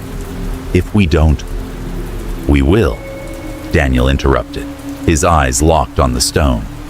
"We have to. There's no turning back now." He reached into his bag and pulled out a small obsidian dagger, the ritual tool they had acquired from the old texts. The blade gleamed darkly in the low light, and Laura felt a wave of cold wash over her as he held it in his hands. "Are you ready?" he asked, his voice filled with resolve. Laura hesitated for a moment, the weight of the task pressing down on her. She glanced up at the trees, expecting to see the figure of Harrow lurking in the shadows. But the garden was quiet, almost too quiet. The wind had stopped, and the world seemed to hold its breath. "I'm ready," she said, though her voice barely rose above a whisper. They both took a deep breath, and with a single swift motion, Daniel plunged the dagger into the center of the blackened stone. The moment the blade made contact with the altar, the earth trembled beneath them. The ground rumbled, and the air filled with a deafening crack, as though the very fabric of reality had been torn open. At that moment, the garden came alive. The plants began to grow at an impossible rate, twisting and sprawling like serpents, seeking to choke the life from everything in their path. The vines wrapped around their legs, pulling them down into the earth, while the flowers bloomed with unnatural speed, their petals sharp as knives. The ground seemed to open up, swallowing anything in its path, as if the earth itself were hungry for more. And then, Harrow's figure appeared. He emerged from the shadows, his form more defined than ever before. His eyes burned with an intense, sickly light, and his body seemed to shimmer with the energy of the land itself. The figure was not just a ghost anymore. It was something else, something far more terrifying. It was Harrow, but not the man who had lived here so long ago. This was his spirit, twisted and corrupted by the ritual, a monstrous force that sought to keep his soul tied to the earth. "No!" Daniel shouted, his voice rising above the chaos. "We have to finish it. Now!" The figure lunged at them, its limbs outstretched, but Laura and Daniel pressed on, determined to finish what they had started. They had no choice. They could feel the power of the earth, the pull of Harrow's curse, trying to drag them into the ground, to feed them to the garden. But they would not let it win. With one final desperate strike, Daniel shattered the blackened stone. The moment the stone broke, the entire garden seemed to explode with light. The plants recoiled, the vines disintegrating, the flowers wilting and dying. The earth trembled, and the figure of Harrow let out a horrible guttural scream, its body writhing in agony as it was torn from the earth. The ground beneath their feet cracked open, and the earth swallowed the altar whole, taking Harrow's spirit with it. Chapter 9. The Final Sacrifice. The earth trembled violently beneath their feet, and the world around them seemed to collapse into chaos. The ritual had been set in motion, the garden roaring in anger as Harrow's curse was undone. But instead of ending the nightmare, it felt as though it had only just begun. The ground was alive, pulsing with malevolent energy. The air was thick with the smell of decay, and the shrill cries of twisted plants echoed through the garden. The vines had retracted for a brief moment, only to surge forward again, their thorns sharp as daggers, wrapping around Laura and Daniel's legs, pulling them toward the soil. It felt as though the very earth was fighting them, pushing back against every attempt they made to break the ritual. The figure, the monstrous shadow that had haunted them for so long, appeared before them. But this time, it was different. It was no longer just a dark, unsettling silhouette lurking in the shadows. It had transformed into something far more terrible, a creature of nightmares, its body twisted and gnarled like the branches of the trees, its face an amalgamation of screams and decayed flesh. Its eyes burned with an unnatural, sickly glow, its mouth stretching into a grotesque grin, revealing rows of sharp, jagged teeth. "You cannot escape," the creature hissed, its voice like 1,000 whispers combined. The sound reverberated through their bones, freezing them in place. "You are mine. All of you will feed the earth." The garden seemed to grow more insistent with every passing second. The vines pulled tighter around their limbs, the ground quivered with malevolent energy, and the plants that had once seemed innocent now twisted and thrashed with hunger. The soil seemed to call to them, begging for more blood, more sacrifices to satiate its insatiable thirst. "We need to finish this," Daniel grunted, struggling against the vines as they threatened to drag him down into the earth. His eyes locked with Laura's, and for a moment, they shared the weight of their desperation. "We can't stop now. If we don't destroy the heart of this place, it'll never end. Harrow will keep feeding from us." Laura nodded, her heart racing. But with each step they took, the ground seemed to resist, pulling back and healing itself faster than they could fight. The earth was alive with rage. Every time they shattered something, whether it was a root, a vine, or one of the dark symbols, the ground would begin to heal, regenerating, growing stronger and more aggressive. They were running out of time. Daniel reached for the dagger they had used earlier, but the vines whipped it from his hands, burying it beneath the earth. The garden was fighting back, and it was winning. Laura could feel the weight of the decision weighing heavily on her. Something in the back of her mind kept gnawing at her, a voice whispering the same haunting truth. There was a way out. She wasn't sure how, but she knew that in order to end this, someone had to give up everything. She looked at Daniel, and for the first time, she realized what that meant. Suddenly, a flash of memory struck her. A name, a face she had seen only once before in the town's history books. A woman. The name whispered in her mind, and the pieces of the puzzle clicked into place. Hannah Malone. Hannah had been one of Harrow's first victims, someone whose body had never been found. Laura remembered reading about her in the old records, a young woman who had vanished without a trace. But now, it became clear to her. Hannah's soul, her body, was still trapped in the garden. Her death had been the final piece in Harrow's pact. It was her missing body that had allowed Harrow to complete his ritual, and it was her body that could break the cycle. Laura turned to Daniel, her voice shaking. "We need to find her." Daniel's eyes flickered with confusion and disbelief. Hannah Malone? But her body? "It's here," Laura interrupted. "Her body is still here, buried in the soil. She's the key to breaking this. If we can find her remains and release her, it will sever Harrow's connection to the earth." The realization hit them both at once. The curse had not been truly broken. They had come so close, but they had missed the final piece. Without Hannah's remains, the ritual would never be undone. Harrow's spirit would remain trapped, and they would never escape the cycle of bloodshed. Laura's pulse quickened as she scanned the garden. The ground seemed to be shifting beneath their feet, and the vines were growing thicker, faster, wrapping around them like chains.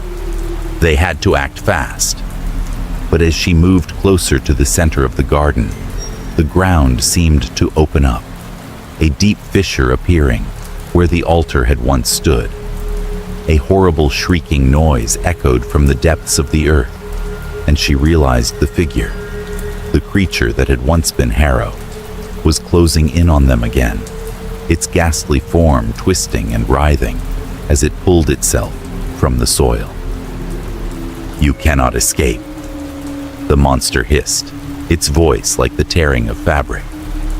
"You belong to me." Laura's heart raced as she searched the earth, her fingers scraping against the damp, cold soil. She could feel the pull of the garden, the earth beneath her desperate to swallow her whole. And then, with a horrifying realization, her hand hit something hard, something cold and ancient. Her heart skipped a beat. She dug furiously, the dirt flying around her, her hands bleeding as she worked. And then, in the dim light, her fingers brushed against something familiar, something human. The body. She pulled it free, gasping as the corpse of Hannah Malone emerged from the earth, pale and stiff, but intact. Her eyes were closed, her features frozen in an eternal sleep. And yet, Laura knew that this was the key to ending it. This was the only way to sever the bond that kept Harrow tied to the earth. But as she reached for the body, a sharp, unbearable pain shot through her chest. The vines tightened around her like a vice, pulling her back. The garden was fighting back with everything it had, and she could feel it. Harrow's spirit, screaming in fury. The figure, now a monstrous, writhing nightmare, was upon her.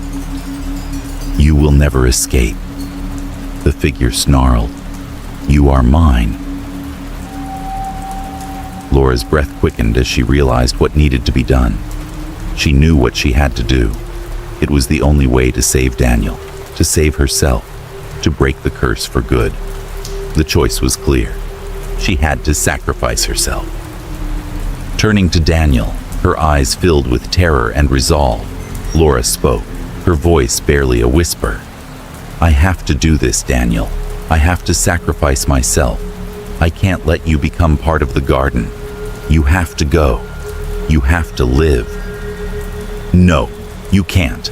Laura, don't," Daniel shouted, his voice breaking. But Laura knew what had to be done. She had to end this nightmare, no matter the cost. She closed her eyes, holding the body of Hannah Malone close to her chest, and with a single desperate breath, she whispered the final words of the ritual.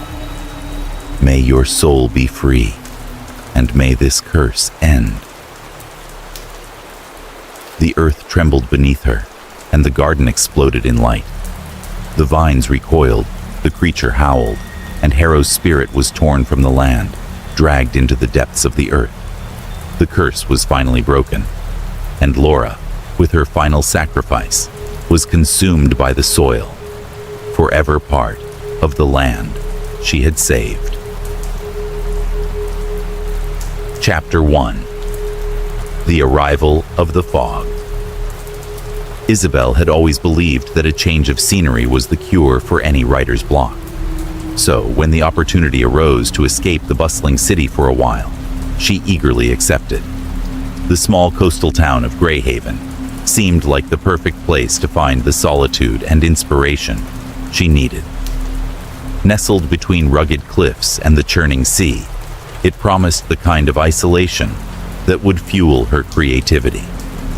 Little did she know, the peace she sought was not the only thing the town would offer. Greyhaven was as picturesque as it was unsettling. Its cobblestone streets wound their way through clusters of weathered cottages, their roofs sagging beneath the weight of years. The sea, a constant presence just beyond the town, roared with a rhythmic power that felt as though it had always been there, as though it was part of the very foundation of the town. Isabel felt the pull of the place immediately, but there was something else too, a lingering tension in the air, something faint but palpable, like a quiet warning.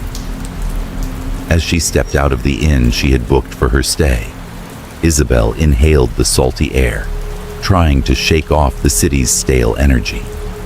She had barely unpacked her things before deciding to explore. The town was small, and by late afternoon, the streets were nearly empty. Most people seemed to have retreated inside their homes, leaving the town to bask in a strange, almost eerie quiet. Isabel was not used to this kind of peace, but it wasn't the serenity of the landscape that caught her attention. It was the subtle unease that seemed to hang in the air. The locals were friendly, at least on the surface. However, something about them made Isabel uncomfortable. Their smiles didn't quite reach their eyes, and their voices often faltered when they spoke, as though they were hiding something.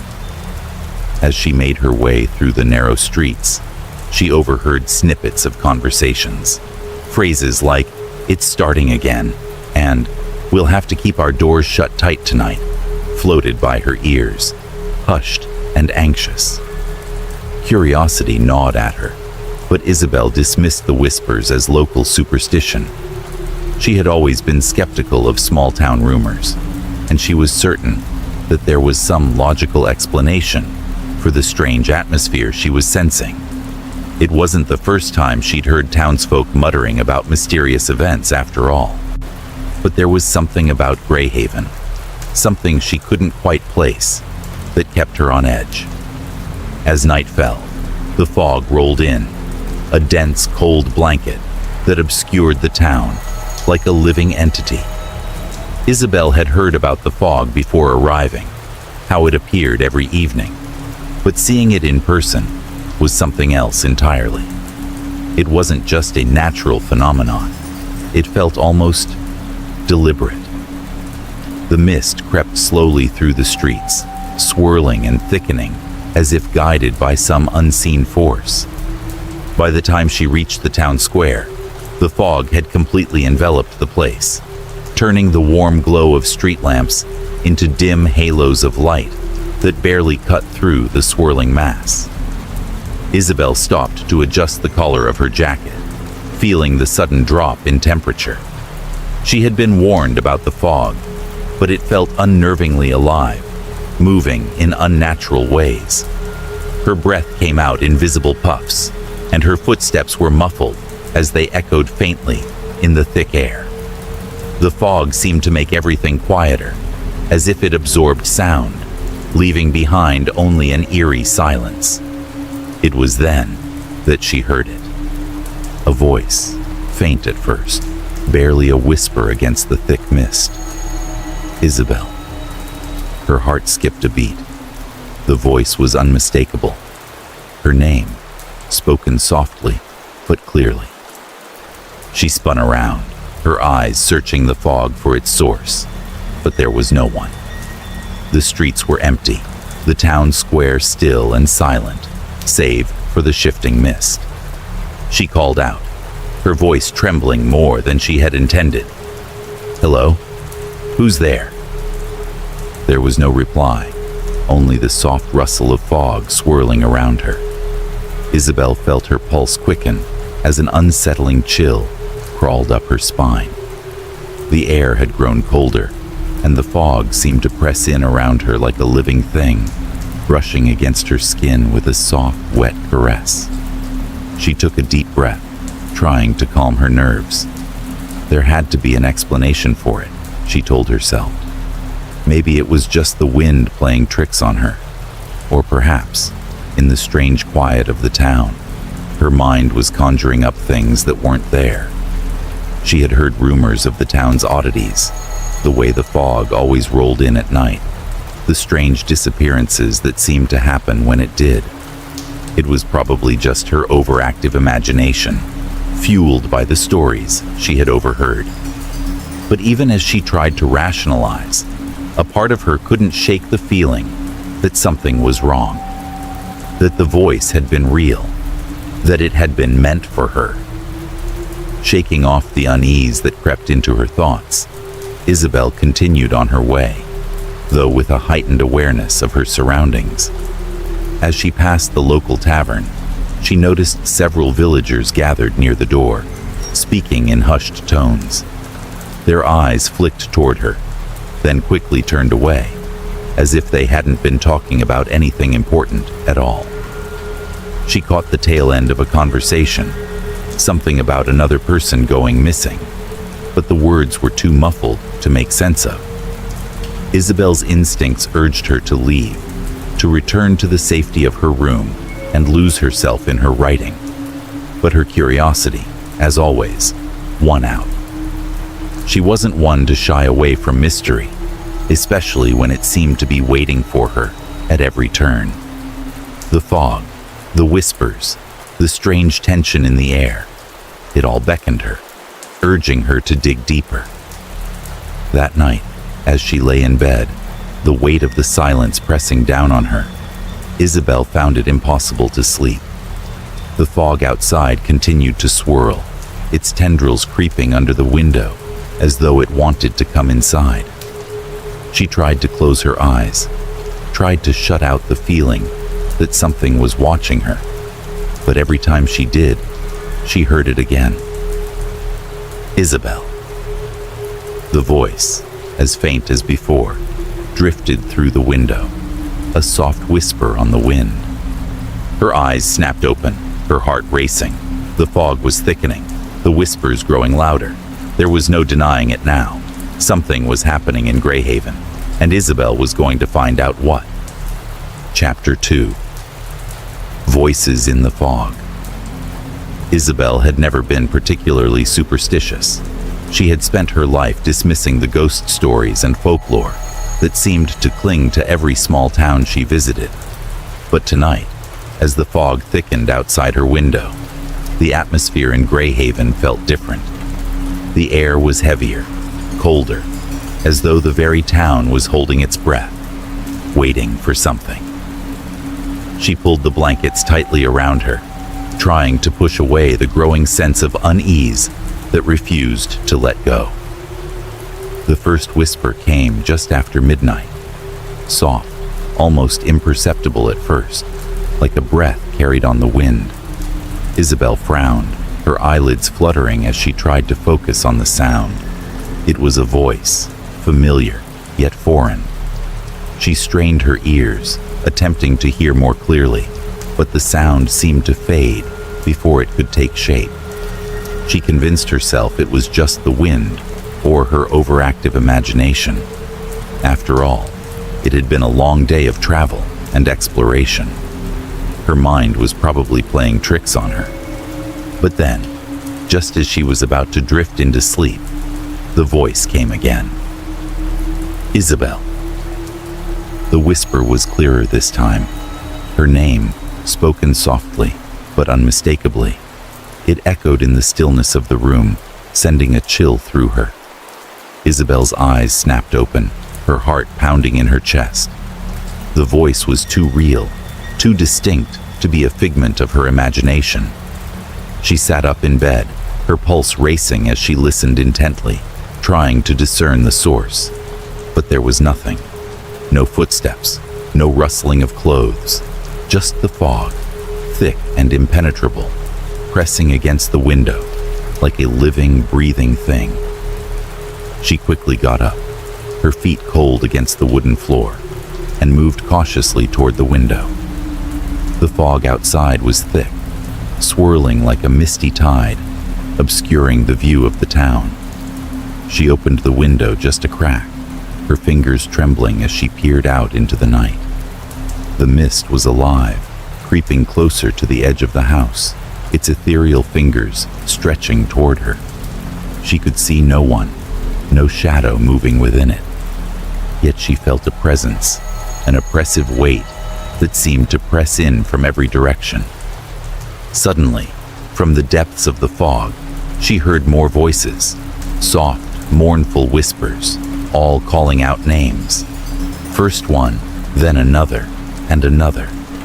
It was as if the very air itself was alive with the sound of people speaking, but no one was visible. Isabel's heart raced as she pressed her palms against the cold glass, straining to hear the words. Each voice was distinct, but none of them made any sense. They were fragments of conversations, echoes of lives long gone. Adam, Catherine, Daniel. The names floated through the fog, each one sending a wave of icy dread over Isabel. These weren't just the usual ghostly murmurs. They felt deliberate, as if the fog was calling out to someone, searching for them by name. Her skin prickled with unease, and she quickly closed the window, her breath shallow as she tried to calm herself. It was just the fog playing tricks on her, she told herself. Just some odd quirk of the air in this strange town. But as the whispers continued outside, she could feel the weight of their meaning. Something was terribly wrong. She tried to sleep again, pulling the blankets over her head to block out the unsettling sounds. But each time she closed her eyes, the voices would return, calling to her from beyond the fog. Isabel, it whispered again, this time with an urgency that chilled her to the bone. She didn't sleep that night. When the first light of dawn crept through the cracks in the curtains, Isabel's eyes were heavy with exhaustion.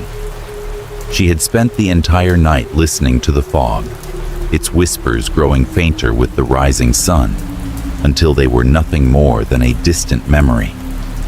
Despite her weariness, she knew that the events of the night couldn't be ignored. Something in the town had changed.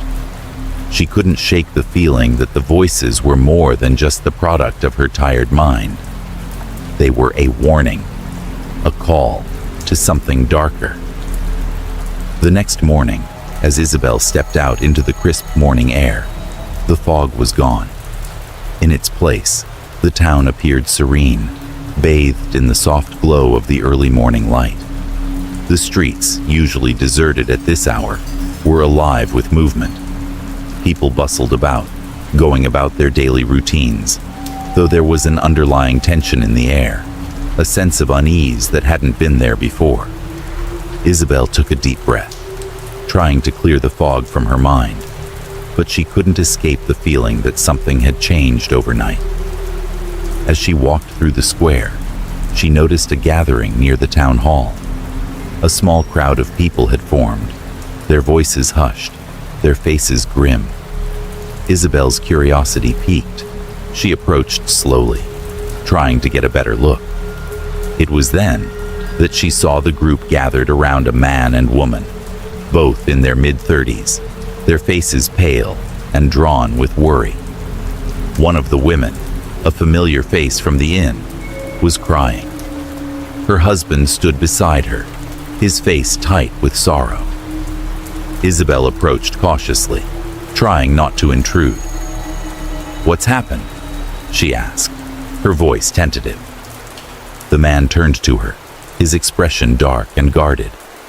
"It's Thomas. He's gone. Disappeared. Last night when the fog came in, he was taken." The words struck Isabel like a punch to the gut. She had been so absorbed in the eerie events of the night that she hadn't noticed the absence of the town's inhabitants. It was one thing to hear whispers, to feel the presence of something lurking in the mist, but to hear that someone was missing, that someone had vanished without a trace, was another matter entirely. "What do you mean, taken?" Isabel asked, her voice trembling. "How could he disappear like that?" The man shook his head, his voice strained. "We don't know. He was there one moment and then gone. It's not the first time this has happened. Every year, when the fog comes down, someone vanishes. But this time..." He looked around nervously, his eyes scanning the crowd. "This time it feels different. The fog. It's not like before." Isabel felt a chill settle in her bones as the implications of the man's words hit her. The fog, the voices, the disappearances. She had heard the stories, of course, rumors whispered in dark corners of the inn. But now, standing in the square with the missing man's family grieving before her, the reality of the situation was undeniable. Isabel knew then that she couldn't ignore what was happening in Greyhaven. The town's secret was waiting to be uncovered, and she felt a strange compulsion to discover the truth. She decided, right then and there, to investigate. Chapter 3. The Secret of the Lighthouse. The morning after hearing about Thomas's disappearance, Isabel couldn't shake the feeling that something deep within Greyhaven's history was tied to the eerie occurrences she had witnessed. It wasn't just the fog or the whispers in the air. It was the town itself, its silent secrets lingering beneath the surface. Her mind kept returning to the one place that seemed to hold more answers than any of the villagers were willing to provide: the lighthouse. It stood isolated at the edge of the cliffs, far from the town, and hidden behind jagged rocks that seemed to guard it. Isabel had heard the locals speak of it only in whispers, referring to it with a sort of fearful reverence. The lighthouse, they said, had been abandoned for years, left to rot away in the relentless winds and storms that battered the coast. Some claimed it was haunted, cursed even, with the spirits of those who had once manned it, still lingering, trapped by a malevolent force. Isabel's curiosity had been piqued the moment she first set foot in Greyhaven. The town seemed to hold its breath whenever the lighthouse was mentioned, and though she had heard the rumors, she felt an undeniable pull to see it for herself. Perhaps, she thought, the lighthouse could offer some answers, or at the very least, provide the next clue in the tangled web of Greyhaven's mysteries. By midday, Isabel had made up her mind. She gathered a notebook and a pencil, intending to document anything of interest she might find along the way. The sun had started to break through the clouds, but the chill in the air told her that another foggy night was imminent. She left the inn, walking briskly through the town and toward the edge where the cliffs met the sea.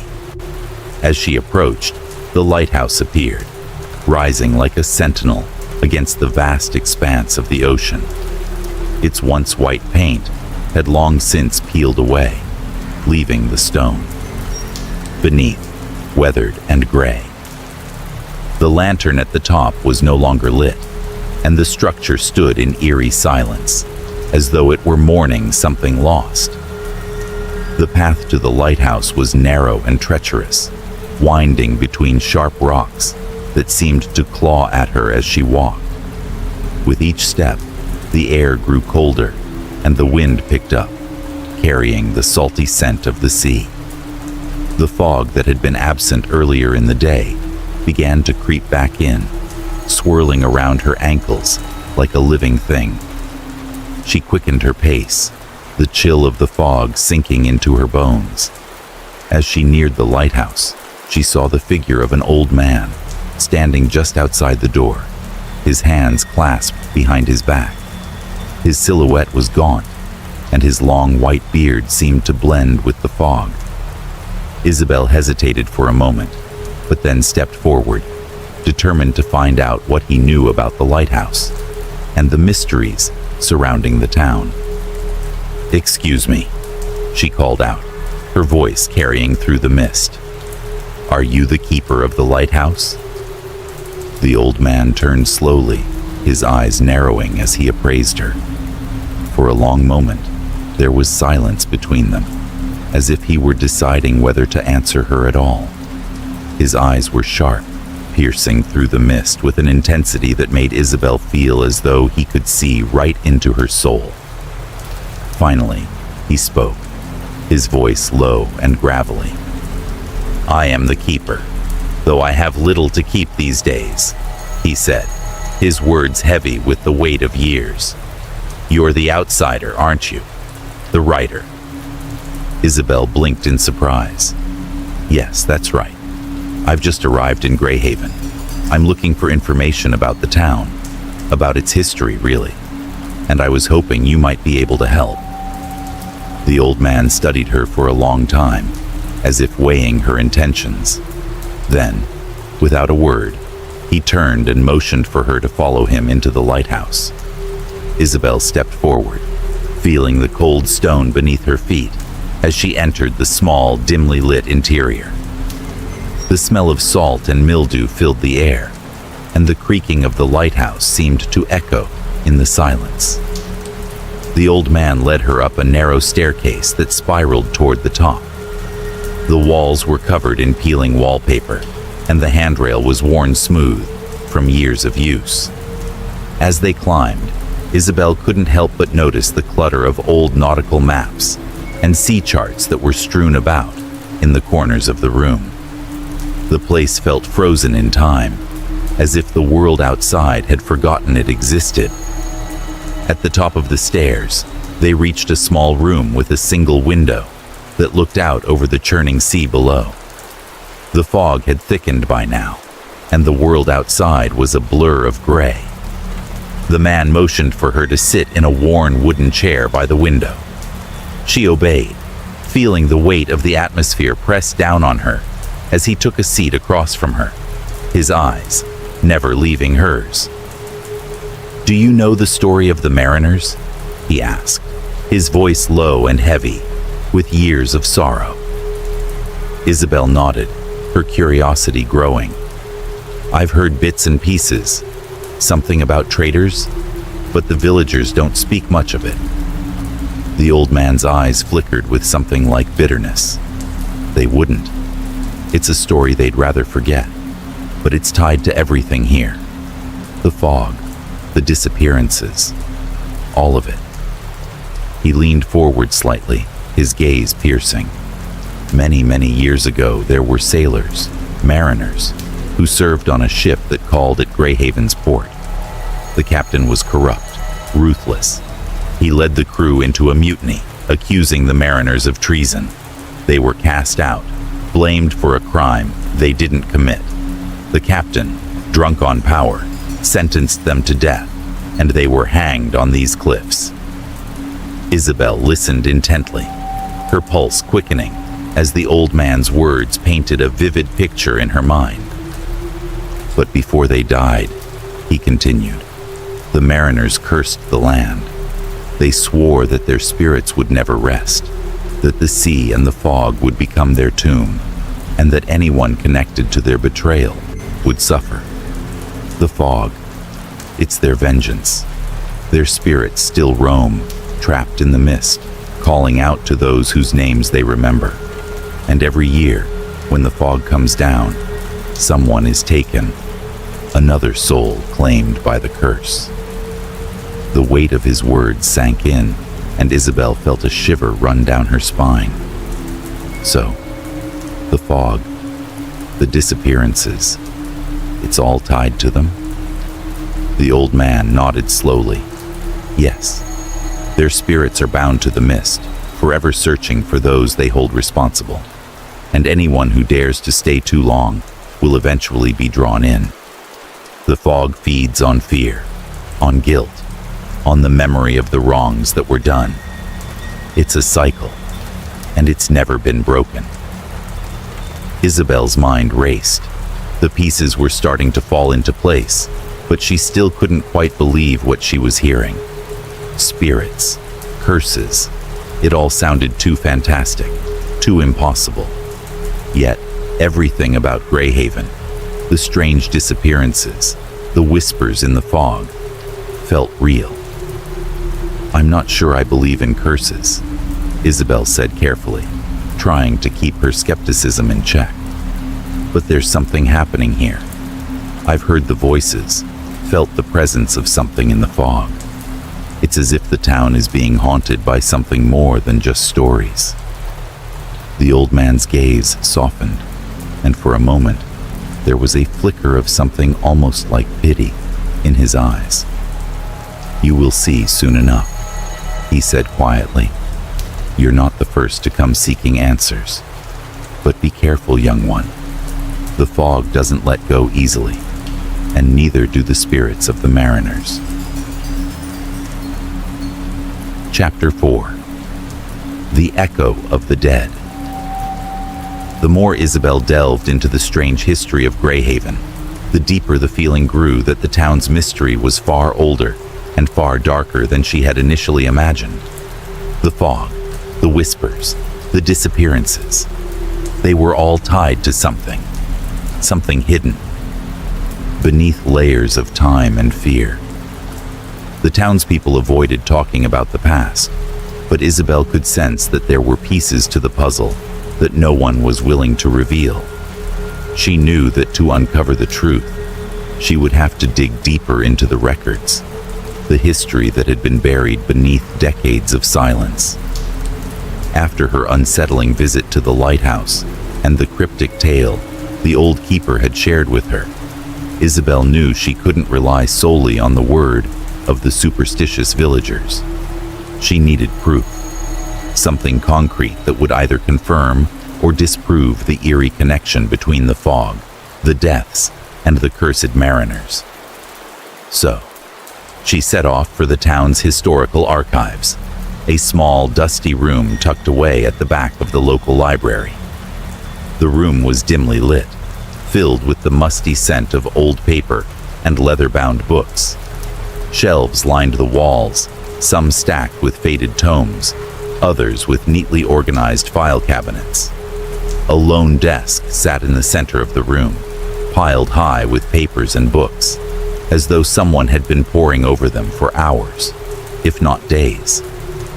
Isabel found a chair by the desk and began to sift through the records, hoping to find something that would shed light on the town's grim history. She began with the oldest records she could find, ledgers dating back centuries. The early pages were filled with the names of the town's founders, the first settlers who had come to Greyhaven in search of a new life. But as she continued through the records, the names began to change. Some of them were familiar, the same last names that she had seen in the town square, the families that still lived in Greyhaven today. But there were others, names that stood out for their tragic stories. As Isabel flipped through the pages, she found references to strange disappearances. The earliest records described a series of deaths that seemed to coincide with the arrival of thick fogs, much like the one that had covered the town the night she arrived. The names of the missing were listed with an almost eerie regularity: Samuel Archer, Helen Caldwell, Thomas Blake. Each of these individuals had vanished without a trace during the months when the fog descended. Some had been residents of Greyhaven for years, while others had recently moved to the village, seeking a fresh start. But it wasn't just the disappearances that caught Isabel's attention. As she read on, she discovered something even more chilling. The records mentioned that the families of the missing often reported hearing voices in the fog, voices that called out the names of their loved ones just before they disappeared. And in each case, the missing were found later, their bodies washed ashore with expressions of terror frozen on their faces. A chill ran down Isabel's spine as she realized that the pattern of disappearances wasn't just a coincidence. It was a recurring event, one that had been happening for centuries. Her heart quickened as she dug deeper into the records. She began to see a more disturbing trend. Each of the missing had some connection to the Mariners, either through bloodlines, marriage, or long-lost family ties. Some of the names were familiar to her from the old man's story at the lighthouse, those who had been betrayed by the corrupt captain centuries ago. Isabel's pulse raced as she realized that the curse of the Mariners was not just some old legend. It was a truth that had been passed down through generations, slowly consuming the town with each foggy night.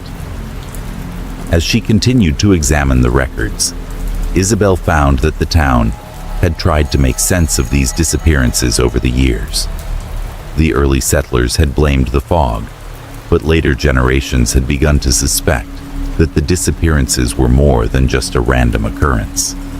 A few historians had even theorized that the fog was the manifestation of the Mariner's curse, a punishment for those who were somehow connected to the betrayal that had occurred centuries ago.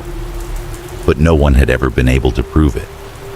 The town had become a place where people came and went, always knowing that something unspoken lurked in the air. With each new name she uncovered, Isabel felt the weight of the past pressing down on her. The list of victims grew longer with each passing page, and the connections between the families of Greyhaven and the doomed Mariners became impossible to ignore. It was clear that something was happening in Greyhaven, something that was far beyond the reach of rational explanation. Isabel closed the last ledger with a soft sigh, her mind reeling with the implications of what she had found. She had uncovered enough to confirm that the legend of the Mariner's curse was more than just a story.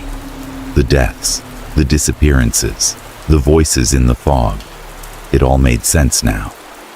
The spirits of the Mariners were real, and they were hunting those who were somehow connected to their betrayal. But the question that still lingered in Isabel's mind was whether the fog was a supernatural force, or if the fear of it, the collective dread of the townspeople, had fueled this cycle of death for generations. Could it be that the mariner's curse was merely a product of the town's imagination, a fear that had taken on a life of its own? Or was something darker at work, something that could not be explained by logic or reason? Isabel didn't know the answer, but one thing was certain. She was no longer just a writer seeking inspiration. She had become part of Greyhaven's story, whether she wanted to or not. And as the fog continued to roll in each night, she knew she had no choice but to unravel the mystery, to find out once and for all if the curse was real, and if it could be stopped. The sound of the foghorn drifting from the sea reached her ears as she sat in the dim library, the wind beginning to pick up outside. It was as if the town itself was calling to her, urging her to come closer to the truth. Isabel closed her notebook with a soft snap and stood up. She had made her decision. Tomorrow, she would return to the lighthouse. There were still answers to be found, and time was running out. Chapter 5. The Wind and the Tide. The fog returned sooner than Isabel expected, creeping into Greyhaven with a suddenness that left no time for preparation. The weather had turned cold in the days since she had last visited the lighthouse, and now, as evening fell, the familiar mist began to gather on the horizon. It was thick and impenetrable, swirling across the town like a living thing, and Isabel could sense its weight on the air. The cold wind that accompanied it felt almost unnatural, sharp and biting, despite the relative warmth of the day. Isabel had spent the past few days in the town's archives, poring over the records, and now, more than ever, she felt a sense of urgency. The fog had always been a sign that something dark was coming, but now she felt as though she were being drawn into it. It had been days since her last encounter with the voices in the mist, and her mind was still reeling from the discoveries she had made.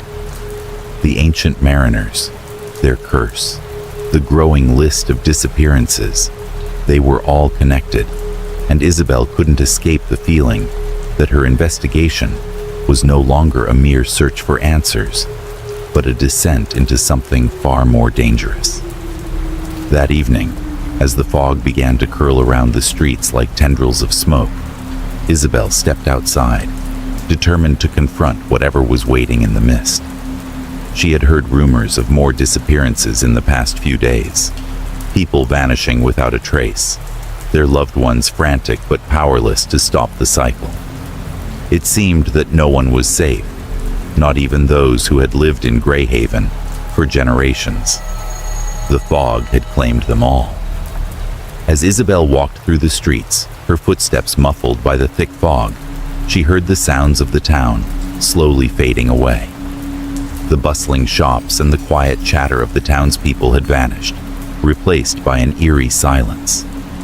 The streetlights, which should have been glowing brightly, flickered weakly as the fog pressed in, swallowing the light.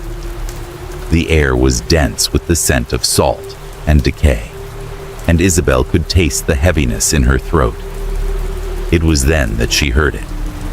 At first, it was just a faint sound, like the rustling of fabric or the scrape of shoes against stone. But then it grew louder, distinct, rhythmic footsteps echoing in the fog, as though someone, or something, was walking alongside her in the mist. Isabel stopped in her tracks, her heart pounding in her chest. The footsteps seemed to come from all around her, moving in perfect time with her own. But when she turned to look, there was no one there. The fog had thickened around her, nearly blinding her to the world beyond. The footsteps persisted, drawing closer, and Isabel's breath caught in her throat. She felt a cold shiver run down her spine, as though a presence were near, invisible, but undeniably there. She called out into the mist, her voice trembling. "Hello? Is someone there?" But her words were swallowed by the fog, absorbed by the silence. The footsteps continued, now quickening, as if the unseen figure were drawing nearer. Isabel's pulse raced, and she could feel the hairs on the back of her neck standing on end. She had heard stories of ghosts in Greyhaven, of the mariners' spirits, trapped in the fog, seeking vengeance, but she had never truly believed them. Now, with the footsteps growing louder and closer, she could no longer deny that something was out there with her. Suddenly, the fog parted for just a moment, and Isabel caught a glimpse of something, someone, in the distance. The figure was tall and slender, draped in tattered clothes that seemed to shimmer in the mist. Its face was obscured by the fog, but Isabel could make out the outline of a sailor's hat. The figure stood motionless, facing her, its presence unmistakable. Isabel's breath hitched as she stepped forward, calling out again, "Who are you?" But before she could get any closer, the figure vanished, dissolving into the mist like smoke. The fog closed in around her again, leaving her standing alone, heart pounding in her chest. There was no trace of the figure, no footprints in the ground, no sign of movement. It was as though it had never been there at all. Isabel's mind raced, trying to make sense of what she had just seen. Had it been a hallucination, a trick of the fog? Or had she encountered one of the mariners' spirits, one of the very ghosts she had read about in the town's old records? The footsteps were gone now, replaced by an unsettling silence. Isabel took a deep breath, trying to steady herself, but the feeling of being watched lingered.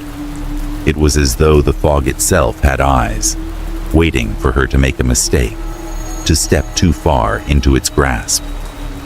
She had barely recovered when she heard a voice in the distance, muffled but unmistakable. A shout, followed by cries of distress. Isabel's heart sank. She recognized the voice. It was Martin, the baker from the village, his voice tinged with fear. She had spoken with him only that morning, when he had mentioned the fog was starting to return. Now, it seemed that he was in trouble, trapped somewhere in the mist. Without thinking, Isabel ran toward the sound of his voice, her feet slipping on the wet cobblestones as she pushed through the fog. The world around her seemed to distort with every step she took, the mist clinging to her like a shroud. She called out to Martin, her voice swallowed by the thick air, but there was no answer. The cries of distress grew louder, more frantic, and Isabel pushed herself harder, desperate to reach him. Finally, she found him, or rather, what was left of him. Martin's body lay crumpled on the ground at the edge of the square, his face twisted in a grotesque expression of fear. His eyes were wide open, locked in an eternal gaze that seemed to see something far beyond the fog. Isabel dropped to her knees beside him, her hand trembling as she touched his cold skin. There was no sign of injury, no apparent cause of death, but the terror on his face spoke volumes. He had died in fear, his body claiming the same twisted expression that Isabel had seen on the faces of the other victims in the town's records. Tears welled in her eyes as she stood up, her legs weak beneath her. She could feel the weight of the fog pressing in, suffocating her, and she knew that time was running out. Another soul had been claimed by the mist, and with it, another piece of the town's tragic history was added to the ever-growing list. As Isabel turned to leave, she heard the faintest sound, a whisper on the wind. Her name. Isabel. The voice came from the fog, soft and insistent. She felt a chill run through her, but this time she wasn't afraid. She was resolute. The time for questioning had passed. It was time to confront the truth. Chapter 6. Frozen Faces. The fog had grown heavier over the past few days, creeping like a silent predator through the streets of Greyhaven. It seemed as though it was always just on the horizon, waiting to descend and consume everything in its path. Isabel could feel it in the air, the ever-present weight of something dark and ancient, something that refused to be ignored. The town was holding its breath, and with each passing day, the disappearances seemed to become more frequent, more desperate. Yet, no one seemed willing to confront the truth. Isabel couldn't ignore it anymore. She had seen enough of the patterns, enough of the fear in the eyes of the villagers to know that the town was trapped in a cycle that no one knew how to break. The fog, the disappearances, the whispers, they were all connected, tied to something far older than the town itself. And now, she had to know the full truth. She couldn't leave Greyhaven without understanding what was happening, without uncovering the sinister force behind the deaths. The day began like any other, with the fog rolling in during the early hours of the morning. Isabel set out to continue her search, her mind heavy with questions. As she walked through the mist-shrouded streets, she noticed the unease in the air.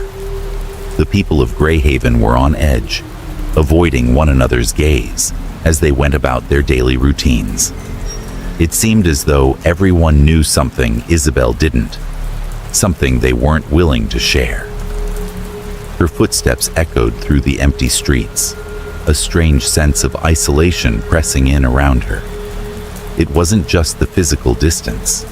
It was something deeper, something she couldn't put into words. The town felt like a place that had been forgotten by time, as though it were trapped in an eternal moment, a moment that no one was brave enough to break free from. She headed toward the cliffs, toward the area where the town's fishermen often went to check their nets. It was a quiet, isolated place, perfect for solitude and reflection. But as Isabel approached, something caught her eye. A figure lying motionless near the edge of the rocks. At first, she thought it might be one of the villagers, perhaps someone who had been overcome by the fog. But as she drew closer, her heart sank. It was a woman. The body was crumpled in an unnatural way, her limbs twisted as though she had fallen from a great height. Isabel felt a wave of nausea rise in her chest as she took in the sight before her. The woman's face was frozen in a grotesque expression of horror, her mouth gaping open in a silent scream, her eyes wide and bulging, as if she had seen something so terrifying that it had taken her life in an instant. The expression was frozen in place, like the woman had died in the middle of a moment that would never be completed. Isabel crouched beside the body, her stomach turning at the sight of the woman's face. She had never seen death like this before. This wasn't just the peaceful expression of someone who had passed away in their sleep. This was something more sinister, something that spoke of terror, of a fear so intense that it had left its mark on the victim's very soul. The woman's clothes were old, worn with time, but there was something oddly familiar about them. Isabel's eyes narrowed as she studied the fabric, tracing the stitching with her fingers. It was then that she saw it, an old tarnished medallion hanging from the woman's neck. The medallion was small, circular, with an intricate design etched into the surface. It was an anchor surrounded by a rope, but there was something else, something that made Isabel's pulse quicken. The symbol was unmistakable. It was the same as the one the old keeper at the lighthouse had shown her. The symbol of the mariners, the traders, the men who had been condemned to death so many years ago. The same symbol that had appeared in the records she had uncovered in the archives. Her breath caught in her throat. This woman, whoever she was, had been connected to the mariners. She had to be. Isabel gently lifted the medallion from the woman's neck, feeling a strange sense of reverence as she examined it in her hand. The metal was cold to the touch, its surface worn smooth from years of handling. She had no idea how the woman had come to possess it, but it was clear now that the connections between the town's past and present were deeper than she had realized. The mariners, their curse, and the fog. It was all intertwined. As she examined the body further, Isabel noticed something else. There were faint, almost imperceptible markings on the woman's arms, scratches and bruises that seemed too fresh to have been caused by the fall. They weren't deep enough to be the result of a struggle, but they were there. Small, jagged cuts, as though the woman had been grasping at something, perhaps something trying to pull her into the mist. Her heart raced as she stood up, her mind racing with questions. Who was this woman? Why had she been out here alone? And what was the connection between her death and the curse of the mariners? Isabel knew she couldn't leave the body there, not without finding answers. She needed to bring it back to the town, to show the others what she had found. But more than that, she needed to confront the truth. She couldn't run from this any longer. The town's history was repeating itself, and it was only a matter of time before more bodies would be found, frozen in terror, victims of a curse that had yet to be broken. Isabel took a deep breath and began to move the body, her hands trembling as she worked. The fog pressed in around her, thick and suffocating, as though it were watching her every move. She could hear the faint sound of the ocean crashing against the rocks below, the waves rhythmic and relentless, like the ticking of an unseen clock. Time was running out. When Isabel finally reached the town, her legs were aching, her mind racing with thoughts of what she had discovered. She had to tell someone who could help her make sense of it all. She couldn't do this alone. The mystery of Greyhaven was no longer just a story. It was her story now. And whatever secrets the fog held, she was determined to uncover them. Chapter 7. The Curse of the Sea. Isabel had spent days now combing through Greyhaven's history, piecing together fragments of the past, but each discovery only led to more questions. She had learned much about the mariners, about their betrayal, their execution, and the curse that had followed their deaths. But the more she uncovered, the more she realized that the answers she sought were hidden deeper within the town's shadowed past. The fog, the deaths, the whispers, they weren't just the result of a random tragedy or superstition. They were the physical manifestation of something much darker, something older and more powerful than she had imagined. She had always thought of the sea as a force of nature, as something wild and untamable. But now, as the fog swirled around her, she felt the chilling weight of its presence more than ever.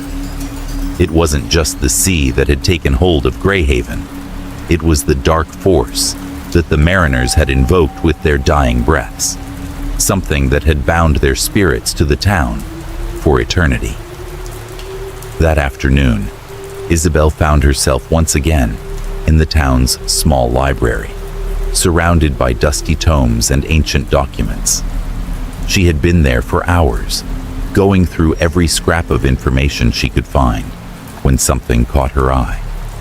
It was a weathered, leather-bound book, tucked away on a high shelf.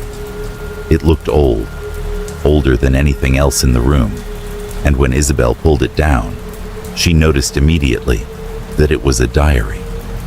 The pages were yellowed with age, and the ink had begun to fade in places, but it was still legible. The diary belonged to a sailor named Thomas Jansen, one of the men who had been present during the execution of the traitorous mariners centuries ago. Isabel's heart quickened as she flipped through the pages, her mind already racing with the implications of what she might find. The writing was erratic, almost frantic in places, and the entries spoke of a man who was terrified, haunted by guilt and fear. The first few pages were mundane, detailing the life of a sailor and the journey he had taken along the coast. But then, as Isabel read on, she came across a section that made her stop cold. It was dated the day before the execution of the mariners. "The captain has called us all to the square. The men are being hung tomorrow. I have heard rumors of the curse, the spirits of the mariners, angry and vengeful. But it is too late now. We've already betrayed them, and we'll pay the price. The captain swears that there is no escape. The sea has taken its revenge, and there's nothing left for us but to join them in the depths." Isabel's hands shook as she continued reading, the gravity of the words weighing on her. She had suspected that there was more to the story than the villagers had let on, but now it was clear that the betrayal of the mariners had triggered something far beyond a simple punishment. It had unleashed a curse that had bound their spirits to the fog that now haunted Greyhaven. As she read further, the diary became more disjointed, the words more frantic. Thomas Jansen spoke of strange occurrences on the ship, of whispers in the night, and shadows moving in the mist. He described how the mariners, before their execution, had made a pact with the dark forces of the sea, promising vengeance against those who had betrayed them. They had invoked the power of the ocean, calling upon the spirits that dwelled beneath the waves, asking for eternal revenge. The fog that now enveloped Greyhaven was the manifestation of that curse, a physical reminder of the injustice that had been done to them. "We didn't know what we were doing," one of the final entries read. "The sea has taken us. The fog is its breath, and it comes for us all. Every time the mist descends, it remembers the promise we made. There will be no rest until the last of us has been claimed. The sea does not forget, and neither will the fog." Isabel's breath caught in her throat as the final words seemed to echo in her mind. The fog was not just a random occurrence. It was a living thing, a force that had been awakened by the mariner's curse. It was the sea's revenge, poured out upon the town that had forgotten the truth. And each disappearance, each death, was a reminder that the sea had not yet finished with Greyhaven. The spirits of the mariners were trapped in the fog, and they would continue to take those who were connected to their betrayal until the cycle was broken. Isabel closed the diary with trembling hands. She had never believed in curses, never believed in the supernatural forces that so many people feared. But now, standing in the dim light of the library, she could no longer deny what was happening. The fog was real, the curse was real, and Greyhaven was cursed. She stood up, her mind racing as she processed the enormity of what she had uncovered. The town had been living in the shadow of the mariners' wrath for centuries, and it seemed that nothing could stop the cycle of death that had been set in motion by their betrayal. But Isabel knew she couldn't let it continue. She had to break the curse, whatever it took. The wind howled outside, and the fog rolled in thick and fast, swirling around the edges of the library windows like a living creature. Isabel felt its weight press in on her, felt the cold breath of the sea against her skin. She could hear the faintest sound, a whisper carried on the wind. Isabel. It was the same voice she had heard before, calling her name from the depths of the mist. But this time, it wasn't a warning. It was a summons. The fog was calling her. Isabel grabbed the diary and shoved it into her bag. She didn't know how much time she had, but she couldn't waste anymore. The town needed her to act, needed someone to confront the curse and end the cycle of death. She could feel the pull of the sea, the weight of the mariners' anger, and she knew that she was the one who had to face it. She had to break the pact, end the vengeance of the sea, or Greyhaven would be lost forever. Chapter 8. The Rhythm of the Tide. The fog had become heavier, more persistent, wrapping itself around Greyhaven like a living thing, refusing to let go. It seemed to breathe in time with the land, as though the town itself had been swallowed by an ancient force that had no intention of releasing its grip. Isabel could feel it closing in around her, seeping into her very bones. She could hear the whispers in the air more clearly now, calling her name, each one a reminder of the deepening terror that had plagued the town for centuries. She had tried to ignore it for as long as she could, tried to rationalize her fear, to tell herself that there had to be another explanation, a way to escape without confronting the darkness. But there was no escape from Greyhaven. There was no running from the fog. The cycle of death and disappearance was not a coincidence. It was the curse of the mariners, the vengeful wrath of the sea, and it would continue to claim lives until someone finally broke it. Isabel had come to a terrible realization. She was the one who had to break the curse. There was no one else.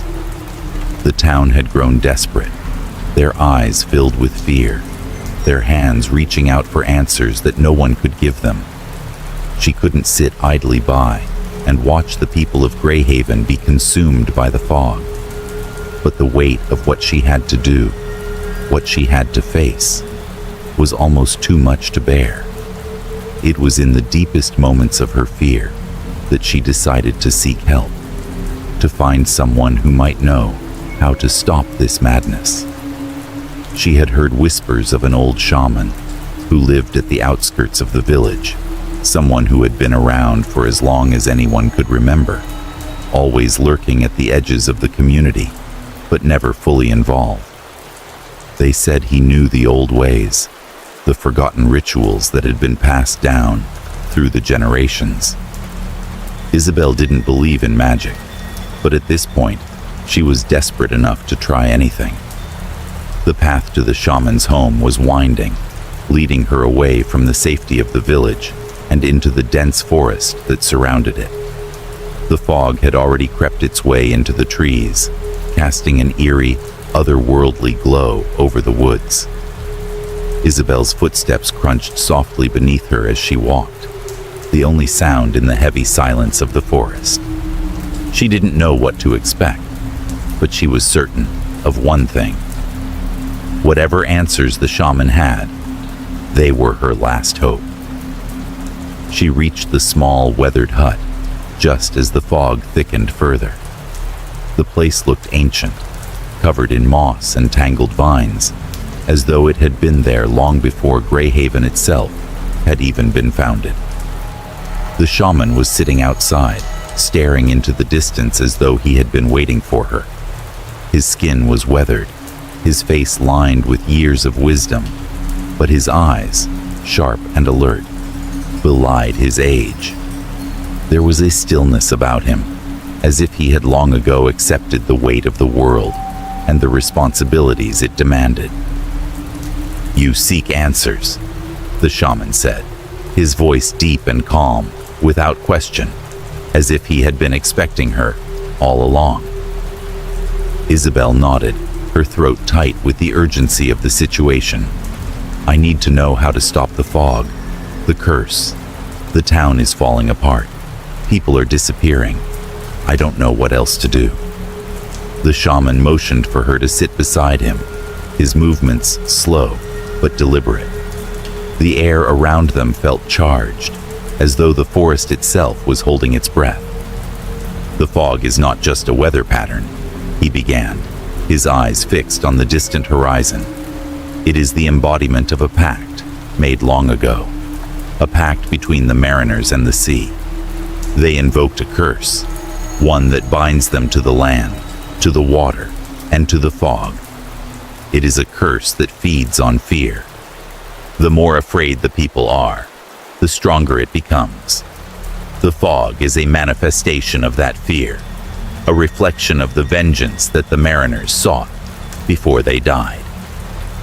Isabel shuddered as the weight of his words settled into her bones. She had known the fog was dangerous, but she hadn't fully grasped its true nature until now. The mariners had not only cursed the town, but they had also bound their souls to the very thing that haunted it: the sea, the mist, the death. So, what can be done? Isabel asked, her voice barely above a whisper. How do I stop it? The shaman turned to face her, his expression grave. You must face the fog, not as a mere observer, but as one who understands its power.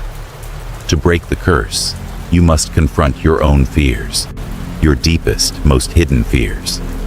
The fog feeds on terror, and only by facing it head-on, by embracing the darkness within yourself, can you hope to neutralize it.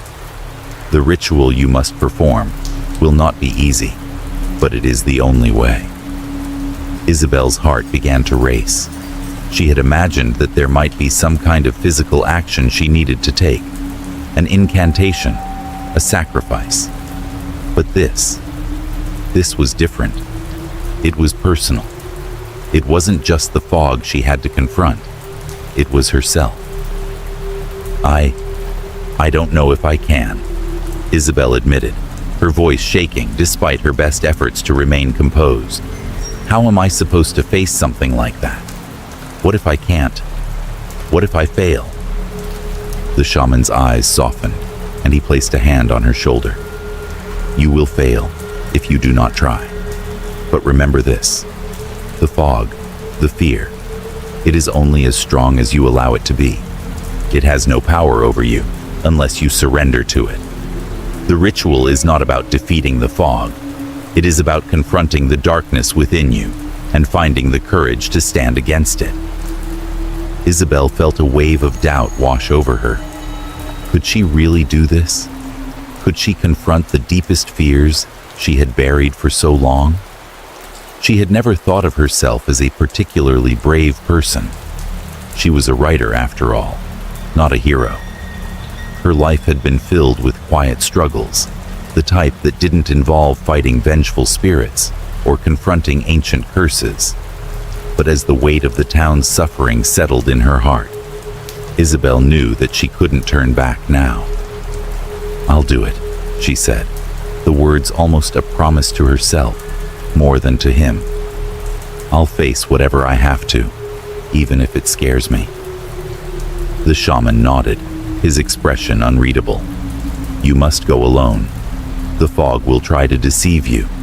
It will show you things that are not real, things that will make you doubt your own mind. But you must hold firm. Only by facing what is inside, will you be able to break the curse. With that, the shaman handed Isabel an old, tarnished knife. This is the tool of the ritual. Use it to mark your path. But remember, the real challenge will be inside you. Do not lose yourself in the fog. Isabel took the knife, feeling its cold weight in her hand. She stood up, her resolve hardening. The ritual would be perilous, but it was the only way to end the cycle. The fog was calling her, yes, but she wasn't going to be a passive victim. She would face it, face herself, and end the curse, once and for all. Chapter 9. The Final Call. The night was unnaturally still, the kind of silence that filled every corner of the world and made the heart beat louder in the chest. Isabel stood at the edge of the town square, her breath visible in the cold night air. The fog had returned, thicker than it had ever been before, rolling across Greyhaven like an unstoppable wave. It twisted and shifted, seeming to breathe, alive with a power that Isabel could feel deep in her bones. This was the moment she had been preparing for. The ritual, the confrontation with the fog, with the spirits, with the fears she had spent her life hiding from. It was all leading to this point, the point where she would face the very heart of the curse, and either break it or be consumed by it. Isabel stepped forward, her body heavy with a mixture of fear and determination. The fog was suffocating, so thick that it seemed to blot out the stars above, the moon hidden somewhere beyond the shifting mass of mist. The air was damp and cold, but it wasn't just the temperature that made her skin crawl. It was the feeling that the fog was watching her, waiting for her to make the wrong move. As she moved deeper into the heart of the town, the fog seemed to intensify, swallowing the world around her. The cobblestone streets, the quiet houses, everything faded into the whiteness. The world had become a void, a place where nothing was real, where only the fog and her fear existed. Her heart raced in her chest, each step feeling heavier than the last. She could feel the weight of the ritual pressing on her shoulders. The shaman had told her she must confront her deepest fears, that the fog would show her things, try to lure her in, make her doubt herself. But Isabel was determined. She could feel the pull of the fog, the call of the spirits, but she knew she couldn't give in. Then she heard it, the first whisper. Isabel. It was faint, barely a breath against the howling wind. Her name, spoken softly, but there was something unnerving about it, something that made her blood run cold. She stopped, scanning the fog for the source of the voice, but there was no one. The street ahead of her remained empty, just the fog rolling and churning, as if alive. But the whisper didn't stop. It grew louder. Isabel, come to us. The voice was different now, deeper, more insistent. Isabel felt her pulse quicken as the fog around her began to stir, swirling in the air like it had a mind of its own. Her breath hitched as she realized the voice wasn't just one voice. It was many, all of them calling her name, overlapping, blending together in a cacophony of whispers that filled her ears. She began to walk again, her feet moving almost on their own, pulled forward by the voices, by the force of the fog. With each step, the fog seemed to thicken, to push in on her from all sides. And with each step, the whispers grew louder. Join us, Isabel. The sound of the whispers shifted, as though the fog itself were beginning to form shapes, figures, something that wasn't quite real, but was there nonetheless. Shadowy figures began to emerge from the mist, shapes of men standing tall, their outlines barely visible in the fog. They were there, and yet they weren't, as if the very air itself were bending to their presence. The mariners. She could see their faces now, faintly illuminated by the ethereal light of the mist. They were the same faces she had read about in the old records. The men who had betrayed their captain, who had been sentenced to death and cursed by their own actions. They had returned, trapped in the fog, forever calling to those who shared their blood, their lineage. Isabel, we have waited for you. The voices were clearer now, their tones like the sound of waves crashing against the shore. Their faces were twisted in expressions of both anger and sorrow, their eyes hollow, their bodies ethereal, as though they were made of mist themselves. She could feel the pull of the fog, could hear the mariners' voices echoing in her ears, coaxing her closer. But as she stepped forward, she could feel her heart pounding in her chest, her thoughts racing. She had to face them. She had to face them all. Isabel stopped in her tracks, her feet frozen in place. The fog thickened around her, swirling in patterns that seemed almost deliberate.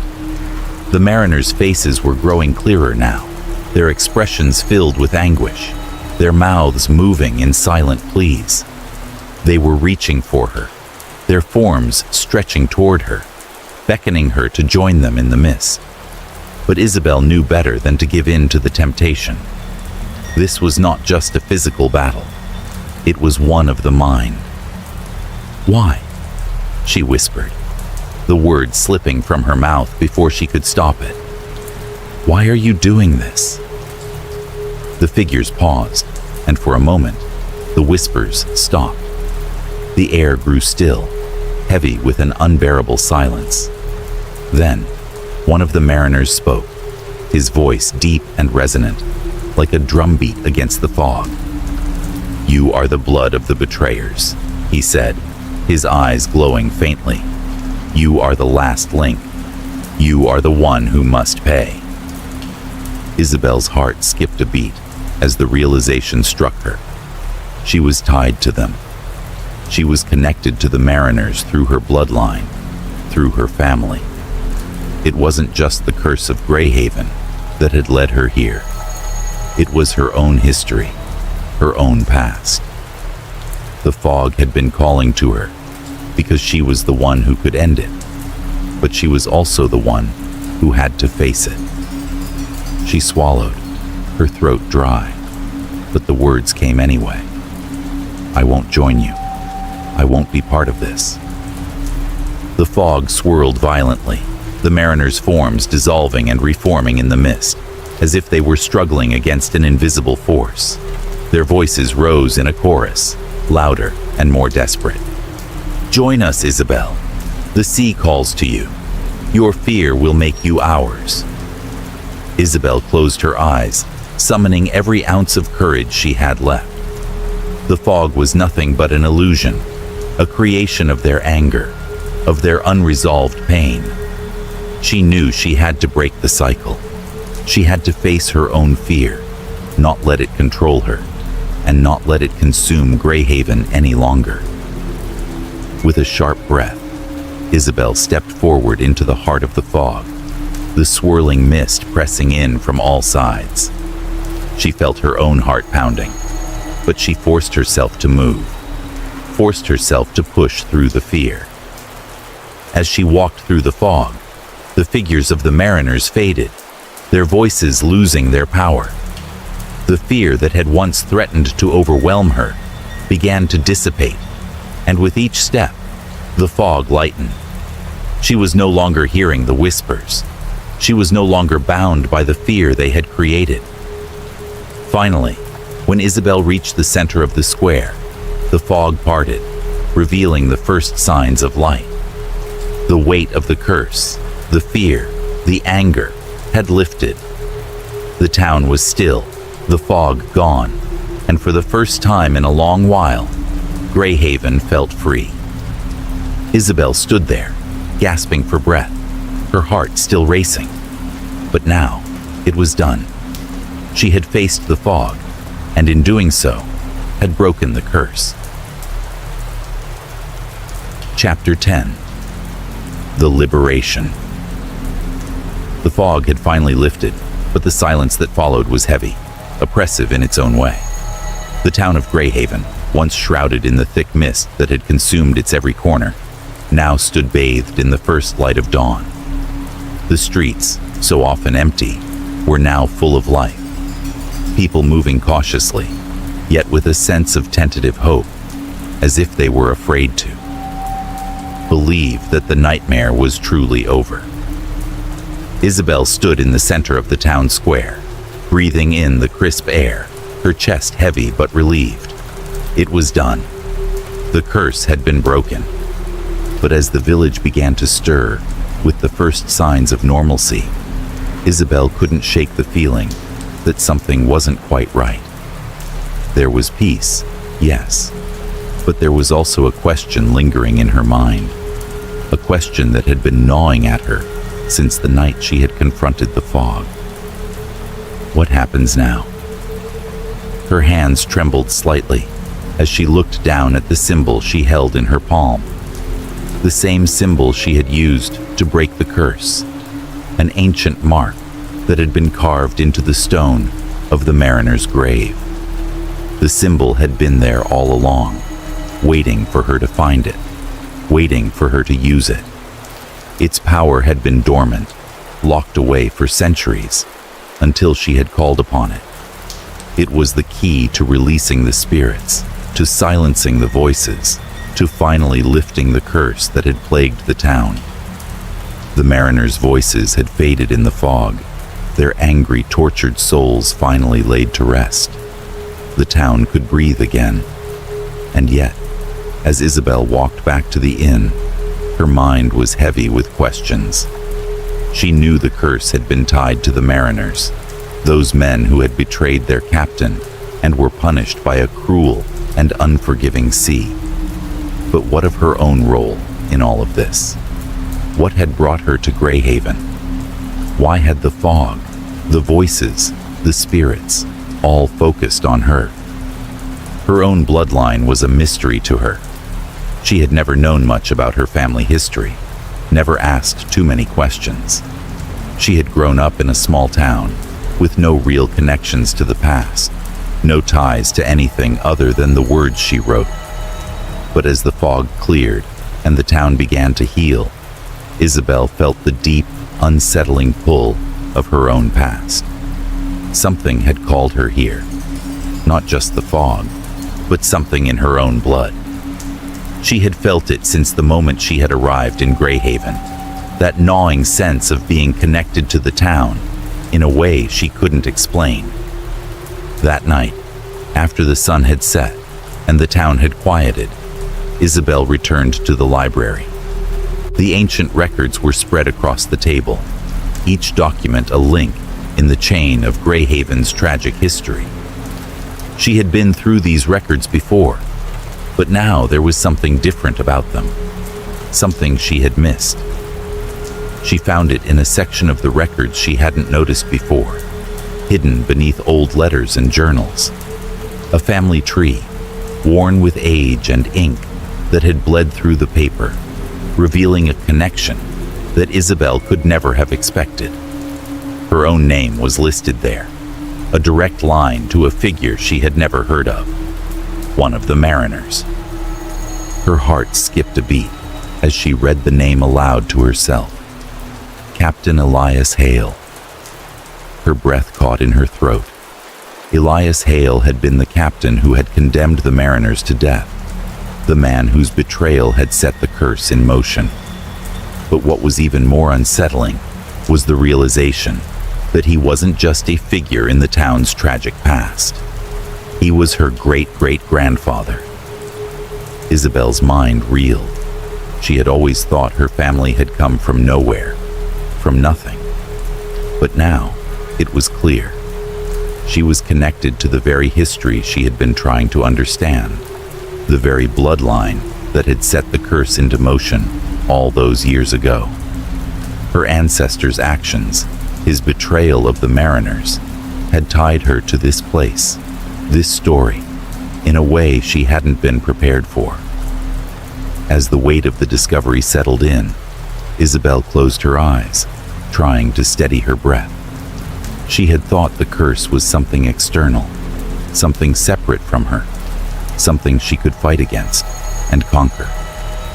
But now, with this revelation, she realized the truth. She hadn't just been a passive participant in this tale. She had been bound to it from the start. The fog had come for her because of her lineage, because of the blood that flowed through her veins, the blood that had once made a choice to condemn the mariners to a fate worse than death.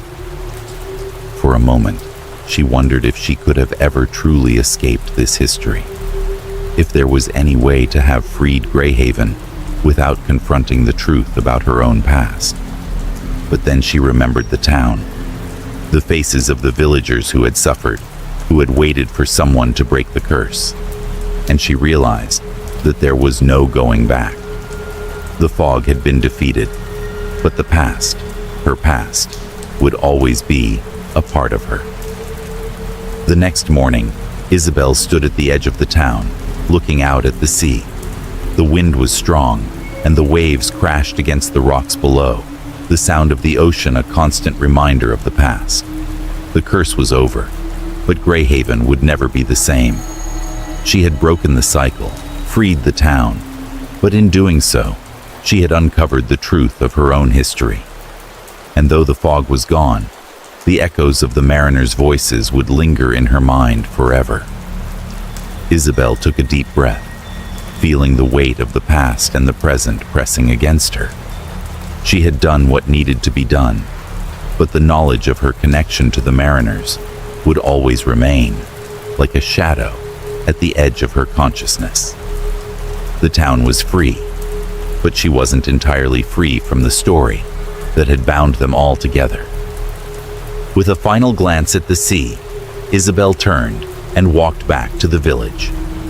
Greyhaven had been liberated, but its history, her history, would never be truly forgotten, and neither would she.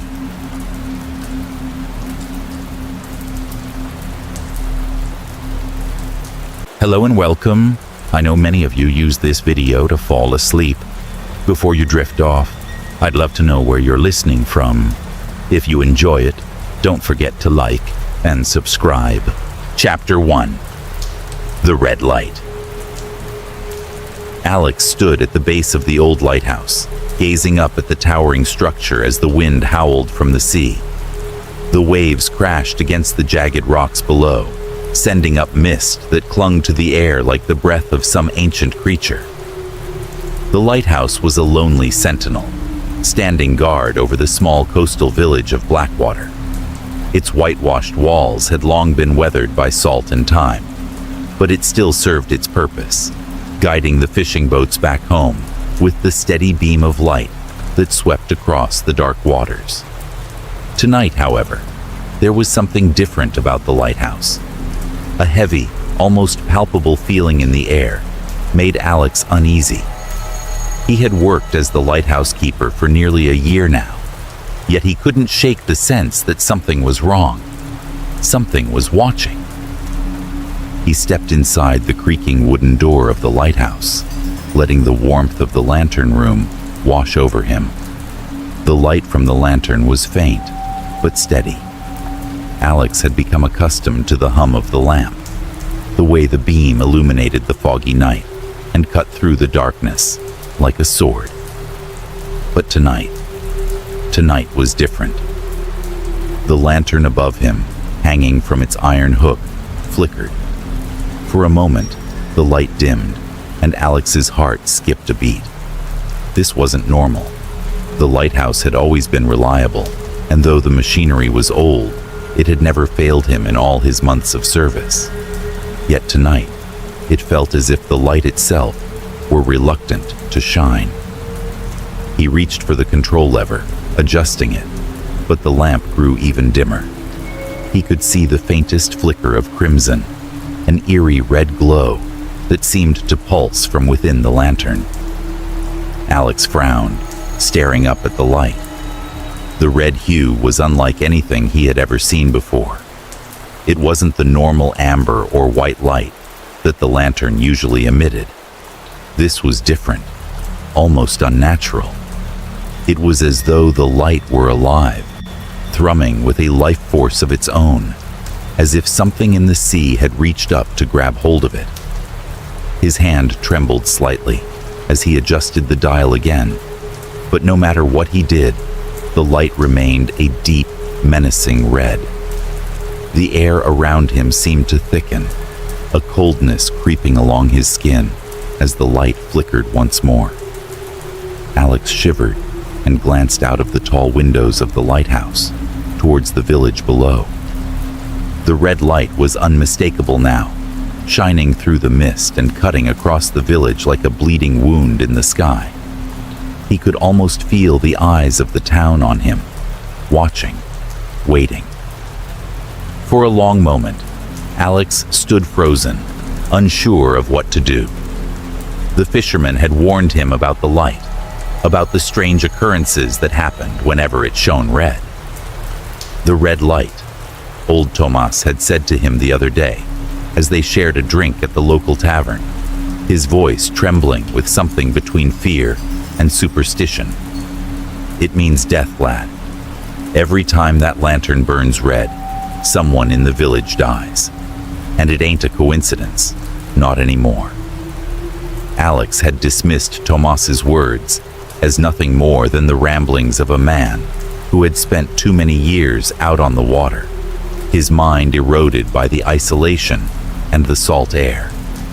But now, standing in the lighthouse with the light glowing an unnatural red, Alex felt a chill run down his spine.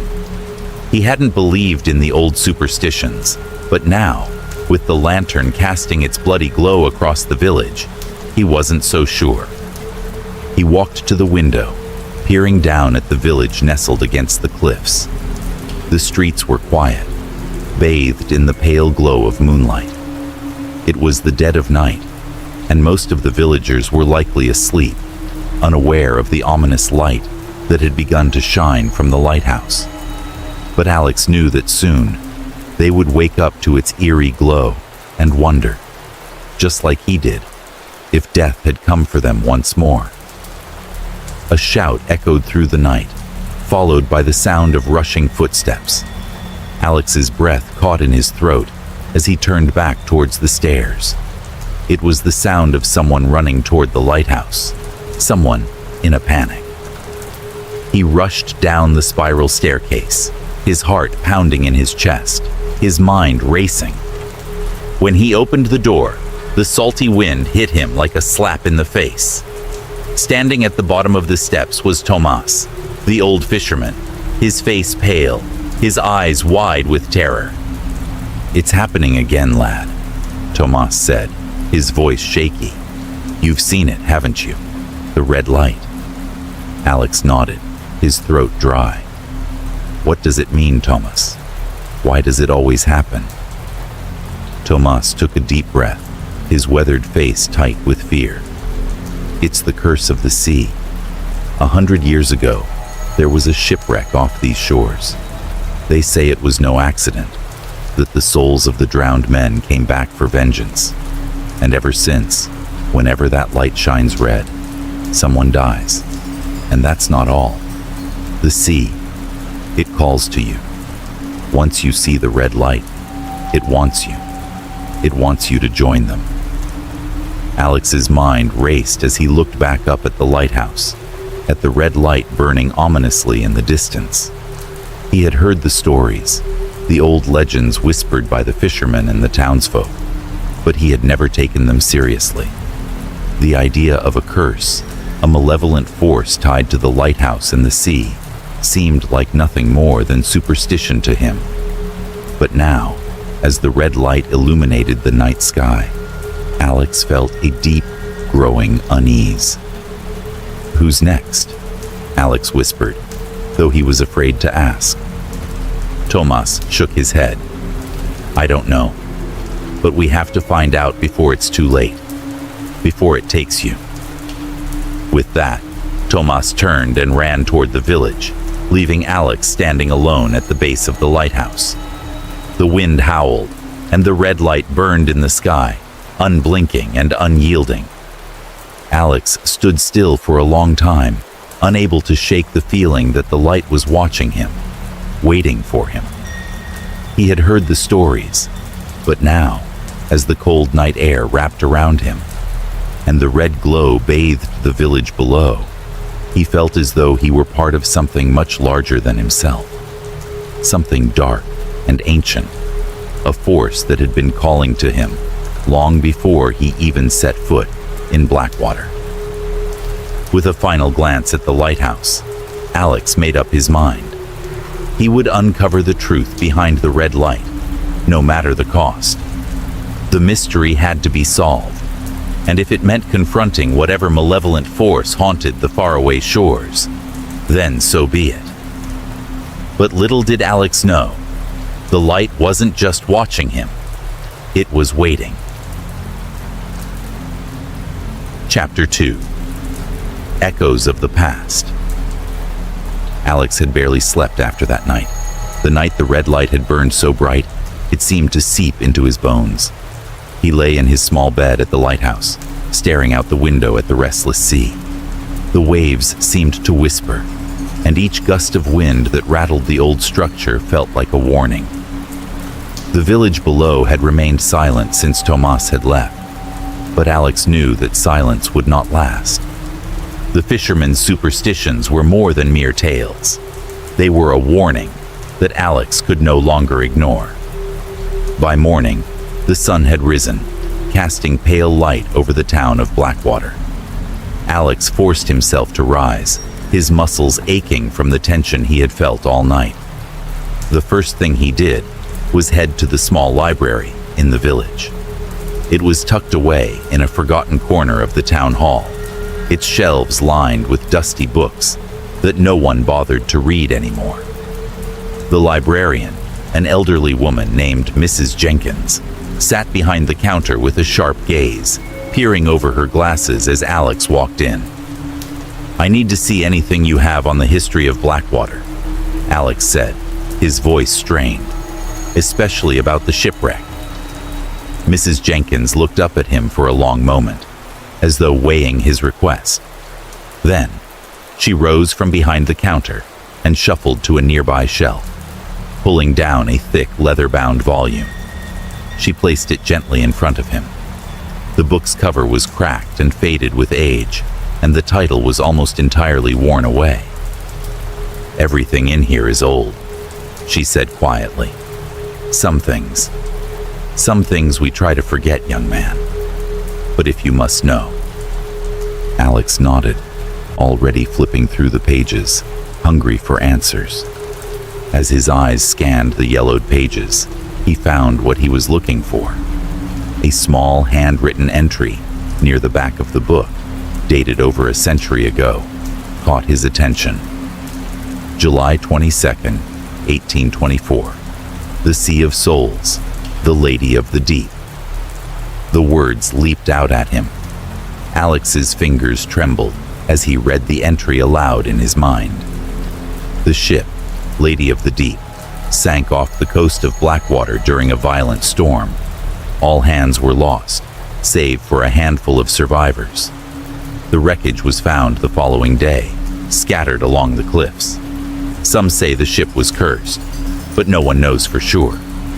Among the survivors were several men who claimed they heard voices calling to them from the depths of the sea.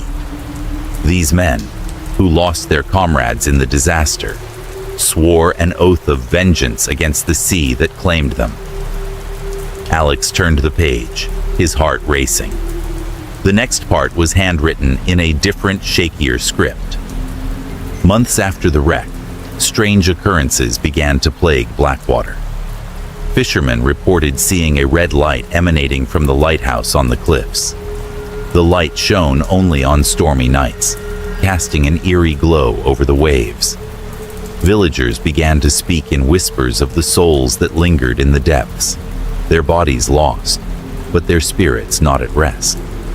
As the years passed, one by one, those who had survived the shipwreck met violent ends, and the light, always red, always burning in the distance, was said to herald each new death. Alex's throat tightened.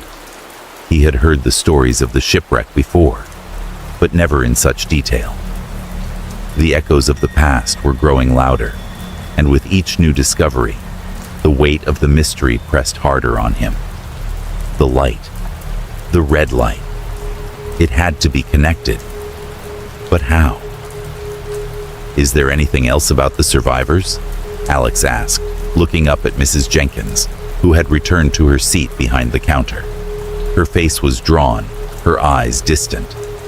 She sighed, a long, heavy sound, before nodding. "There were whispers, young man. Whispers that the men who survived the shipwreck made a pact with something darker than they understood. Something that promised them power in exchange for their souls. They were never quite right after the storm, they say. And when they swore their vengeance, they did more than curse the sea. They cursed the town as well. Alex absorbed the information like a sponge, piecing together the fragments of a history that had been buried for far too long. The survivors of the shipwreck hadn't just escaped the storm. They had returned from the depths with something else, something that had changed them forever. And somehow, the lantern, the one that had always burned in the lighthouse, was at the heart of it all. "There's more, isn't there?" Alex asked, though he already suspected the answer. Mrs. Jenkins hesitated before replying, her voice barely above a whisper. The curse was passed down, generation after generation. The light, it's not just a signal for the ships. It's a warning, a call. Those who see the red light are marked. The souls of the lost are drawn to it, and they call out for vengeance. But that's not all. The survivors' descendants, they're the ones who guard it now. They're the ones who make sure the light never goes out. Alex felt a chill sweep over him. The descendants? His own blood seemed to run cold as he considered the implications. The town, the lighthouse, the sea. It was all connected in ways he hadn't understood before. But now, with the red light burning brighter in his mind, it all made a sickening kind of sense. The lantern was not merely a tool to guide ships. It was a beacon for the damned, a connection between the living and the dead. He thanked Mrs. Jenkins and left the library, his thoughts swirling with what he had learned. There was one more place he needed to go. The old cemetery on the outskirts of town. The stones there were weathered by time, but there might be more answers there. More traces of the shipwreck and the souls that had been left behind. As Alex walked through the narrow streets, the wind seemed to grow colder, as though the air itself were urging him onward. His footsteps echoed in the empty town, each one growing louder and more desperate as he neared the cemetery. The graveyard was just as he remembered, desolate and forgotten. The tombstones leaned at odd angles, covered in moss and creeping ivy. Some of the names were so faded that they were almost illegible, but Alex knew that somewhere among the graves, the truth waited. He passed row after row of graves, his eyes scanning for anything that might hold significance. And then, near the back of the cemetery, he found it. A weathered stone, its inscription barely visible. As he knelt down to inspect it, the words became clear. Here lies Elias Hargrave, a soul lost to the depths. Alex's heart skipped a beat. Elias Hargrave had been one of the survivors, and now his name was etched in stone, a grim reminder of the man who had vowed vengeance against the sea. With a sense of dread growing in his chest, Alex realized that the past had not stayed buried. It had risen, like the tide, and it was coming for him. The red light had called to him, and now it was clear that he had no choice but to answer. Chapter 3. Elias's Journal. The small library in Blackwater was filled with the scent of musty paper and dust, a quiet repository of forgotten histories. The air felt heavy with age, as though the very walls were holding their breath. Alex returned to the library the next day, his mind still reeling from what he had uncovered about the shipwreck, the curse, and the connection between the lighthouse and the souls that had drowned 100 years ago.